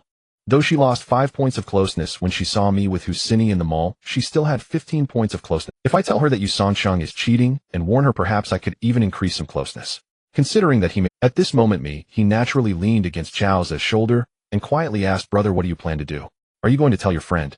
Chao Zhe nodded and softly replied, "Yes, I definitely need to tell her. Use your phone to help me record a video, and I will go outside to call my friend. I can't let her be kept in the dark." "Okay," Mihi replied excitedly. This was her first time catching someone cheating, and she felt a bit thrilled. Chao Zhe then stood up and left the booth from another direction to avoid being discovered by Yu Songqing in the small booth. He went directly to the restroom and dialed Lu Mingzhu's number. The call was quickly connected, and Lu Mingzhu's somewhat familiar voice came through. "Hello, Chao Zhe, why are you calling me so late?" Chao Zhe cleared his throat and directly asked Mingzhu, "Did you break up with Yu Songqing?" "Huh, no, why?" Lu Mingzhu clearly paused for a moment on the other end. Chao Zhe hesitated and then said, I'm at Xiang Yuan having dinner, and I saw Yu Songqing kissing a woman. As your friend, I feel I should let you know. I just took a few pictures of them. Do you want me to send them to you?" Upon hearing this news, Lu Mingzhu on the other end seemed shocked and was silent for a while. "Mingzhu, are you listening?" Chao Zhe asked with some concern. "Yeah, just send them over." Lu Mingzhu's voice finally came through, devoid of any emotion. "All right," Chao Zhe replied. He opened WeChat and sent the previously taken photos to Lu Mingzhu. In less than 10 seconds, Lu Mingzhu asked over the phone, "Chao Zhe, I'm not far from Xiang Yuan. Is Yu Songqing still there?" Chao Zhe replied, "He's still here. He should have just finished eating. He's in booth 333 on the second floor. Come over and he'll wait for you." "Okay," Lu Mingzhu responded and hung up the phone. Chao Zhe also put away his phone and returned to his seat. "Brother, did you tell your friend?" Mihi quietly asked as she sent the video of Yu Songqing kissing the woman to Chao. At this moment, the door to booth 333 was slightly ajar. "Yes, I told her she's coming over soon." Chao Zhe took a big gulp of beer and replied, looking somewhat displeased. "I hope there won't be a fight later." He asked with some concern. Chao Zhe shook his head and not sure. Let's wait until me. He then quietly asked for more details. Upon learning that Yu Songcheng was deeply favored by the Lu family, yet still fooling around, she could hardly contain her desire to go up and slap him hard. After 7 or 8 minutes, a beautiful woman in an OL uniform hurried up the stairs. She quickly scanned the surrounding area before swiftly walking towards Chao Zhe. Detected daughter of fortune named Lu Mingzhu, age 26, appearance 91, height 167, relationship 1, occupation small business owner, luck value closeness 15. Chao Zhe also stood up, nodded to Lu Mingzhu, and pointed to booth 333. Lu Mingzhu glanced at me and was surprised to see Chao Zhe with another beautiful woman. However, her mind was in turmoil, so she naturally wouldn't inquire about Chao Zhe's relationship with the beauty. After pushing open the door to the private room, Lu Mingzhu's face was frostbitten as she gazed at the man and woman. Yu Songcheng immediately turned around. When he saw that the woman at the front was actually Lu Mingzhu, he was visibly stunned and stammered, "Mingzhu, you, how did you come here?" The woman, upon seeing Lu Mingzhu, simply adjusted her open neckline, then looked at Lu Mingzhu with indifference and mocked. "Oh, isn't this Vice President Lu? Did you not see that we were eating? How rude to push open the door like that, truly uncouth." Chao Zhe and me, were taken aback upon hearing this. Is this third party a familiar face to Lu Mingzhu? How dare she be so arrogant while stealing someone else's boyfriend? Lu Mingzhu clenched her delicate fists, her gaze icy as she glared at Yu Songcheng and the woman, saying through gritted teeth, "Yu Songcheng, I trusted you so much, handing over the company's power to you, yet you shamelessly got together with that despicable woman Xiao Yan." "Mingzhu, I. Yu Songcheng's face turned awkward as he dared not meet Lu Mingzhu's eyes. The woman called Xiao Yan scoffed coldly, saying, "Humph. Lu Mingzhu, you call me a despicable woman. Haha, I am quite capable of that. Your Lu Wailu company is about to run out of cash flow and will soon be acquired by our Shangping Foreign Trade Company. By then it will be impossible for you to work for us. What right do you have to act like a high and mighty young lady in front of me? Yu Songcheng is a man of discernment. He has already sided with our Shangping company, and I will arrange a position for him as a vice president. And you will amount to nothing." Upon hearing this, Lu Mingzhu trembled all over, biting her pink lip as she said with a tremor, "Humph, acquiring our Lu Wailu Foreign Trade Company won't be that easy. My father and I will soon gather the funds." Xiao Yan laughed heartily. "You think you can gather funds? Dream on. You've lost 2/3 of your overseas orders, and the remaining ones are at risk of breach of contract due to lack of funds for production. Who would dare lend you money? In the Jiaqing district, and even the entire Shanghai city, our Shangping company is the leader in this industry. I've already warned everyone in the circle not to lend you money. You have no way out except to be acquired by us. Without Lu Wailu, do you still think you are the vice president, a young lady of high status? Nonsense, you are nothing." At this moment, Yu Songcheng, who had been feeling guilty, also reacted. He adjusted his attire and said coldly, "Lu Mingzhu, a good bird selects its tree to alight upon. I have decided to join Shangping and follow Director Xiao. Your Lu Wailu will soon cease to exist, and you will fall to the level of a beggar. Please don't act so high and mighty in front of me anymore. I declare that we are broken up." Upon hearing the words of Xiao Yan and Yu Songcheng, Lu Mingzhu's pretty face turned crimson with anger. "So you two dog men and women have long been plotting against the Lu family. I will fight you both." After saying this, she charged toward Yu Songcheng to slap him. However, Xiao Yan was indeed not easy to deal with. As soon as Lu Mingzhu moved, she immediately threw a plate at her. The plate was filled with leftover food and grease, and it was about to hit Lu Mingzhu. Lu Mingzhu screamed, feeling a tightness in her waist, but her body felt light as she shifted her position, narrowly avoiding the plate and the greasy leftovers. Chao Zhe, seeing Xiao Yan's hand move quickly, pulled Lu Mingzhu away from the spot, ensuring she was unharmed. Noticing that Chao Zhe had just saved her, Lu Mingzhu felt a surge of affection, gaining 5 affection points. After thanking him, she glared at Xiao Yan with resentment. She prepared to charge at Xiao Yan again, only to find her slender waist held tightly by Chao Zhe's large hand, unable to move. This also made Lu Mingzhu calm down. A brute force wouldn't solve the problem. Seeing that the plate did not hit Lu Mingzhu and that she had been saved by a man, Xiao Yan was momentarily. She scrutinized Chao Zhe closely and noticed that he was very handsome and agile. A glint of greed flashed. As Lu Mingzhu said, Xiao Yan was a woman who could take another's husband. There were many men outside. Xiao Yan was 29 years old and married Shang Goen, the owner of Shangping Foreign Trade Company, when she was 20. At that time, Shang Goen was already over 50 with nearly 1 billion in assets. However, after several marriages, he still had no children, and the doctors said it was not his problem. Thus, in his 50s, he remarried Xiao Yan. The following year after their marriage, Xiao Yan bore him a chubby son. He was concerned at the time and secretly did a paternity test, and indeed the child was his. Shang Goen naturally cherished him like a treasure and was very fond of Xiao Yan. 3 years ago, Shang Goen suddenly died in a car accident, and having no siblings, Xiao Yin and her son naturally inherited his company and all his assets. Xiao Yin was quite business-savvy, expanding Shangping Company into a leading enterprise in their industry, gradually gaining much influence. However, Xiao Yin had a secret difficulty. Her demand in the aspect of men was quite high. She especially had a penchant for men who were married or had girlfriends. She did not shy away from this, so most people in their foreign trade circle were aware of her situation. Xiao Yan's motto was to break up couples, and for years she had been flirting with other men's partners to satisfy her own desires. She just noticed that a very beautiful woman was following Xiao Zhe, and she speculated that this should be the man's girlfriend. She felt a deep interest in Xiao Zhe. This handsome guy is quite the skill. May I ask your name? Xiao Yan gave Xiao Zhe a thumbs up, asking with, although her looks were far inferior to Lu Mingzhu and me, she was still around 83 or 84 points, otherwise Shang Goen wouldn't have been interested in her back then. Before Xiao Zhe could respond, Yu Songqing standing next to Xiao Yan spoke up. Director Xiao, this person is named Xiao Zhe, just a poor loser who was dumped by his girlfriend. Seeing the gaze Xiao Yan directed at Xiao Zhe was almost dripping with desire, Yu Songqing felt a surge of jealousy and couldn't help but remind her. After all, Xiao Yan liked men with wives. Thus Yu Songqing warned Xiao Yan that Xiao Zhe was currently single, had no girlfriend, and was just a poor loser. At the same time, Yu Songqing noticed Xiao Zhe's large hand was tightly wrapped around Lu Ming's slender waist. A glint of danger flashed in his eyes. Although Yu Songqing had just announced his breakup with Lu Mingzhu, it was merely for Xiao Yan's ears. After all, Lu Mingzhu was so beautiful that any normal man would be reluctant to let her go. Yu Songqing desired both wealth and the company of beautiful women. Unexpectedly, when Xiao Yan heard that Xiao Zhe had been dumped by his girlfriend, she did not lose interest. Instead, she smiled and said that girlfriend simply doesn't know his worth. You are Xiao Zhe, right? Why not stick with me from now on? I guarantee you'll enjoy the finest things, or perhaps you could even enjoy me, hee. Upon hearing this, Yu Songqing's expression changed, but he dared not say anything. After all, Xiao Zhe was much more handsome than he was.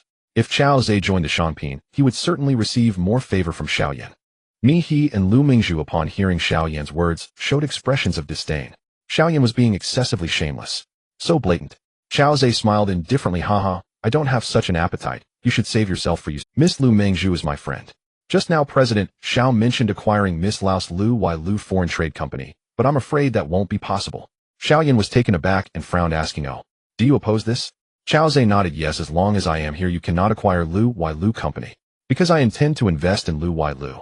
Before Xiao Yan could respond, Yu Songqing appeared to hear a tremendous joke, mocking with a sneer, haha, how amusing. Xiao Zhe, what can a bankrupt loser like you use to invest in Lu Wai Lu? Do you know how large the funding gap at Lu Wai Lu is? Lu Mingzhu looked up at Xiao Zhe in confusion, thinking Xiao Zhe can't be foolish after breaking up with Lu Yao, can he? Saying he would invest in my family's company made her feel somewhat awkward. Xiao Yan, however, shook her head with a smile. Handsome, you could ask Lu Mingzhu herself how large her company's funding gap is. Can she even raise 1/10 of the funding gap? And you want to help her invest? Huh? Xiao Zhe still smiled calmly. No matter how large her gap is, I will fill the funding for her company. If you want to acquire Lu Wai Lu, you might as well just dream. He then looked down at Lu Mingzhu gently. Mingzhu, tell me how much your company is short, and I will transfer it to you right now. Lu Mingzhu was momentarily stunned by Xiao Zhe's words. She stared into his eyes, wanting to see if he had truly lost his mind. Just a week ago, Lu Yao had told her that Xiao Zhe's company had a deficit of over 10 million. At that time, her own company had already been facing a crisis for over a month, urgently needing 30 million in funding to turn things around, though she hadn't told Lu Yao. In just 1 week, could Xiao Zhe really pay off his debts? Moreover, he claimed he would help her company with funding and even transfer money right now. She couldn't help but shake her head in a bitter smile. Xiao Zhe, don't complicate matters. Seeing that Lu Mingzhu did not believe him at all, Xiao Zhe gently patted her arm and said softly, Mingzhu, I'm not joking, you should speak up. 30 million, but you. There's no but, I will transfer 30 million to you right now. Xiao Zhe interrupted. Lu Mingzhu took out his phone, opened the banking app, and found Lu Ming's account. Lu Mingzhu had helped Xiao Zhe multiple times before, and there were transfer records. Meanwhile, he stood calmly in the room, while the others present had no doubt that Xiao Zhe could indeed resolve Lu Ming's substantial funding gap. Xiao Yan, who previously did not know Xiao Zhe, naturally did not believe that he had such strength after Yu Songqing labeled him a poor loser. After all, 30 million in cash was no small sum. When Xiao Yan saw that Xiao Zhe held a shabby phone, a playful smile appeared on her face. Yu Songqing, of course, did not believe that Xiao Zhe could make the transfer, as he was well aware of Xiao Zhe's company's situation. He sneered and spat, what a disgrace.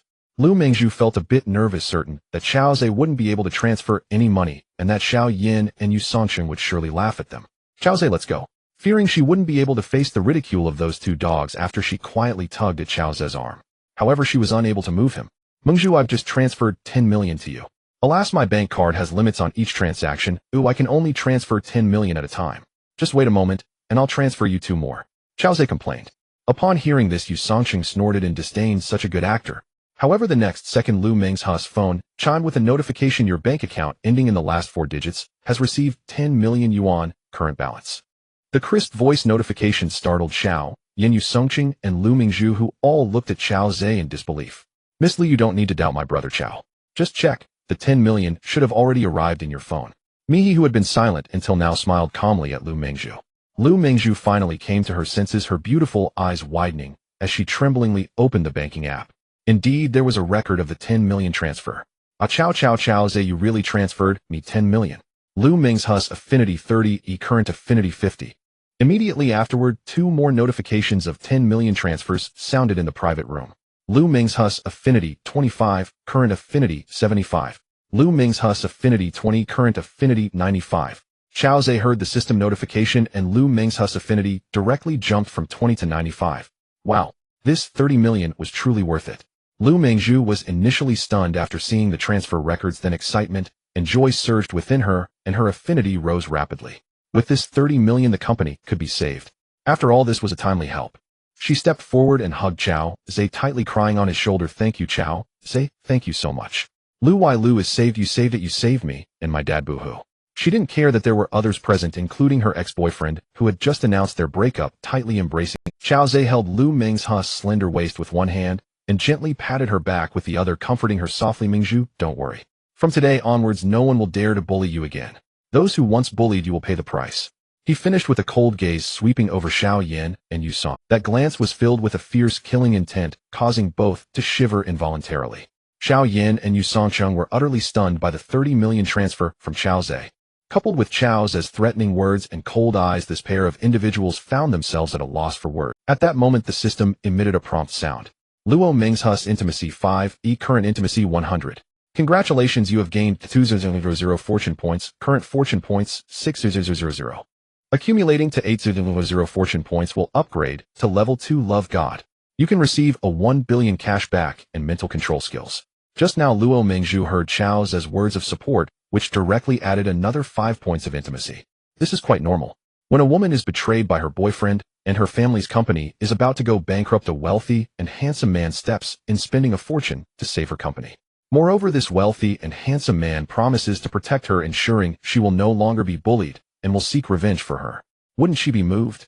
Any woman would be utterly devoted to this wealthy and handsome man. An intimacy score of 100 actually indicates that Luo Mengzhu has completely fallen in love with Chao Zhe, the man who saved her and her father. There will be no love left for another man. After Chao Zhe finished speaking, he wrapped his arm around Luo Mengzhu and left the private room. He disliked meaningless verbal victories, so he chose to leave with Luo Mengzhu and Mihi. He felt that helping Luo Mengzhu take revenge on Xiao Yin and Yu Songqing should not be too simple. His Love God card's funds are inexhaustible, and now that Luo Mengzhu has contributed 2,000 fortune points, he just needs to move his finger to transfer some funds to her. With a large sum of money, Luo Mengzhu can easily take down Xiao Yan's Shangping company and simultaneously take revenge on Yu Songqing. After Chao Zhe and the others left, the private room was left with Xiao Yin and Yu Songqing, who exchanged glances. Songqing, didn't you say that this Chao Zhe is a poor loser? Xiao Yin plopped down on a chair staring at Yu. Yu Songqing also looked bewildered, so he recounted Chao Zhe's previous incidents to Xiao Yin. After hearing Yu Songqing's recounting, Xiao Yin frowned and murmured, could it be that this Chao is a bastard from a prominent family? Him? A bastard from a prominent family? Yu Songqing shook his head, somewhat disbelieving. Xiao Yin let out a breath looking at Yu Songqing and said, Songqing, the circles you usually associate with are relatively low. What you don't know is that some men from prominent families play with women outside, but cannot bring those women home, leaving some children behind in the civilian world. Once these children find their biological fathers, they immediately become wealthy and comparable to us small business owners. You said Chao Zhe went bankrupt and now suddenly has so much money he doesn't even blink when transferring 30 million. Plus, you didn't see the beautiful woman he brought with him. If he weren't the son of a prominent family, how could an ordinary person burdened with massive debts possibly? Yu Songqing nodded upon hearing this, fear evident in his eyes as he spoke with a slight tremor in his voice. If Chao Zhe is truly a bastard from a prominent family, will he seek revenge for Luo Mengzhu and stand up for her against us? Xiao Yin shook her head, feeling downcast, and said, I don't know, let's take it one step at a time. In the future we should avoid provoking them. Not to mention Yu Songcheng and Xiao Yin worrying in room 333. Xiao Zhe along with me, he and Luo Mingzhu exited Hexiang Yuan and found a nearby coffee shop to sit down. Previously Xiao Zhe and me, he had already eaten quite a bit, and Luo Mingzhu had finished her dinner, so they only drank coffee and chatted. On the way Xiao Zhe had already introduced me, he and Luo Mingzhu to each other. After chatting for a while he received a call from her Aunt Milan saying there was something at the auto show center that required her to return for handling. He could only reluctantly say goodbye to Xiao Zhe and leave first. After he left, Luo Mingzhu looked at Xiao Zhe with deep gratitude and said, Xiao Zhe, I really can't thank you enough. But how did you suddenly become so wealthy? You wouldn't be a son of a prominent family, would you? Because Xiao Zhe had previously told her that Lu Yao was the daughter of a prominent family in the capital. Moreover, Xiao Zhe could date the daughter of a prominent family and easily transfer 30 million to her while being in debt of over 10 million. She first thought that Xiao Zhe's identity must also be extraordinary. She then recalled that last time at the L'Oreal Mall she saw Xiao Zhe with a beautiful woman, and tonight he brought another beauty out for dinner. If Xiao Zhe were just a poor loser, how could so many beautiful women be willing to follow him? Thus she speculated that Xiao Zhe must be a son of a prominent family. Xiao Zhe smiled and said, Haha, why do you care whether I'm a son of a prominent family? I am just your best friend and brother. Luo Mingzhu immediately rolled her eyes at Xiao Zhe upon hearing this, pouting, and said, I can accept you being my best friend, but I cannot accept you being my brother. I was born a month earlier than you. They had previously compared their IDs. Xiao Zhe was born in June, while Luo Mingzhu's birthday was in May. Luo Mingzhu had always wanted Xiao Zhe to call her sister like Lu Yao, but Xiao Zhe would never agree. Instead, he preferred to have Luo Mingzhu call him brother. Because Lu Yao and Luo Mingzhu referred to each other as sisters. Sometimes Lu Yao called Xiao Zhe Zhe Gu, so Xiao Zhe would jokingly ask Luo Mingzhu to call him Zhe Gu as well. Luo Mingzhu naturally would not agree. Today when she heard Xiao Zhe wanting her to call him brother again, she immediately corrected him. He calling me brother won't harm you, will it? Isn't it nice to have an older brother to take care of you in the future? Xiao Zhe raised his coffee cup and took a sip. Luo Mingzhu felt that Xiao Zhe's words made sense. Her pretty face flushed as she pouted and said, Alright, since you helped me with such a big favor, I'll call you brother. She thought to herself that with Xiao Zhe looking out for her, she and her father wouldn't have to fear being bullied anymore. Seeing Luo Mingzhu actually calling him brother, Xiao Zhe happily responded. Seeing that Xiao Zhe had really agreed, Luo Mingzhu extended her delicate white hand and gently tapped Xiao Zhe's arm, smiling, and then narrowed her beautiful eyes, sighing, Brother Yu Songcheng has betrayed me and my dad, and that Xiao Yin has been scheming against our Lu Walu company. I really can't swallow this anger. She tightly grasped Xiao Zhe's big hand and pleaded, Brother, would you be willing to help Mingzhu take revenge? At this moment, Luo Mingzhu had already firmly believed that Xiao Zhe was indeed the son of a prominent family, so she wanted to ask him for revenge. Especially thinking about how her father trusted Yu Songcheng so much only to be backstabbed by that scoundrel Luo Mingzhu felt a tightness in her heart. Her father had tried hard to set her up with Yu Songcheng to make him feel secure working at Lu Walu company. He even made Yu Songcheng the vice president of the company only for him to master a large amount of the company's core secrets and then defect to a competitor. This was simply inviting a wolf into the house. Xiao Yin could easily handle the Lu family, and Yu Songcheng undoubtedly played a significant role in this. Luo Mingzhu felt that she would be unsatisfied until she released this pent-up anger. Feeling the delicate and weak little hand of the beauty, Xiao Zhe's heart stirred, and he blurted out, Helping you is not impossible, but what benefits can I gain from it? Luo Mingzhu's fair face flushed at his words, her pearly teeth biting her rosy lips, as she gazed at Xiao Zhe with infatuation.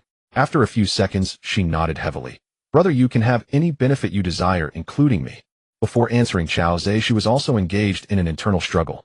After all, Xiao Zhe was Lu Yao's ex-boyfriend, and she felt a twinge of guilt towards Lu Yao if anything were to happen between her and Xiao Zhe. But upon further reflection, Lu Yao had already broken up with Xiao Zhe. Moreover, in the past few days when she tried to contact Lu Yao, she found that her original phone number had been cancelled, and she couldn't reach her on Douyin or WeChat. It seemed that Lu Yao had completely severed ties with her previous circle and returned to her life as a rich young lady. In that case, if she were to become involved with Xiao Zhe, she wouldn't feel any psychological burden. Seeing Luo Mingzhu's beautiful eyes filled with tender affection, Xiao Zhe couldn't help but feel moved. He pulled the beauty into his embrace and bent down to kiss her luscious, tempting red lips. The beauty couldn't help but let out a soft moan. A few minutes later, their lips parted. Xiao Zhe reached out to lift Luo Mingzhu's delicate rounded chin, noticing her face was as red as a blooming rose, incredibly enchanting. Brother, if you want me right now, we can go to a hotel. The beauty lay in Xiao Zhe's arms, whispering softly. Xiao Zhe stroked her delicate little face and gently replied, Mengzhu, your company is in a critical situation right now. You should resolve the issues with your father first. Once everything is settled and you're feeling better, you can spend quality time with me. Upon hearing this, Luo Mengzhu felt very touched. Indeed, as Chao Zhe said, the company was in turmoil and many matters needed urgent attention.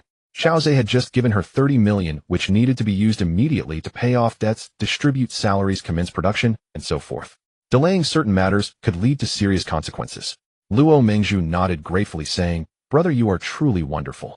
After saying this, she gently kissed Chao Zhe on the lips again, then softly said, "I'll take my leave now. Once the company's affairs stabilize, I promise to repay you in the best way possible." Chao Zhe smiled and nodded. "All right, I'll wait for you." Luo Mengzhu then got up from Chao Zhe's embrace, opened her bag, took out a small mirror to tidy her hair and outfit, and then walked out of the cafe with Chao Zhe. On the road, the two embraced briefly before waving goodbye. Luo Mengzhu drove back to the company, while Chao Zhe walked back to the Yijiangnan Hotel. He arrived at the hotel at 7:30. At this time, Qian Rou and Xu Xueman had already finished their grooming and were lying on the large bed in the master bedroom, watching TV and chatting. Upon seeing Chao Zhe enter, both girls' beautiful eyes lit up with joy as they bounced off the bed, sweetly saying, "Brother, you're back." After saying this, they each helped Chao Zhe to sit down on the nearby sofa. Chao Zhe smiled and said, "You both smell so good. Have you taken a bath?" The two girls replied sweetly, "We were just waiting for you to finish so we could play do di ju." In recent days, the two girls had become increasingly addicted to cards. When they won, Chao Zhe would give them red envelopes. When they lost, they would only give Chao Zhe a massage. Chao Zhe shook his head with a smile, saying, "Tonight let's skip the cards and go watch a movie together." Naturally, the two girls complied with Chao Zhe's wishes, not rushing to play cards today. The three of them went to a private cinema to choose a blockbuster, and it wasn't until after 9 o'clock that it concluded. After watching the movie, Xu Xueman sensibly left the presidential suite to give her good friend Qian Rou some space. Chao Zhe still wasn't feeling sleepy. To avoid disturbing Qian Rou's rest, he got up and went to the secondary bedroom, opened Douyin, and found that the Queen and Lemon were currently competing. It was almost 9 o'clock and the two girls had yet to end the stream, not knowing if they were waiting for Chao Zhe or for some other reason. At this moment, both of their health points were quite low. Lemon had over 3,000 do coins, while the Queen had over 1,300 do coins. Chao Zhe chose to enter the Queen's live stream. When the Queen Husini saw Chao Zhe enter, she joyfully exclaimed, "Welcome home, my brother Qinfeng." Chao Zhe typed, "I'm just here to take a look today, I will be leaving soon." Then he swiftly sent out 100 carnival gifts, instantly raising the Queen's health points to over 3 million do coins, making Lemon's health points virtually disappear. The Queen thanked him repeatedly in the live stream, but she was also filled with astonishment. Since yesterday, Chao Zhe had started to treat Lemon coldly. It seemed that Lemon had done something to displease Chao Zhe. Fortunately, she had intuitively recognized Chao Zhe's potential and closely affiliated herself with him at the first opportunity. She had indeed gained both wealth and love. At that moment, the popularity of Husini's livestream surged, with many viewers thanking brother Qinfeng from Shihu. Various flattering comments flooded the screen. Chao Zhe naturally paid no mind. Soon this round of PK ended, resulting in a crushing defeat for Lemon. Seeing brother Qinfeng from Shihu showering 3,000 do coins in the Queen's live stream, Lemon's heart sank to the bottom. Naturally, all the viewers also noticed that brother Qinfeng had begun to treat Lemon coldly. Thus, she was in a bad mood. However, they didn't have the strength to shower Lemon with gifts, so they could only weakly offer a few words of comfort. Some viewers in the live stream expressed their displeasure, saying that brother Qinfeng was fickle and a heartless cad. Nevertheless, Lemon pretended not to see and closed the live stream, citing feeling unwell. At the moment the camera was turned off, she leaned back in her chair, tears flowing down her face. Why? She had been upset since last night until this evening, but she simply couldn't remember what had offended brother Qinfeng. She had originally thought he would come back to her live stream tonight. Instead, he went directly to the Queen's live stream and showered her with 100 carnivals, making her feel extremely embarrassed in front of the viewers. But the money was brother Qinfeng's to spend as he wished. She couldn't resent him. In just 2 days, she had earned tens of thousands less than the Queen.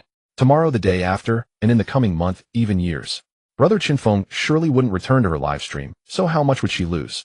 This brother was extremely extravagant, showering tens of thousands of do coins, yet she had lost him. The most painful thing in life is when one clearly has the chance to seize wealth, but ends up losing it. Since brother Qinfeng had showered the Queen with tens of thousands of do coins for 2 consecutive days, it was certain that the Queen had met him offline. Otherwise, why would he only shower her and not Lemon? She was even younger and more beautiful than the Queen. Do I really need to take that step? Bai Yuemin murmured to herself as she wiped her tears. Bai Yuemin originally thought of live streaming to earn a little money to relieve the pressure of life, and when her salary improved in the future, she would find a boyfriend and settle down. However, ever since Chao Zhe sent her over 500 one night, she was left in shock. It turned out that she also had the chance to meet such a wealthy patron. She gradually became infatuated with the dream of getting rich. If she could seize the opportunity, she might become wealthy and reduce decades of hard work in her life. After pondering for a while, Bai Yueming bit her pink lips, and her gaze gradually became determined. Since the queen could take the plunge, why couldn't I? You can't catch wolves without letting go of the children. Even if Shihu Chenfeng is an old man, I can just keep my eyes closed, right? With the way Shihu Chenfeng spends, if I meet him, I would at least gain hundreds of thousands. Moreover, once their relationship was established, he would come to her live streaming room to send gifts. After earning several million, or even tens of millions in a year or two, she could part ways with him and return to being a small streamer, leading a simple life. After calculating, Bai Yueming finally made up her mind. Although she had messaged Shihu Chenfeng during the day, and he had not replied, she still needed to take the initiative. So she wiped her tears vigorously, adjusted her emotions, smiled at the mirror a few times, cleared her throat, and then she picked up her phone and opened WeChat, initiating a voice call with Shihu Chenfeng. As the ringing tone echoed, Bai Yueming felt extremely anxious and couldn't help but clench her small hands. She didn't know if Shihu Chenfeng would answer. She knew he was holding his phone because she logged into the Queen's live streaming room with another account and found that he was chatting with Husini and the viewers. At this moment, Chao Zhe noticed a voice call request from Lemon on his phone. He couldn't help but smile knowingly. Finally couldn't resist, huh? However, I can't be blamed for this. It's your own inadequacy. I give you gifts, and if you don't increase our intimacy, that's just like freeloading off me. After the voice call rang for a while, he finally pressed the answer button and said lightly hello. On the other end of the line, Bai Yueming was thrilled to see that Chao Zhe had finally answered the call. She paused for a second, then quickly said with a crisp voice, "I'm sorry, Brother Chenfeng, for bothering you so late. I just wanted to apologize. If I did anything wrong, I hope you can forgive me." As expected of a teacher, even though she was excited, she managed to express her thoughts in one breath. Chao Zhe smiled slightly. This isn't about right or wrong, but about your unwillingness to increase our intimacy. However, he still replied, "You haven't done anything wrong." Oh, Bai Yueming was taken aback. She thought, since I haven't done anything wrong, why haven't you come to my live streaming room? But she didn't dare to ask. However, she could hear from the phone that Chao Zhe's voice was very young and magnetic. It turned out that Shihu Chenfeng was not that kind of middle-aged person. Bai Yueming's intimacy 5. Current intimacy 63. She then exclaimed happily, "That's good. That's good. You scared me. I was afraid I offended Brother Chenfeng some." Hearing that Brother Chenfeng's voice was so young. Seeing Bai Yueming suddenly increase by 5 points of intimacy, Chao Zhe suddenly became interested in continuing the conversation with the little girl. He laughed heartily. "You didn't think I was an old man, did you? I'm only 26 this year."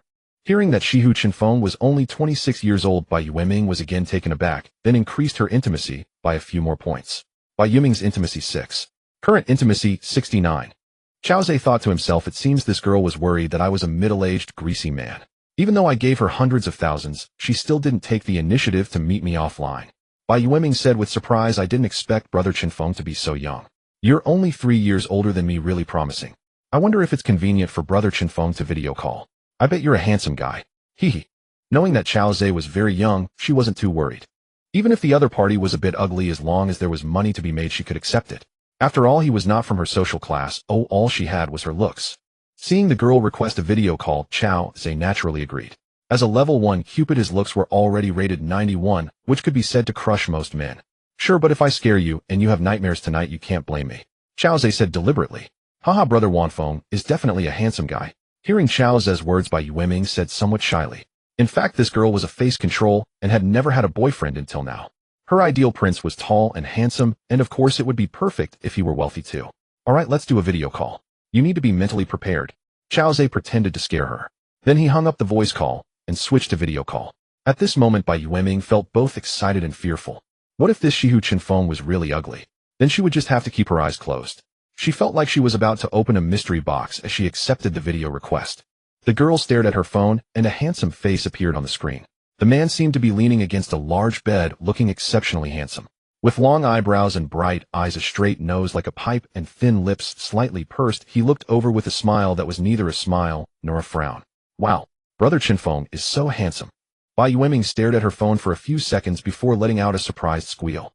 Bai Yueming's intimacy 20. Current intimacy 89. She was extremely excited. Such looks could easily overshadow many popular actors.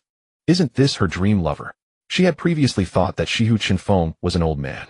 Seeing that the intimacy increased by 20 points, Chao Zhe guessed that this girl was indeed a face control. He raised the corners of his mouth and chuckled, "Did I scare you?"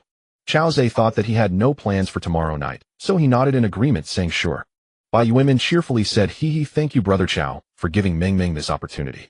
It was getting late, so I won't disturb you any longer brother, Bai Yuanmin said with a happy smile. She knew that as a super-rich second generation, it was already quite considerate of Chao Zhe to chat with her for such a long time. In the single teacher's dormitory, the little girl suddenly sprang up from her chair, raising her right fist high, and unable to contain her cheer. The gloom from last night to today vanished in an instant. Since Chao Zhe agreed to meet her, it meant that he still cared about her. Although she did not know why he hadn't sent her gifts last night, and tonight, as long as she maintained a good relationship with him, surely there would be gifts. The queen must have already taken action. However, thinking of Chao Zhe's exceptionally handsome appearance, Bai Yuanmin felt that even if the queen had something with Chao Zhe, she shouldn't be too concerned. After all, a rich second generation like Chao Zhe, both wealthy and handsome, certainly couldn't belong to just one woman. Chao Zhe's looks completely overshadowed that so-called national husband. If something were to happen between her and Chao Zhe tomorrow night, even if he didn't give her gifts, it seemed like she wouldn't be at a loss and might even gain a bit.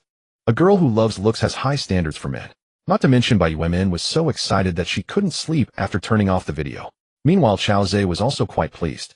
He originally thought he could no longer increase Bai Yuanmin's closeness, but unexpectedly a voice and video call actually raised her closeness by 31 points, reaching 89 points.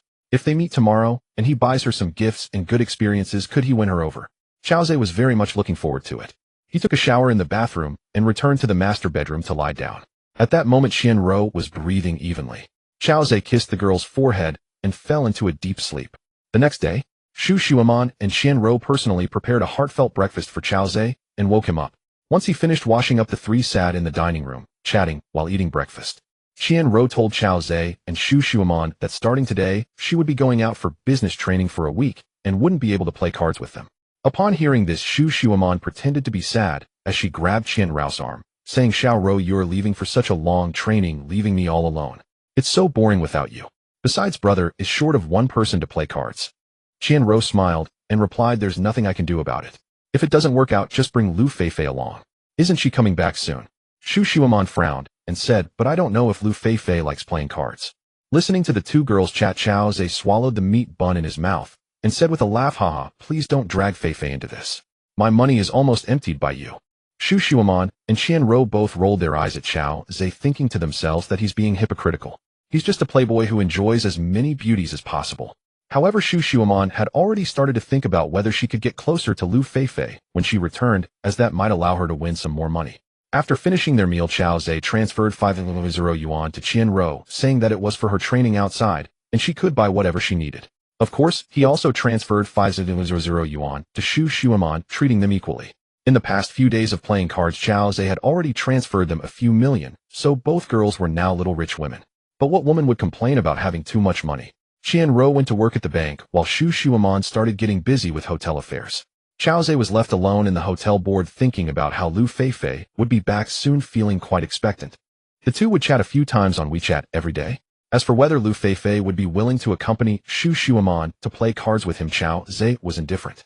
He planned to buy each woman a house so they could have their own independent lives. When he wanted to gather everyone, he could invite a few to his spacious apartment for a meal and drinks, and perhaps things would naturally progress from there. In the capital city, at Lufu Mountain Villa, a critique meeting was taking place in the living room, and the atmosphere. Lu Yao, are you trying to drive your father to death? Father Lu Zongnan slammed the table heavily, his fierce gaze fixed on Lu Yao. Lu Yao sat on the sofa, biting her lower lip, her hands intertwined, her voice trembling, as she said, Dad, if you didn't force me to date Zhang Tong, would I be angry with you? Rebellious daughter, you are truly a rebellious daughter. Lu Zongnan trembled with anger, pointing at Lu Yao and slamming the table again. Mother Luchen Lu quickly held her daughter's hand and said, Yao Yao, just say a little less. Look at how angry your father is. Sigh. Lu Yao's chest rose and fell violently, her stunning face displaying a hint of stubbornness and grievance, as she turned her head away, no longer looking at Lu Zongnan. At this moment, Lu Yao's elder brother Lu Dong said, Yao Yao, Dad, Mom, and I are all doing this for your own good. You don't want to date Zhang Tong, but are you still thinking about that poor loser Chao Zhe? Honestly, when I picked you up from Xiaohai City that day and saw Chao Zhe, I felt suffocated. How could our family's young lady possibly like that country bumpkin? Lu Dong, you be quiet. Chao Zhe is merely unfortunate. What right do you have to call him a country bumpkin? Lu Yao immediately interrupted Lu Dong, her beautiful eyes shooting daggers at her elder brother. Seeing Lu Yao's murderous gaze, Lu Dong sighed deeply and said, Sigh, I never expected my obedient and well-behaved little sister to grow up and become lovesick. After saying that, he exchanged a glance with his mother Chen Lu, and both shook their heads helplessly. Lu Zongnan's brows were tightly furrowed as he coldly stared at his daughter, saying, "This is simply unreasonable.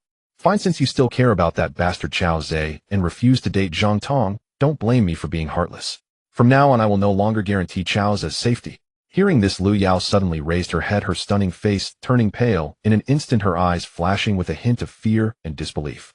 Her lips trembled slightly, her voice choked with a mix of anger and sorrow, saying, "Dad, how could you do that? You promised me that as long as I left him you would absolutely guarantee his safety. I have fulfilled my promise and broken up with him. How could you go back on your word? You can't hurt him." Yu Zongnan let out a cold laugh, saying, This is what you forced me to do. As a member of the Yu family, you have the responsibility and obligation to contribute to the clan. I tell you, if you want to ensure the safety of Chao Zhe, you must marry into the Zhang family. Otherwise, you know my temper. I will no longer tolerate your repeated challenges to my bottom line."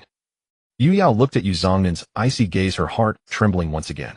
Her slender hands were tightly clenched into fists, her nails almost digging into her palms, and her full chest rose and fell sharply, her breathing becoming rapid and unsteady.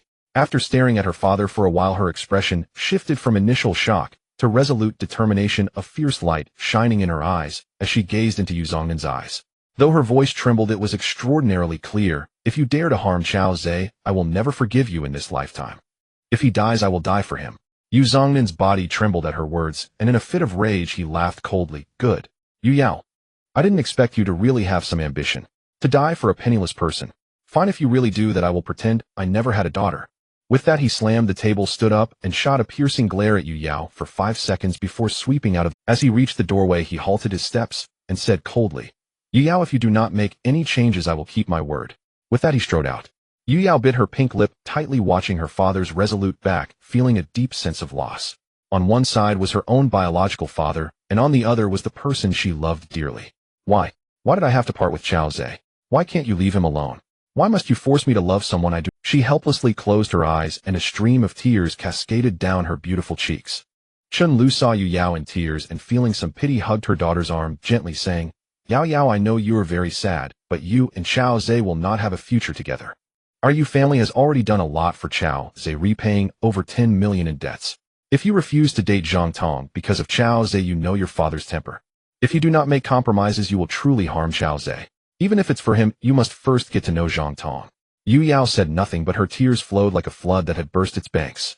Yu Dong glanced at Yu Yao and walked out with an unperturbed expression, arriving in the courtyard. The Ufu Villa courtyard was over 1,000 square meters, like a garden with a picturesque landscape.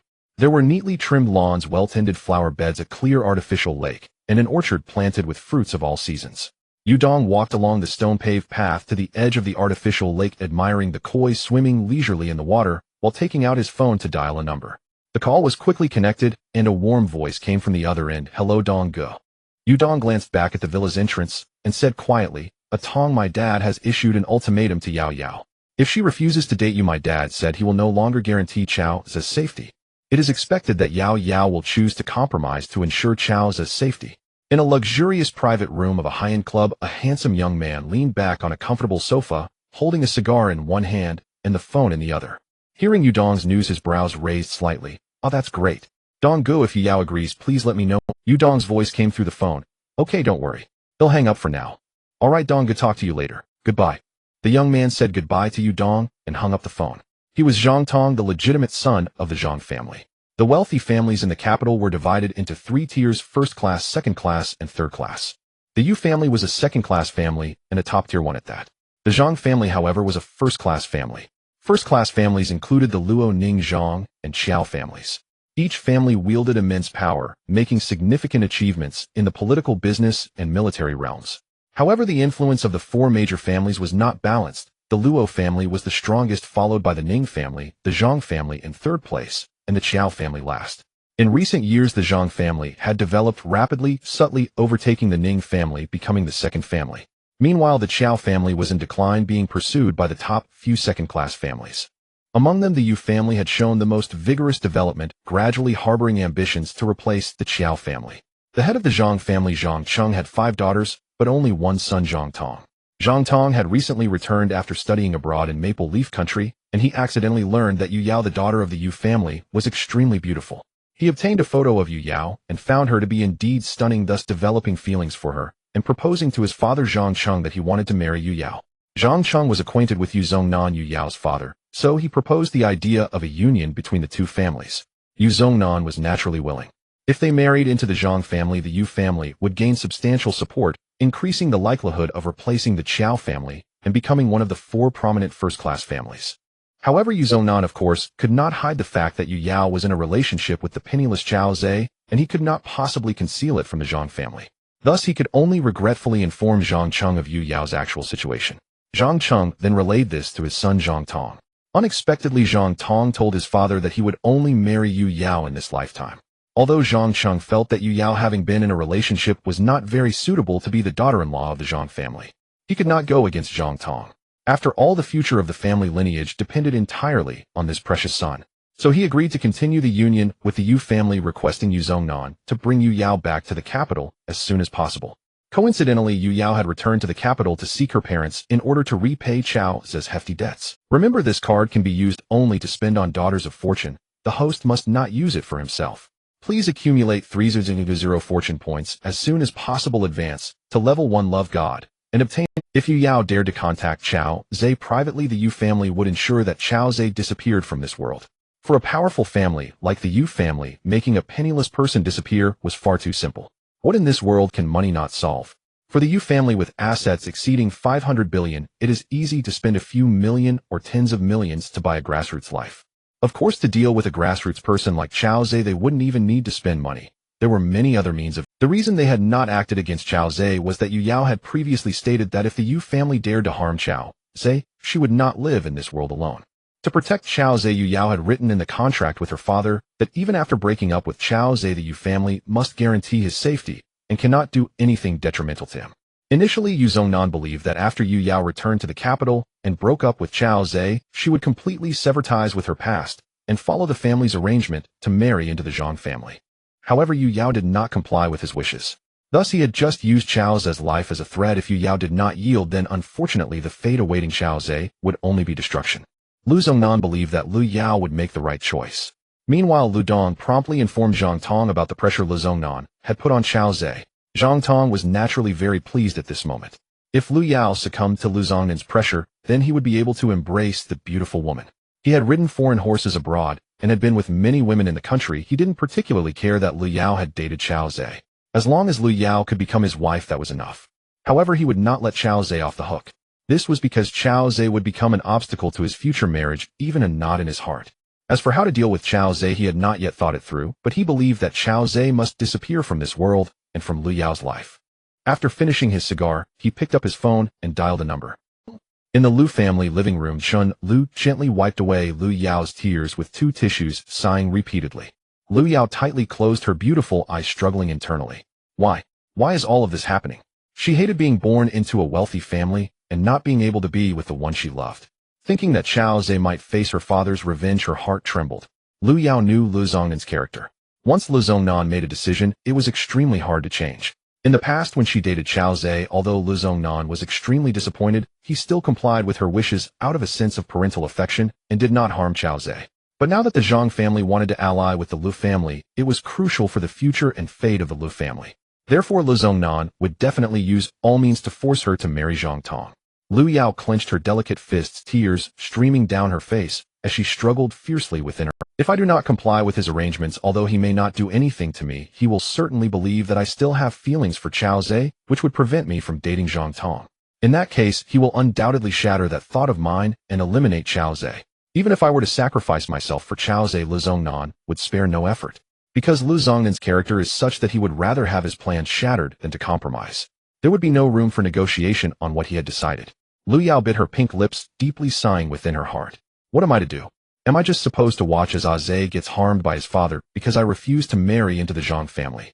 Zhe is innocent. But if I marry into the Zhang family, I do not love Zhang Tong at all, and my heart belongs only to Zhe. Oh heavens! What am I supposed to do? Should I compromise myself or protect Zhe's life? After a long time, Lu Yao finally opened her eyes. She coldly glanced at her mother Chen Lu and said in a tone devoid of warmth, "You go tell Lu Zhongnan that I agree to marry into the Zhang family, but he must not lay a finger on Qiao Zhe, or else don't blame me for being ungrateful." After saying this, she got up, clenched her fists, and returned to her bedroom. With a loud bang, she shut the door. Chenlu looked at the tightly closed bedroom door, her brows furrowing as she sighed deeply. Alas, what a sin.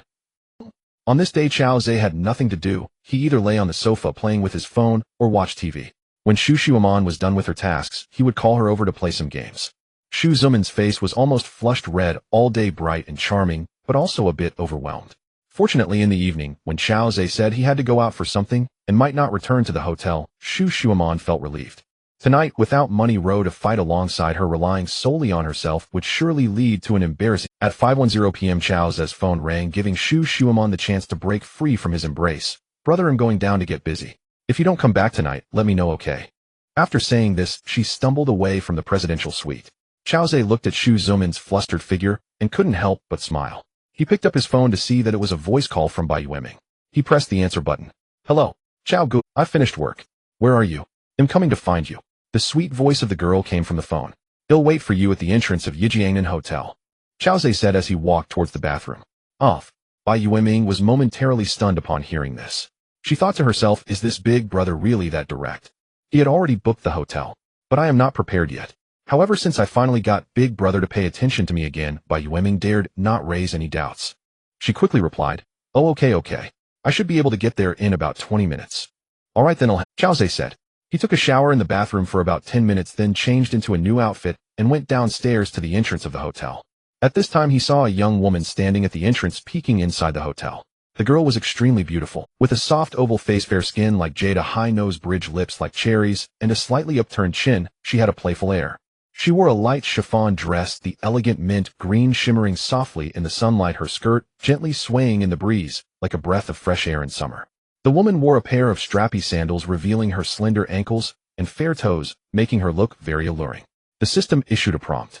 Detected the daughter of fortune, name Bai Yueming, age 23, appearance 91, height 169, relationship status 0, occupation middle school teacher, luck value 0, affinity 89. Upon seeing Chao Zhe come out, Bai Yueming waved at him, her lovely face slightly flushed as she greeted him cheerfully, Chao go. Chao Zhe quickly walked up to Bai Yueming, smiling as he said, you arrived quite fast. How could Mingming be late when meeting big brother? Otherwise big brother would punish Mingming. Bai Yueming said playfully, having already established an affinity of 89 with Chao Zhe, so speaking to him felt comfortable. Haha, what do you want to eat tonight? Chao Zhe asked with a smile. Chao Gu, a wealthy young man like you must have eaten plenty of delicacies. Why don't we go for barbecue tonight? Let you experience the life of us ordinary folks. The barbecue at the Southgate Workers Activity Center is quite good, the girl said with a bright smile. Chao Zhe nodded. All right, I was thinking of having some skewers too. Since the Southgate Workers Activity Center was about 4 to 5 kilometers away, Chao Zhe called Xu Xueman to arrange for Lao Yang to take them there. Soon Lao Yang brought the car out from the parking lot. Upon seeing Chao Zhe with another beautiful girl, he couldn't help but click his tongue in admiration. Rich people really have it good. Changing women is like changing clothes. He respectfully opened the back door, inviting Chao Zhe and Bai Yueming to get in. Lao Yang to the Southgate Workers Activity Center. Chao Zhe instructed. Very well, Mr. Chao. Old Yang replied respectfully, then climbed into the car and started the engine. Inside, Bai Yueming gently pressed her crimson lips together before cautiously slipping her arm through Chao Zhe's, resting her head tenderly upon his shoulder. Sensing her initiative, Chao Zhe reached out and lightly encircled her slender waist with his arm. Bai Yueming shivered faintly, her delicate cheeks flushing rose pink. As if guided by unspoken understanding, both turned simultaneously toward each other, eyes meeting, hearts bearing the deep tender affection shimmering within their gazes. Bai Yueming closed her beautiful eyes, her body trembling ever so slightly as her soft lips drew near to Chao Zhe's. From the front seat, Old Yang discreetly adjusted the rearview mirror. Chao Zhe held her close, breathing in the subtle fragrant scent of her hair, his heart stirring with quiet intensity. He lowered his head, meeting her kiss with gentle, reverent warmth. Chao Zhe could feel her nervousness, her inexperience, yet also her profound sincerity, her emotions rising pure and unfeigned from the heart. Long moments passed before their lips parted. Bai Yueming's cheeks burned crimson, her gaze grew hazy, her breath still uneven. Yet within her heart bloomed a sweet, tender ripple, as if the entire world had softened, warmed, and cradled her in quiet serenity. She lifted her eyes, gazing at Chao Zhe with adoring devotion, her voice barely more than a whisper. Brother, this was my first kiss. Chao Zhe gently patted her back and murmured softly, Thank you, Mingming, for giving me your first kiss. Rest assured, I will always cherish and protect you. Hearing this, Bai Yueming nodded fervently. Her current intimacy level stood at 92. She knew that having taken this step, their first in-person meeting, what followed would require both readiness and resolve. Yet she felt no regret. The sensation Chao Zhe had given her was exquisite, so deeply satisfying that she would have gladly lingered longer. Had she not been on the verge of breathlessness, she might never have pulled away. Still entwined, they exchanged quiet words as the car arrived at the Southgate Workers' Activity Center. Chao Zhe took Bai Yueming's hand as they stepped out, then instructed Old Yang to return home. No need to wait for them. This area lay on the city's southern outskirts, yet it thrummed with vibrant energy.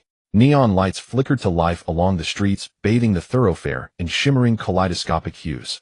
Crowds bustled around the activity center. Brother, there's a renowned Chung-style barbecue stall just over there. I'll take you to try it. Bai Yueming suggested brightly. Agreed. I entrust my stomach to you tonight.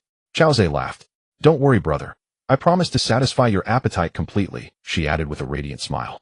Linking fingers, they strolled hand in hand toward the Chung-style barbecue stall. A spacious open lot, 200 or 300 square meters, encircled the activity center where over 100 night market stalls gathered each evening to ply their trade. Some grilled skewers, pig trotters, whole lamb. Others sold fruit or brewed milk tea. The air hummed with liveliness. For just beyond the center lay the industrial development zone. Each evening, and often late into the night, workers from the zone streamed here for supper. But it wasn't only factory hands who came. City dwellers too flocked to this lively hub for barbecue. The street food was flavorful and affordably priced, perfect for working-class budgets. Bai Yueming and her colleagues had visited countless times. Chao Zhe had been here before, but only to collect takeout, never indulging in a proper meal at the stalls. Though inexpensive by most standards, even a modest barbecue meal cost dozens of yuan, luxury beyond reach for him during his bankruptcy. After walking several dozen meters, they reached the Chung-style stall, a humble night market stand run by a married couple. A simple canopy shaded a few small square tables and a cluster of plastic stools. Several tables were already occupied by diners. Fortune smiled upon them. They found one table still unclaimed and sat down. Bai Yueming greeted the vendor warmly, then consulted Chao Zhe on his preferences before ordering lamb skewers, chicken wings, eggplant scallions, and rice cakes. She also ordered 2 bottles of beer, opening one for each and pouring them into paper cups. Smiling, she raised hers. Brother, I'll drink a bottle with you tonight. Excellent. Barbecue demands beer. Cheers. Chao Zhe laughed in agreement. Soon the lamb skewers and chicken wings arrived, sizzling and fragrant. They chatted easily while eating skewer after skewer. Bai Yueming was thoughtful, often handing Chao Zhe a fresh skewer or adding vinegar or cumin with quiet care, like a devoted, attentive wife. Chao Zhe savored this tender intimacy. Wow, so spicy. After a few bites, Bai Yueming stuck out her pink tongue and waved her tiny hand, laughing. Then she seized her paper cup and drained the entire contents in one swift gulp. But she drank too hastily, choking violently, coughing again and again, spilling half the beer onto the ground. Chao Zhe gently rubbed her back, teasing with mild reproach. Little one, you're not racing anyone. Why gulp so fiercely? Her coughing subsided, her breath steadying at last. She smiled sheepishly. It was simply unbearable. Brother, may I borrow your beer to soothe my throat? Without waiting for his reply, she snatched up his beer cup and took a generous sip. Chao Zhe only smiled, unperturbed, for earlier in the car they had already shared a deep, lingering kiss. Whoa, this beauty's got quite the stamina. Come on, let's all share a round. A raucous laugh rang out behind Chao Zhe.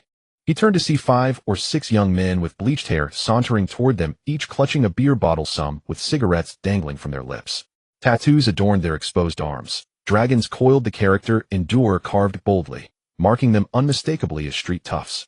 Their leader wore a garish floral shirt and baggy shorts, a long scar slashing across his face. His gaze locked onto Bai Yueming, lewd, predatory, unblinking. The man strode to their table, dropped heavily onto a stool, and slammed his beer bottle onto the surface. Reeking of alcohol, he leered at Bai Yueming. Beautiful girl, drink with me. If you make me happy tonight, I'll take you out for fun. Terror seized Bai Yueming. She trembled, instinctively pressing closer to Chao Zhe, her wide eyes fixed on the man, too frightened even to speak. Chao Zhe set down his chopsticks with a sharp, decisive clack, his expression turning icy, his voice low and lethal as he locked eyes with the man. Get out. Now. The man blinked, stunned, then twisted his mouth into a sneer. Oh, so bold, little runt, daring to tell me to get lost. He seized his beer bottle and hurled it straight at Chao Zhe's head. Bai Yueming screamed no. Bai Yueming worried that Chao Zhe might be injured by the beer bottle, so she reached out to seize the bottle from the man in the floral shirt. However, Chao Zhe's movements were too swift for anyone to follow. He shot out his hand and grabbed the man's wrist in an instant. A crisp crack, echoed, followed by a pig-like scream of agony from the floral-shirted man. His hand was fractured. The other thugs exchanged glances, then grabbed beer bottles and charged forward. Before Bai Yueming could even scream, Chao Ze rose to his feet and met the first assailant, striking his neck with a precise knife-hand blow. The man groaned and collapsed. Then, like a phantom, Chao Ze weaved through the remaining thugs. Crap! With a few more strikes, he felled them all. They lay on the ground wailing miserably, for Chao Ze had not only knocked them down, but also fractured their arms. The man in the floral shirt staggered to his feet, clutching his broken arm, his face pale and eyes wide with terror, as he asked, Who are you? Chao Ze said nothing, merely fixing him with an icy glare. The man shuddered under that cold gaze, dared not ask again, and fled without looking back. Afraid that if he lingered even a moment longer, Chao Ze would break his legs too. The entire night market fell silent, though everyone held their breath. Only then did Bai Yueming realize that Chao Ze, this devastatingly handsome tycoon, now exuded an aura that made her heart quiver. The men groaning on the ground scrambled to their feet, dragging one or two broken arms as they fled, not even pausing to help their comrades. Chao Ze didn't bother to pursue them. They were mere ants. Breaking their bones would keep them from causing trouble for a long. He turned and saw Bai Yueming still frozen in place, her face slightly pale. He stepped over, helped her sit down, and asked with a smile, "Are you all right?" He waved a hand before her face. Bai Yueming snapped out of it, grabbing his arm excitedly. "Brother, I never knew you could fight like that."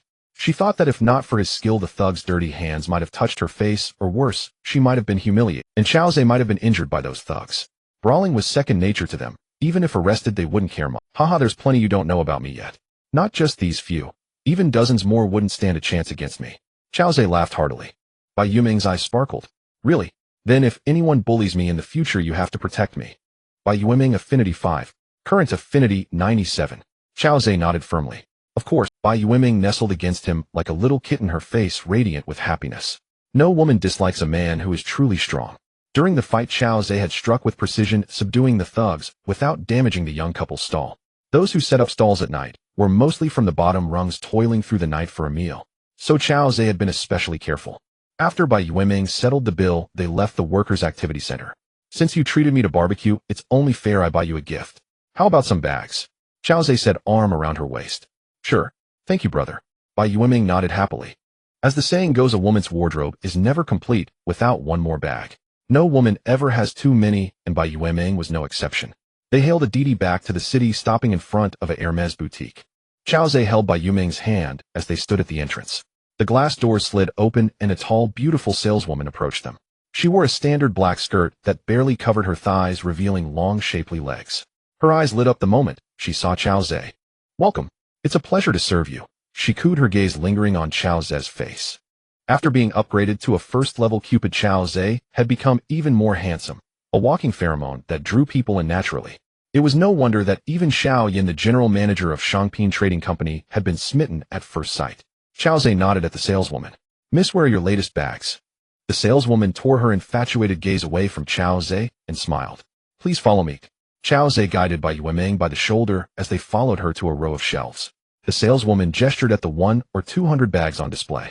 "Sir, miss, these are this year's latest arrivals." Chao Ze nodded, then turned to Bai Yueming. "Mengming, pick any bag you like." Bai Yueming's eyes sparkled at the sight of the pristine bags. These bags were far from cheap.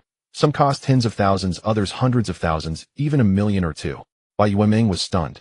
The bags she usually bought cost only 100 or 2 million. The cheapest here could buy over 100 of her usual ones. She barely glanced at the bags priced at 1 or 2 million, gravitating instead toward a shelf with bags costing 20 to 30,000. She picked up a creamy white chain bag and held it against herself. Then she walked up to Chao Ze and asked with a smile, "Brother, do you think this bag looks good on me?" Chao Ze took the bag, saw the price tag of just 2,900 yuan, and shook his head. "A bag worth only 20,000 can't match my Mengming's elegance. You deserve one that costs 1 or 2 million. He turned to the saleswoman. "Miss, please pick out a few of your most expensive bags for my girlfriend." But the saleswoman was still lost in admiration of Chao Ze's handsome profile and didn't seem to hear him. She leaned closer, and somehow one of the buttons on her blouse had come undone, revealing a hint of creamy cleavage. Chao Ze glanced briefly at her fair skin, then averted his eyes. "Please select a few of your most expensive bags for my girlfriend." In the outside world, this saleswoman might be considered attractive, a solid 80 on the beauty scale. But for Chao Ze, she didn't even register. He only had eyes for women of destiny rated 90 and above. The saleswoman seemed to snap out of it and nodded quickly. "Oh yes, of course." The salesperson felt a surge of joy in her heart upon hearing Chao Ze's words. She thought to herself, our store's most expensive Hermes bags cost over 2 million each. If this handsome guy is buying one for his girlfriend, my commission would exceed 60,000. I'm going to get rich. The most expensive bag was placed on the highest shelf, and the beautiful salesperson quickly brought over a stepladder, then began to climb. She smiled inwardly, not closing her legs clad in a super short skirt, but rather spreading them wide as she ascended the ladder, a hint of transparency barely visible. The beautiful salesperson prayed in her heart, handsome guy, I've provided the benefit for you. You must seize this opportunity. It is said that handsome guys like beautiful women, but in fact beautiful women prefer handsome guys, especially wealthy ones like Chao Zhe.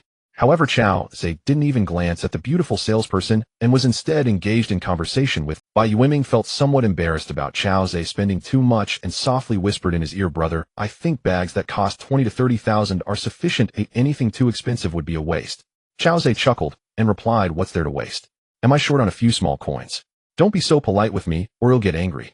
Upon hearing this, Bai Yueming no longer insisted. She pondered whether she could dare to go out carrying a bag worth 1 or 2 million. It would probably just be left at home to gather dust. But since Chao Zhe had already said this, she could only accept his kindness.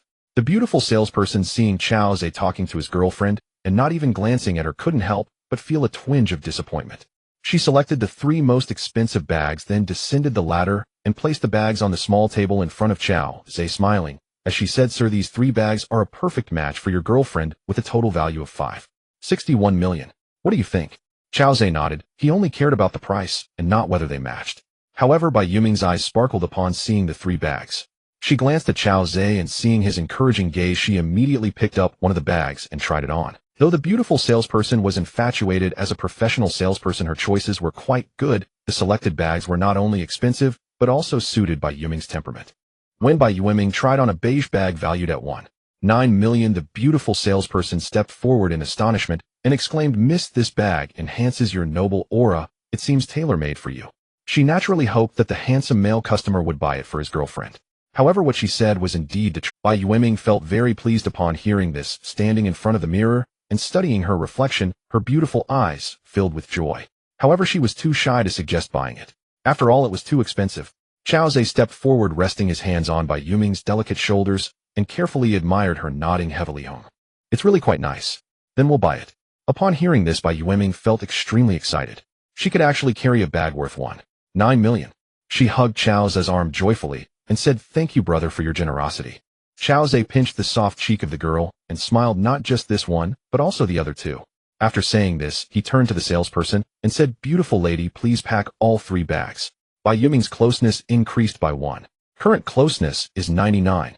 The salesperson momentarily stunned, then her lips couldn't stop smiling as she quickly said, thank you, sir. Thank you, sir. I will pack them up right away.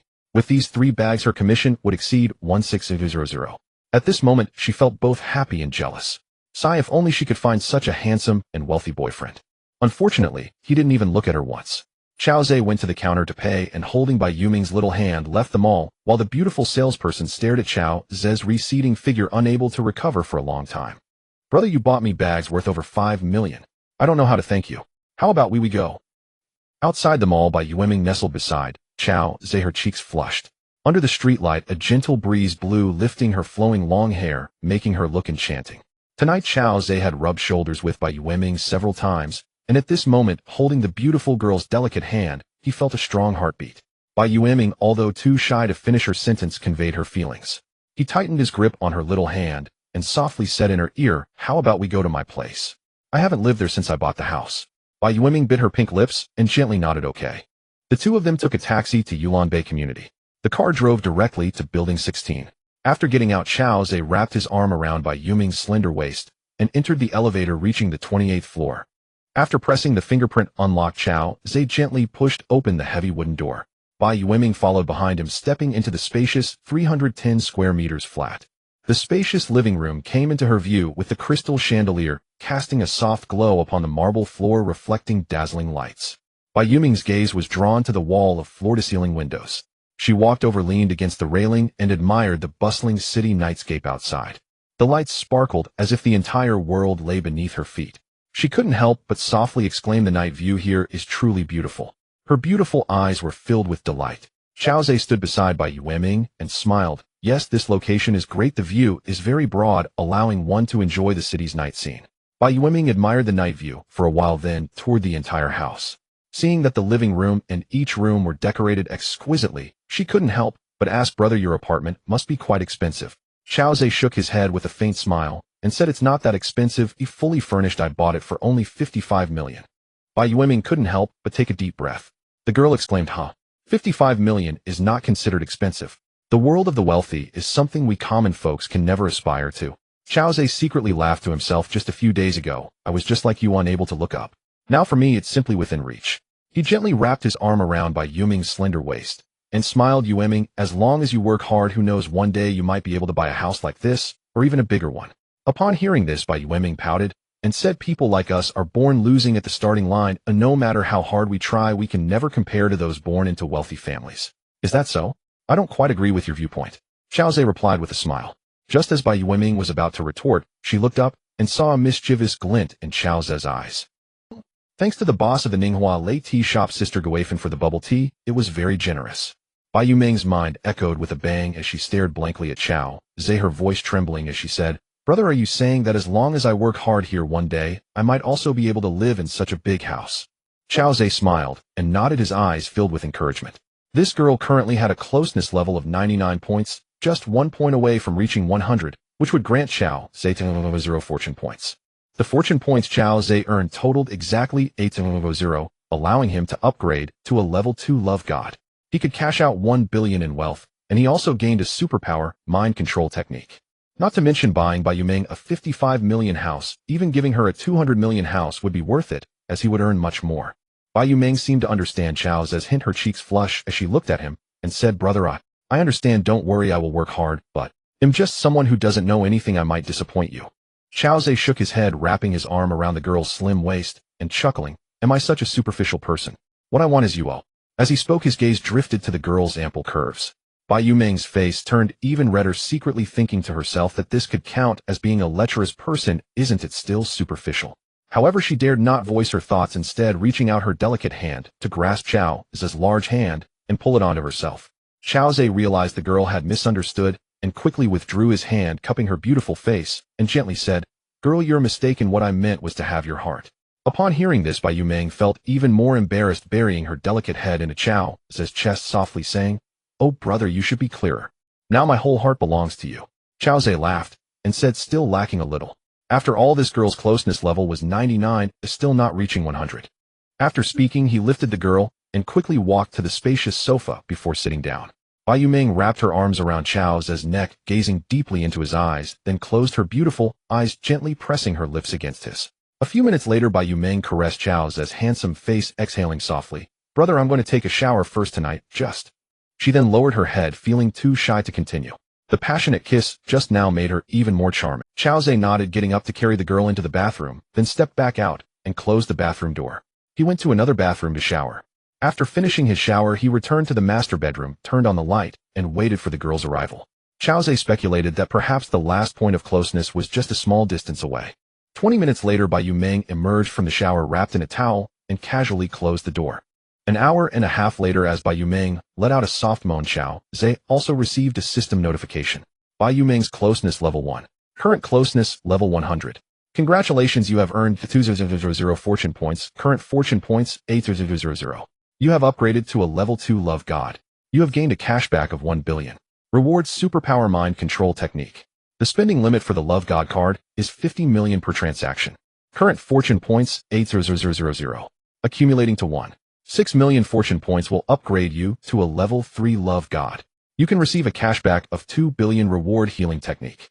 Xiao Zhe felt great joy in his heart, covering the girl with a blanket, softly saying, "Ming Ming, you're tired, get some sleep. First you can shower after you wake up." Bai Yueming weakly nodded, her gaze towards Xiao Zhe filled with affection, but soon her tired eyes fluttered shut, drifting into dreamland. Xiao Zhe waited until he heard Bai Yuming's even breathing before getting out of bed and sitting on the sofa in the living room. He opened the system panel with his mind and discovered a small book resembling a manual titled Mind Control Technique. Upon opening the book, the ability of mind control naturally surged into his mind. However, the manual also noted that mind control is only suitable for use on individuals outside of the fortune-bearing girls. The host cannot use mind control to increase the closeness level of the fortune-bearing girl. Following that, Chao Zhe felt his Boda cells were being restructured with cracking sounds coming from his bones. Before long, the restructuring completed. The system emitted a notification sound. You have learned the mind control technique. You will find this to be a very interesting superpower. Currently, you are a level 2 love god. Ordinary bullets can no longer pose a threat to you, and even a speeding train cannot cause you fatal harm. You can walk through skyscrapers as if they were flat ground. Chao Zhe's eyes lit up. A level 2 love god can resist ordinary bullets. As his level increases in the future, would that not mean he need not fear even cannons and rockets? Once no one can pose any threat to him, life would become so easy and enjoyable. Also, being able to walk through skyscrapers as if they were flat ground. Chao Zhe walked to the floor-to-ceiling window and looked down. The 28th floor is approximately 80 meters high above the ground. Yet looking at this height did not evoke any fear within him. At that moment, he noticed his vision had become exceptionally sharp, able to clearly see everything below. The ground was a lawn, and with the light from the street lamps, he could discern every blade of grass. This was a height of 80 meters. The love god system not only enhanced his body, but also strengthened his sensory abilities. Now there was no one around the lawn. Because this was a new upscale community, the occupancy rate was not high. It was already past 10 o'clock at night, and only a few windows in the surrounding buildings were still lit. Looking at the empty lawn below, Chao Zhe felt a strong urge to jump off the building. He wanted to see if he could truly walk through the air. Let's give it a try. Chao Zhe had faith in the system. He opened the window and gently leaped, finding his body soaring into the air, standing on the window ledge. Then he jumped down. At that moment, Chao Zhe felt as light as a swan. Though he couldn't fly, he could easily switch movements in the air. Moreover, he could control his falling speed, even maneuvering several meters forward, backward, and sideways. An object falling from a height of 80 meters takes about 4 seconds. However, Chao Zhe controlled his body to land on the ground in about 20 seconds. He felt he could control his descent like a snowflake, gently falling to the earth. When he landed on the lawn, he made no sound, just like a leaf drifting down. Seeing that he had landed without a scratch, Chao Zhe felt immense joy. The love god system is indeed impressive. Just at the second level, it enables one to fearlessly face the peril of falling from great heights. If I were to advance to a higher level, would I not be able to fly? Chao Zhe felt a surge of anticipation. Also, can I now leap between the high towers of the city? He decided to give it a try. Once the thought arose in his mind, he immediately began to leap. Chao Zhe sprinted at an astonishing speed, then stepped onto the wall of the opposite building. Using inertia, he reached the rooftop of the opposite building in just a few seconds, landing on the platform of the 37th floor. As he passed the windows on the 21st floor, a young couple was kissing by the window, when suddenly their eyes flashed, as if they had seen something fly by. The woman said, "Away, I think I just saw someone fly past our window. Did you see it?" The man Away replied, "I think I also saw something flash. Are you sure it was a person?" The woman shivered at his words and screamed, that wasn't a person. Could it be a ghost?" Bobo also trembled all over and quickly pulled the curtains tight, comforting the woman by saying it could have been a big bird. There are no ghosts in this world. However, as he pulled the curtains, his peripheral vision caught a glimpse of a figure resembling a person flying from the rooftop of their building to the rooftop of the opposite one, and then the figure vanished. He dared not tell his girlfriend, and instead helped her sit on the bed, leaving the romantic mood completely extinguished. Chao Zhe had no idea he had just interrupted a pair of lovebirds. He realized he could freely leap between the skyscrapers, crossing distances of 100 or 200 meters in mere seconds. This will make going out so much more convenient. Chao Zhe stroked his chin and chuckled.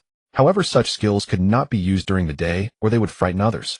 And if discovered by powerful factions, he might be captured for dissection. Though his body was currently strong enough to withstand bullets, it still wouldn't stand up to the scrutiny of powerful factions. Should he try against rocket launchers, missiles, or laser weapons? They could easily teach him a lesson. Thus it was best to use these skills at night, when no one was around, only in emergencies. He wasn't strong enough yet, and needed to continue developing stealthily. Perhaps after a few more levels, he would become invincible in strength. By then perhaps there would be no one or any organization in this world that could pose a threat to him. If anyone dared to threaten him, he would teach them a lesson in no time. Standing atop Building 26, Chao Zhe surveyed the city skyline, at night still ablaze with lights. A gust of night wind swept by, carrying a refreshing chill. High in the deep sky, a full moon hung brightly, its silvery light spilling over the earth. Chao Zhe's thoughts drifted to Lu Yao far away in the capital, wondering how she was faring. Has she thought of him? Would she be pressured by her family into marrying into another prominent family? Contemplating these questions, a tinge of bitterness rose in Chao Zhe's heart.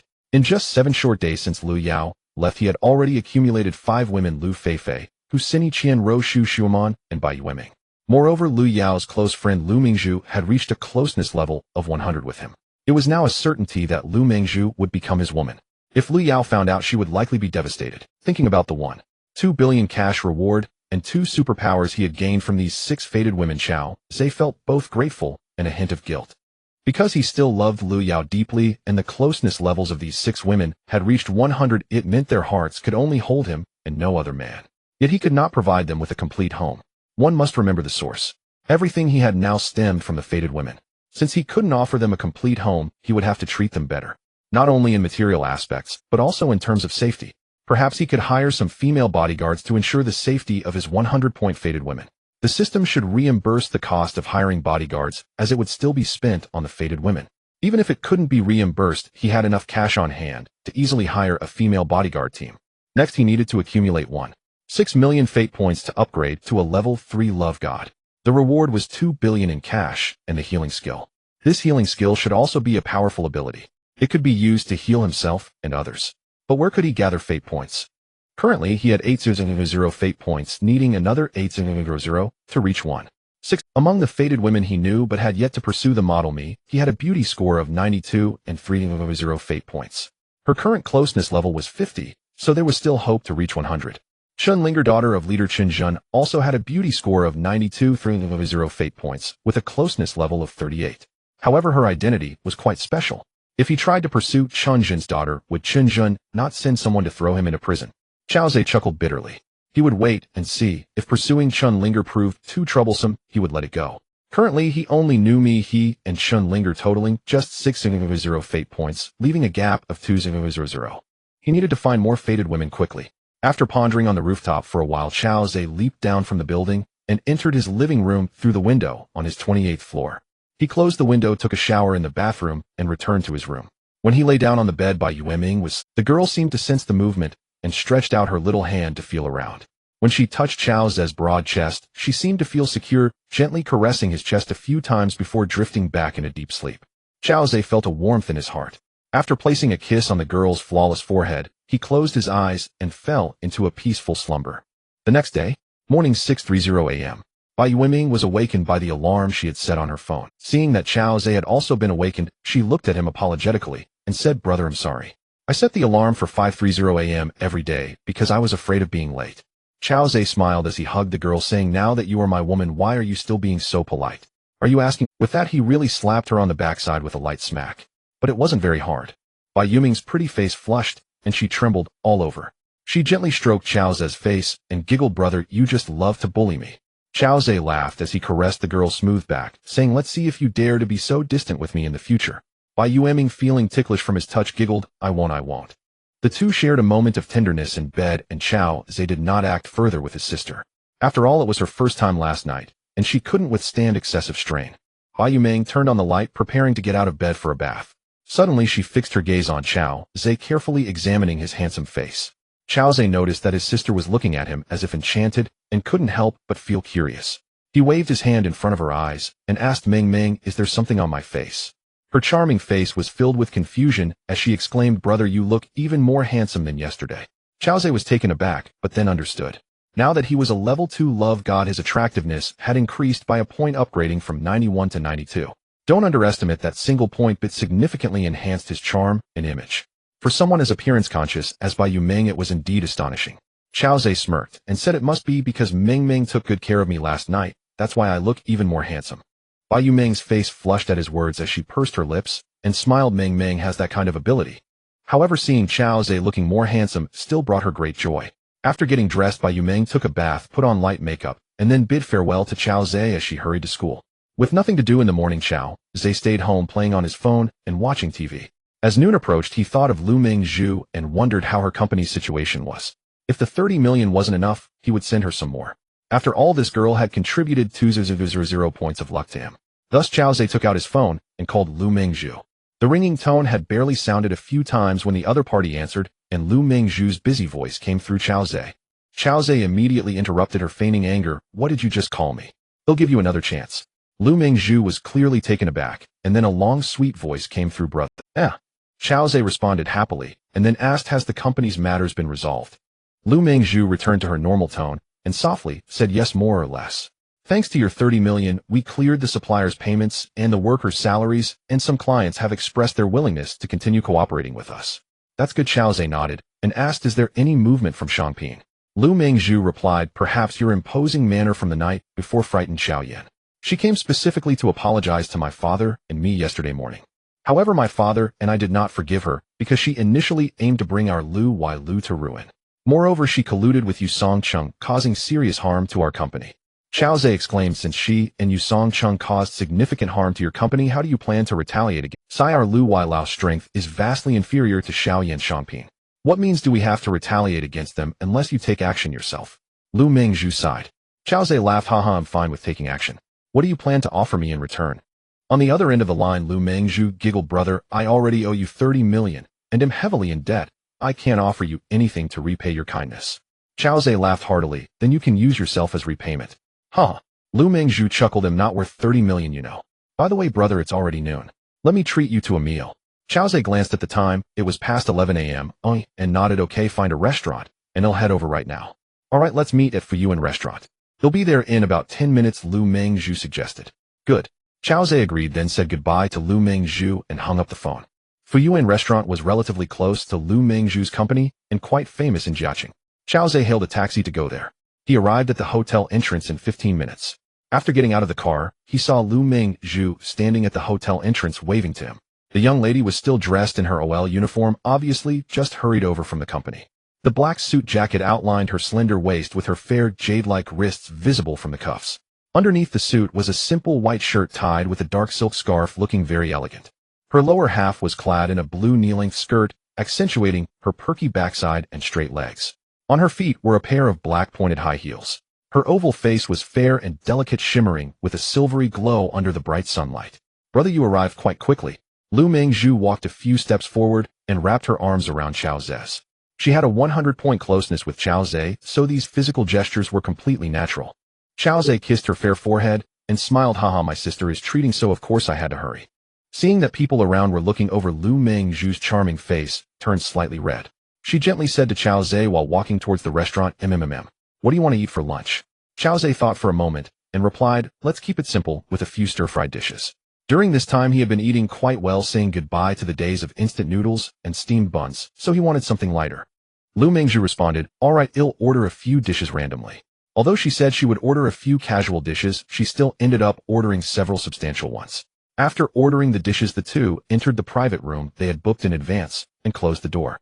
Chao Zhe helped Lu Mengzhu sit on the chair and said gently, since Xiao Yan targeted your Lu Wailu and Yu Songcheng betrayed you and your father, I plan to invest another 200 million in cash flow to help you get revenge.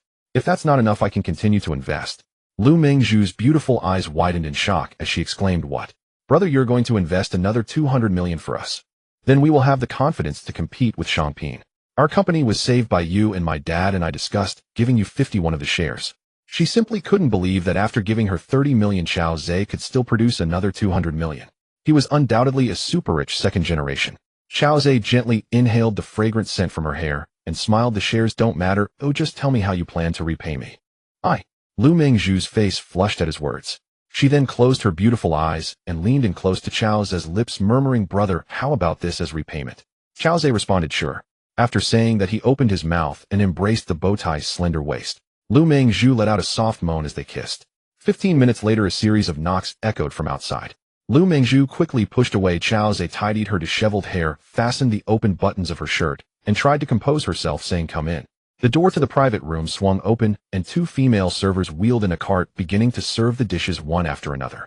Lu Mengzhu nervously watched the servers, afraid they would notice her unease. Fortunately, they were focused solely on serving the food and did not pay attention to her. Her anxious heart finally settled down. Aside from the tangible progress, everything else had been experienced.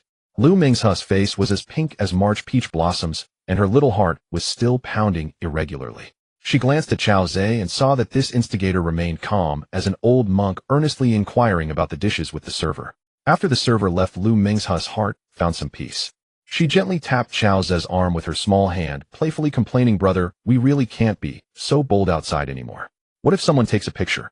We would become famous. Chao Zhe caught the beautiful girl's small hand and laughed, then where should we play if not outside?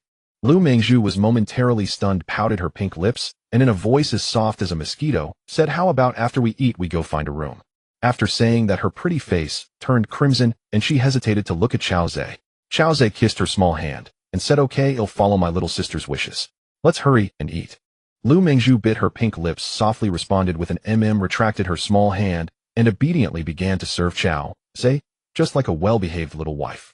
As they ate, the two discussed their plan to take down Shangping Appearance Company. Chao Zhe provided 200 million in funding, while Lu Mingzhu and her father Lu Dehua were responsible for launching a comprehensive offensive against the foreign trade company. Chao Zhe was not knowledgeable about foreign trade business. He had his own upgrade tasks and naturally did not wish to bother that deity. His only duty was to provide funding. Half an hour later, they finished their meal. Lu Mingzhu went to the bar to settle the bill and then linked arms with Chao Zhe as they exited the restaurant. 100 meters in front of Fuyuan Restaurant stood the Yangtze River Grand Hotel, which was also a 5-star establishment.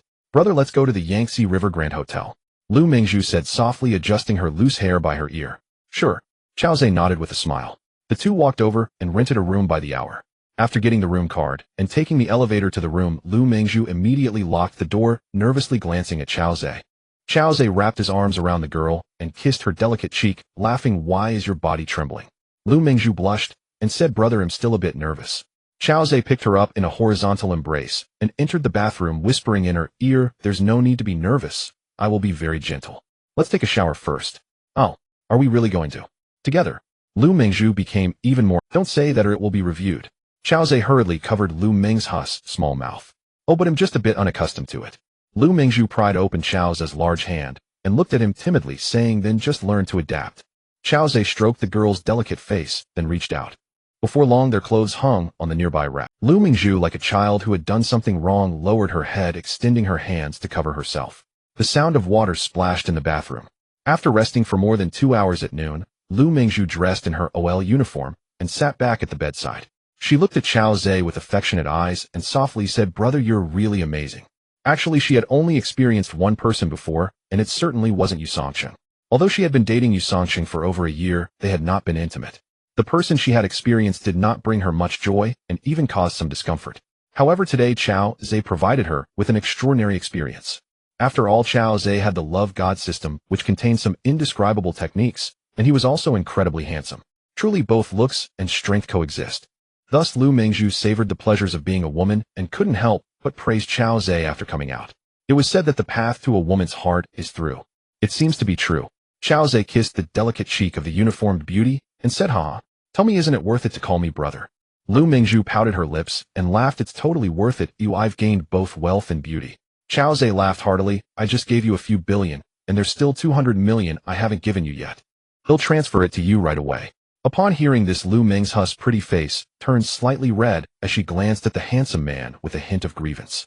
Today she was in her safe period, so when Lu Mingzhu saw Chao Zhe pull out that old 1,000 yuan phone to start transferring money, she couldn't help but ask, "Brother, why are you using such a shabby phone when you're so extravagant? It tarnishes your image." Chao Zhe chuckled at her words. "This phone has been with me for a long time. I've grown fond of it and can't bear to throw it away. Since you mentioned it, I'll go buy a new phone this afternoon. Yes, it needs to be something better."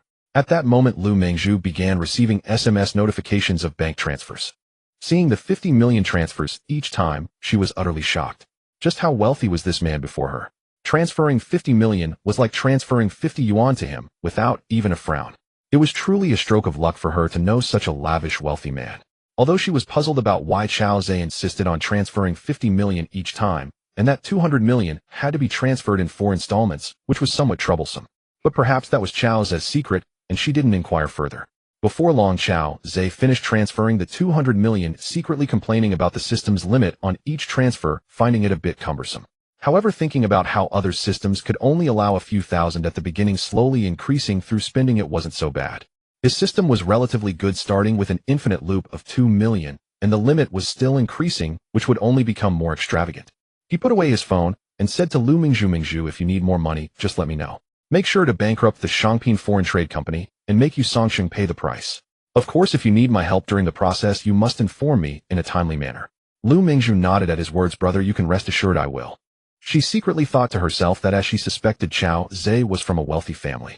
After hugging and being affectionate for a while longer, Lu Mingzhu left first to return to the company. Chao Zhe then washed up, dressed, and left the hotel.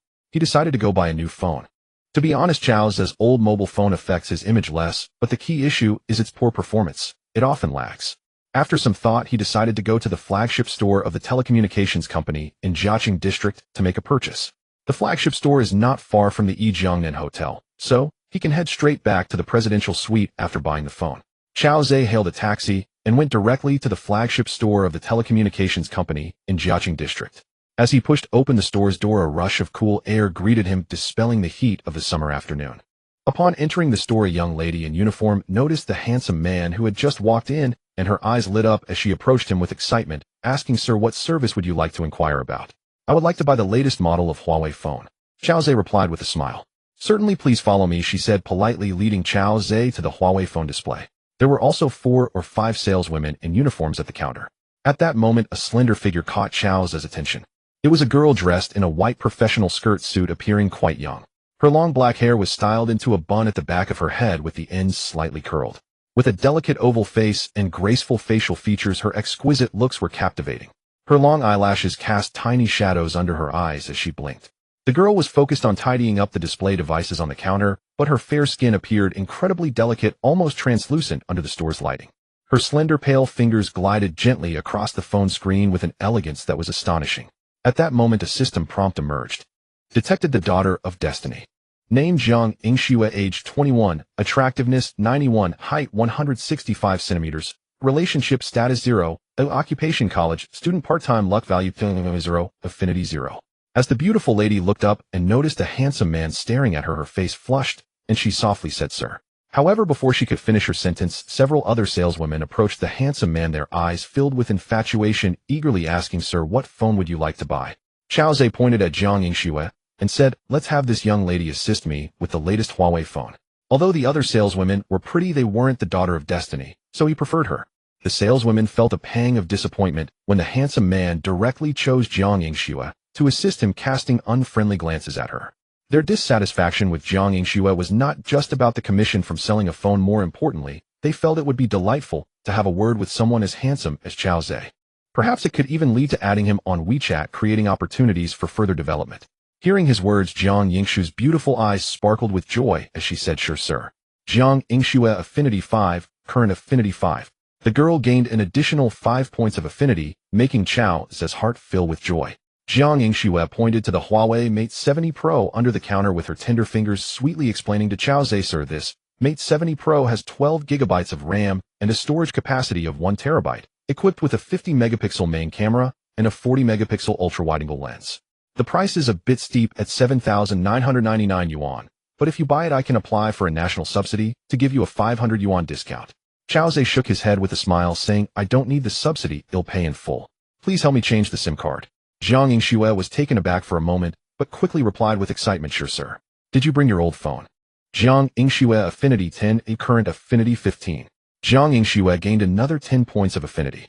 Selling this phone would earn her a commission of 300 yuan. She was working part-time during the summer to help support her family, and earning a few hundred yuan from a single sale was significant for a student like her.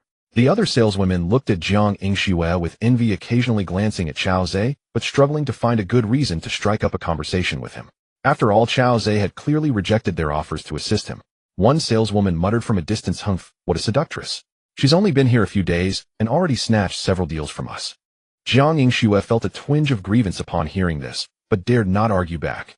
After all, she was merely a student working part-time for the summer, and compared to these seasoned saleswomen, she was still a novice. Chao Zhe heard the woman's jealous remarks and scoffed inwardly. As he handed Jiang Yingxue his old phone, he asked, "Young lady, how much can you earn from selling a phone?" Jiang Yingxue paused for a moment, but answered honestly, "Sir, phone prices are transparent now. For this 7,999 yuan phone, I can earn a commission of 300 yuan. That's roughly a commission of less than 4%. Chao Zhe nodded and smiled, saying, "Oh, then I'll buy more phones from you, so you can earn a bit more. How about that?" After all, if he allowed the girl to earn just 300 yuan, she gained 10 points of affinity. Buying more should increase her affinity even more. Moreover, the earlier comment from that woman showed her jealousy towards Jiang Yingshue's successful sale, so if he bought more, it would make her even more envious. Jiang Yingxue, upon hearing this, covered her mouth in surprise and asked, "Sir, how many units are you planning to buy?" Chao Zhe held up a finger. Jiang Yingxue quickly asked, 10 units, right?" Chao Zhe shook his head and replied, 100 units of Huawei Mate 70 Pro. Jiang Yingxue was taken aback, trembling with excitement, stammering, "Huh? 100 units? Sir, do you really need that many phones?" She calculated that with 100 units sold, her commission would be 3,000 yuan. Earning so much from just one sale could cover her tuition and living expenses for over a year. Jiang Yingxue understood the gravity of her family's financial situation. Coming from a rural area in Xinjiang province, her parents, who were migrant workers, struggled to provide for her education. Knowing that Jiang Yingxue had gained 30 points of affinity made Chao Zhe extremely happy. This girl was indeed quick to gain affinity. He smiled and said, "You don't need to worry about that, I'll be giving them to company employees for use." Chao Zhe invested 230 million in the restaurant company of Lu Mengzhu. It's not an exaggeration to say that the company is his. Moreover, Lu Mengzhu is now his woman. Buying 100 Huawei Mate 70 phones for her company only costs 8,000, and this money is purchased under Lu Mengzhu's name, so the system can reimburse it. He feels he is supporting domestic products, truly a win-win situation. When Chao Zhe mentioned buying 100 Huawei Mate 70 phones from Jiang Yingxue, all the staff in the flagship store were shocked and began to whisper, 100 units. That's a 3,000 commission. Oh my god, the luck of that vixen is incredible. So this young handsome guy is actually the company's boss. Their gazes towards Chao Zhe began to soften. Some bold ones approached, looking at Chao Zhe with a flattering expression, speaking in a sweet tone. "Handsome, could you buy some phones for me too? If you have any other requests, I can fulfill them for you. This boss Jiang Yingxue is here for an internship. She can't consume that many phones alone. Could you spare some quota for me? I promise to provide you with excellent after-sales service." Their implied glances were very obvious. Chao Zhe smiled lightly and said, "Sorry, I only buy phones from this little sister. Please keep your distance." After saying that, he activated his mental control ability. Instantly, the saleswomen seemed to see something terrifying, all retreating from Chao Zhe, and Jiang Yingxue afraid to speak again.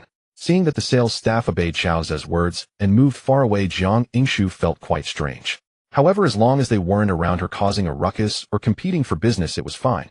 She gazed at Chao Zhe with her beautiful eyes, her voice still somewhat excited as she said, "Sir, if you want to buy 100 Huawei Mate 70 phones, I need to consult our store manager, because we don't have that many in stock right now." Chao Zhe nodded with a smile and said, "Oh, is your store manager around? Please ask her to come over." Jiang Yingxue quickly nodded, took out her phone, and started dialing the manager's number. The call was soon connected, and the young girl said a few words. Moments later, hurried footsteps echoed down the stairs. A beautiful young woman in a well-fitted uniform appeared, descending to the lobby, standing before Jiang Yingxue. The young woman had rushed down so quickly in high heels that she stumbled a bit, but thankfully did not fall. She was Lu Lin, the store manager. Upon hearing that someone wanted to buy 100 Huawei Mate 70 phones over the phone, she quickly abandoned her previous task and hurried downstairs. This was a significant business deal. The profit from phone sales in the store was split evenly, with the sales staff taking half and the manager taking half. It meant that if this 100 phones were sold, she could net 3,000. How could she not take it seriously? "Manager Lu, this gentleman wants to buy 100 Huawei Mate 70 phones." Jiang Yingxue promptly said to the beautiful woman, "Oh, hello, sir. My name is Lu Lin, and I am the store manager." The woman smiled as she introduced herself and politely asked, "May I ask your surname?" Chao Zhe smiled and replied, "No need for formalities, my surname is Chao, as in Chow Chow." He examined Lu Lin carefully. Although she was beautiful, her attractiveness was just above 80 points, so the system did not give a prompt. "Hello, Mr. Chao. We currently have 47 phones in stock. For the remaining units, we will contact the manufacturer immediately, and they will arrive tomorrow. Does that work for you?" Chao Zhe nodded, "No problem. But I hope the profit from each phone sale can be given to this little sister." "Brother, my name is Jiang Yingxue." Hearing Chao Zhe call her little sister, Jiang Yingxue couldn't help but blurt out. After calling Chao Zhe brother, she felt a bit embarrassed and her cheeks flushed. After all, he was the boss of a company, and it was indeed presumptuous for her to call him brother. However, what Jiang Yingxue did not know was that she had developed a closeness of 45 points with Chao Zhe, leading her to naturally want to call him brother. It was truly an involuntary reaction. Chao Zhe smiled and nodded at Jiang Yingxue, complimenting, "That's a nice name." Seeing Chao Zhe praise her, Jiang Yingxue smiled faintly. Manager Lu rubbed her hands and quickly assured, "Please rest assured, Mr. Chao, the commission for 100 phones is 3,000, and I won't give Yingxue even a penny less." She also noticed that the handsome man in front of her was quite interested in Jiang Yingxue. Indeed, Jiang Yingxue was exceptionally beautiful, and many customers directly sought her out for phone purchases, resulting in a high sales volume and significantly boosting the store's business. Chao Zhe nodded, "That's good." He rubbed his chin and then asked Jiang Yingxue, "Yingxue, how do you handle the 5G packages here?" Upon hearing Chao Zhe call her Yingxue, the young girl was momentarily taken aback, then felt a surge of joy. "Jiang Yingxue, closeness 5, current closeness 50. She quickly said, Brother, we have a few 5G package options, but I think the unlimited package at 199 yuan a month is the most suitable for you. Manager Lu quickly added, yes, for a company boss like Mr. Chow, using an unlimited package eliminates any concerns about insufficient data. Chao Zhe smiled and asked, alright, I want to know how much commission Shu can earn from the 199 yuan package. Manager Lu paused slightly. We provide sales staff with a commission equal to the package amount. For a 199 yuan package, Shu earns 199 yuan. Chao Zhe remarked, that's... Manager Lu explained with a smile, the commissions for our staff are not high because our company has invested heavily in building 5G base stations, and the operating costs are also high, so the profits aren't substantial. Chao Zhe nodded. He knew a bit about 5G. The speed of 5G is indeed very fast, but the equipment for base stations is extremely expensive and consumes significantly more power than 4G base stations. He originally thought that with the 5G packages, Jiang Yingshu's commission would be high, at least a few hundred yuan per household. He planned to apply for more 5G packages to help Jiang Yingshu earn more money and increase their closeness. Hearing that the commission was only 199 yuan, it was indeed a bit low. However, by applying for 100 households, she should still make close to 2,000 yuan. Once the young girl became more familiar with him, he could use his cash ability to significantly boost her closeness. After all, this was their first meeting, and using his cash ability might scare her off, making her think his intentions weren't pure, which would not be good. After pondering for a moment, Chao Zhe said to Lu Lin, Manager Lu, how about this? I will also apply for 100 households for the 5G package, and all the commissions will go to Shu. Hearing that Chao Zhe was going to handle 100 households with 5G packages, both store manager Lu and Jiang Yingshu were dumbfounded. This was truly a windfall from the heavens. What does a 100 household 5G package even mean? With the fierce competition among operators, this package priced at 199 for 100 households was equivalent to the entire monthly growth of their flagship store, and perhaps even more. Seeing the two women stunned into silence, Chao Zhe frowned and asked, what's wrong? Is there a problem? Lu Lin was the first to regain her senses, her small face blooming with a smile, like a chrysanthemum, excitedly looking at Chao Zhe and saying, Mr. Chao, there's no problem at all. Thank you so much. As for Chao Zhe's proposal to give all the commissions to Jiang Yingshu, she naturally had no objections. After all, this man had bought 100 phones and arranged for 100 packages out of consideration for the young girl. Moreover, as the team leader, her responsibility was to oversee the growth tasks of the entire store, not based on piecework commissions. The more they developed, the higher her personal performance would be, so she wouldn't compete with her employees for profits. Furthermore, if they failed to complete the tasks, they would still face performance evaluations. She thought to herself that not only would the commissions for these 100 households go entirely to Jiang Yingshu, but she would also reward the young girl separately. Without this little girl, they would not have been able to achieve such a large business today. At this moment, Jiang Yingshu also came to her senses. She gazed at Chao Zhe with her beautiful eyes brimming with emotion, her voice trembling, as she said, thank you, brother, thank you. With the 100 household package, she could earn an additional 2,000 yuan, which felt like picking up money. At this moment, her little heart was racing wildly. As a girl from an ordinary family, 5,000 yuan was an absolute fortune to her. If there weren't people around, she would have wanted to kiss Chao Zhe fiercely on the face to express her excitement, and seeing the excited expressions of the two women, Chao Zhe thought to himself that for ordinary people, even a small amount of money could bring immense happiness. Since he could not spend time handling mobile business, he decided to have Lu Mengzhu arrange for someone else to take care of it. After all, the phones and packages would all be used by the employees of Lu Lu, and he just needed to pay. He then said to Lu Lin and Jiang Yingshu, how about this? He'll arrange for our company's people to come and handle it. Lu Lin and Jiang Yingshu both nodded, saying okay. After all, how could a big boss like Chao Zhe have time to handle business personally? Chao Zhe stepped aside and dialed Lu Mengzhu's number. Hello, brother, have you already missed your little sister after such a short separation?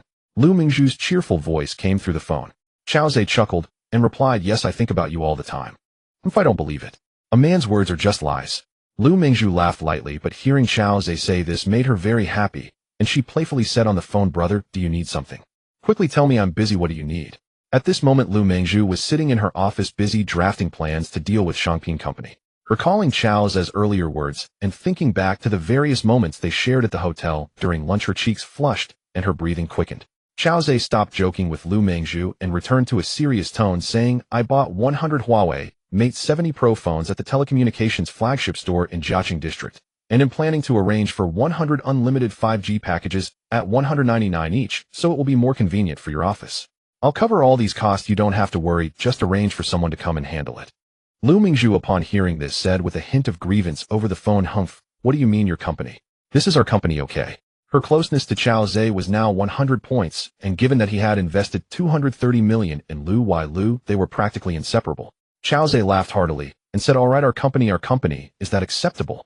Hurry and arrange for some. Lu Mingzhu said, of course. Just wait a moment. Oh, I'll send Director Jiang Min from the general department over. Chao Zhe nodded and said okay. Then he hung up the phone. He walked over to Lu Lin and the two women and said to Lu Lin's store manager, Lu, you can go ahead and be busy. I'll let Xue help me settle this phone card first. Lu Lin initially wanted to say she wasn't busy, as being with a handsome and wealthy boss like Chao Zhe not only lifted her spirits, but also allowed her to admire his good looks. But she understood Chao Zhe's intention, which was to spend some time alone with the young girl. So she quickly smiled and said, all right, mister Chao, if you need anything, just let Xue call me directly. Chao Zhe nodded with a smile and said sure. Lu Lin pursed her lips, bowed slightly to Chao Zhe, smiled faintly, and then went upstairs. Chao Zhe handed the old phone to Jiang Xue and said to the young girl, Xue, please help me replace this one separately. It doesn't count towards the 100 units task. Jiang Xue nodded obediently and pursed her lips, saying, okay, brother. She reached out to take Chao Zhe's phone, but accidentally brushed her hand against Chao Zhe's, causing her cheeks to flush, and she quickly lowered her head. Chao Zhe looked at the pure face of the beautiful girl and felt a surge of emotion. Though he had encountered several beautiful women, he couldn't help but feel a rush of heat whenever he had physical contact with the fated girl, especially with the fated girl who had not yet been conquered. Perhaps this was the nature of the love god system. The little girl skillfully removed the card from Chao Zhe's old phone, then opened a Huawei Mate 70, installed the battery, powered it on, and began to operate. Her delicate fingers moved nimbly, sliding across the screens of the old and new phones, dazzling to behold. After a while, she looked up at Chao Zhe and asked, brother, do you want me to download WeChat and Douyin for you? Chao Zhe smiled and nodded, saying, I need them both. Jiang Xue bit her red lip and said, okay, you'll need someone to verify WeChat later. Chao Zhe replied with an He sat on the stool, his head almost touching Jiang Xue's.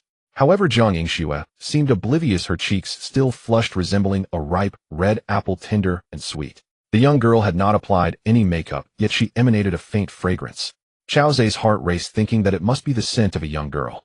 At that moment, Jiang Xue, being so close to Chao Zhe, felt the mature aura of this handsome man, which made her heart flutter and even brought a hint of excitement. Various thoughts intertwined in her mind. In Jiang Yingxi's school, there are handsome boys, but compared to Chao Zhe, they seem like mere children, too immature. Moreover, Chao Zhe seems to possess a natural charm that makes her want to get close to him, almost wishing to give him her whole heart and soul. She couldn't understand why Chao Zhe was so nice to her upon their first meeting. Was it just because of her pretty looks? But had a man as handsome and wealthy as Chao Zhe never encountered a girl more beautiful and elegant than her? Surely he had. So why was he so kind to her? Did he have feelings for her? It couldn't be. Absolutely impossible. She was just a poor girl from the countryside. How could he possibly be interested in her? Sighed Jiang Xue, what are you thinking about? You as Cinderella are still dreaming of meeting a Prince Charming. How? Chao Zhe, unaware that Jiang Xue was skillfully operating her phone while her mind was in disarray, occasionally followed her requests for WeChat verification and password input. Brother, let me add your WeChat. If there are any after-sales service issues, you can contact me, then she suggested with a smile after setting up her phone. Chao Zhe readily agreed, saying sure. Seeing him willing to add her, Jiang Xue couldn't hide her excitement, exclaiming, then I'll scan your code. Chao Zhe nodded and brought up the WeChat QR code for her to scan, then approved the verification. Hello, Mr. Chao, I am Jiang Min, and Manager Lu sent me to handle the telecommunications package. At that moment, a respectful female voice sounded beside him. Chao Zhe turned to see a woman with short hair dressed in an OL uniform, looking very competent, standing there. He nodded and gently said, Director Jiang, you're just in time. Let me introduce you. This young lady is Jiang Xue. You can directly liaise with her regarding the purchase of 100 Huawei Mate 70 Pro devices and 100 5G packages. They'll cover all the expenses. Jiang Min quickly stepped forward to shake hands with Jiang Xue, sincerely complimenting, you are truly beautiful, little sister. Jiang Yingshu's cheeks flushed as she smiled and replied, thank you for the compliment, sister. Chao Zhe then instructed Jiang Xue, please call Manager Lu down. The young girl obediently responded, all right, brother. She then called Lu Lin, and soon Lu Lin hurried down. Chao Zhe introduced Jiang Min to Lu Lin. The process of purchasing the phones and handling the package was complicated, and Chao Zhe lacked the patience. He left everything to Jiang Min, the office director. The total cost for 100 Huawei phones was 800 yuan, and the 100 households 5G package at 199 yuan for a 2-year contract amounted to 200 yuan. Chao Zhe transferred 100 yuan to Lu Lin. When the 100 yuan arrived, both Lu Lin and Jiang Xue smiled widely.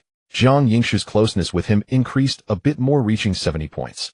Chao Zhe lifted the mental control over several other saleswomen. However, even if he had not removed it, the effect would soon wear off.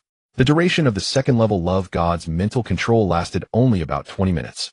The saleswomen suddenly regained their senses, and upon learning that Jiang Yingshu had secured another 100 households for the 5G package, their envy and jealousy intensified. But the rice was already cooked, there was nothing they could do. They were all contemplating how to marginalize this vixen in the future. After giving some instructions, Chao Zhe prepared to head back to the hotel. Jiang Yingshu, Lu Lin, and Jiang Min saw Chao Zhe off outside the store, only returning inside after his figure disappeared around the corner, starting to handle the related procedures. Chao Zhe returned to the Jiangnan Hotel and was about to find Xu Xuanman for an in-depth conversation in the presidential suite when his phone suddenly rang. He took it out and saw that it was a call from Queen Husini. Chao Zhe found it strange. Although he had communicated with Husini every day for the past few days, it was all through WeChat messages or voice calls. They had agreed that on Saturday afternoon Chao Zhe would go to Qinghe District, as Husini would be in her safe period then. Could it be that she wanted to move it up? Chao Zhe felt a surge of joy and answered the call cheerfully, saying, "Sini, did you want me to surprise you early?" However, he was met with Husini's anxious voice, "Brother, can you come to Qinghe this afternoon?" "I'm scared." Hearing this, Chao Zhe's heart skipped a beat, and he quickly asked Sini what happened. "Brother, young master, Yin Weiming has arrived in Qinghe today. He insists on seeing me and wants me to sleep with him." "Woo woo woo." Husini sobbed. "Who?" "Young master Yin." Chao Zhe was taken aback and frowned as he asked, "Is he the one who sent you gifts during the first PK?" "Yes, brother, I didn't agree. I told him I was willing to return all the money he gave me, but he said he didn't want money and insisted that I be his girlfriend. If I didn't agree, he would show me the news about the recent online female streamers who were killed by their top supporters." Upon hearing this, Chao Zhe's brows furrowed deeply. That bastard, what kind of young master Yin is he? How dare he set his sights on my woman? He truly does not value his life. Since you want to die so much, then I shall fulfill your wish. Has he met you in person? Chao Zhe clenched his fists and asked. Husini replied, "No, I haven't met him. I'm too scared to see him, but I have told him the community I live in. It should not be difficult for him to find me. His family is quite influential in Modu." Chao Zhe's heart settled when he heard she hadn't met him. "Sini, don't be afraid. I'm coming over right now. With me here, no one will dare to bully you." Chao Zhe reassured her. "Okay, brother, I'll send you my location. I'm at home, not going anywhere. Please hurry." Husini replied through her tears. After all, she was just a 24-year-old girl, and facing threats to her life made her extremely frightened.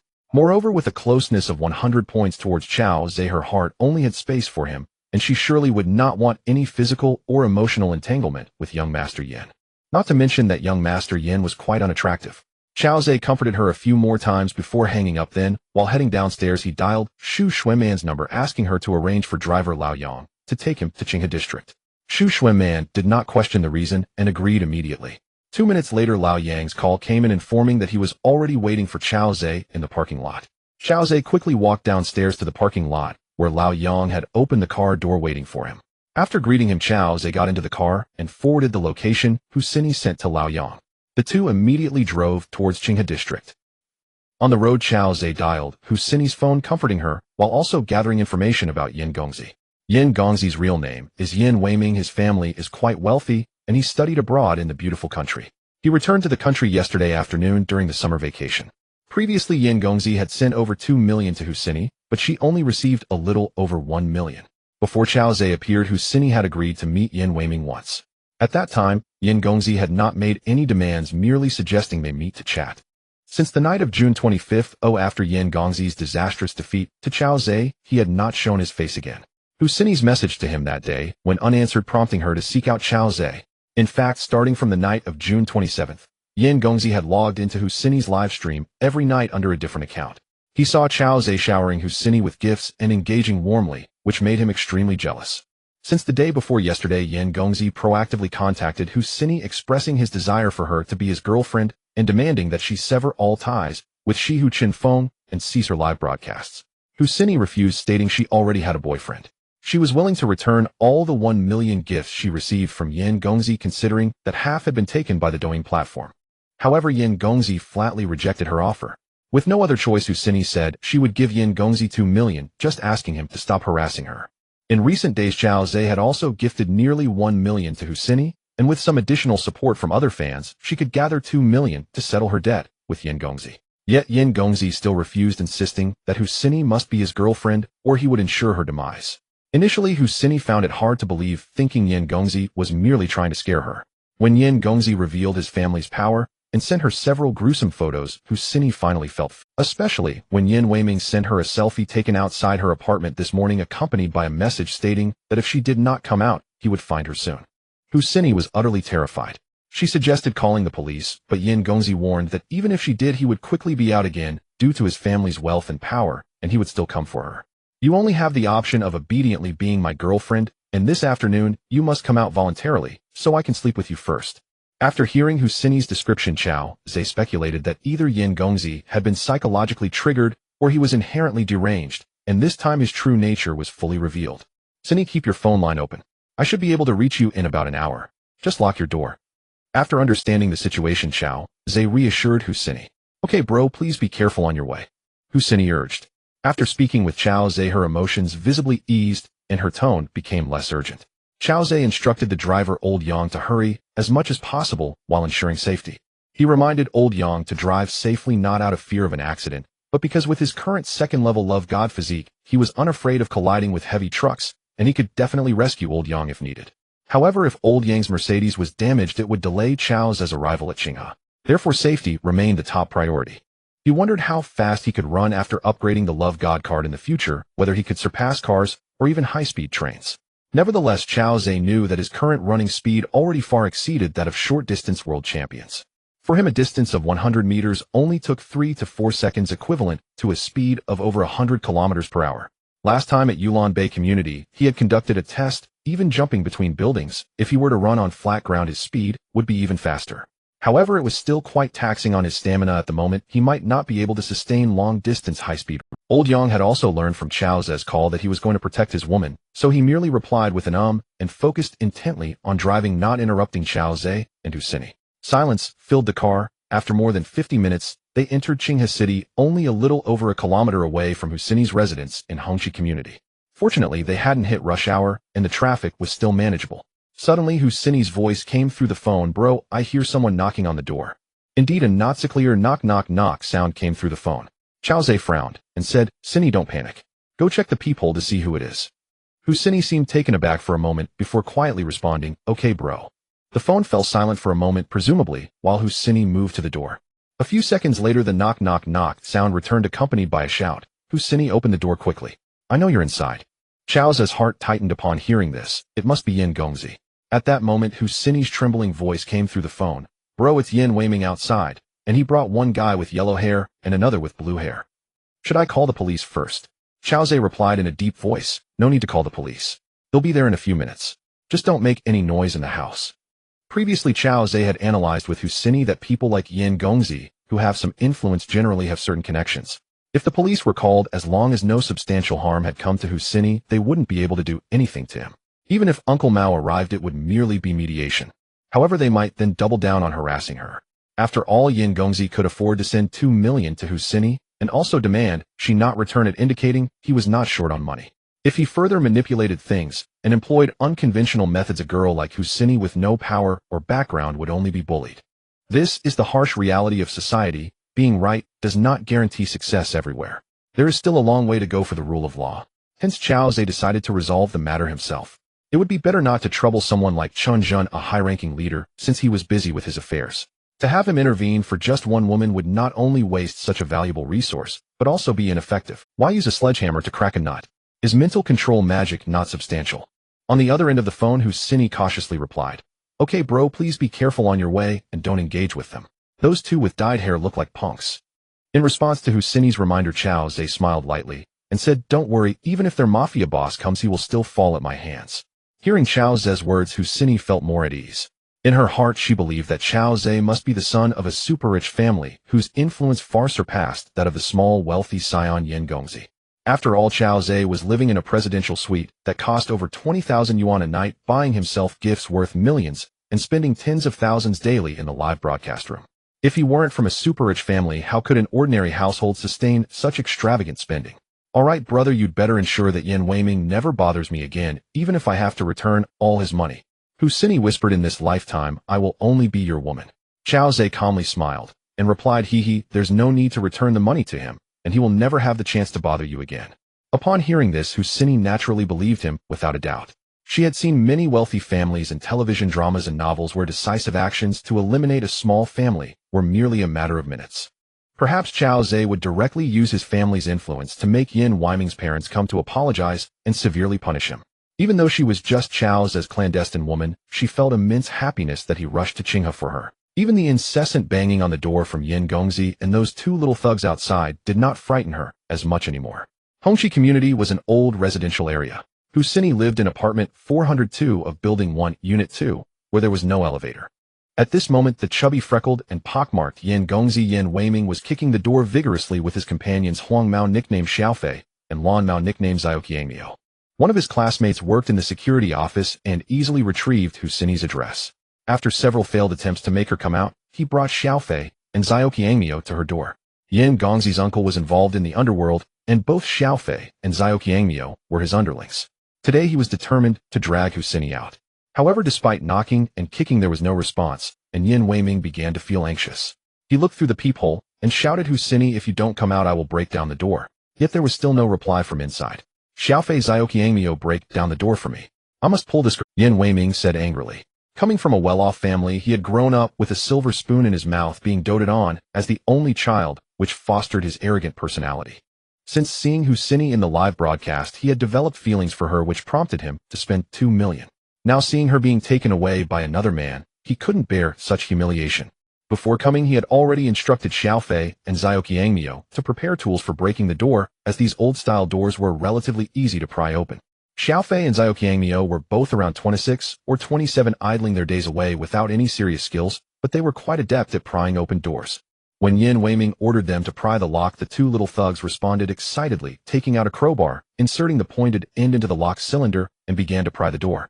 Husseini sensed the commotion outside. She hugged her phone with both hands, standing at the bedroom door, peeking towards the front door, feeling both surprised and scared. "If Yin Weiming breaks in, would he use force against me? Brother, where are you? They are prying the door, and I'm so scared." Husseini trembled as she spoke into her phone. "Husseini, don't be afraid. I have already arrived at the community, and will be there soon." Chao Zhe's calm voice came through. "All right, I will lock the bedroom door," Husseini said, and then she locked her bedroom door as well. Suddenly, with a click, the lock on the front door was pried open. Xiaofei pulled the door and invited Yin Gongzi into the living room. Yin Weiming smirked as he entered the living room, surveying the interior before glancing towards the bedroom, loudly declaring, "Husseini, if you have any sense, come out quickly, or I will pry your bedroom door open." Husseini was hiding behind the small bed in the bedroom, trembling in fear and too scared to make a sound. At that moment, a cold voice suddenly echoed from the living room, "You all have quite the audacity to pry open my girlfriend's door." The sudden voice startled Yin Weiming and his friends, who were about to continue prying the bedroom door open, and they all exclaimed, "Ahu." Turning around, they saw a tall figure standing behind them. It was none other than Chao Zhe. Just minutes earlier, Chao Zhe had quickly rushed from the first floor to the fourth, his speed comparable to Duan Yes lightness skill. If it weren't for the fear of being seen during the day, Chao Zhe could have easily reached the fourth floor from the first by taking a few steps along the wall, far surpassing the speed of top parkour athletes. Seeing a handsome young man claim to be Husseini's boyfriend, Yin Gongzi thought to himself that this might be that damned Shihu Chinfeng. He couldn't help but feel enraged, cursing, "Damn it, you dare to compete with me for Husseini. You must be tired of—" As soon as he finished speaking, he suddenly threw a punch at Chao Zhe. Chao Zhe chuckled coldly, caught Yin Weiming's fist with ease, and threw him to the ground. Yin Gongzi's forehead crashed heavily against the ground with a loud bang. Gritting his teeth through the pain, he got up and touched his forehead, commanding his two subordinates, "Ah, damn it, Xiaofei, Zhaoqiangmiao, give him a good beating. Beat him to death, and he'll take the responsibility if anything happens." Seeing Yin Weiming get hurt, the two little thugs immediately pulled out spring knives from their pockets, clicked them open, and lunged at Chao Zhe. Chao Zhe smiled lightly, and with a swift kick, sent both of them flying. "Ouch, ouch." Zhaoqiangmiao and Xiaofei rolled on the ground, clutching their bellies. Chao Zhe didn't exert much force, just a slight nudge, yet the two thugs could no longer withstand it.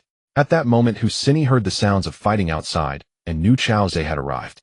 Worried about Chao Zhe's safety, she immediately opened the door and rushed out, only to see Chao Zhe standing in the living room with his hands behind his back, while Huang Mao and Lan Mao lay groaning on the floor.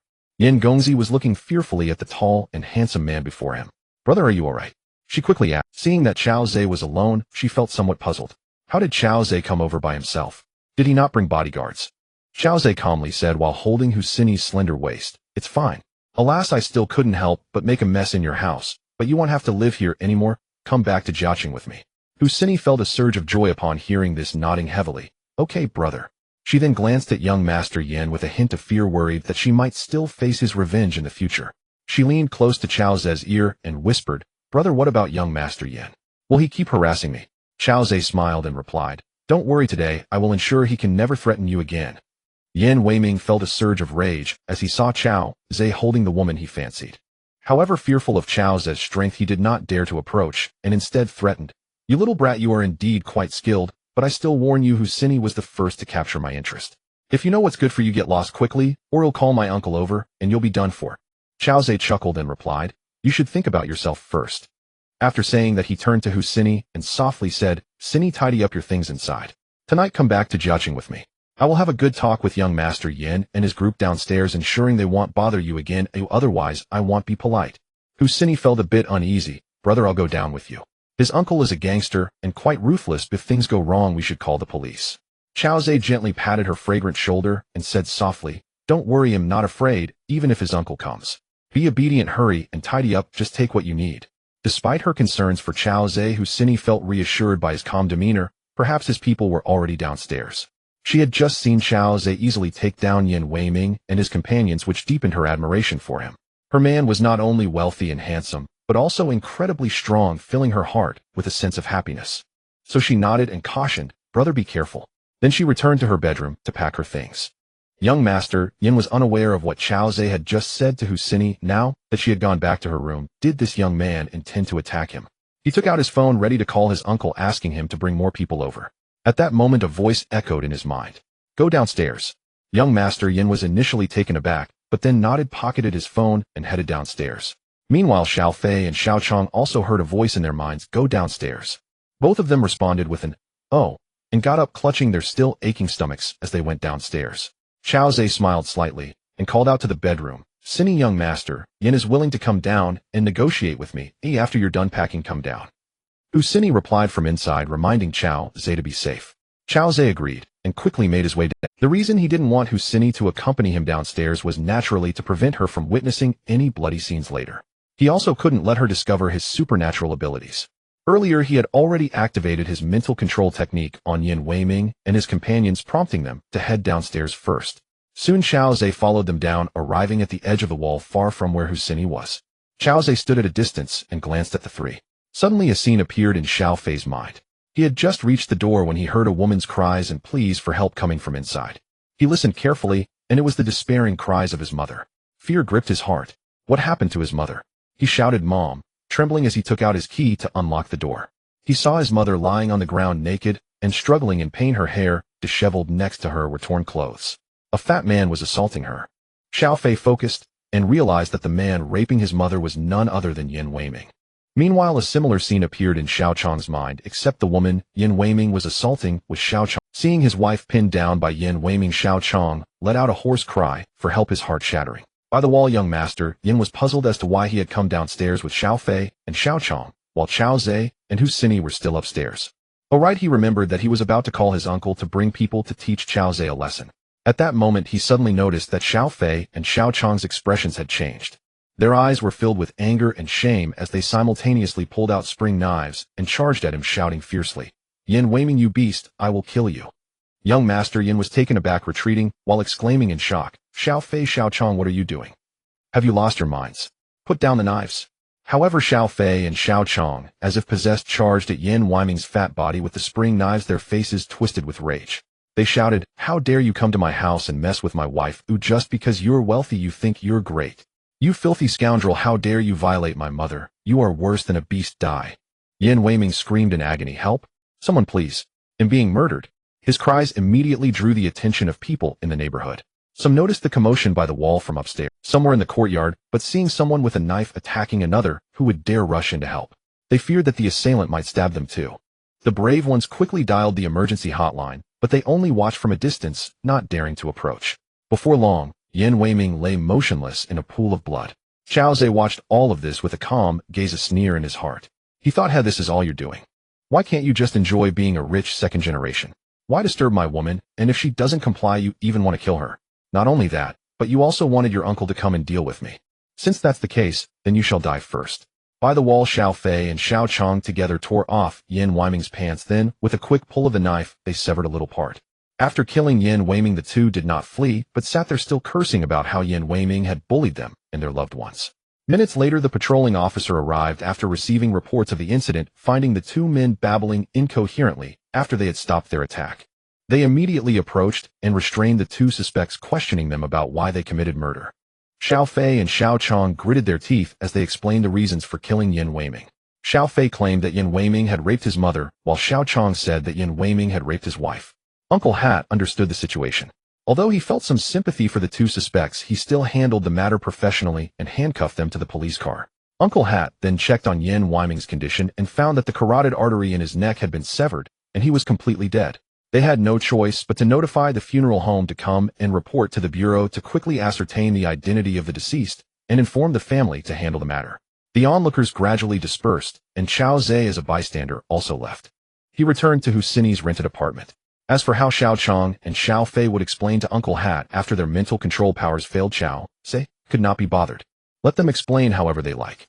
Although he and Husini indeed had conflicts with young master Yin, what did that have to do with Xiao Chong and Xiao Fei suddenly going insane and killing people?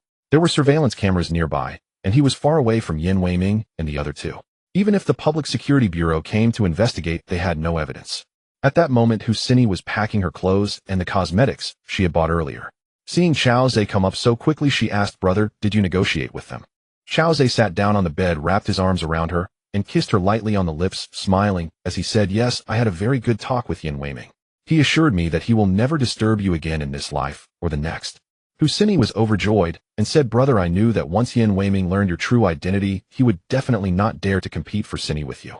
Earlier, when Chao Zhe said he would go downstairs to have a serious talk with young Master Yin, Husini really believed that Chao Zhe had scared him off with his prestigious background. Little did she know that in just a short while young Master Yin had gone to the afterlife and would no longer pose in. Chao Zhe guessed Husini's thoughts, but he did not deny them. Instead, he caressed her delicate cheek and asked, "Now that I've solved such a big problem for you, how are you going to repay me?" Husini's face turned red. "Brother, when we get back to Jiaqing tonight, I'll repay you properly, okay?" Chao Zhe shook his head, raised his eyebrows, and said, "No, I want my reward right now. But the door outside is broken." Husini knew exactly what Chao Zhe was thinking. She glanced nervously at the door outside the bedroom. Chao Zhe laughed and said, "It's fine. The bedroom has a lock, right? He'll just leave the door outside ajar. Who would dare to come in during the day?" Upon hearing this, Husini bit her sexy lower lip and nodded, saying in a voice as soft as a mosquito's buzz, "Okay, if you're not afraid, then I'm not afraid either." Chao Zhe nodded, grinned, stood up, and went to the living room to close the main door, propping a stool against it. He then returned to the bedroom and locked the room. At this moment, Husini got up, wrapped her arms around Chao Zhe's neck, and they shared a passionate kiss. It truly felt like a sweet reunion. After being apart for a few days, seeing her beloved man again felt like a withering seedling encountering nourishing rain, receiving a delightful watering and nurturing. An hour and a half later, Husini, radiant and glowing, looked as stunning as a peach blossom in March. She lay in Chao Zhe's arms, caressing his handsome face, and softly said, "Brother, after not seeing you for a few days, I've found you even more handsome and capable." When Husini parted with Chao Zhe a few days ago, he was still a level 1 love god, and now he had become a level 2 love god, with an even more refined aura and appearance. Moreover, his strength training techniques had become more proficient, naturally providing Husini with a better experience. Chao Zhe gently massaged her slender waist and laughed, "Perhaps beauty is in the eye of the beholder. Come on, put on your clothes. We're going back to Jiaqing.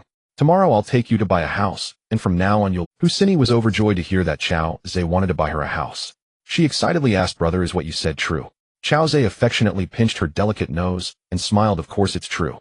When have I ever lied to you?" Husini kissed Chao Zhe on the lips, excitedly flipping off the thin blanket and bouncing out of bed.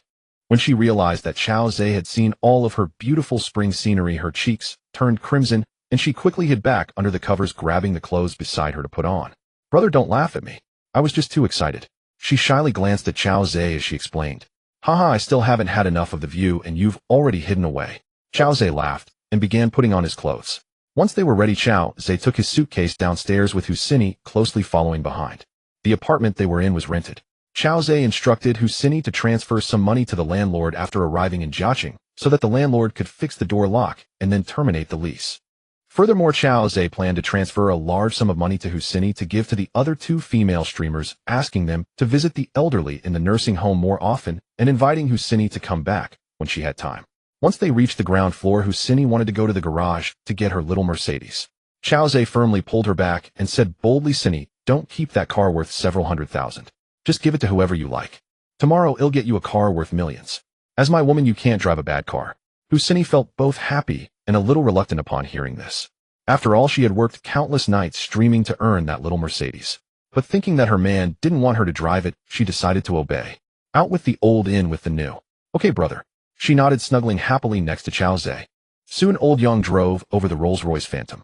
He had already gotten used to Chao Zhe bringing beautiful. Old Yang got out of the car, helped Chao Zhe with the luggage, and respectfully opened the rear door for Chao Zhe, and after the two got in, he closed the door, adjusted the rear-view mirror, and then started the car. He guessed that following the style of this young master Chao, something was bound to happen between him and the beauty in the car. Sure enough, once they got in the car, Chao Zhe pulled Husseini into his arms. Husseini's breathing became gradually rapid, and her pink lips unconsciously pressed against Chao Zhe's.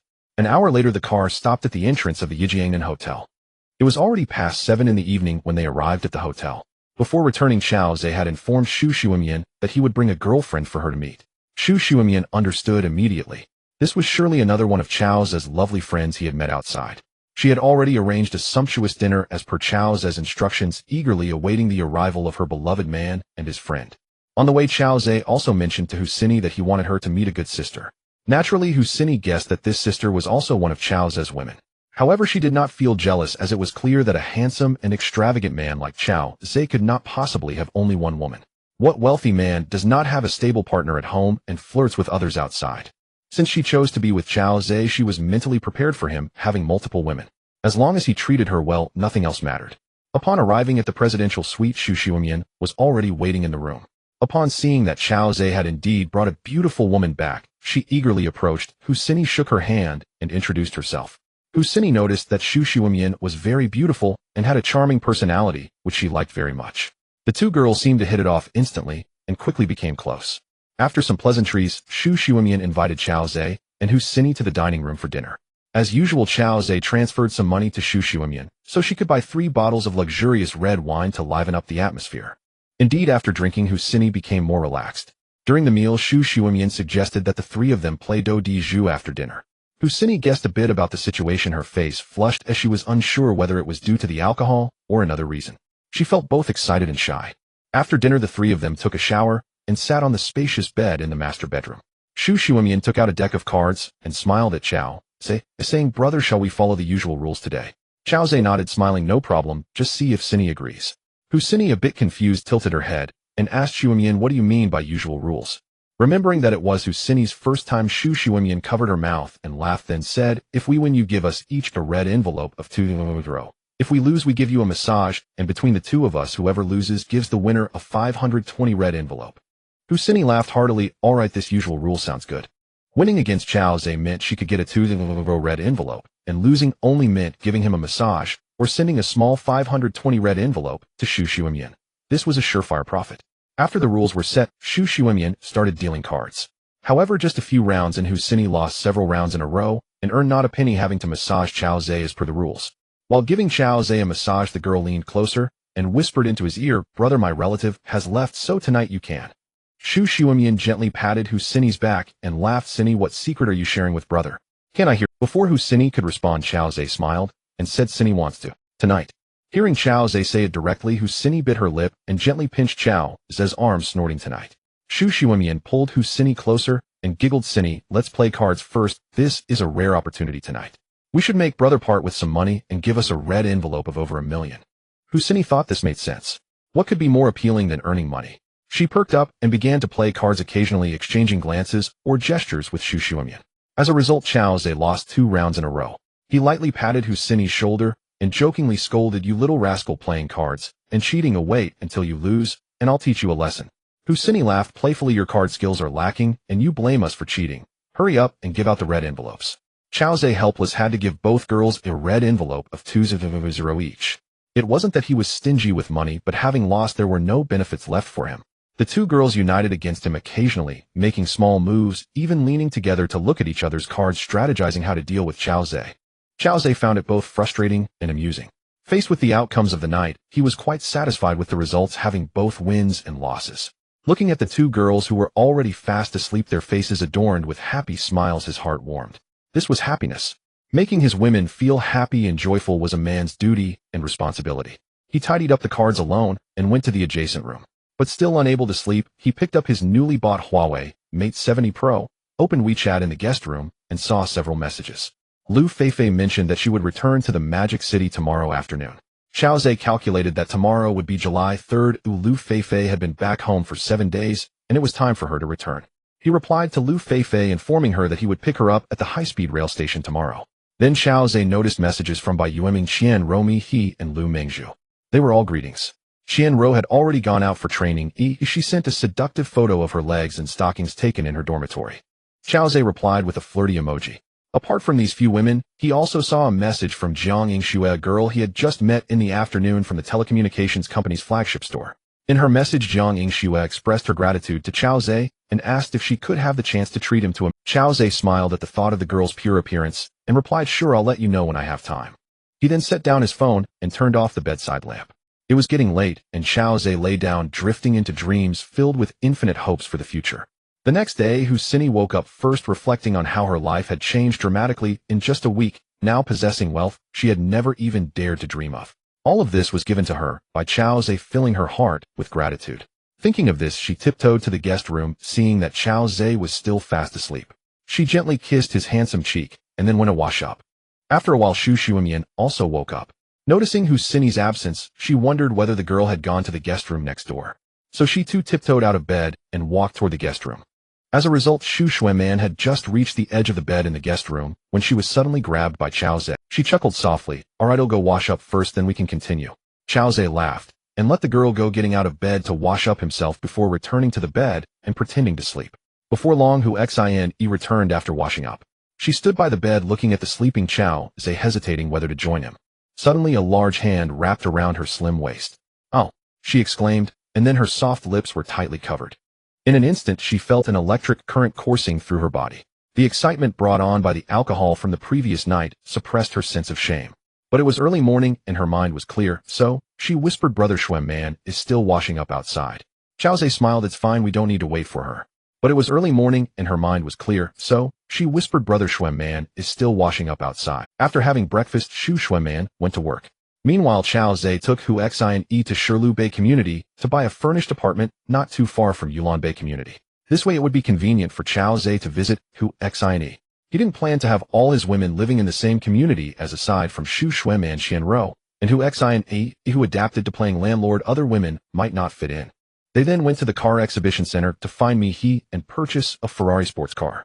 Originally, Xiao Zhe planned to buy Hu Xin a Ferrari 12, but she said she preferred Maserati, so he went along with her. The total spent on the house and car was 19 million, which made the girl incredibly happy. After driving the car back to Hu Xin's new home in Shirlu Bay, she expressed her gratitude to Xiao Zhe, but was completely exhausted herself. The two ordered takeout and had a simple meal, after which Hu Xin took a rest. After all, she had been extremely tired from the day before. Xiao Zhe called Xu Xueman again and headed to the car exhibition center in Jiaqing district. His Rolls-Royce Phantom and Xu Xueman's Ferrari 12 had both arrived. Since he was working in the afternoon, Xiao Zhe and Xu Xueman directly found his Aunt Milan to pick up the cars and drove them back. Xu Xueman drove the Ferrari 12 back to the Yijiang Nan Hotel, parking it discreetly in the parking lot. Xiao Zhe drove the Rolls-Royce Phantom to Jiaqing High-Speed Railway Station because Lu Feifei's train was arriving at 4:30 p.m. He arrived at the station at 4:15. He parked the car and rushed to the exit with just a few minutes left until Lu Feifei's train arrived. By now, a crowd had gathered at the exit to greet arriving passengers. Standing among the crowd, Xiao Zhe's handsome appearance caught the attention of several women. A few married women occasionally glanced at him, their eyes revealing affection and even desire. Xiao Zhe was not easily swayed by ordinary beauties, not only because he required a woman with a luck value of 90 to level up, but also because his taste. Xiao Zhe was not easily swayed by ordinary beauties, not only because he required a woman with a luck value of 90 to level up, but also because his taste had become more refined. How could average women appeal to him? Quickly, waves of people poured out from the exit. Xiao Zhe searched carefully for Lu Feifei's figure. After several batches of people emerged, he finally spotted a striking silhouette in the crowd. The girl wore a purple dress, her long hair cascading casually over her shoulders. Detected luck value. Name Lu Feifei. Age 24. Appearance 90. Height 169 centimeters. Relationship 1. Occupation mall salesperson. Luck value 100000. Familiarity 100. Chao Zhe was taken aback. How did Lu Feifei have a romantic history?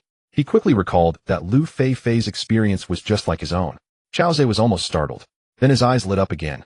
This was because out of the corner of his eye he spotted another incredibly beautiful woman beside Lu Feifei.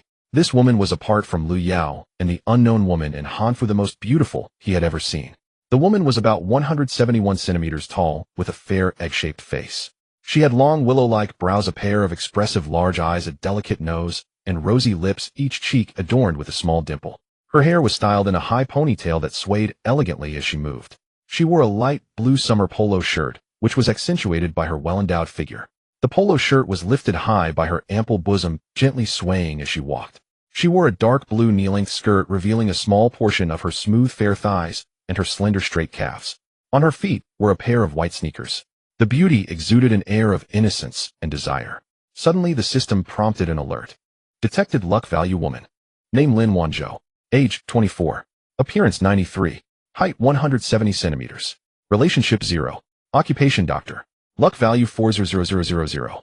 Familiarity 100. Chao Zhe couldn't help but be astonished.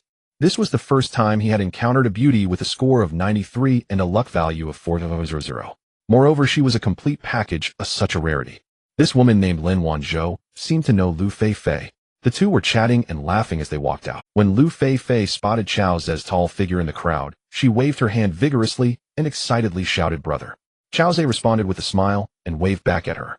Lin Wanzhou also looked over in Chao Zhe's direction, her beautiful eyes flashing a hint of admiration.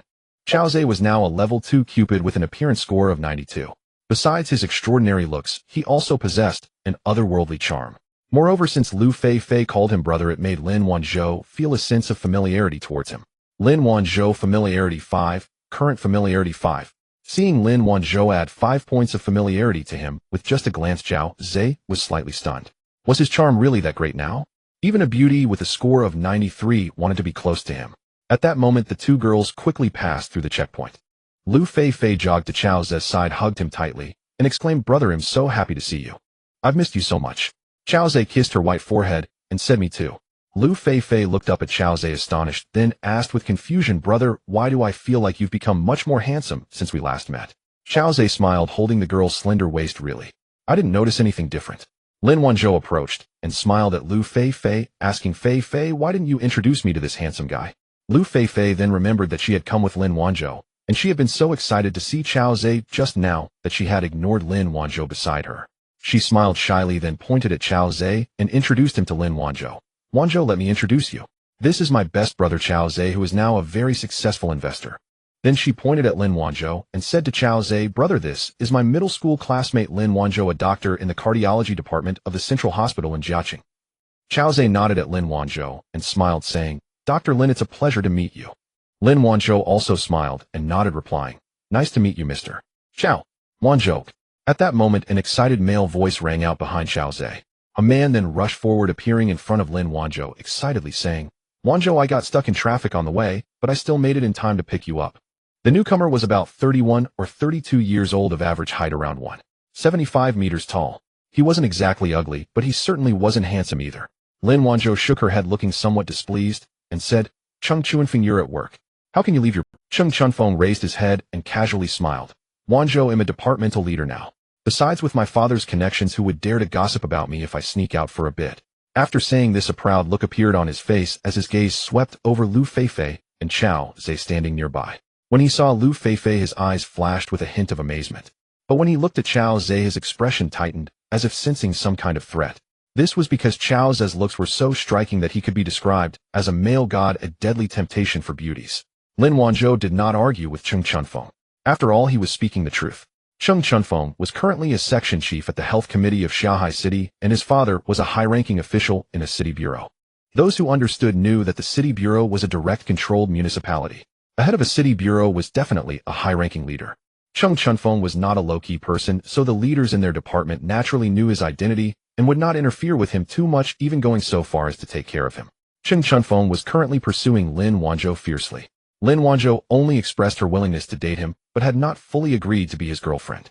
She returned to her hometown this time on a vacation to visit family and happened to be in the same train compartment as Lu Feifei, so they got off together. She introduced to Lu Feifei and Chao Zhe Mr.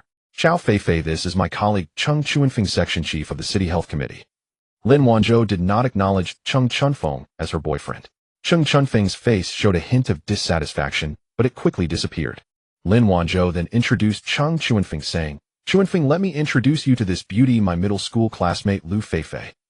She pointed at Chao Zhe and introduced, "This is Lu Feifei's good brother Mr. Chao Zhe, a successful investor." She was unsure how to define the relationship between Chao Zhe and Lu Feifei. Lu Feifei herself said that Chao Zhe was her good brother, so Lin Wanzhou felt uncomfortable calling Chao Zhe Lu Feifei's boyfriend. After the introductions, both Chao Zhe and Lu Feifei politely greeted Cheng Chuanfeng, saying, "Hello, Section Chief Cheng." Cheng Chunfeng smiled and nodded at Lu Feifei while he directly ignored Chao Zhe, his gaze filled with indifference. He silently thought, "What's this investor about? Probably just a jobless stock trader." Chao Zhe had originally intended to shake hands with this section chief Cheng, but he felt that Cheng Chunfeng seemed very hostile towards him. He found it puzzling and thought, "Isn't he just a small section chief? Why is he acting so arrogant? Wanzhou, let's go, I'll take you home, and we can have dinner together later," Cheng Chunfeng said to Lin Wanzhou, preparing to wrap his arm around her. Lin Wanzhou pretended to block him with her arm, preventing him from doing so. Then she said to Chao Zhe and Lu Feifei, "Feifei, Mr. Chao, let's go out together." Chao Zhe and Lu Feifei both nodded, saying, "Okay," as they walked out of the high-speed railway station exit hand in hand, following Lin Wanzhou and Cheng Chunfeng. The four of them walked toward the parking lot, chatting happily along the way. Upon reaching the parking lot, Cheng Chunfeng took out a key to a Range Rover from his pocket, playing with it in his hand, while saying to Lin Wanzhou, "Wanzhou, I just bought a Range Rover, and it cost me $1.5 million. From now on, wherever you want to go, I'll drive you." After saying this, he turned his head and cast a glance at Chao Zhe, his expression showing a sense of self-satisfaction. Lin Wanzhou smiled slightly at his words, merely nodding without showing much excitement. Chao Zhe silently sneered, realizing that Cheng Chunfeng was indeed quite ostentatious. For someone in the workforce, being able to drive a car worth 400,000 or 500,000 was already quite impressive. Yet this Cheng Chuanfeng, a mere section chief, managed to afford a $1.5 million car. He either had someone in the family doing business, or the money came from dubious sources. However, flaunting a mere $1.5 million car in front of me was ridiculous. What's there to show off about? He also took out a key from his pocket and said to Lu Feifei, "Feifei, I bought a Rolls-Royce Phantom. In the future, wherever you want to go, I'll drive you, and if you want to bring Dr. Lin along, that's fine too." Lu Feifei was taken aback, then exclaimed in delight, "Brother, you bought a Rolls-Royce Phantom. How much did that cost?" Chao Zhe smiled lightly, saying, "Not expensive, just under 10 million, only $9.5 million. Upon hearing this, Lu Feifei tightened her grip on Chao Zhe's arm and murmured in a small voice, "Brother, buying such an expensive car won't affect your investment's cash flow." Chao Zhe laughed heartily, saying, "Haha, how could such a small amount affect my cash flow? Don't worry about it." Lin Wanzhou was naturally very shocked to hear that Chao Zhe had bought a Rolls-Royce Phantom. She couldn't help but feel curious about Chao Zhe's identity. "Hehe, Mr. Chao, where is your Rolls-Royce Phantom?" At that moment, Cheng Chuanfeng, who had been ignoring Chao Zhe, sneered and asked. He had just bought a Range Rover, intending to show off in front of Chao Zhe to win Lin Wanzhou and Lu Feifei's favor, but then Chao Zhe claimed to have bought a Rolls-Royce Phantom. Naturally, Cheng Chunfeng did not believe it. This guy must be really full of himself. I have to expose him. Chao Zhe pressed the car key, pointing to a brand new Rolls-Royce Phantom a short distance away that was flashing its lights, and said with a faint smile, "Look, that one is it." Seeing the flashing Rolls-Royce Phantom, Lu Feifei's eyes lit up, and she exclaimed, running towards the new car, "This car could buy 6 Land Rover Range Rovers." She felt a rush of excitement and quickly walked to the Rolls-Royce Phantom, turning to Chao Zhe and asking, "Mr. Chao, may I sit in your car?" He increased by 10 points. "This car could buy 6 Land Rover Range Rovers." She felt a rush of excitement and quickly walked to the Rolls-Royce Phantom, turning to Chao Zhe and asking, "Mr. Chao, may I sit in your car?" Her eyes were filled with longing. Lin Wanzhou had never been in a luxury car of this level, and her curiosity was naturally piqued. Chao Zhe smiled and said, "No problem. You can go up and experience it with Feifei." Seeing Chao Zhe's generosity, Lin Wanzhou's affinity increased by another 5 points. She and Lu Feifei opened the car door and climbed inside.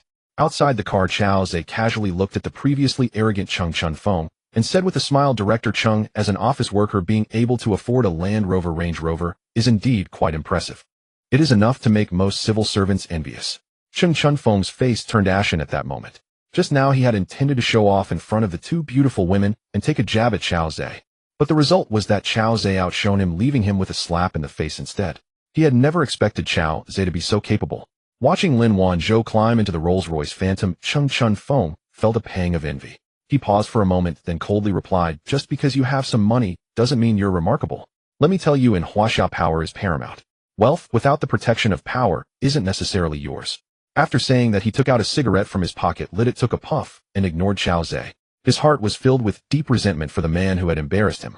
Chao Zhe chuckled, naturally not wanting to argue with this small civil servant. Once he ascends to a higher level and possesses greater abilities, he would no longer fear any authority. Inside the car, Lu Feifei and Lin Wanzhou were both amazed by the luxury and prestige of the Rolls-Royce Phantom. Chao Zhe twirled the car key and opened the door to sit inside. "Mr. Chao, can I ride in your car back? Is that okay?" Lin Wanzhou asked excitedly when she saw Chao Zhe enter, her beautiful eyes holding a hint of pleading. Earlier, she had already told Lu Feifei that she wanted to ride in Chao Zhe's car together. "Of course, that's no problem," Chao Zhe replied. "This girl possesses an aura value of 40000." Lin Wanzhou thanked him and then leaned out to Cheng Chun Feng, who was outside smoking, saying, "Chun Feng, I want to experience the Rolls-Royce Phantom. You can head back alone." Cheng Chun Feng's eyes flashed with resentment at her words, but he did not oppose her. After all, his car was not on the same level as Chao Zhe's. If Lin Wanzhou really wanted to ride in Chao Zhe's car, he couldn't find a reason to stop her. So he smiled slightly and said, "All right, after we get home tonight, he'll come pick you up for dinner." Lin Wanzhou responded with an and then continued to admire the luxury car with Lu Feifei. Chao Zhe started the car and slowly drove out of the parking lot. "Mr. Chao, what kind of investment do you make? It must be very profitable for you to drive a Rolls-Royce Phantom." Lin Wanzhou couldn't help but exclaim. Chao Zhe smiled and said, "I invest in biotechnology." Lin Wanzhou said with a hint of understanding, "Oh, that's somewhat related to our field of medicine." Chao Zhe nodded. That's one way to put it. He invested in the daughter of fortune, helping these high-value women enhance their affinity, which could also be considered investing in biotechnology. To give the two women a better experience, Chao Zhe drove along the highway for dozens of kilometers after coming out of the train station. Both Lin Wanzhou and Lu Feifei felt that the experience in the Rolls-Royce Phantom was completely different from ordinary vehicles. They were both astonished. The dark leather seats emitted a faint aroma, soft and warm to the touch. The interior space was incredibly spacious, as if they were in a moving palace. The sunroof above let in soft light, casting a warm glow on the exquisite wooden panels. The contact between the tires and the ground felt as if cushioned by a layer of soft air, making the ride as smooth as gliding over water. Occasionally passing over bumpy roads, the car's suspension system seemed to have anticipated it, gently absorbing the vibrations and dissolving them into nothing. The massage function of the seats quietly activated, releasing the pressure from their backs little by little, as if invisible hands were gently kneading, soothing every inch of tight muscle. The air conditioning blew a faint, refreshing scent with the temperature just right, neither too cold nor too hot, as if they were in a garden where spring was eternal. On the way back to the city, Lin Wanzhou smiled and said to Lu Feifei, "The interior decor, space, and performance of this car are truly unparalleled. Just riding in a Rolls-Royce Phantom once in my life is worth it." Lu Feifei laughed and said, "My brother isn't that stingy. If you want to ride, you can come anytime." She then turned to Chao Zhe and said, "Brother, don't you think so?" Chao Zhe nodded and smiled. "That's right, Dr. Lin. Not only can you ride, but if you want to drive this car, you can do that." And Lin Wanzhou giggled, "I wouldn't dare to drive. If I bump it, I couldn't afford to pay for it, even if you sold me." Chao Zhe laughed. "That won't happen. It's just a car. I wouldn't make you pay." At that moment, Lin Wanzhou's phone rang. She answered. "Hello, Chun Feng. Oh, okay, we'll be back in a few minutes. Just wait for me at the hospital entrance." After hanging up, Lin Wanzhou said, "Mr. Chao, please stop at the hospital. I need to get off there." Chao Zhe acknowledged, and soon the car arrived at the entrance of the hospital. Lin Wanzhou said goodbye to Lu Feifei and Chao Zhe as she got out of the car. At that moment, Cheng Chun Feng was already waiting outside in his Land Rover Range Rover. Chao Zhe did not greet Cheng Chun Feng and directly drove towards the Yijiang Nan Grand Hotel. "Feifei, tonight you can stay in the presidential suite, and tomorrow I'll buy you a new house." In the car, Chao Zhe said to Lu Feifei with a smile. Lu Feifei also smiled and said, "Thank you, brother. Tonight I have a surprise for you." Chao Zhe asked curiously, "What surprise? Did a relative leave?" Lu Feifei's face flushed as she bit her lip and said, "It's not just that a relative left, there are other surprises too." Chao Zhe laughed, "Then quickly tell me." Lu Feifei playfully smiled mysteriously. "It won't be interesting if I tell you now. You'll find out tonight." Chao Zhe thought to himself that perhaps Lu Feifei would bring him some local specialty products.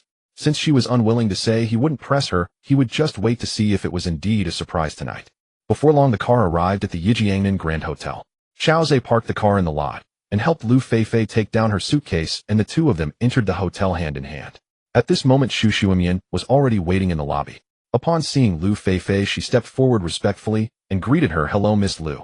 At this moment, a hint of shame stirred within her as she had taken advantage of Lu Feifei's trip back home to steal from her family. Lu Feifei looked at Xu Xiumian, who was radiant, and when she saw the affection in her gaze towards Chao Zhe, she couldn't help but feel a bit puzzled. However, she still politely responded, "Hello, Miss Xu." Xu Xiumian smiled and said to Chao Zhe, "Mr. Chao, as per your instructions, our hotel has prepared a sumptuous welcome banquet for Miss Lu." Chao Zhe nodded, saying, "Thank you for your hard work, Manager Xu. I would like to invite you to join us for the banquet tonight to keep my sister company." Chao Zhe's intention was for Lu Feifei and Xu Xiumian to become more familiar with each other, fostering a better relationship in the future. Xu Xiumian nodded, saying, "All right then, I appreciate the kindness from Mr. Chao and Miss Lu." Lu Feifei quickly nodded, saying, "Manager Xu, you're too kind. I actually wanted to make a friend with you." Although Lu Feifei wanted to spend time alone with Chao Zhe, she would never oppose his arrangements. As the three of them chatted, they took the private elevator to the presidential suite. After helping Lu Feifei settle her luggage, they arrived at the custom dining room. Lu Feifei looked at the lavish dinner spread before her, feeling both touched and thinking that Chao Zhe had gone overboard for her. "Feifei, let's have a drink tonight." Chao Zhe, seated at the head of the table, proposed to Lu Feifei. Lu Feifei nodded, saying, "All right, brother, but you know my drinking capacity. I can't handle much." She also wanted to take advantage of the drinking atmosphere to do something intimate with Chao Zhe, as she had been thinking about him for the past few days. "It's fine with so many dishes, not having some wine would be a waste," Chao Zhe said with a smile, then turned to Xu Xiumian, saying, "Manager Xu, bring me 3 bottles of red wine, and I'll transfer the money to you later."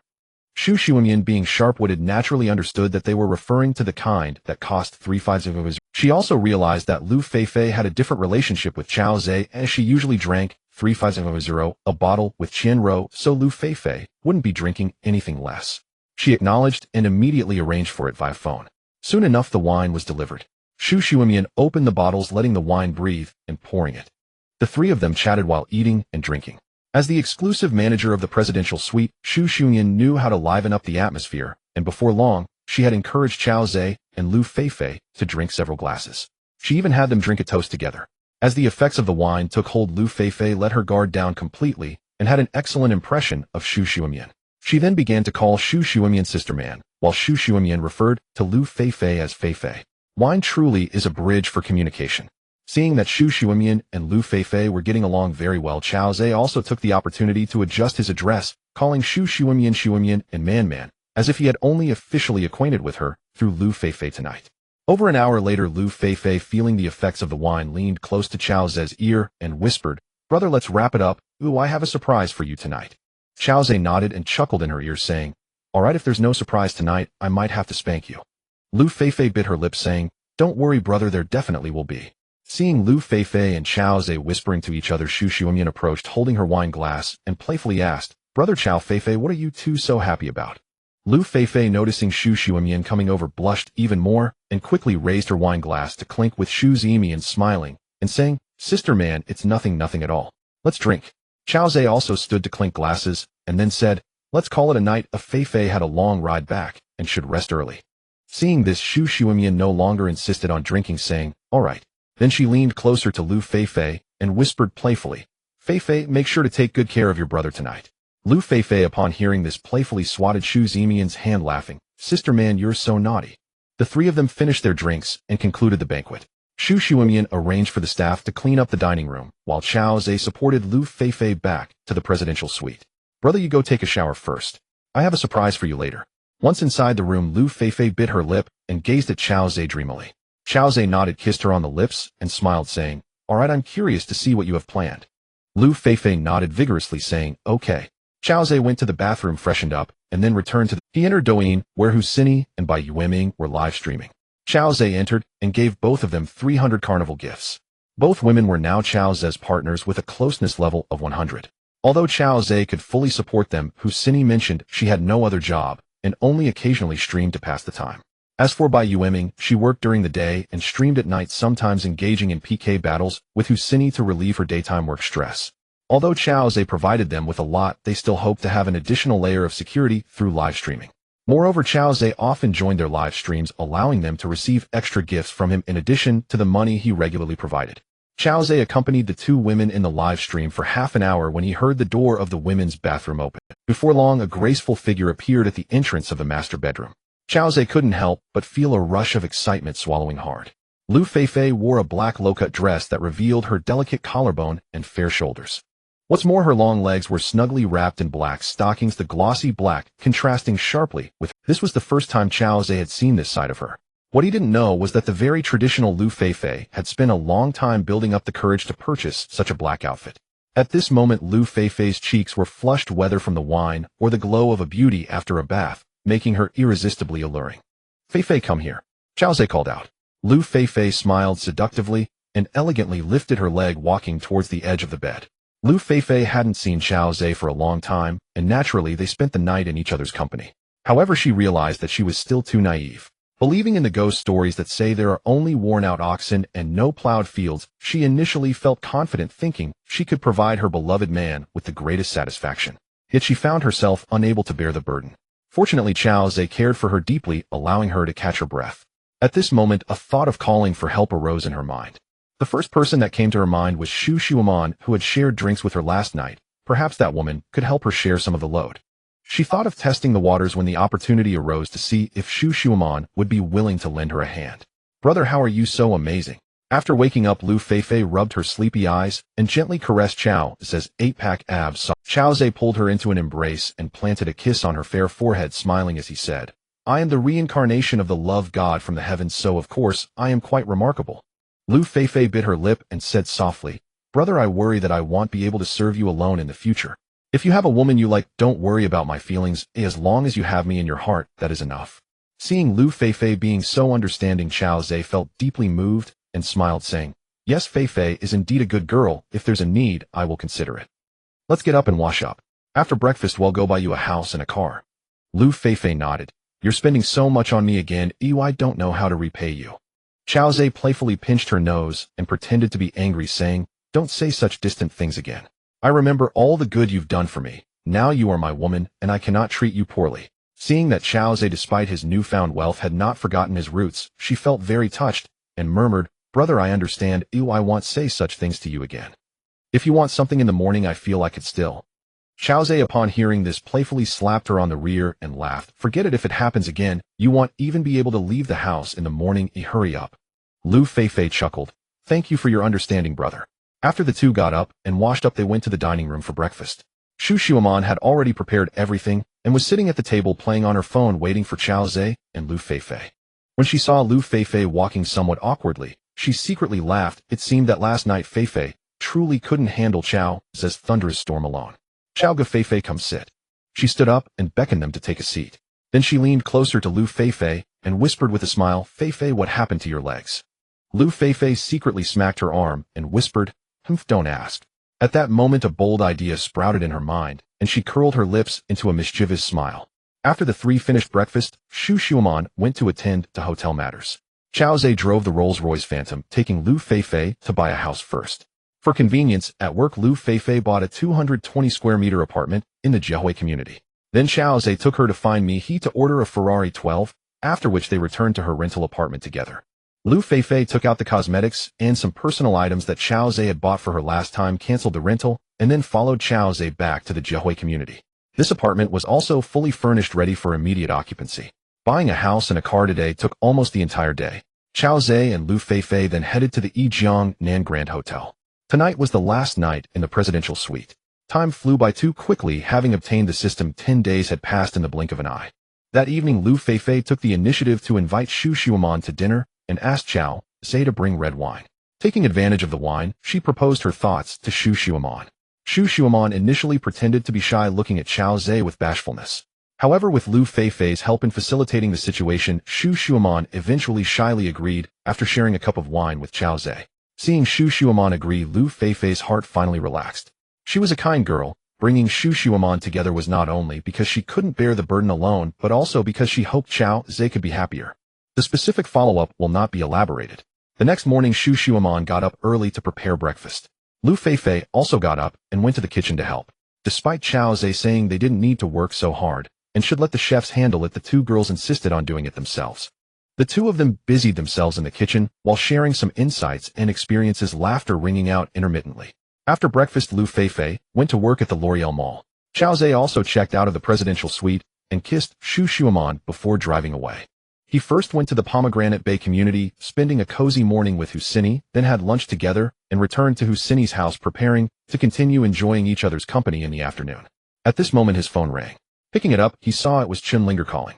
While holding Husini's slender waist, he pressed the answer button. "Hey Chao Go, are you free this afternoon?" came Chunlinger's sweet voice over the phone, slightly lisping. Husini leaned closer to the phone, noticing Chao Zhe was talking to a girl with a lovely voice. She couldn't help but look up at Chao Zhe, thinking that this girl must be another woman of the extravagant Chao Zhe. "Sure, are you looking for something?" Chao Zhe replied, gently caressing Husini's smooth back with his large hand. "I'm so bored at home alone. Would you come with me to the amusement park this afternoon?" Chunlinger said in a tender voice. After parting from Chao Zhe last time, Chunlinger had heard from her grandfather about how Chao Zhe had saved him, feeling very grateful. Moreover, since Chao Zhe was very handsome, Chunlinger had been wanting to find an opportunity to hang out with him these days. She also knew that because of her unique identity, Chao Zhe probably wouldn't come looking for her. So after holding back until now, she finally decided to take the initiative. Thinking about it being Saturday, she felt inviting Chao Zhe to the amusement park would be fun, especially since she could be alone with him. Although the little girl looked demure, she had a wild side and loved thrilling activities. After a moment of thought, Chao Zhe agreed, saying, "All right, where are you? He'll come pick you up soon." Though Chao Zhe was somewhat wary of Chunzhen's identity and didn't dare to do anything to Chunlinger, she was a beauty with a score of 92, possessing a fortune value of 0. Not pursuing her would indeed be a pity. She was simply too tempting. Chao Zhe thought that to conquer Chunlinger, he didn't necessarily need to possess her physically. It was enough to raise her intimacy level to a perfect score of 100. For instance, when he conquered Lu Feifei, he did not engage in any intimate relationship, yet Lu Feifei's intimacy level reached 100. Of course, if an intimate relationship did occur, it might be easier to elevate the intimacy level of the fated girl from around 80 or 90 to a full 100. At that moment, he received a system notification. Chunlinger intimacy increased by 5. Current intimacy level 43. Seeing that Chao Zhe had agreed, Chunlinger was very pleased and gained 5 points of intimacy. She said on the phone, "Then come pick me up at the city hall." "Okay," Chao Zhe replied and hung up the phone. Husini wrapped her arm around Chao Zhe's, and with a playful blink of her beautiful eyes said, "Brother, that little girl's voice is really nice. Who is she?" Chao Zhe smiled and replied, "She is the daughter of a high-ranking official." Husini was startled and widened her eyes, saying, "Ah, brother, you can't play with fire. If you cause trouble for that little girl, the high-ranking official will be furious, and it won't." Chao Zhe kissed the delicate cheek of the girl and said, "Don't worry, I know what I'm doing. I'm going to spend some time with that little girl to build a good relationship with the high-ranking official. Oh, it will help with my investments." Seeing that Chao Zhe was very composed, Husini felt relieved. If Chao Zhe didn't go and mess with the official's daughter, it wouldn't be a big deal. Although she guessed that Chao Zhe must be the son of a prominent family, she had no idea how deep his background really was. However, as a commoner, Husini had always held a certain reverence for officials. So she was also worried that Chao Zhe might provoke someone he couldn't handle. She didn't inquire further about how Chao Zhe knew the daughter of a high-ranking official. After all, it was quite normal for a person as extravagant as Chao Zhe to know the daughters of several powerful officials. Chao Zhe spent some more time with Husini, then tidied himself up a bit before heading downstairs to the garage to drive the Rolls-Royce Phantom to the city hall. On the way, he called Shu Shuaman to ask her to see if she could arrange for Old Yang to be his dedicated driver. It wasn't very convenient to deal with matters if he always had to drive himself. Old Yang was an excellent driver and very reliable. Chao Zhe felt he would be a perfect fit as his personal driver. Shu Shuaman replied that she would discuss it with the company and Old Yang and would get back to Chao Zhe, then hung up the phone. Just a few minutes later, Shu Shuaman called back, saying she had spoken with the hotel and Old Yang, and from now on Old Yang would be Chao Zhe's dedicated driver. Old Yang also called to thank Chao Zhe for the opportunity. Chao Zhe offered Old Yang an annual salary of 1 million yuan, which was 4 times what he earned at the Jiangnan Hotel. Old Yang expressed his gratitude profusely. A little over 10 minutes later, Chao Zhe arrived at the city hall entrance and saw Chunlinger standing nearby looking charming. The young girl had her hair in a ponytail at the back of her head, wearing a loose white t-shirt with a cartoon design on the upper body and black shorts on the lower body, her fair long legs exposed. On her feet were a pair of light yellow sneakers with white socks wrapping around her delicate ankles. At that moment, Chunlinger was looking around. Chao Zhe parked his car beside her, rolled down the window, and called out, "Linger, get in the car." Chunlinger was taken aback when she saw that Chao Zhe was driving a Rolls-Royce Phantom. She blinked in surprise and asked, "Brother, is this your car?" Chao Zhe chuckled, "Yes, I just got it not long ago." Chunlinger intimacy increased by 10. Current intimacy level 53. Chao Zhe felt a surge of joy. Chunlinger had directly increased his intimacy by 10 points. Luckily, it was this car that helped him gain 10 points of intimacy. Linger sat in the passenger seat, glanced at the car, and looked at Chao Zhe with a hint of admiration, saying, "Brother, I didn't expect you to be such a big shot." Chao Zhe laughed heartily. "Now you know your brother is wealthy. If you ever need anything, just let me know, and I guarantee to arrange it for you." Linger responded with excitement. Really. Although Chen Zhen was a high-ranking official, he was honest and incorruptible. Therefore, even though Linger held a high social status, she couldn't compare economically with those second-generation rich kids. While she did not seek to compare materialistic enjoyment, who wouldn't want a better life? Chao Zhe smiled and said, "Of course it's true. Do you think my calling you sister is just for show?" Linger nodded earnestly, saying, "From now on you are my real brother, and I won't be polite with you anymore." Chao Zhe could afford a Rolls-Royce Phantom, which meant he must be quite wealthy. Fulfilling some of his small wishes was naturally not a problem. More importantly, Linger was thinking of developing her relationship with Chao Zhe towards that of a boyfriend. Isn't it normal for a boyfriend to buy things for his girlfriend? Chao Zhe was naturally unaware of Linger's true thoughts. The two chatted along the way, and Linger occasionally stole glances at Chao Zhe's handsome profile, liking him more and more. Linger intimacy increased by 1. Current intimacy level 54. Linger intimacy increased by 1. Current intimacy level 55. Linger intimacy increased by 1. Current intimacy level 56. Linger intimacy increased by 1. Current intimacy level 70. After rising to 70 points, Linger's intimacy level finally stopped increasing. Chao Zhe was overjoyed. This girl was truly generous with her intimacy points. Upon entering the amusement park, Chao Zhe parked the car and bought tickets with Linger. Due to it being the weekend, the amusement park was very lively, with many parents bringing their children to relax. The amusement park was bustling with voices filled with laughter and joy. Linger, like a little child, wanted to try out various attractions. With 70 points of intimacy, the little beauty naturally wrapped her arms around Chao Zhe's and chattered away non-stop. Linger loved thrilling rides. They tried the carousel, the Ferris wheel, the pendulum ride, and the drop tower, all in one go. She sat beside Chao Zhe, wrapping her arms around his waist, resting her head on his shoulder, and continuously screaming, truly playful. Chao Zhe had originally been afraid of heights, but after leveling up to his second tier, his fear of heights had disappeared. Heights of over 100 meters were no longer a concern for him. However, to match Linger, he also screamed along with her. After getting off the roller coaster, the little girl's face was pale, but she still felt it wasn't enough. She leaned on Chao Zhe's shoulder, panting, and said, "Brother, I want to ride the Ferris wheel." Chao Zhe checked the time and said, "It's almost 6 in the evening, let's not play anymore. Let's go back for dinner." And Linger shook her body and pouted, saying, "No, I've barely gotten to play at the amusement park. Ooh, just accompany me for one ride on the Ferris wheel." Chao Zhe looked at the little girl acting spoiled and helplessly shook his head with a smile, saying, "All right, it's settled then. After we ride the Ferris wheel, we'll head back." "Okay. I knew you cared about me the most, brother. Thank you," Linger said, suddenly hugging Chao Zhe and planting a kiss on his cheek. After the kiss, her cheeks flushed, and feeling a bit shy, she said, "Brother, I'm just a little too excited. Please don't blame me." Chao Zhe gently patted the little girl's fragrant shoulder and kissed her lovely cheek in return. "Ha, now we're even. Come on, let's go ride the Ferris wheel." After buying tickets and waiting for a while, the two queued up for the Ferris wheel, slowly ascending into the sky. The Ferris wheel stood at a height of 138 meters. A setting sun painted the sky in a brilliant orange hue, and Linger leaned against the glass, marveling at the beautiful scenery below. "Brother, look over there, it's so beautiful." She pointed at the distant sunset, her face beaming with a pure smile. Chao Zhe glanced over, but suddenly tensed up. His enhanced body caught a faint, unusual sound, the sound of loose screws. Before he could react, he felt the entire cabin start to shake violently. Linger lost her balance and fell backward. Chao Zhe swiftly pulled her into his arms, hearing terrified screams coming from other cabins. Their cabin began to tilt, the metal groaning under the unbearable strain. "Linger, hold on to me, and don't be afraid," Chao Zhe shouted, his right hand clenched into a fist, striking the tempered glass forcefully. His enhanced fist shattered what was supposed to be unbreakable glass, and the warm summer breeze rushed in. Chao Zhe grabbed several shards of tempered glass and flung them towards the nearest camera. The camera crashed down, and their side's commotion could no longer be recorded. At the same time, he activated his mental control technique, causing all those watching him to avert their gazes. Meanwhile, Linger tightly clung to Chao Zhe's neck, and he could feel her trembling. The cabin began to plummet, and the sensation of weightlessness made Linger let out a short scream. Chao Zhe held her tightly with both hands, then leaped onto the top of the cabin. At about 3 meters off the ground, he pushed off the cabin, adjusting his position to shield Linger with his body. Bang! Dust flew everywhere. Chao Zhe landed heavily on his back, tossing Linger upwards before catching her again, softening her fall. Linger was unharmed in his arms, but her face was pale, her lips trembling, unable to speak. It's all right now, he said softly, then spat out a mouthful of blood. Blood spilled from the corner of his mouth, staining his clothes.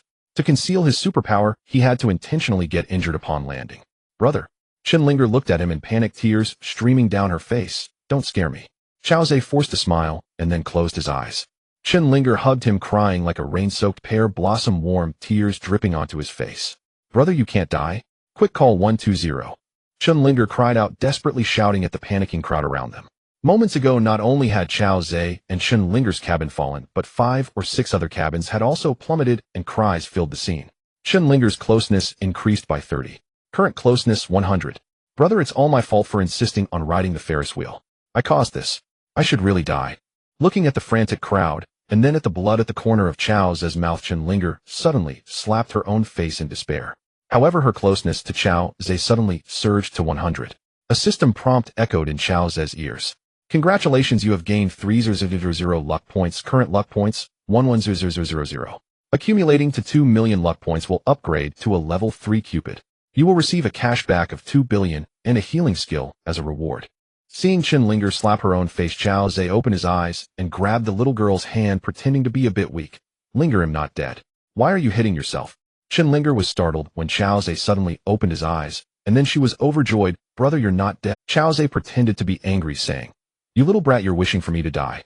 Hurry up and help me up. With tears welling in her beautiful eyes, Chenlinger stammered, Brother, I didn't mean it that way. Come on, let me take you to the hospital. As she spoke, she pulled Chaoze up with all her might. Chaoze shook his head, saying, It's fine, I just have a small injury. It's nothing. Treat me to a good meal tonight, and that'll be enough. I used to practice martial arts, so my body is quite strong. After saying that, he wrapped his arm around Chenlinger and walked towards the parking lot. The scene remained chaotic, and Chaoze didn't want to stay too long. It would be troublesome if security personnel came to question them. Currently, he still didn't want anyone to discover his superpower. Just now, from over 100 meters in the air, Chaoze's reaction time was only 0.1 seconds, so no one clearly saw what he did up there. Furthermore, since he had destroyed the camera, the chances of being discovered were low. Only a few people below noticed a man holding a woman as they fell, with the woman unharmed and the man spitting blood. But it was so chaotic at the time that no one came forward to investigate. Not long after Chaoze and Chenlinger left the scene, ambulances and police cars rushed in. Chenlinger, sitting in a Rolls-Royce, was still in shock. At that moment, her phone rang. It was Chunjin calling. That I almost died, woo woo woo. As soon as the call connected, Chenlinger burst into tears. Chaoze didn't have time to stop the little girl from saying anything. He helplessly glanced at Chenlinger, thinking that Chunjin would definitely ask why he and Chenlinger were unharmed after falling from over 100 meters. It would be hard to explain. On the other end of the line, Chenjin was also taken aback. 2 minutes ago, he had just received a report about a major safety incident at the amusement park. Fortunately, he wasn't the main leader responsible for safety and tourism, so he didn't have to bear any responsibility. However, he knew that his daughter had gone to the amusement park with Chaoze that afternoon. If Chenlinger had been on the Ferris wheel that had just had an accident, or if it had fallen while she was below, that would have... He called Chenlinger's phone, and when she answered immediately, it meant that she was fine, which relieved his anxious. Hearing Chenlinger crying, he guessed that she must have indeed been on the Ferris wheel that had the accident, but her cabin did not malfunction. Linger, don't cry, don't cry. You're not hurt, right? Chunjin hurriedly comforted her. Dad, I'm fine. Thanks to Brother Chao saving me, otherwise you wouldn't see me again. Whoa. Chenlinger began to cry again. Chenlinger wiped her tears and said, My carriage exploded. I was so scared that I froze. When I fell to the ground, Brother Chao held me in his arms as best. Chenlinger wiped her tears and said, My carriage exploded. I was so scared that I froze. When I fell to the ground, Brother Chao held me in his arms, his back hitting the ground, and he pushed me upwards, cushioning my fall. That's how I survived. At that moment, Chenlinger was indeed frightened and had closed her eyes, so she didn't notice that it was Brother Chao who smashed the tempered glass with his fist and lightly jumped onto the carriage. When she heard the sound of glass shattering, she thought it was the carriage exploding on its own. What? Brother Chao is dead, Chunjin exclaimed again over the phone. He couldn't help but feel a wave of sadness. Chunjin was unaware of the situation at the scene. He thought Brother Chao had held Chenlinger using his own body as a cushion, and at the last moment, he threw his daughter out, saving her life. Chenlinger sniffed and glanced at Brother Chao, saying, Brother Chao is not dead, he was injured. I want to take him to the hospital, but he says his injuries are not serious and does not want to go. At such a high place he fell on his back, and he's fine. Chunjin said, puzzled. He was about to say he's not dead, but felt it was inappropriate, so he changed his words in time. Brother Chao just spat out some blood, and then took me away. He's driving now. Oh, be sure to thank Xiao Chao for me. I have to go to a meeting soon. Chunjin sighed in relief, though he was still very puzzled. Such a serious safety incident, although it wasn't under his direct supervision, he still had to attend the related safety meeting, learn from it, and conduct a thorough risk assessment in all areas. After hanging up the phone, Chenlinger stared at Brother Chow blankly, suddenly blushing, and softly saying, "Brother, this life of mine was given by you, from now on am yours." Seeing that Chenlinger had developed true feelings for him, Brother Chow hesitated. He had already gained 3 fortune points from Chenlinger, so whether or not he obtained her heart was truly inconsequential. Although the young girl was very beautiful and had a lively and charming personality, he really liked her. But she was still Chunjin's daughter. Although he was now a level 2 Cupid, practically invulnerable, he still had some reservations about bringing Chenlinger into his inner circle. But she was still Chunjin's daughter. Although he was now a level 2 Cupid, practically invulnerable, he turned to look at Chenlinger and smiled. "Linger, you're still young. Perhaps you don't fully understand my situation. Maybe I'm not as good as you think." Chenlinger was slightly taken aback, looked at her prominent figure, pouted, and said, "Am I really that young? If you wouldn't say you're a playboy, would you?" Brother Chow smiled slightly. "You hit the nail on the head. I really am a playboy. I have several women I'm involved with." He didn't want to hide this from the little girl, fearing she would be even more upset if she found out later. Chenlinger was stunned, feeling a slight pang in her heart. After a moment of silence, she raised her small fist and solemnly said, "I don't care about that. I will compete with them. In the end, you can only be mine." After saying this, she leaned over and kissed Brother Chow on the cheek, then said, "Brother, you remember, only I truly love you. The other women only like your money." Brother Chow smirked and said, "Perhaps they don't just like my money, they might also crave my body." The little girl was taken aback again, then playfully punched Brother Chow's arm lightly with her small fist. Her cheeks flushed as she said, "You're really cheeky. I was being serious, but you're being a rogue." Brother Chow laughed heartily and being serious. "I do have several women, and perhaps even more in the future. If you like me, you might feel wronged. Think it over before saying anything. I'll take you home first." "No, I don't want to go home. I want to stay with you tonight." Chenlinger shook her head. Brother Chow patiently advised, "Be good and listen. Go back and discuss it with your dad. If he finds out I took his precious daughter away, he might send me to jail. Moreover, you were scared today. Your grandfather and father must be worried sick. If you go back, they will feel more at ease. You can come to find me again when you have time." Chenlinger thought for a moment and felt Brother Chow made sense. She was a good daughter, and although she was determined to marry Brother Chow, she needed to inform her father and grandfather. Of course, even if her grandfather and father disagreed, she had already decided on Brother Chow for life. After all, her closeness to Brother Chow had reached a perfect score of 100. "I'ma listen to you. They'll find time to play with you again. Take me to see your women. I want to see which vixens dare to compete with Miss Chen for a man." The little girl bit her lip. Brother Chow shook his head helplessly and smiled. At first, he thought this little girl was very reserved.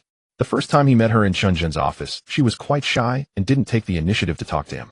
But during the amusement park outing in the afternoon, he discovered that this little girl was very wild and lively. After this exchange, the little girl had become quite assertive. Seeing Brother Chow remain silent, Chenlinger continued, "Brother, you don't want to date me, do you? You are deliberately lying to me about having many women." Brother Chow turned to give the little girl a look and said with a smirk, "Why would I lie to you? A handsome and wealthy guy like me should have at least 10 or 8 women, right?" Chenlinger rolled her eyes at Brother Chow, chuckling, "Hee, you're just boasting." The two chatted back and forth as Brother Chow finally dropped the little girl off at the city government.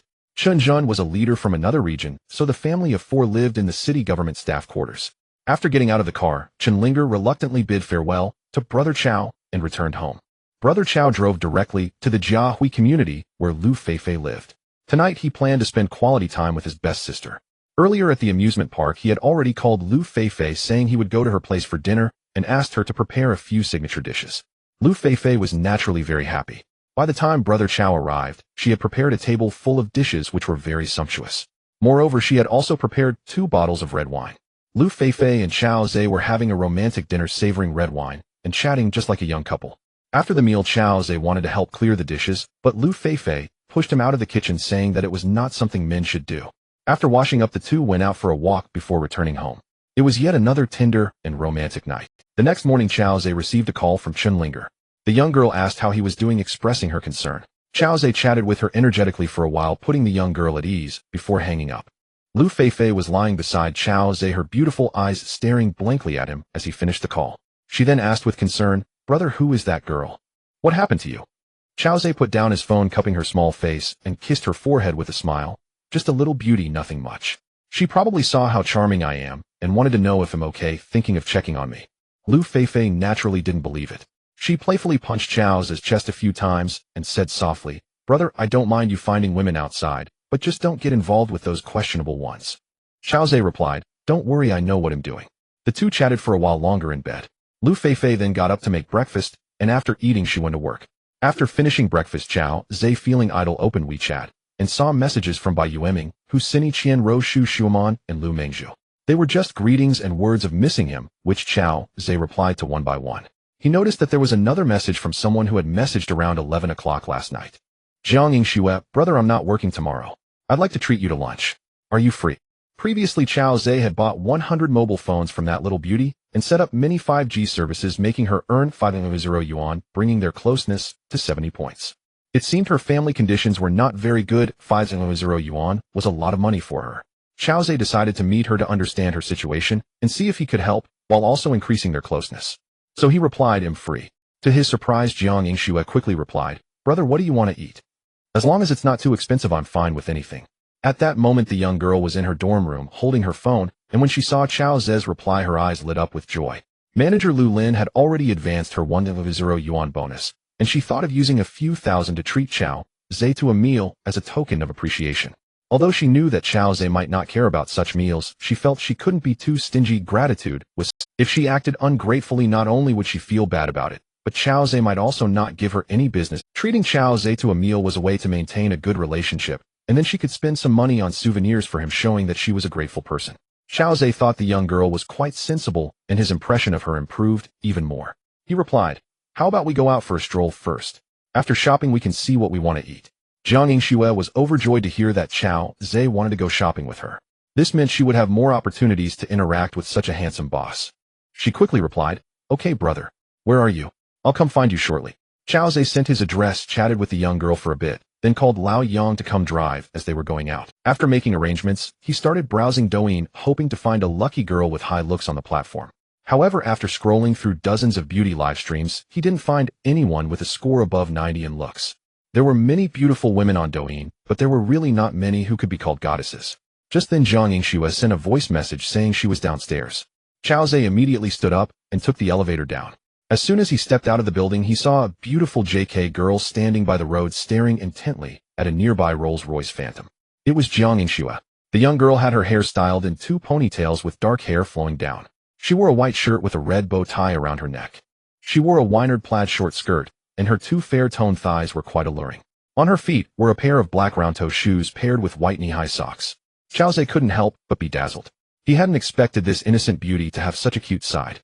What he didn't know was that this outfit was bought for him by Jiang Yingxue with her bonus. She had heard that wealthy, handsome men liked cute girls, so she dressed up for her meeting with Chao Zhe today. Upon seeing him, the young beauty's cheeks flushed slightly as she sweetly called out, "Brother." Chao Zhe smiled and nodded at her. "Let's go get in the car." Jiang Yingxue was taken aback and exclaimed, "Brother, is this your car?" The young girl had always thought that Chao Zhe was just an ordinary company boss, and a luxury car worth 1 or 2 million yuan would be quite impressive. She didn't expect him to drive a Rolls-Royce Phantom. Although she had never ridden in one, she could recognize the car with the information available now and knew that a Rolls-Royce Phantom was worth nearly 10 million yuan.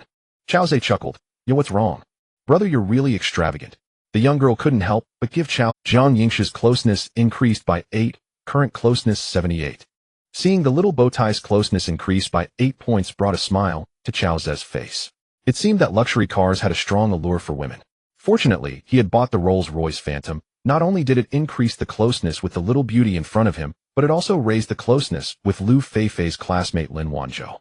"Boss," Lao Yang respectfully called out after getting out of the car, then nodded and smiled at Jiang Yingxue, who was once again shocked inside. Has the boss changed several women already? He couldn't even remember. Chao Zhe got into the car first, and then extended his hand to Jiang Yingxue. The young girl's cheeks turned slightly red as she took Chao Zhe's big hand and sat in the car while Lao Yang closed the door. Chao Zhe seemed to have forgotten to release the young girl's delicate hand, and instead asked, "Shui, where do you want to go?" At this moment, the young girl leaned against Chao Zhe, feeling the unique aura of the handsome man beside her, her heart racing like a startled deer. This was her first time sitting so close to a boy, and also the first time a boy held her hand without letting go. "Brother, anywhere you want to take Shui is fine," Jiang Yingxue said softly, biting her pink lips. The young girl was even prepared to offer herself. After all, she had already reached a closeness of 78 with Chao Zhe. Seeing Jiang Yingxue being so obedient, Chao Zhe decided to take the girl out to buy some things to enhance their closeness. "All right, let's go to Wanda shopping mall." Chao Zhe nodded. Lao Yang in the front seat responded, and then naturally adjusted the rearview mirror. Jiang Yingshu's beautiful eyes lit up, and she smiled slightly. Okay, I'll follow brother's lead. Since she got into the car, her little hand had been held by Chao Zhe, and she didn't pull it away, instead enjoying the tingling sensation. She had a strong feeling that she was in love. This was a fate given to her by heaven. So she tentatively leaned her little head against Chao Zhe's shoulder, her face turning even redder. Seeing this, Chao Zhe wrapped his arm around the girl's slender waist. Feeling Chao Zhe's large hand touch her waist, the little beauty trembled involuntarily and let out a soft moan. However, Chao Zhe did not kiss the little beauty, but held her tightly while chatting with her. The young girl honestly shared her background with Chao Zhe. My dad works as a security guard in the county, my mom works in a factory in our development zone, and I have a younger sister in high school. Our family conditions aren't too good, so I didn't go home during the summer vacation and worked to earn some tuition and living expenses. Brother, you bought 100 phones and 100 5G plans for me, so I won't have to worry about money for 2 years, and I can even send some back home to help out. Thank you so much. Jiang Yingxue looked up at Chao Zhe gratefully. Chao Zhe shook his head and said, "It was just a small effort. There's no need to thank me. Don't worry, you won't have to worry about money anymore." Then he took out his phone and gently patted Jiang Yingshu's fragrant shoulder, saying, "Can you give me your bank account number?" "Why, brother?" Jiang Yingxue asked, a bit confused. Chao Zhe said calmly, "I have decided to sponsor you and your sister's college education. I will transfer some money to you right now." Jiang Yingxue was taken aback. She hadn't even repaid Chao Zhe for helping her earn 5 zhigos. Now he was offering to sponsor her and her sister for college, which meant she owed him even more. So she quickly shook her head and said, "Brother, that's too much to ask." Seeing the handsome CEO looking somewhat displeased, Jiang Yingxue hurriedly added, "Thank you, brother. I won't be." She pulled out her bank card number from her phone and gave it to Chao Zhe. "He'll transfer you 1 million yuan first. If it's not enough later, you can always come to me," Chao Zhe said while transferring the money. Jiang Yingshu's mind went blank. She thought he would only transfer tens of thousands at most, but unexpectedly, he was transferring 1 million. She couldn't help but feel ecstatic. This was too extravagant. She decided that she would follow Chao Zhe for the rest of her life, even if it meant being his mistress. This way she wouldn't have to struggle like before. "Thank you, brother." The little girl could no longer contain her excitement and gave Chao Zhe a quick kiss on the cheek. Jiang Yingshu's intimacy 15, current intimacy 93. After the kiss, her cheeks flushed red. Was she being too forward? At this moment, Chao Zhe had finished the transfer. He put down his phone and gently wrapped his arms around the little bow tie's waist, asking softly, "Check if you've received the transfer notification." "Let me check." Jiang Yingxue bit her pink lip and nervously opened the SMS on her phone, and indeed saw the 1 million yuan credited to her account, ending in 5399. Her beautiful eyes were filled with surprise. 1 million just credited like that. Her entire family worked hard for a year and earned only about 700 to 800 yuan. And she had earned 1 million just by sitting in the car with this wealthy man for a while. Was this a dream? She looked up at the handsome man in front of her, somewhat unable to believe that all of this was real. The young girl couldn't help but wrap her arms around Chao Zhe's neck again and closed her eyes to kiss him on the lips. Chao Zhe embraced Jiang Yingxue and kissed her back. The kiss from the JK beauty, although clumsy, was incredibly sweet. After about 2 minutes, their lips parted. The girl blushed, feeling a bit shy and hesitant to look at Chao Zhe, realizing she had been too forward, not remembering there was still a driver in front. Chao Zhe saw the little girl's shy appearance and felt a flutter in his heart, but being in the car made it inconvenient, so he could only suppress his impulses. He hugged the little girl and asked Yingxue, "What grade is your sister in this year?" Jiang Yingxue tidied her slightly messy hair and replied softly, "She's in her 3rd year of high school and will take the college entrance exam this year. If your sister gets accepted into any school, let me know, and I will prepare a big red envelope for her." Chao Zhe, "Thank you, brother. My sister said she would come to Modu to see me next week." Jiang Yingxue quickly thanked him. Hearing this, Chao Zhe said with a smile, "Oh, if I'm free, when she comes I'll treat her to a meal and help you make a good impression."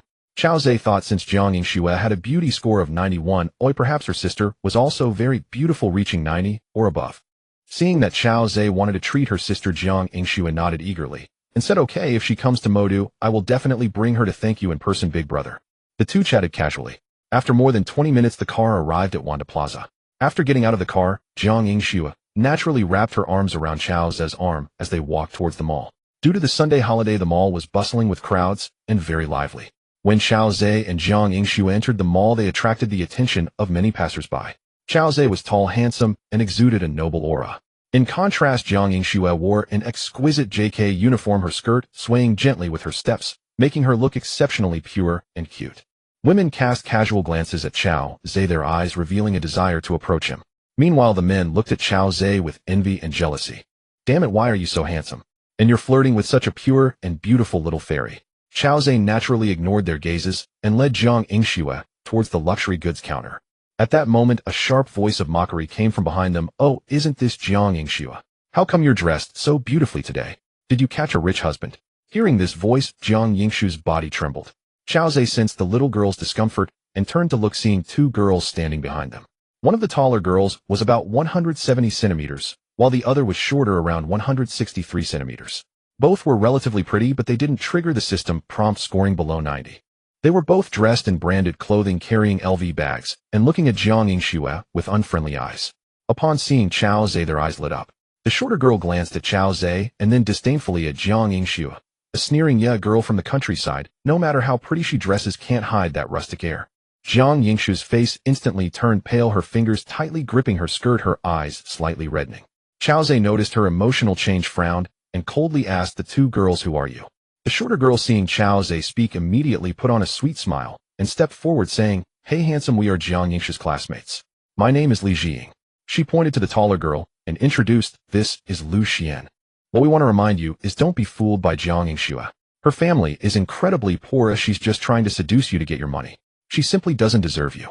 Why don't you leave your contact information? We'll treat you to a coffee."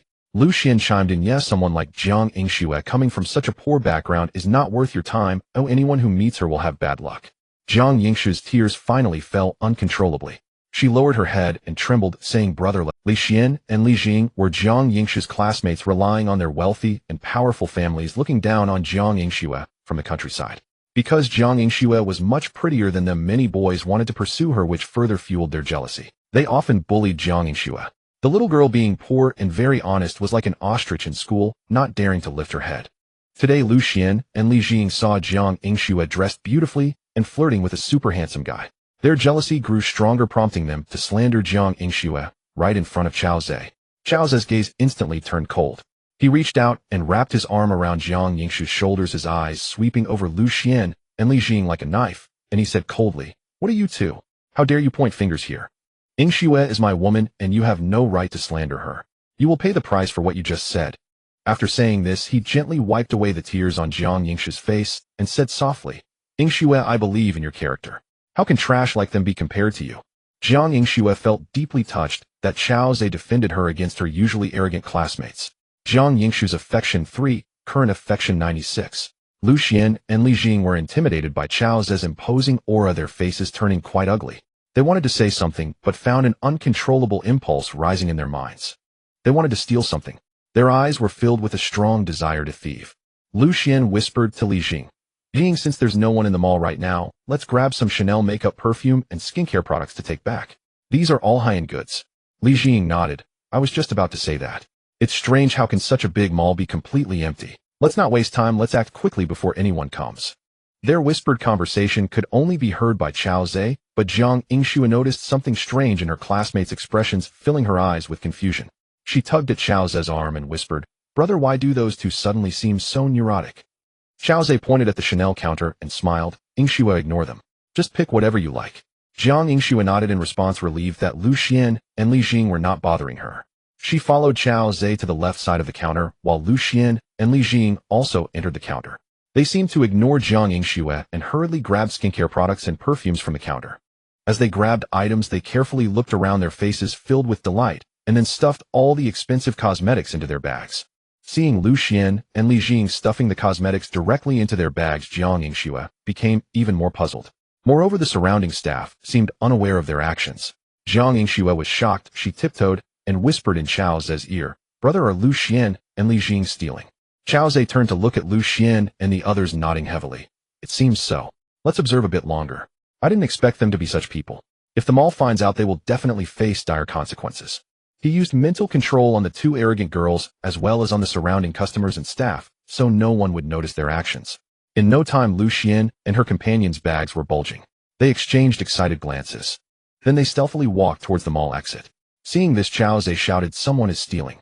At this moment, the staff in the mall seemed to react, their eyes all fixed on Lu Xian and her companion, who were about to escape, shouting loudly, "Catch the thief!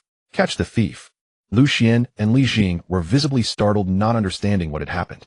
As many staff members rushed towards them, they were taken aback and attempted to flee. However, in their panic, they both fell to the ground heavily.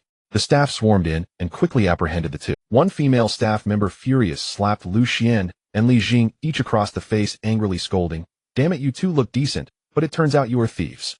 Lu Xian and Li Jing instantly showed panicked expressions, hurriedly explaining, We didn't steal." "You didn't steal? Open their bags and see. Check the footage, hurry, and check the footage." Xiao Lu quickly called the police. At this moment, a staff member had already opened Lu Xian and Li Jing's bags, and when they saw that the bags were filled with the most expensive cosmetics, they were astounded. One staff member estimated that the value of the stolen goods by the two girls exceeded 1 million yuan. The crowd around them grew larger, and Xiao Zhe held Jiang Yingshu's hand and squeezed in. Lu Xian and Li Jing saw Xiao Zhe and Jiang Yingxue, their faces a mix of shame and confusion. Lu Xian cried out, We didn't steal anything. We don't know what happened." Li Jing saw Jiang Yingxue and seemed to see a savior, shouting at Jiang Yingxue, "Jiang Yingxue, quickly prove it to me. My family has assets worth tens of millions. How could I steal in a mall?" Lu Xian seemed to realize as well and shouted to the crowd, "Yes, my family runs a restaurant and has several chain stores. I could never steal anything. If you don't believe me, you can ask that little girl. She is my classmate and can prove that my family is very well off." Now the two girls were tightly held by several staff members, unable to move, hoping Jiang Yingxue could step in and confirm that they came from affluent families and couldn't possibly be thieves. The onlookers also glanced at Jiang Yingxue. Seeing the little girl in a JK uniform looking pure and cute, they couldn't help but feel a sense of trust. However, Jiang Yingxue shook her head and said disdainfully to Lu Xian and Li Jing, "Lu Xian, Li Jing, we may be classmates, but I'm not too sure about your family's wealth. I never expected you to steal in a mall, truly embarrassing our school. I don't want classmates like you." After saying this, she cast a contemptuous glance at her two classmates, clearly drawing a line between them. Xiao Zhe noticed that although Jiang Yingxue had a gentle disposition, she was not a saint. She didn't defend the two classmates who had just slandered her, which he silently appreciated. He could tell that Lu Xian and Li Jing were very domineering, humiliating Jiang Yingxue in public, and they must have bullied her plenty in school. Since that was the case, he wouldn't hold back any longer. Xiao Zhe had witnessed Lu Xian and Li Jing bullying Jiang Yingxue before, and he was determined never to let them off the hook. Thus, he had used his mind control ability to compel the two girls to steal items worth over 1 million yuan, enough to sentence both women to over 10 years in prison. Of course, their families might be well connected enough to pull some strings and reduce the punishment, but even if they escaped death, they would still suffer greatly. They would likely never attend university again, and thus would have no further opportunity to bully Jiang Yingxue at school. Xiao Zhe's character was decisive. He believed in uprooting evil completely. Anyone who posed a threat to his woman would face his merciless wrath. Seeing that Jiang Yingxue not only refused to speak up for them, but also added insult to injury, Lu Xian and Li Jing were consumed by rage and immediately began cursing. "Jiang Yingxue, you bitch. You know our family backgrounds, yet you won't vouch for us. You'll die a miserable Jiang Yingxue, you country bumpkin. Treating your classmates like this, don't you have a conscience? You'll get what—" Jiang Yingxue let out a cold laugh. "A miserable death. You'd better worry about yourselves first." Her heart was light. The pent-up resentment of 2 years was finally released. Even now, she couldn't understand why Lu Xian and Li Jing would blatantly steal in a shopping mall. But knowing the two vile girls were about to be taken away by the security guards, and that she would never have to face their harassment again, filled her with immense satisfaction. Soon the security guards arrived. They questioned the parties on site and reviewed the surveillance footage, confirming that Lu Xian and Li Jing had indeed committed theft. They were puzzled that no one in the mall had reacted when the two girls stole, yet they were immediately caught when trying. Despite their confusion, faced with irrefutable evidence, they wasted no time in handcuffing Lu Xian and Li Jing and taking them away. The two evil girls shouted all the way that they were innocent and that their families were wealthy, so they would never steal. But no one listened to their pleas. The crowd gradually dispersed. Xiao Zhe took Jiang Yingshu's hand and smiled. "Yingshu, let's go. We still have shopping to do." The girl was in high spirits. She hugged Xiao Zhe's arm happily and said, Thank you, brother." They spent over an hour in the mall, and Xiao Zhe bought nearly 2 million yuan worth of gifts for Jiang Yingxue. There were all kinds of high-end cosmetics, handbags, brand-name clothes, and of course various beautiful JK uniforms. After this shopping spree, the girls' affinity toward Xiao Zhe rose to 99 points. After paying, they pushed their shopping cart out of the mall, and Old Yang quickly came over to help load everything into. "Brother, what do you want for lunch? Schwerer is treating," Jiang Yingxue asked softly, leaning against Xiao Zhe as they sat in the car. The girl now had money. Not only had the store manager given her an advance of 1,000 yuan in bonuses for handling business, but Xiao Zhe had also transferred her 1 million yuan. Jiang Yingxue was now a little rich girl. "Let's go to Ingchun Grand Hotel. The food there is good." Chao Zhe said. Okay, I'll listen to you. She had been destitute before and had never been to a high-end restaurant, so she had no idea where the food was good. But she believed Chao Zhe, being a wealthy man who had dined at many places, would pick a great restaurant. Listening to him was definitely the right choice. Old Yang drove to the entrance of Ingchun Grand Hotel, and Jiang Yingxue got out of the car holding Chao Zhe's arm. Inside the hotel, Jiang Yingxue carefully asked about Chao Zhe's tastes and ordered 7 or 8 dishes before they went to the private room. Chao Zhe invited Old Yang to join them, but Old Yang declined, not wanting to be a third wheel. He ordered 2 dishes for himself outside. Inside the private room, Jiang Yingxue, dressed in a JK uniform, her pretty face flushed, walked up to Chao Zhe. With seductive eyes fixed on the handsome man, she whispered in his ear, "Brother Schwer is a bit tired from shopping. I'd like to rest after lunch." Chao Zhe's heart stirred. He naturally understood what Jiang Yingxue was thinking. He pulled the girl into his arms, kissed her tender cheek, and said, "Sure, I'll take you to my place to rest later." Jiang Yingxue's heart leaped with joy. "Okay, brother," she said sweetly. The beautiful girl snuggled into Chao Zhe's arms, and they kissed. After lunch, Chao Zhe took Jiang Yingxue back to Yulanbei. When she entered the spacious apartment, the girl was awestruck by its luxury. Her drowsiness vanished. Curious, she toured every room, exclaiming in admiration. After the tour, Chao Zhe led her to the spacious sofa and planted a kiss on her pink lips. "Brother, I want to take a shower first." "I'm all sweaty," the girl murmured, responding to Chao Zhe's kiss. Chao Zhe smiled and pointed to the bathroom by the living room. "Sure, I have several bathrooms here.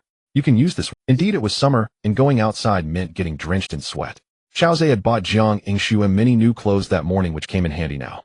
Chao Zhe went to the bathroom, adjusted the water temperature for the girl, and then left. He was also sweaty, so he went to another bathroom to rinse off. An hour and a half later, the girl fell into a deep sleep on Chao Zhe's large bed. Chao Zhe received a notification from the system. Jiang Yingxue's affinity 1. Current affinity 100. Congratulations. You have earned 2,000,000 luck points. Current luck points 1. 3 million. Accumulating 1. 6 million luck points will upgrade you to level 3 Cupid. You will receive a 2 billion yuan cash reward and the healing art. He was overjoyed. Finally, he had earned another 2,000 luck points. He hadn't expected to conquer Jiang Yingxue so smoothly. In just a few days, the girl's affinity had reached a perfect 100. The power of money was truly incredible. Chao Zhe got out of bed, sat on the sofa in the living room, and surveyed. Since he only came home occasionally and sometimes brought a woman back, it was time to hire a maid to clean the house and occasionally cook for him. After a moment's thought, he took out his phone and called Xu Shuaman, asking her to recommend a maid. Someone, as the manager of the presidential suite, Xu Shuaman had frequent contact with cleaning companies, so arranging such a task was a breeze. After agreeing to arrange the maid, Xu Shuaman suggested, "Brother, I have the evening off. How about we go to Fei Fei's place for dinner?" Chao Zhe listened to Xu Shuaman's suggestion, feeling delighted in his heart, and readily agreed. "Great. You call Fei Fei, and we'll play cards tonight." He noticed that Xu Shuaman and Lu Fei Fei had a very good relationship, which made him quite pleased. Right now, he was busy leveling up, and perhaps in the future there would be more and more fortunate women gathering. He didn't want any disharmony among them to affect his energy.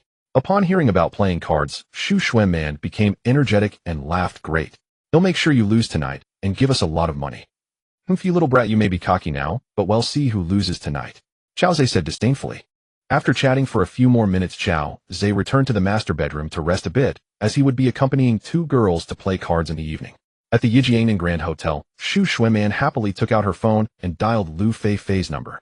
Soon a pleasant voice came from the other end. "Man, Jia, is there something?" Xu Shuaman smiled. "Yes, I'm resting tonight, and plan to have dinner at your place. Let's invite Brother Chao to play Do Di Zhu together."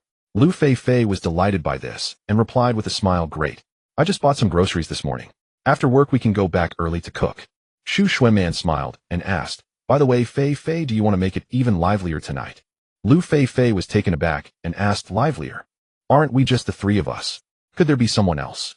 Xu Shuaman bit her lip and said, "Fei Fei, there's something I want to tell you, but you mustn't get angry." Lu Fei Fei asked anxiously, "What is it?" Xu Shuaman recounted the situation about Chao Zhe and his 2 close female friends, Qian Rou and Hu Xan Yi, after Lu Fei Fei returned to her hometown. The reason she told Lu Fei Fei was that she genuinely felt it was unfair to hide it from her. On the other hand, she knew that Lu Fei Fei was not Chao Zhe's girlfriend, only one of his close female friends, and that Lu Fei Fei had known him for longer. They all deeply loved Chao Zhe, and since that was the case, why not meet each other and make Chao Zhe happier?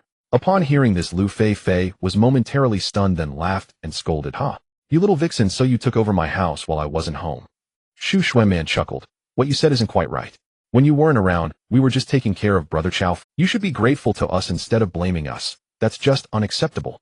Regarding Chao Zhe finding other women, Lu Feifei had already mentally prepared herself, and she actually hoped that Chao Zhe could be happy. Loving a man means being happy when he is happy, right? Besides, sometimes when she was at work or had other matters, she wouldn't have the energy to take care of Chao Zhe. She truly hoped that other close female friends could help share some responsibilities with her. Therefore, she wasn't angry upon hearing Shu Shuiman's words. Instead, she felt a bit comforted. She also smiled and said, "You always have a point. Then bring that vixen over tonight. I need to interrogate her thoroughly about where she got the guts to invade my home." Seeing that Lu Feifei was indeed magnanimous and didn't consider herself as Chao's only girlfriend, Shu Shuiman smiled. "Then thank you for your understanding, Feifei.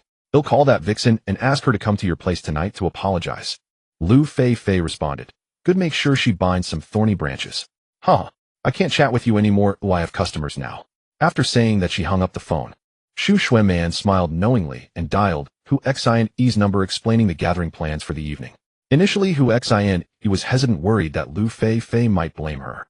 But she thought that one day she would have to face Chao's other close female friends, so she agreed, though she still felt a bit apprehensive. Meanwhile, over an hour later, Jiang Shui woke up slowly. Looking at the handsome man beside her, she felt as if she were dreaming. In just a few days she had been with a man. She had originally thought of waiting until marriage to give her most precious gift to her husband. However, now she had lost it without even being in a relationship. She felt both sad and happy in her heart. The sadness stemmed from the fact that a young master like Chao Zhe, a big boss, would never marry a poor girl like her. Would I have to be a nameless mistress for the rest of my life? But looking at Chao Zhe's handsome face, Jiang Shui's heart warmed. Even if I were to be his mistress, that wouldn't be bad. At least he would treat me very well. And he was very gentle as well. Perhaps this was my fate. If I were to find a boyfriend, regardless of whether he was handsome or wealthy, if his personality were bad, or he even abused me, wouldn't I suffer for a lifetime? She had seen many examples of abusive men in life. Since Chao Zhe suddenly appeared in my life, it must be a gift from heaven. I accept this arrangement from heaven. She gently reached out her delicate hand to touch Chao Zhe's handsome face. Suddenly her little hand was tightly grasped and she was pulled into a strong embrace. "Are you awake?"